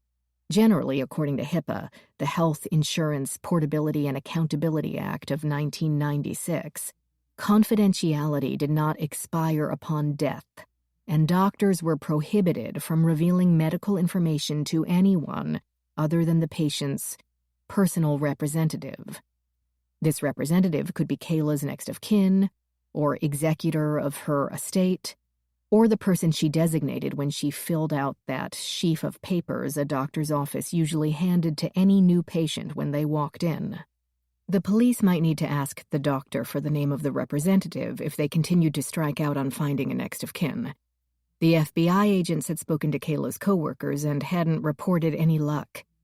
Luis had told them, as nearly as any of the people at Ulta could recall, Kayla had never spoken of family, other than to say they weren't close. No one knew if she'd been born in the area or, like so many other Floridians, transplanted herself at some point. Apparently, one had even said, "She was such a good listener. I'm going to miss that so much." Of course, HIPAA also allowed release of records to persons involved in the decedent's care or in payment for their care, and to law enforcement with a court order or perhaps just a written request. Other than to find next of kin, though, she doubted their curiosity about Kayla's CDI would be considered sufficient cause. Unless we find something amazing on that bottle and wrapper, it looks like Kayla's murder is as open and shut as it can get, Ellie said. Time to get back to the one that isn't. Chapter 39. From Kayla's apartment, she and Rachel first turned south to deliver the bottle and wrapper to the print unit at the police department, then went north up 41 to get to the post estate. Only this time, instead of letting the guard wave them through the gate, Ellie parked in front of it. Clouds roiled with more than the usual afternoon thunderstorms. The outer bands of Tropical Storm Hazel had reached southwest Florida, sprinkling rain, stopping, starting again. The guard on duty watched her approach, his eyes widening only slightly at this breach in protocol. She doubted he would find two clearly unarmed females, ones he had admitted before on Martin Post's say-so, a serious threat. But also doubted he would have kept this job if he didn't take every threat seriously. "Ma'am," he said, a number of questions contained in that one word. Ellie said, "Hello. We would like to see the camera feed if you don't mind. I mean, we'd like to see what all your surveillance cameras see, their view." She was talking too much, but he didn't blink. With a wave, he guided them in and over to the dizzying array of monitors. Those had been installed one after the other, in a straight line along the desktop and below the windows, forming a horseshoe shape around the ergonomic desk chair. This way, the guard could monitor the screens and the windows at the same time. And the windows, Ellie guessed from the slight distortion, were bulletproof. A hallway directly behind them had a door on either side, maybe a closet and a bathroom. It led to a back room with a large window. Apparently, Martin believed that all the video cameras in the world couldn't take the place of a decent window. Ellie agreed. Isaac let Rachel sit in the desk chair while he stood. Only one chair, because this central point of access was not a place to sit with coworkers and jaw about last night's game. Nor could he sit still and monitor the bank. He'd have to constantly scan from side to side. Maybe that helped them stay alert on slow days. Most of the screens showed trees, trees, trees, and water, the street, and more trees. With the constant breeze off the Gulf, the fronds moved and waved and sometimes flopped in front of the camera's protective bubble. How do you keep up with the foliage? It's a constant battle, he admitted in a surprisingly friendly tone. Perhaps he didn't get many visitors. If we see leaves consistently blocking the scope, we have the landscapers go out. They can usually take care of it with a ladder and some pruning shears. But it's getting the ladder out there in the first place. Fighting through the pepper trees, that's the hard part. It's even worse when they have to clean the bubbles. They have to hang over the wall with rags and a spray bottle. Seriously? He shook his head. Tech can't solve every problem. Each camera swung from side to side in a slow arc, sweeping the areas in front of the walls, and she could see from studying each screen in relation to the ones adjacent, doing a good job of overlapping their views to cover every inch of the perimeter. Did he clear the land outside the wall when he had the estate built? Yeah, quite a bit of it, but stuff's grown in over the years, can't help it. In this state, the stuff you don't want grows like a weed, but if you want a daffodil or a decent tomato, forget it. Ellie found the spot where she had gone over the wall the day before. Had that only been yesterday? She recognized the drooping branch of the live oak, the slight clearing with the stump she had used, still upright in the center. No reason to think that because she had reached that point, it meant an intruder had as well. But the screens to the left also showed fairly clear areas until the lens landed on open water. A clever assailant, who had already checked out the presence of cameras, could have clung to the wall and ducked under their view up to the clearing if they... Could someone have come from the water? She asked aloud. What? Could, she asked, someone in scuba gear swim up to where the wall met the water, slink along it to the live oak, wait for the camera to swing away, and use that 5 seconds to shimmy up the branch? She expected the guard to raise an eyebrow and scoff. Seriously? But his face stilled, his gaze turned inward, going over the scenario in his head. She wondered if he were replaying past SEAL team missions to find examples. Possible, he said at last, but highly unlikely. There's no beach, just rocks and silt and rough surf. They'd have to be one hell of a swimmer, which I guess they would be to get there in the first place, and then they'd have to come up in exactly the right spot, which isn't easy to do from under the water when there's no landmarks around. There's no light pollution either, so it would be a real nightmare at night. I'm thinking during the day. Oh, slightly easier, but only slightly. It's all mangroves. That would provide cover for them to get out of the water. But then they'd have to fight their way through a briar patch of roots and branches that's going to rip all your equipment off. I wouldn't want to do it.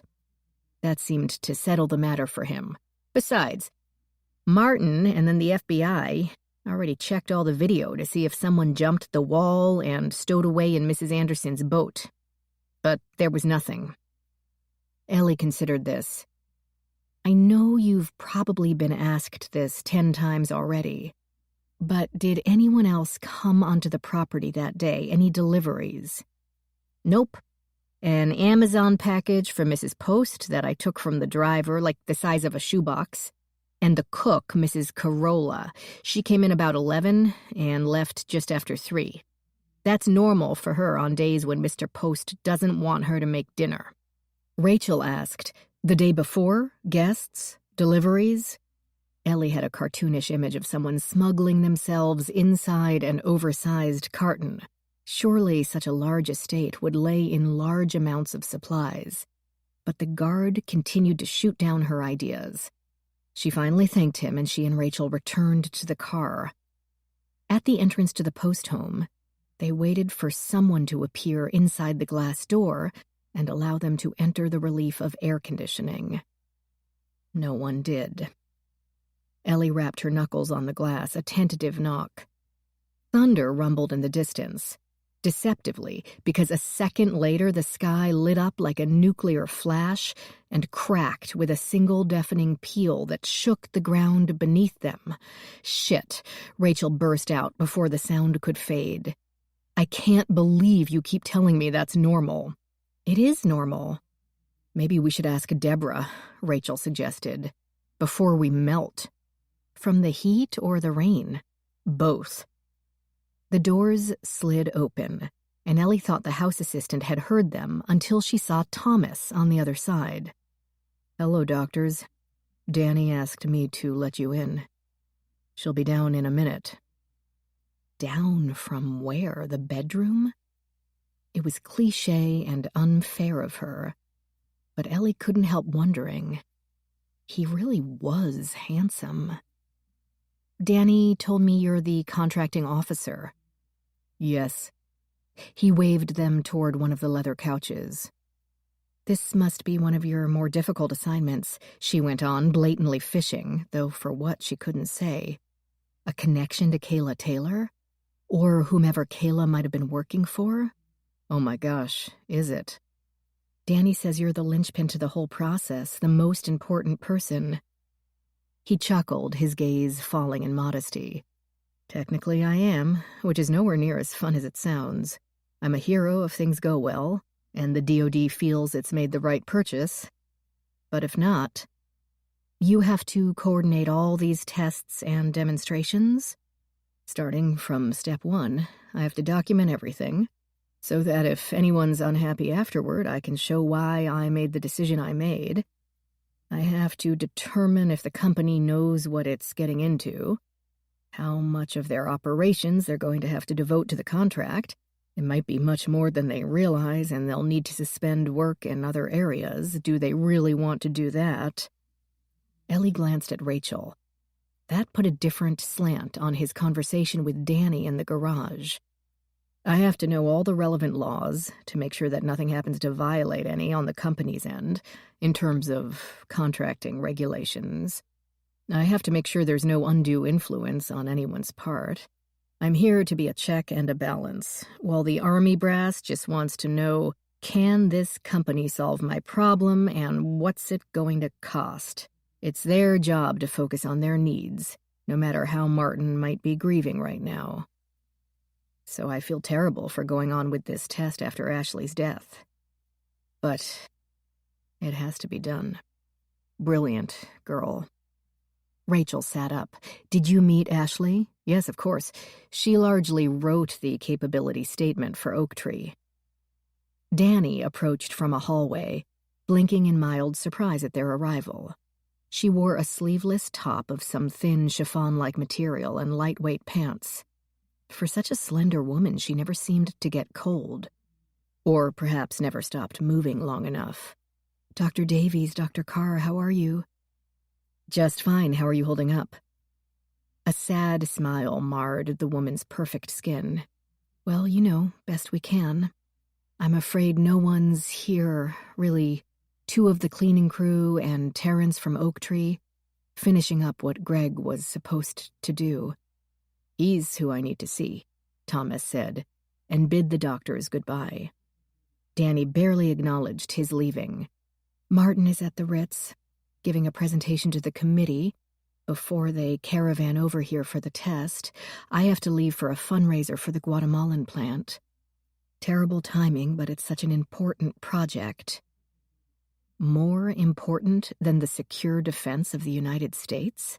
Ellie's surprise must have showed on her face because Danny said, "I know. I can't decide if I'm bailing because I'm a wimp or because I'd only be in the way." The stress of the past few weeks showed in the crinkles around Danny's eyes and the fresh scrape on her arm, perhaps from more garage construction projects. This is how we cope with stress. Even the rash on her arm seemed redder, angrier. "I just know that if it fails, I don't want to be here. And if it succeeds, it won't matter if I'm here or not." Was she afraid of her husband? "I'm so sorry to bother you. I was hoping to see Ashley and Greg's bedroom again, and perhaps the boats." A perplexed frown, but Danny had probably developed a high tolerance for random and perplexing requests. She waved at the vast entryway. "Certainly, you can find your own way. I really do have to—" Rachel assured her, "Yes, absolutely. We don't want to hold you up. I'm not even sure what I'm looking for." "Does anyone?" Danny hustled off, leaving them to find their own way. Chapter 40.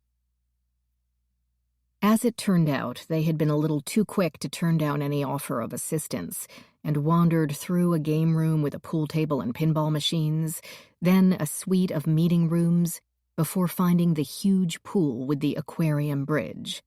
Even then, Ellie steered them into a wrong turn, ending in a vast library that she coveted, even with its modern design. If she had Martin's money, she'd have made it incredibly old-fashioned, with heavy wood shelves and those rolling ladders to reach the top ones, instead of gleaming white laminate and not an overstuffed couch in sight. But Ellie put this criticism aside and managed to find the post version of an in-law suite, otherwise known as the Ashley and Greg wing. It had changed since her last visit. The bed had been stripped of its sage silk clothes, and bare pillows lay abandoned on the mattress.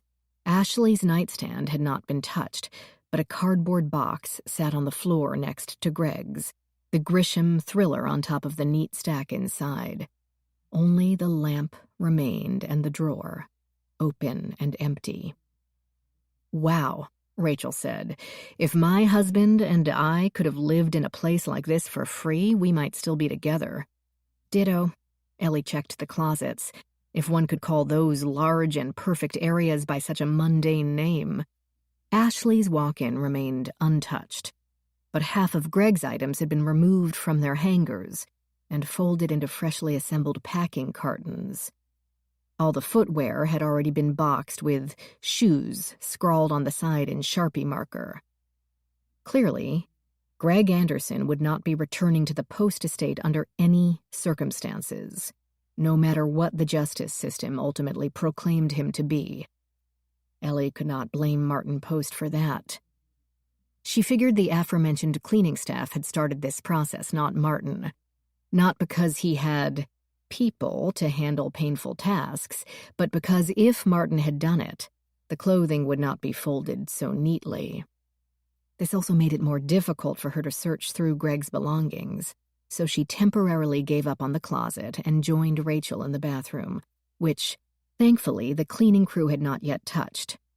Messy compared to the rigid order of the rest of the estate, though tidy compared to many of the victims' homes Ellie had seen in her work. "This is gorgeous," Rachel said of the marble and bowl-like tub. She stood at Greg's medicine cabinet, examining each item in turn. "It's identical to Ashley's, except without the floor-to-ceiling windows. Maybe Greg didn't trust one-way glass. Maybe he hadn't been given a choice." "Good point. Ashley was the family member here. Greg, only an in-law. Ashley got the bathroom with the view. She probably got her choice of which side of the bed to sleep on. Find anything?" "Not so far.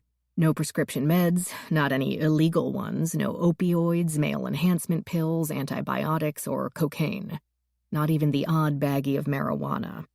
Whatever else Greg Anderson might be, he isn't a drug addict.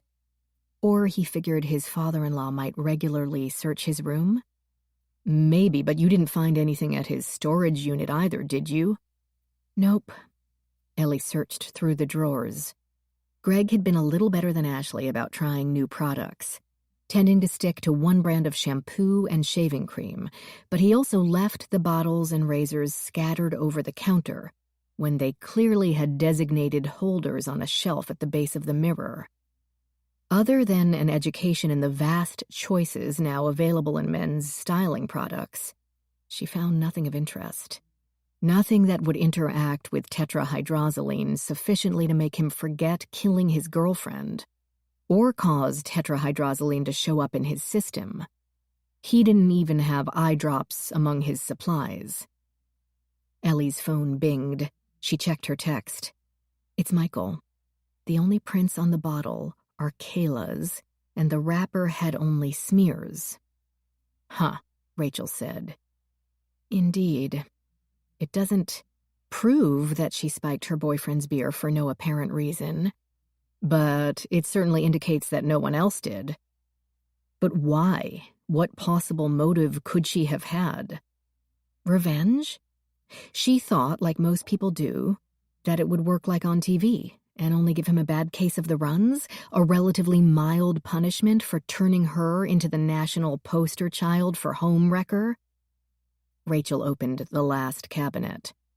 Or did she know exactly how the stuff would work and wanted to knock him out to, search through his text messages, put him in a position where he needed her to take care of him, proving how much more loving and nurturing she could be as opposed to the spoiled Ashley, incapacitate a violent man so she could escape?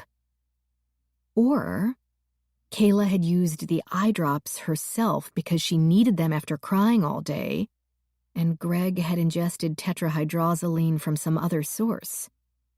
But what other source? And I still can't wrap my head around Kayla's missing meds. That desmopressin should have been in her apartment, especially if Greg had killed her. He didn't take it away because if he'd left the apartment, he would have stayed gone, instead of coming back to be found next to the body.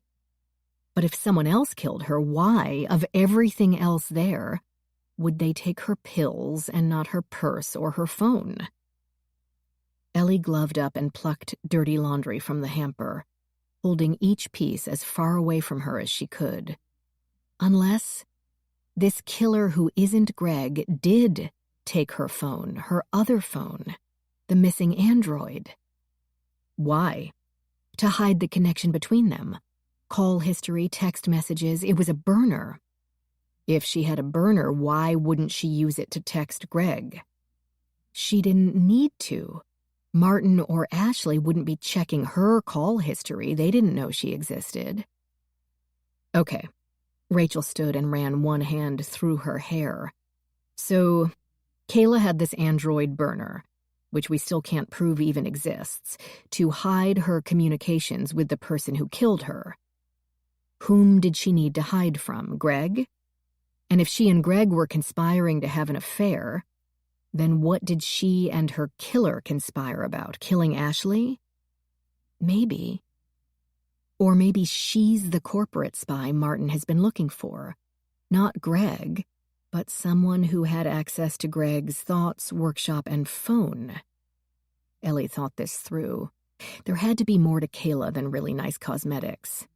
Maybe someone from Peter Giles's camp. He couldn't get his nephew to turn on Martin, or couldn't trust Greg, not the world's most convincing actor, not up close, to pull it off. He needed someone once removed, someone who didn't live under Martin Post's watchful eye. Someone who, according to what the agents relayed from the girls at Ulta, was all about the money. She wasn't going to get it from Greg, not with that prenup in the way. So she found another way to cash in on the situation. Or, Rachel said, they killed Ashley, but couldn't get what they wanted. Maybe they couldn't break the encryption on her laptop or whatever. They approach Kayla after she finds out who his wife had been, and she's now aware that her boyfriend's income is going to dry up. But if her true employer, Giles or some other tech company, killed her to tie up a loose end, why take her meds? Rachel stood in the middle of the room, staring at nothing. Ellie thought hard as well, but try as she might, she could see no connection between Kayla's obscure medical condition and the corporate espionage theft of a national defense system. I got nothing. There's too many maybes. I think we need to go back to Kayla's apartment again. Maybe she kept the bills for the burner in another place. If we could get the number, then the carrier could... Rachel? Rachel hadn't moved. Rachel? Suddenly she spoke, but not to Ellie. Deborah? Yes, Dr. Davies. Okay, that was creepy. Deborah, who has an upcoming appointment with Dr. Pine? There are no upcoming appointments with Dr. Pine. Ellie suddenly understood where Rachel's mind had led them.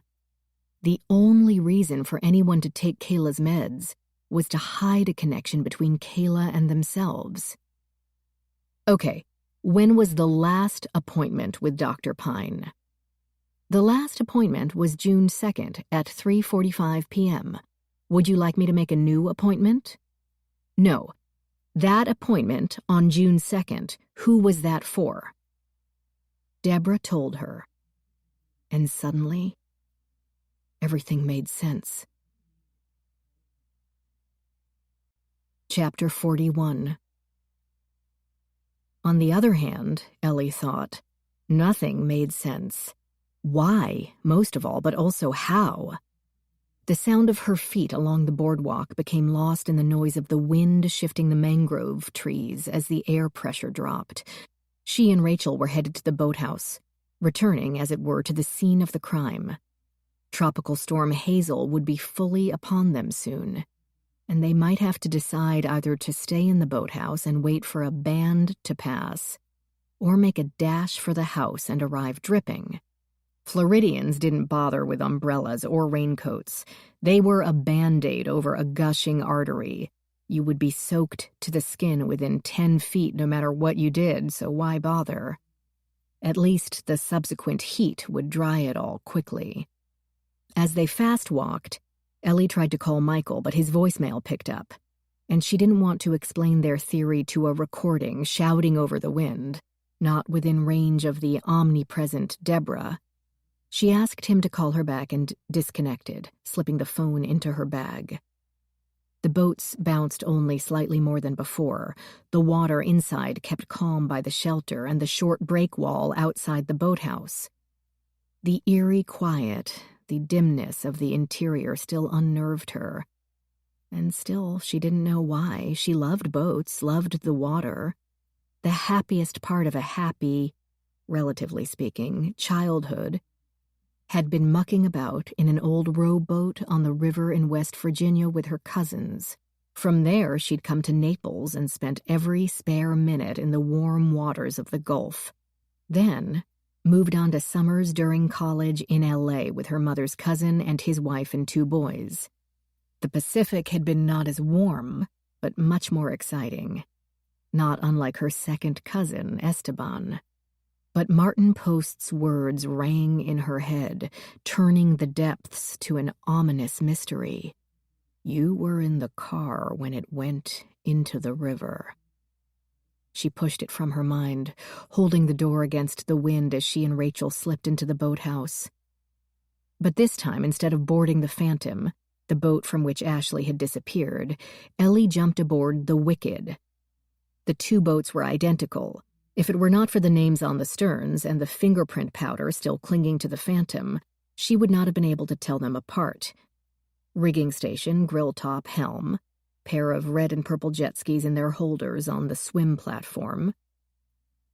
Ellie dumped her bag on one of the seats and dug in it for a pencil flash to examine the steering wheel and the gunnel. Nothing to see. No sticky areas, only the grainy salt film that covered everything on or near the water. They moved below decks, taking the short flight of skinny steps to the cabin. "This is exactly like the Phantom," she told Rachel, down to the kitschy decor. Rachel, Ellie knew, had plenty of training in psychology, and that must have been why she saw more in this fact than decorating trends. Martin keeps his gifts strictly equal between wife and daughter. Whatever one has, the other must also have in identical measure. Or it's simply more efficient to order 2 boats once you'd decided on the specs for one. This isn't identical, though. With the wind picking up, the wooden pulleys and glass floats in rope mesh decor rattled more pointedly against the wall, and Ellie noticed a small block pulley where there had only been an empty space on the Phantom. She pulled it off its peg. It measured perhaps 2 inches by 3 by 2, polished wood, with a set of ropes snaking around its 3 wheels, and all of it dangling from a nasty-looking hook. She handed it to Rachel, who said, "Surprisingly heavy for its size. Add momentum from a swing or 2, and it could have some real knockdown power. Drop it into a neoprene wetsuit boot, and you had a formidable weapon. A pregnant girl caught unawares would be easy prey." Hence the flecks in Ashley's hair. Ellie moved to the bathroom but had no interest in the sink and towels. Instead, she unlatched the skinny cabinet in the shower door to find the cleaning equipment, same as on the Phantom. A spray bottle of Mr. Clean, a mop, 2 brooms. But the push-type broom with the stiff scrub brush for a head didn't quite match. Its handle didn't have a rubber red tip. Its tip was brown. And the body of the scrub brush was yellow, not white. The bristles perfectly clean without the slightest smear of grime or tangled hair. Almost as if it had only just arrived from Home Depot. She unscrewed the handle and showed it to Rachel. "Right diameter. The tube wall looks a little thicker, but I can't be sure without a micrometer. Not that it matters, since surely this broom was purchased to replace the one used to kill Ashley." "Dr. Carr," Rachel said, "I concur." The boat gave a slightly stronger lurch. The heavens were beginning to open, but that gave them an excuse to wait it out and let their brains work. They had a scenario. Now all they needed was some proof. Then, someone shut the cabin door, and Ellie heard the click of its bolt sliding into place. Chapter 42. Ellie did all the stupid things a hapless hero does in a cheap thriller. She tried the knob, pushed on the door, knocked on it, shouted, "Hey!" and then looked around for her phone, which, of course, rested in her bag on the upper deck. "Do you have your phone?" Rachel pulled the slim electronic device from her back pocket, frantically thumbing commands. "I've got one tiny bar. Yes. No. Damn." Beneath them, the engine whined and the boat abruptly picked up speed. The Wicked must have cleared the boathouse, maybe even the breakwall, heading straight out to sea.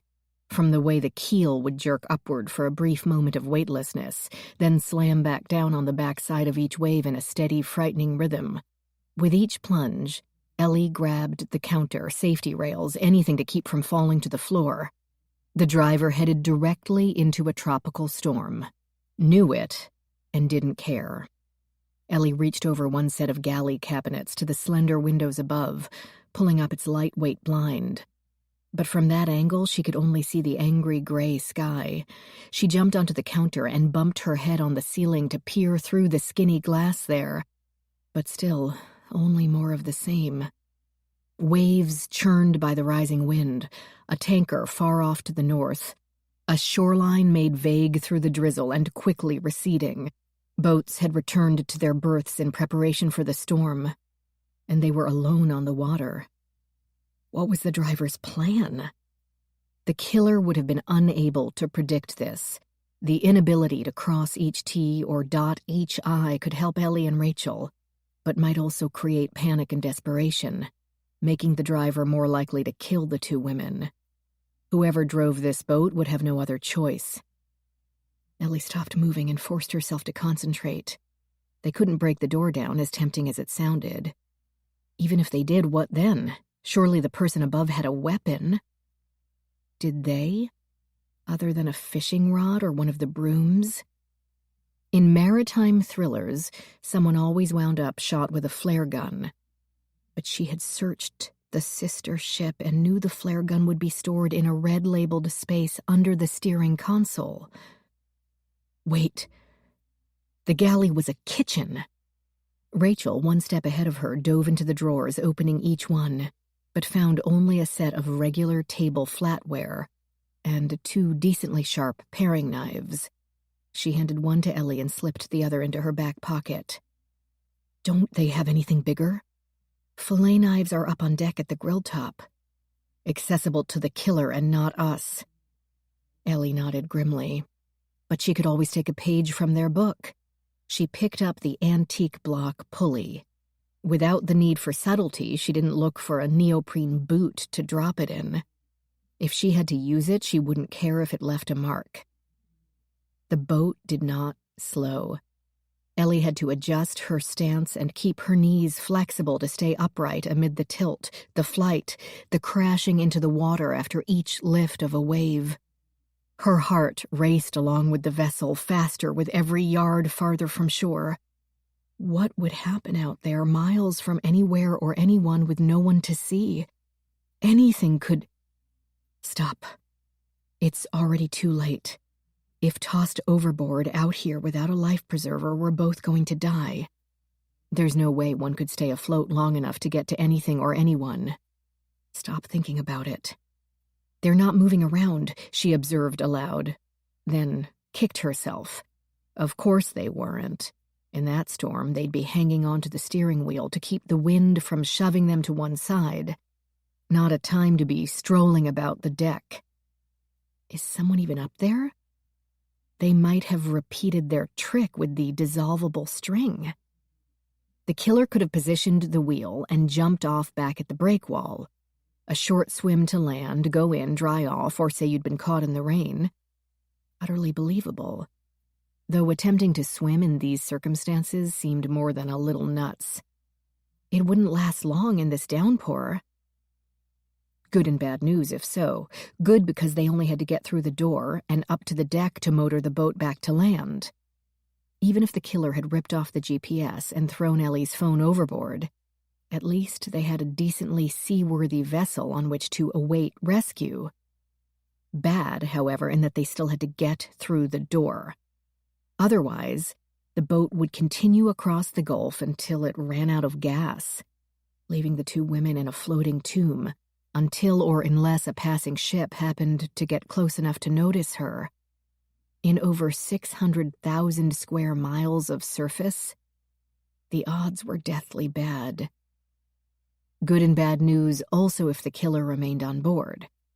Good, the killer would need the boat to get back, so gas would be conserved. Plus, they wouldn't want to be gone too long, would need to return as quickly as possible, and have one heck of a convincing story with which to explain Ellie and Rachel's rental car, still parked in the drive. Bad, because whoever it was must have a plan to disable them, even if they made it through the door. If the killer needed to work quickly, she and Rachel did as well. Should they focus on getting the door open, with no way to defeat the opponent if encountered, or on a killer who might not be there, while speeding toward a watery point of no return? Don't hesitate, Esteban had warned her. Life is short. And at this moment, her life might be getting very short indeed. She moved toward the door. Wait, Rachel said. Ellie turned in surprise. Rachel reached over to the sink and turned on the tap. Then she went into the bathroom and did the same. Then added the shower. What are you... Trust me. And Ellie got it. Back in the kitchen, Rachel pulled open the onboard refrigerator. It had been, no surprise, well stocked, with at least a 36-bottle case of water and a nearly equal amount of Gatorades of various flavors. She began to open each one, twisting the caps, dumping them upside down in the sink to let them drain as she went on to more bottles. Ellie began to help, dropping the empties on the floor. Martin could charge her for the extra cleanup service if she survived. The refrigerator had been running, the boats connected to constant power at the dock, and the bottles were chilled. Her fingers got cold. Rachel tried her phone again. It refused to help. Either they were already too far from land to get a signal, or the tropical storm had already taken out a tower. When they had finally emptied the fridge, each opened all the other cabinets and storage areas looking for more. Ellie swept the empty bottles out of the sink and they bounced off the floor, the noise barely audible over the crashing waves and the engine's roar. If they had guessed wrong, the Post estate was going to be pretty pissed, especially after Rachel discovered 3 bottles of wine with fancy labels and broke off the necks with the pulley block because she wasn't about to waste time using a corkscrew. "Those might sell for thousands per bottle," Ellie warned. "Martin can bill me." Ellie went into the bathroom and flushed the toilet. The flow from the taps had slunk to a thin trickle, and the toilet did not refill after it drained. She had no idea how water was managed on a boat. She'd never been on one that had a full-sized bathroom before. But surely the waste didn't release straight into the water. There had to be a holding tank, and wouldn't that be equal in size to the freshwater supply? Otherwise, environmental disaster. This done, they checked their weapons, shut off the taps, and used a kebab skewer to poke the door hinge pins free from their knuckles. The door didn't move until Ellie pried it open with a cake server. Then it swung inward with an uncertain groan, and Rachel jumped out of the way to let it thud to the floor. The weight of the possibly watertight door sent tremors through the speeding boat, and the vessel abruptly slowed. The engine died. The sudden silence deafening. The killer had not jumped ship yet. Good news. Bad news. Ellie dropped the server, and she and Rachel went upstairs to meet their captor. Michael felt only annoyance when the beefy guy at the guard shack told him, yes, Dr. Carr had arrived at the estate, and no, she had not left yet. Then why, Michael pondered, wasn't she or Rachel answering their damn phone? Of course, the fallout shelter bunker of a house that Post lived in might block signals, for all Michael knew. Not that he had driven to the Post place to find Ellie. No, he and Luis had come to confer with, he mentally corrected, doubting he had leave to question Martin Post, about business rival Peter Giles, his relationship to Greg Anderson, and how much Post had known of that relationship. Luis had opined how the case had to be as simple as it appeared. Discontented frat boy kills supercilious wife, then kills mistress when mistress in turn becomes inconvenient. But that still left them a long way from a conviction. Too many questions had not been answered. How, for instance, when and where? A jury would expect proof of such things. And Michael couldn't shake the feeling that this was about more than a discontented frat boy. As the guard promised, the Locard's rental car sat outside the expensive resort entranceway. Michael parked behind it, and he and Luis approached the glass doors. On previous visits, there had always been one of the Posts waiting for them, and now Michael realized he had no idea how to get in. There were no knobs, and the electric eye ignored them. Knocking seemed ridiculous. He looked around for a button or keypad, feeling stupid to be so easily stymied. Finally, Luis found a flat black rectangle attached to the stucco-coated concrete and pressed the button in its corner. They waited. Nothing happened. Chapter 43. The killer came to meet them, waiting at the top of the cabin steps, and snorted when she saw the door lying flat on the floor of the lower deck. What the hell did you... Martin is going to be so mad. But don't worry. I won't tell him. Ellie took each step slowly, all too aware of the Glock 40 dangling from the woman's right hand. Rachel moved behind her, clinging to the small railing. Ellie said, "Hello, Danny." Peripheral vision told her they were in open water, no land in sight, the boat still pitching and tilting in wild waves. Ellie's purse had disappeared from the seat, certainly thrown overboard, which meant no phone, even if she could get a signal. No help to be had. Only her, Rachel, Danny, one boat, and Tropical Storm Hazel. And a gun. If they weren't shot and killed, then they'd be drowned and killed. And all at the hands of this slight, beautiful woman. Rachel said nothing.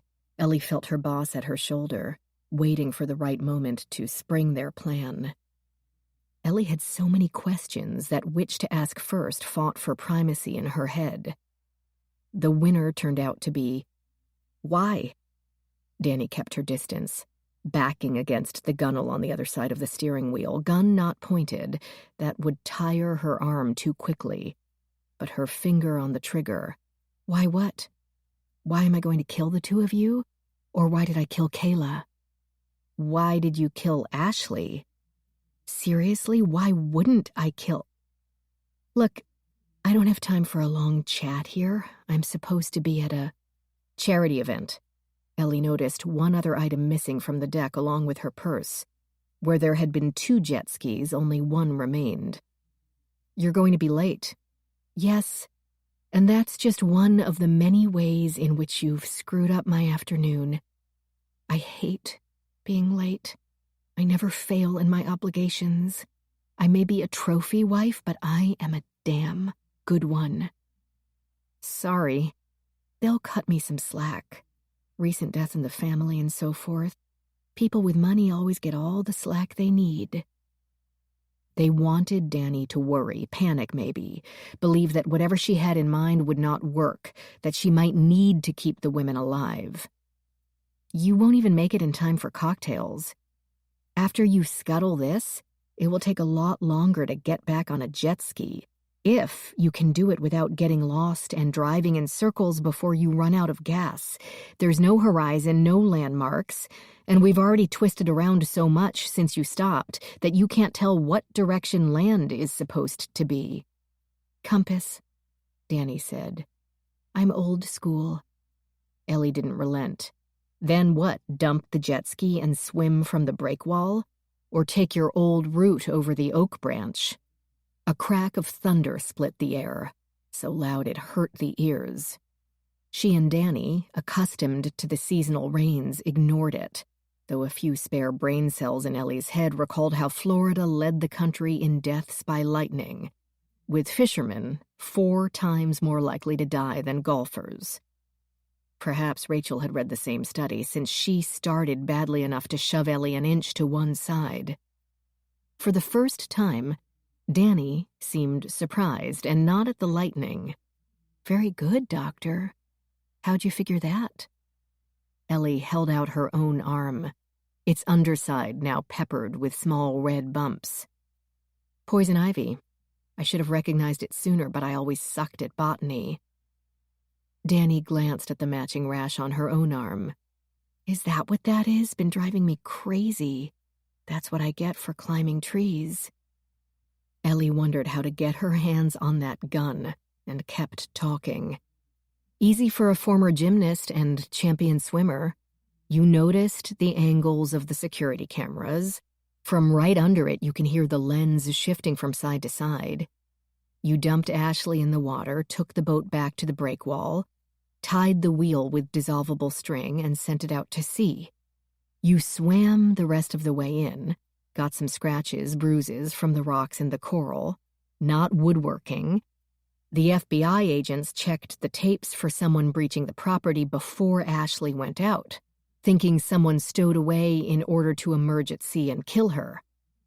They got it half right, I guess, but they never checked for someone coming back afterward. They never checked for a stowaway from inside the estate. Danny smiled, pleased to have her brilliance and daring acknowledged. Probably one of the many motivating factors. Which brings me back to why. Why Ashley? Why not Ashley? Danny asked again. Rachel asked, just resentment, the money? Or are you a spy for Enter Robotics? Yes, and no. Just resentment? She raised her voice to be heard over the wind and the splashing of the water. Of the crown princess? The pampered little darling heir and chosen one? The acolyte so perfect, so dedicated, that she never even realized her only identity had been breathed into her, a doll fashioned in his image? Why would I be resentful? I can't imagine. Ellie couldn't keep the sarcasm out of her voice. It didn't seem prudent, given how Danny's fingers tightened on the gun. But no, it wasn't just resentment. It's the damn money. How stupid are you that you can't figure that out? Do you know what he's worth? The bucking of the boat gave Ellie a reason to glance around as she clutched the grab bars along the console. The GPS seemed to be working. Built into the dashboard as it was, it couldn't be ripped out except with a crowbar. Above it, 2 hollows served as cup holders, one currently displaying Danny's ever-present water bottle. The weather band faded. For a brief moment, the gulf seemed to calm and the air got quiet. Rachel asked, "What's your long-term plan? Are you going to kill Martin too?" Again, genuine surprise. No, I like him continuing to invent lucrative things. I have to swallow my pride a lot, yeah, but I can live with that. I could even live with Ashley. She was too clueless to get angry at. And when we got married, she went on, a reflective tone creeping into her voice as if she'd never thought this through before. She was in college, so not really a problem. Just put up with her on vacations, etc. Then college ended.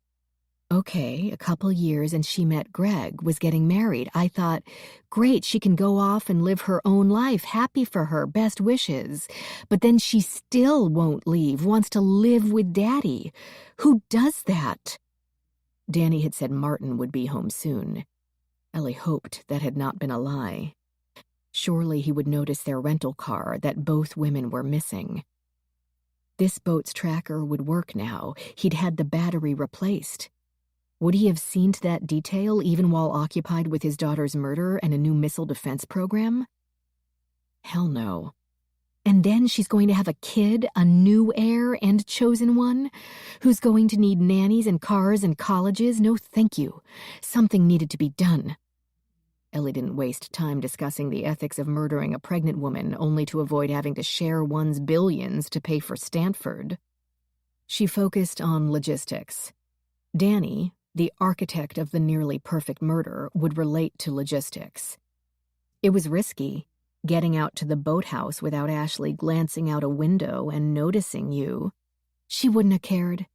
And what would be weird about me taking a break from my charity busy work anyway? It's easy to do that stuff in advance. Easy to make it look like I'd had my nose to the grindstone the whole time. What if the cook came in to ask if you wanted anything? Danny shook her head. Or might have, hard to tell with wind whipping her hair. She doesn't come in until after 11, and staff never interrupts unless they're summoned. Martin has them too well trained for that. So, Ashley headed the boat out to sea and you, put the pulley in the diving sock and snuck up the stairs? You're so lightweight. Thank you. It isn't easy to maintain. I don't think I've had a full meal in 15 years. That she didn't feel your steps with the rocking of the boat at anchor, or did you pop out and say hi? Never saw me. She was sitting on this bench here back to me, in the shade, of course, protecting her delicate little skin. You hit her with this. Ellie held up the block pulley on its chain. Danny could not be more proud of her work. Even sideways rain smacking her in the face didn't dampen her delight. Got her in one, laid her out. She didn't feel a thing, the little shit, because I'm a nice person. Rachel clung to a roof brace to keep her balance. Why stab her? You could have just dumped her over. Also not easy. She was eating for two, all right? Gained 30 pounds at a minimum. Instead of bringing along the sister brush from the wicked, unscrewing it, stabbing her, throwing that away, and then carefully unscrewing the one on the Phantom with Greg's prints on it to dip in the blood. How did you clean up the blood anyway? I didn't. The rain swelled, heavy drops that increased to a deluge within a single second. All three women moved inward, one step only, under the slight shelter the hardtop afforded. Danny had to raise her voice in a shout to be heard over the pounding of water against water. Didn't need to. It does this every friggin' day. Ellie shouted as well. Why frame Greg? The prenup made sure he wouldn't have walked away with cash. Danny shrugged. Backup plan. I had no idea if the body would turn up or in what condition, or if the boat would be located. It's supposed to be unsinkable. She hefted the gun again, but didn't point it at Ellie or Rachel. I guess we'll find out. Without turning her head, she thrust her arm out over the water and fired twice. She didn't have to check if the bullets penetrated the boat's hull. Even in the nonstop motion, Ellie could feel the vibration of something more than waves. Danny was trying to sink the boat. But water slowed bullets considerably, and if it were a hollow point type, it might shred. The shots could have gone through several layers of construction without serious damage. Danny didn't lean over to check. She had also left plenty of ammo still in the clip. If the wicked went down, how long could they last out here?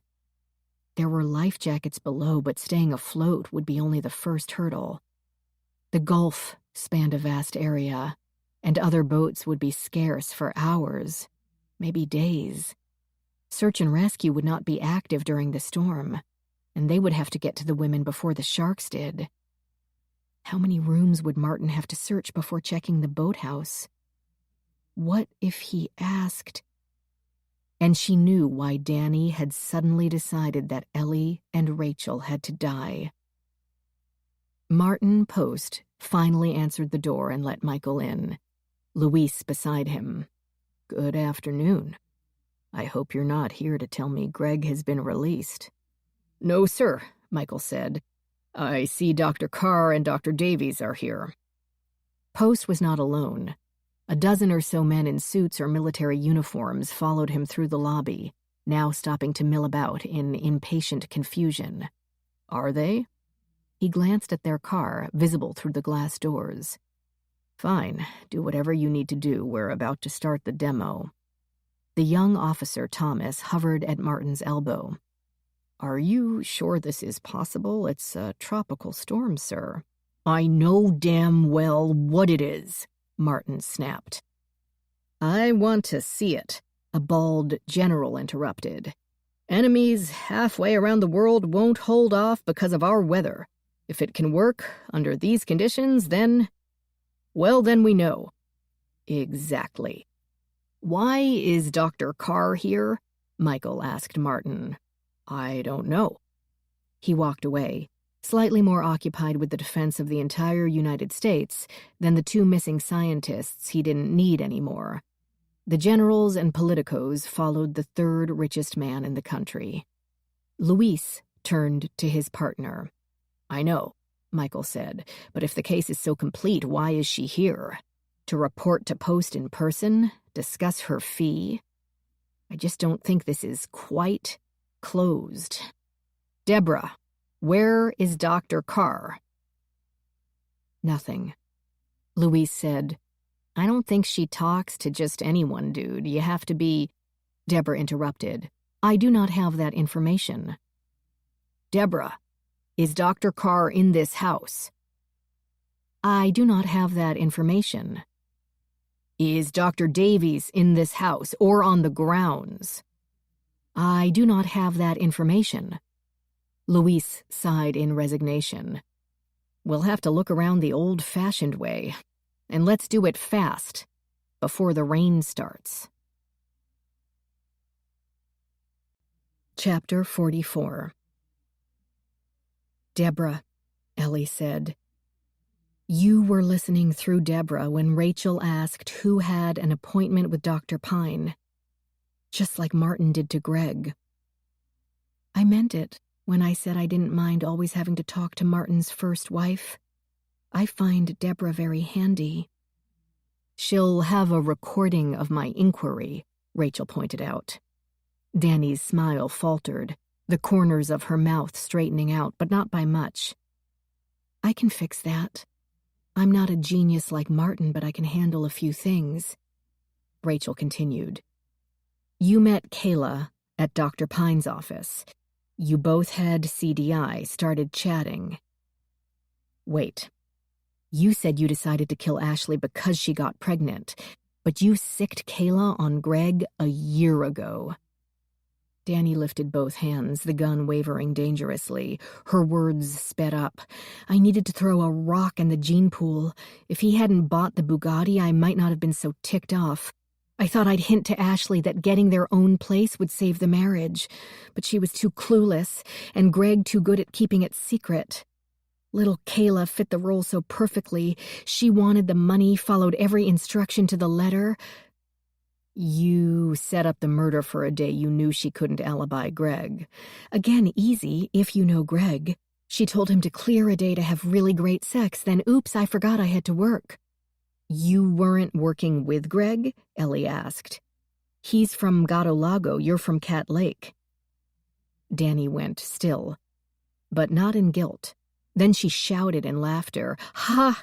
No, I'm from a speck of a town in Iowa called Cat Lake. Oh. Ellie felt foolish and wet, but she couldn't stop, had to keep Danny distracted.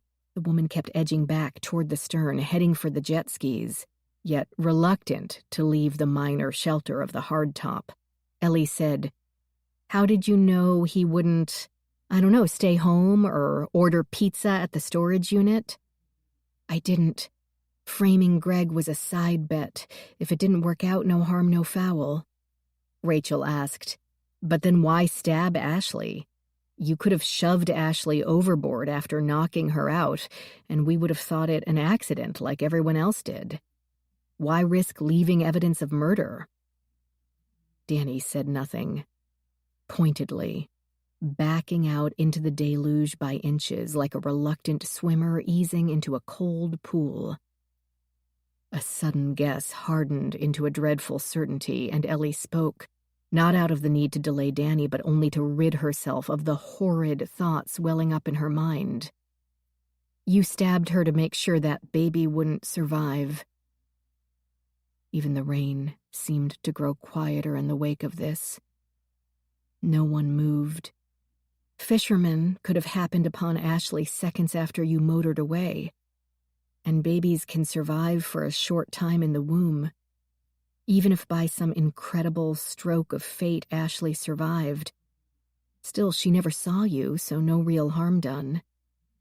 But getting rid of the baby wasn't optional, and Ashley almost certainly would not be able to have another. The blonde woman got back on track. I do feel bad about killing her. Kayla, I mean. But it's your fault. Ours? How? Rachel asked. Her fingers tightened on the support pole as the boat gave a sharp, steep rock.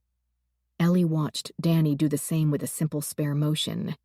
They needed Danny to lose her footing, stumble, slip, but so far she hadn't come close. That former gymnast training had given her sea legs extraordinaire. You didn't think Greg did it, she now complained. Everybody thinks Ashley is an accident. Great, then you say it's murder. Somebody had to go down for it. Martin would never rest otherwise. I needed it to be Greg. Who dosed him with the eye drops, you or Kayla? Kayla, duh. I wasn't there until he'd already passed out. Kayla never saw her own murder coming, so why did she agree to dose him at all? I told her I needed to plant a piece of evidence on him, something that would definitively tie him to Ashley's death. I told her the fact that he had been released meant he might get away, and that would jeopardize her fee. She wasn't about to have that, not after she'd put a year into the project. She didn't even ask what the evidence was. Good thing, since I had no idea what to make up. I really do feel bad about Kayla. She was fun, and she knew what she wanted. So few people do. And she knew what it was like to have CDI, Rachel said. In one motion, she picked up Danny's water bottle from the console and flung it over the side of the boat. Even with the incoming storm blowing the air around, the wall of rain visibly approaching over the waves, the Post estate still felt like a steam bath set on low. Michael's shirt clung to him, and he could feel the sheen on his legs. The vigorous hike around the grounds made him sweat like a racehorse, without a ribbon, because they had not found Ellie or Rachel. Danny Post seemed to be gone as well, since the guard had not passed her through the gate. Luis beat him to the boathouse, where he opened the door and gave a shout. "The Wicked's gone!" A streak of lightning took that moment to crack through the clouds and nearly blind them. They took the boat out? Michael enjoyed the water as much as the next person. But the idea of sailing into that made his stomach lurch. "Is she nuts?" Luis blurted. "Ellie or Danny or Rachel or all of them? Why would they do that?" Michael didn't have an answer. Maybe Ellie had some theory about Ashley's death, how Greg had killed her and gotten back to land. But why wouldn't she have told him? And she'd lived there. She'd know not to... Coast Guard? They'd never go out in this. The finality in Luis's tone brought a chill to Michael's overheated face. He thought, "We're on the property of the tech guru of the world.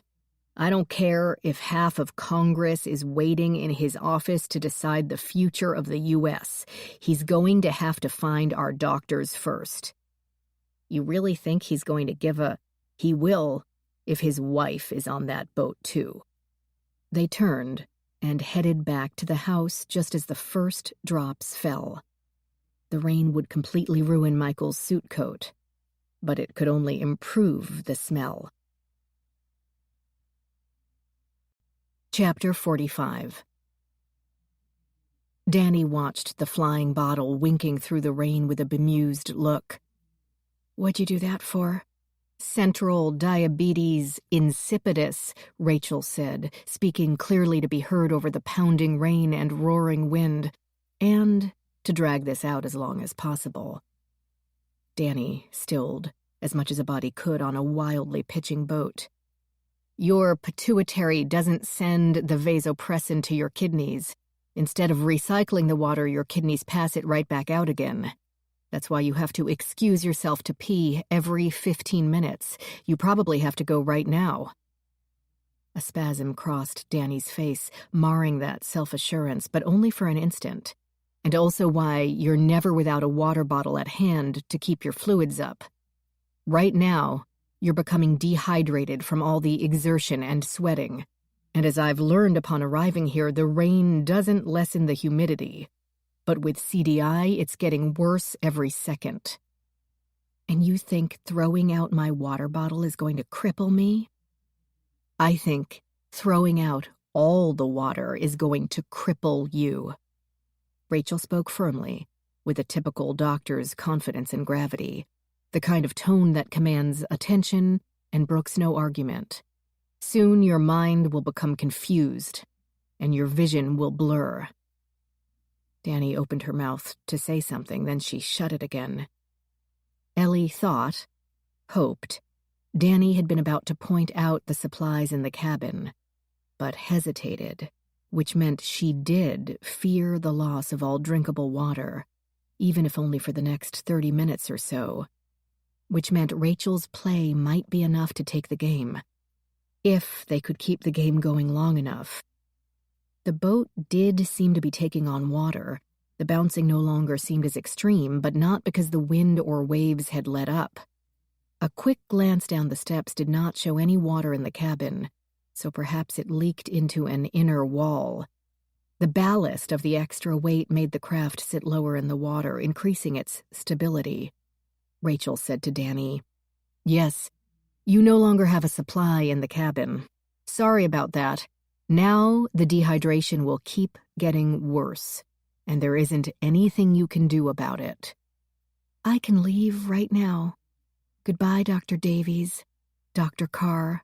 They couldn't let up. Ellie joined in, forcing her voice to sound both calm and definite. She might not know anything about central diabetes insipidus, but she had learned the effects of dehydration during other investigations. "You won't make it.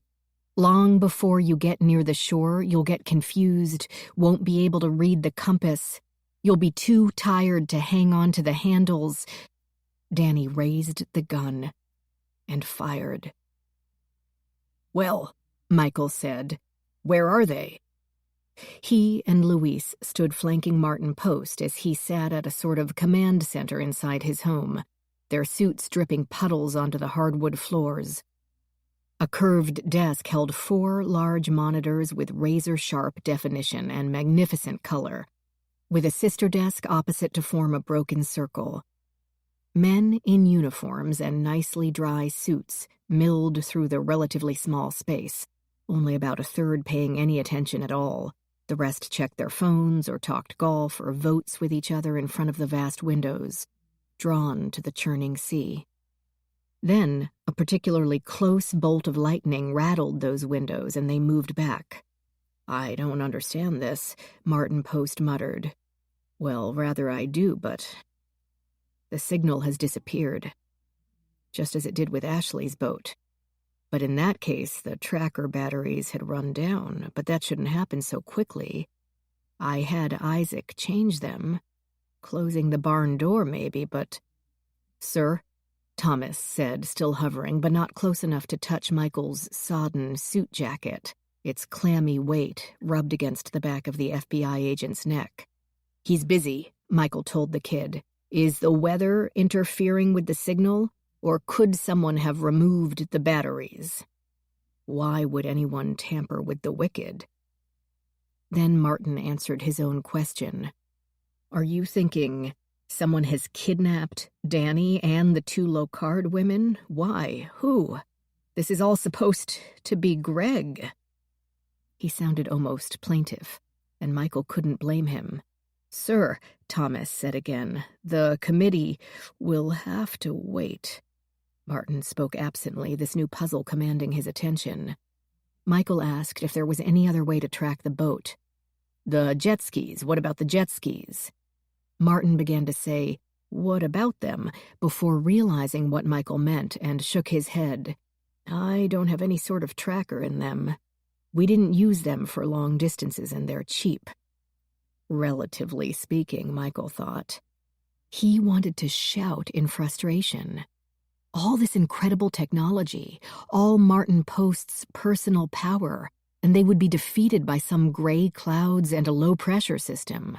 "What's going on?"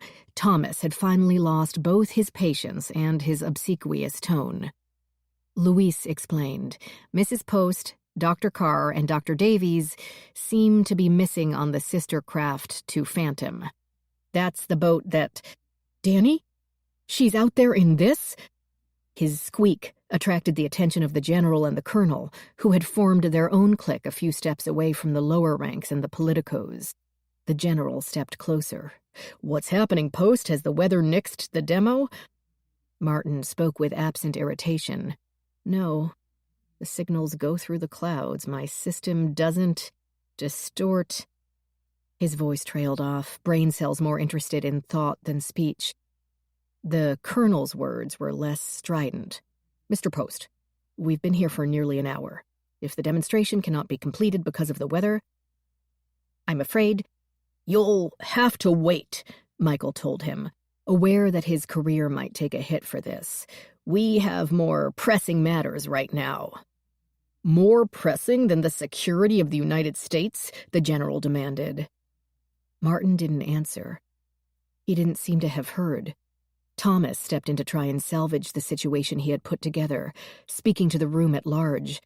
The planned demo would have shown, a test hypersonic missile from Central Command in Tampa being tracked in real time. Mr. Post's system takes in all the data reported by the satellite bounces, analyzes same in a split second. Once the object is identified as a missile, the coordinates are sent to Vandenberg, and they shoot up an interceptor to take it down. Luis apparently couldn't resist a moment of distraction. Vandenberg was going to actually shoot it out of the sky? The rest of the people assembled showed no surprise. The details had been spelled out for them well in advance, Michael figured, his face burning even in the chilly clothing. How to blast them from their bubble of self-interest. Thomas spread his hands modestly, as if the whole impressive planned display was his idea. It would be out over the Gulf, and it's a dummy missile anyway. You hadn't planned on a tropical storm, the general pointed out. If weather stymies this thing, it's not the weather, Martin exploded without bothering to turn from his screens. Even the politicos fell silent at this outburst. Every gaze swiveled to the third richest man in the country. Then Martin sat up, as if he'd touched a live electrode. It's not how it's meant to work, he said, typing a string of numbers and letters so quickly the taps ran together as one continuous nonsensical sound. But it should, if I can get the parameters in there right. It's a 45-foot boat, another 2, say, for the engine overhang, 14 across, 25,000 pounds. Even at fully open, it's standing still, compared to a missile. Luis finally dared to ask what he was doing. Current SDI. He glanced up at the agents with a surprising smile. Or perhaps not so surprising. Michael could swear his voice held a note of pure delight when he said, "It will be one hell of a test." Chapter 46. The shot missed, of course. Maybe because the dehydration had caused floaters or at least blurriness in Danny's vision. But more likely because a particularly violent wave struck the starboard side. For one terrible moment, Ellie thought the boat would capsize, with Danny catapulted over her head. All 3 women had to grab anything stationary and hang on until the boat righted. Waves sloshed over the sides, weighing down the boat that much more. The empty bottles that had been in the cabin sink floated up the steps. "We've got to get out of here," Ellie cried, though she heard the absurdity, and go where? Danny didn't bother responding, simply headed for the rear of the boat and her escape hatch. This meant leaving the inadequate shelter of the hardtop and plunging, literally, into the maelstrom of water swirling in the air. Her face screwed up in virulent distaste. Danny, Ellie reflected, should have shot them both and leapt on the jet ski the second they emerged from the cabin. Every moment lessened her chances of success, her chance of coming up with a reasonable explanation for her disappearance and reappearance. If anyone was even at the Post estate to notice. Danny had hesitated, Ellie realized, because Danny was afraid. Afraid to find out that knocking an unsuspecting and hated party on the head might be one thing, but shooting 2 women in the face, quite another. Afraid to cross the Gulf's pitching waves with only a tiny jet ski. Afraid to find out what the dry mouth and the muscle weakness might add up to. So Ellie persisted. The arrhythmia will make it difficult to hang on to the handlebars. Then the seizures will make it impossible. Danny turned and fired again, but Ellie saw her begin to pivot and ducked behind the center group of seats and rigging station, pulling Rachel with her.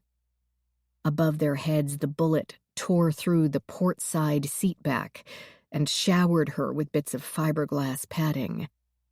She risked a glance and saw Danny busy with the ropes that held the remaining jet ski in place. Rachel kept up the pressure, shouting to be heard over the rain. "You'll fall off, and the next wave will carry it too far away for you to ever catch it. Then there will be nothing but you and the water. With luck, You'll already be in a coma by then, so you won't feel the sea drowning your lungs as you sink." Danny fired again, but absently, barely looking at them as she pulled the trigger, cover fire, rather than an attempt to actually hit a target. 5 shots so far. Little comfort since, assuming a full cartridge, Danny would have 10 more. Ellie guessed that Rachel had vastly overstated the symptoms, more likely to occur over the course of several days instead of several minutes.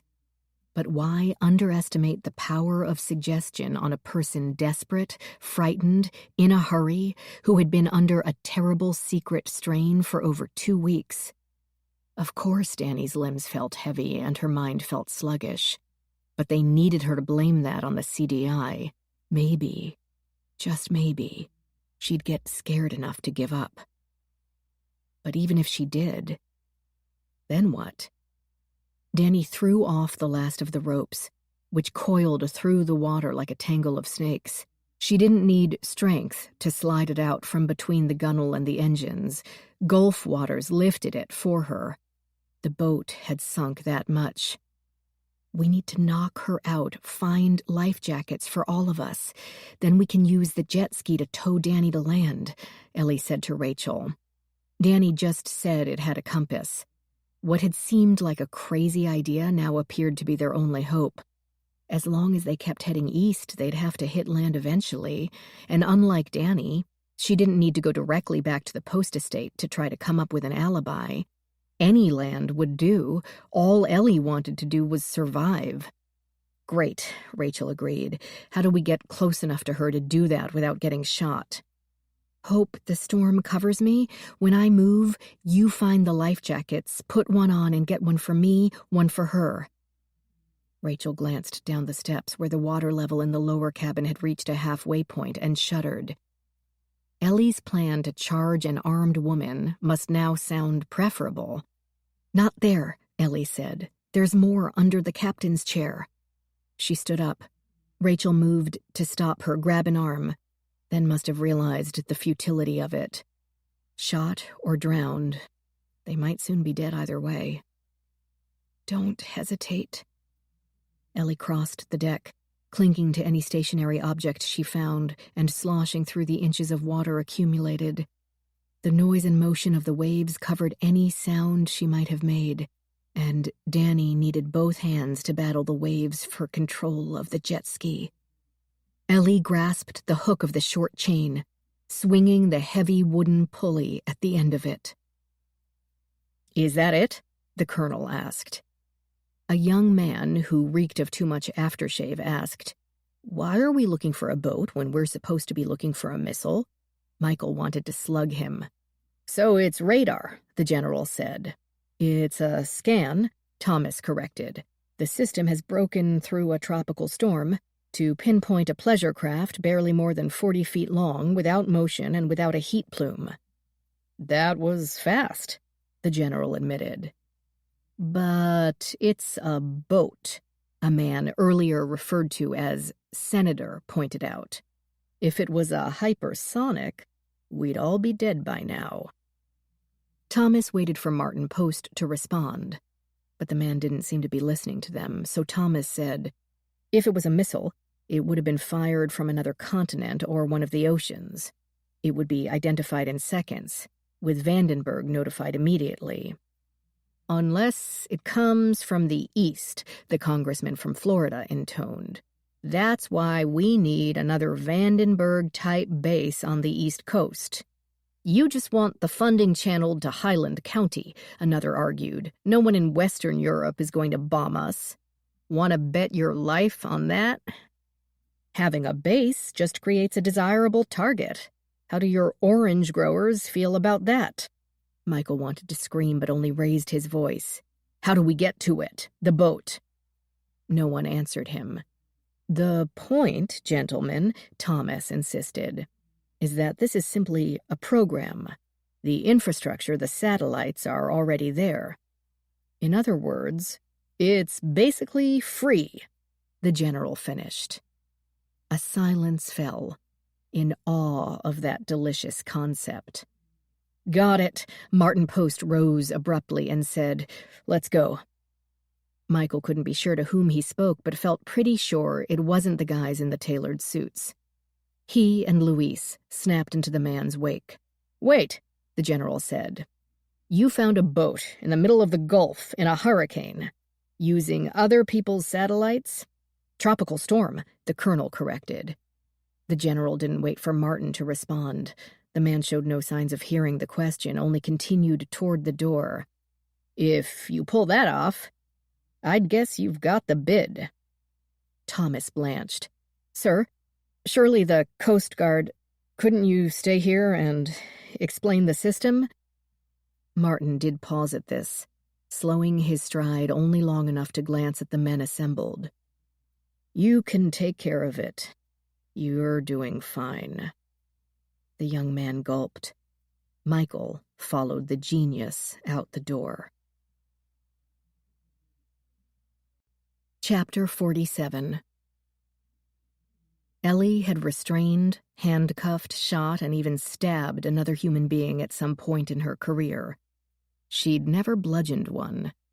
She swung the block pulley with the full length of her arm, from down near the sloshing floor, up and around, then down to the back of Danny's neck. But before it struck, Danny turned. Animal instinct, or acute hearing, had alerted her, though not quickly enough. The wood block struck her shoulder and right ear.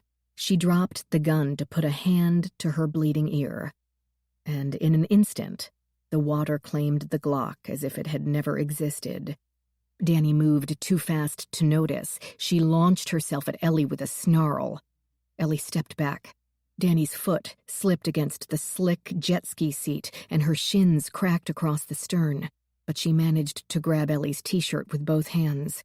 Ellie tried to hit her again with the heavy pulley, and failed as her own body slammed back onto the fiberglass deck, and all air left her lungs.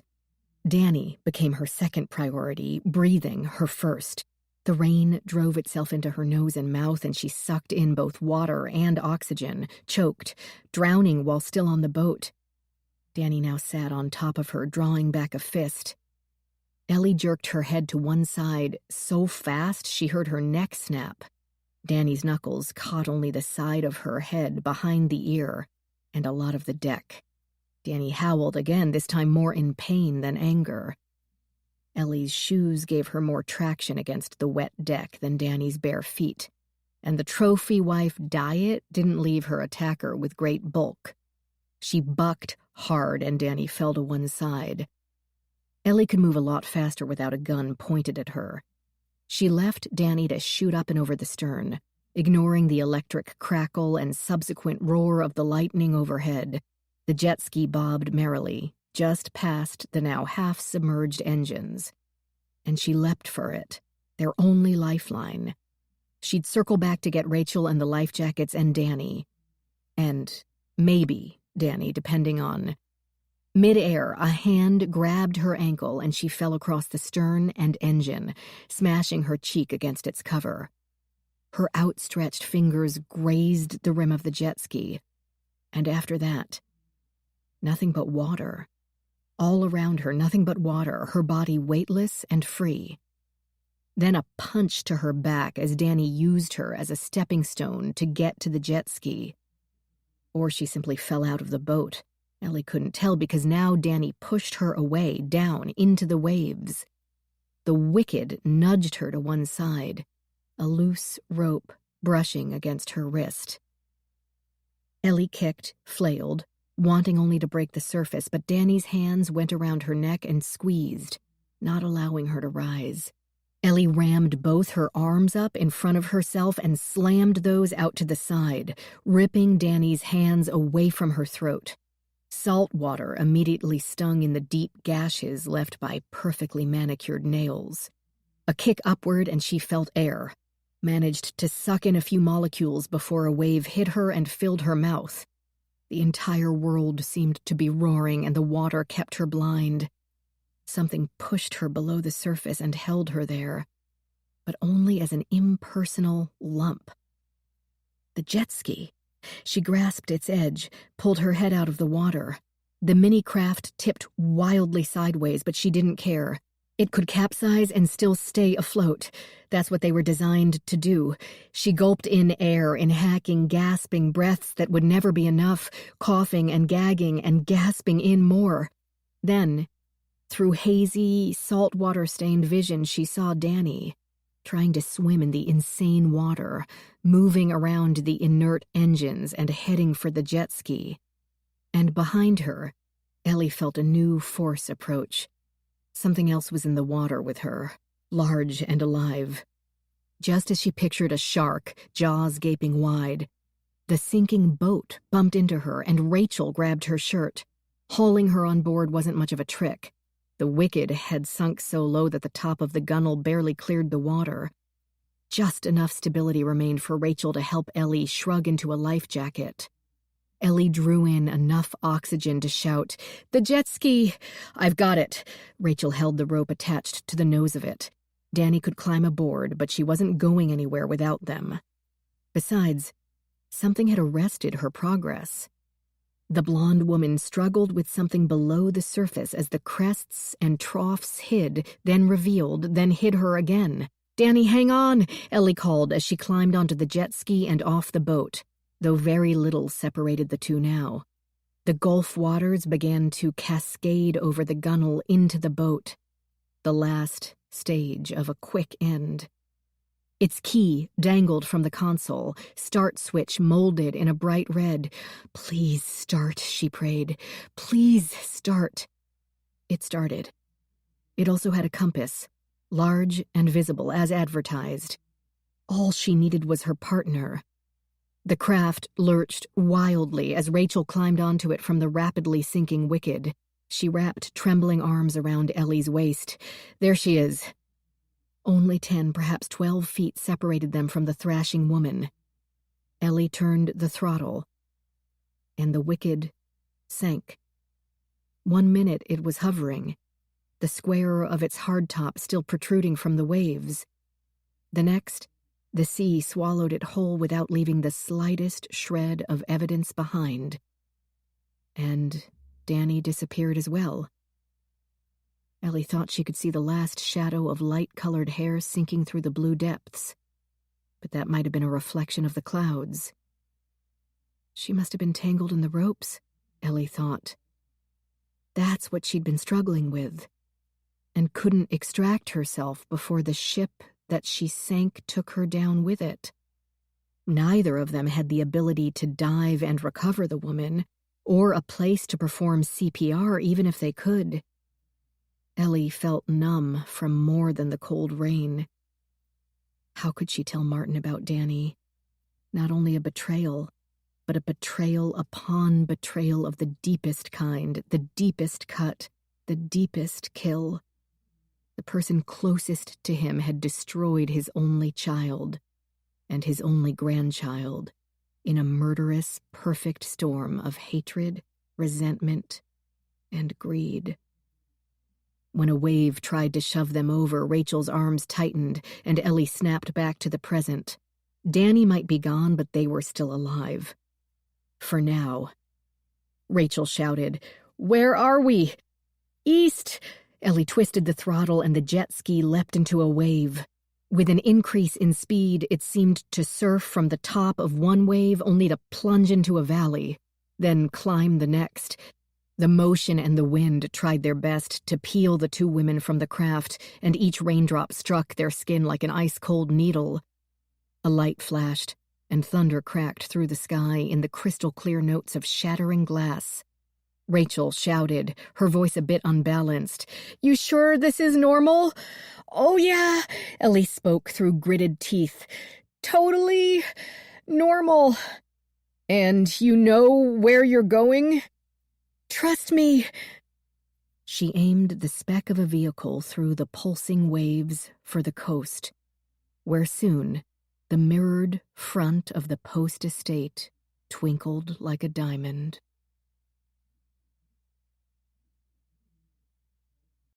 The end.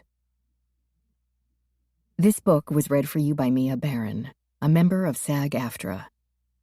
We hope you have enjoyed this production of The Deepest Kill by Lisa Black. Recorded books are available wherever audiobooks are sold. Thank you for listening to Recorded Books.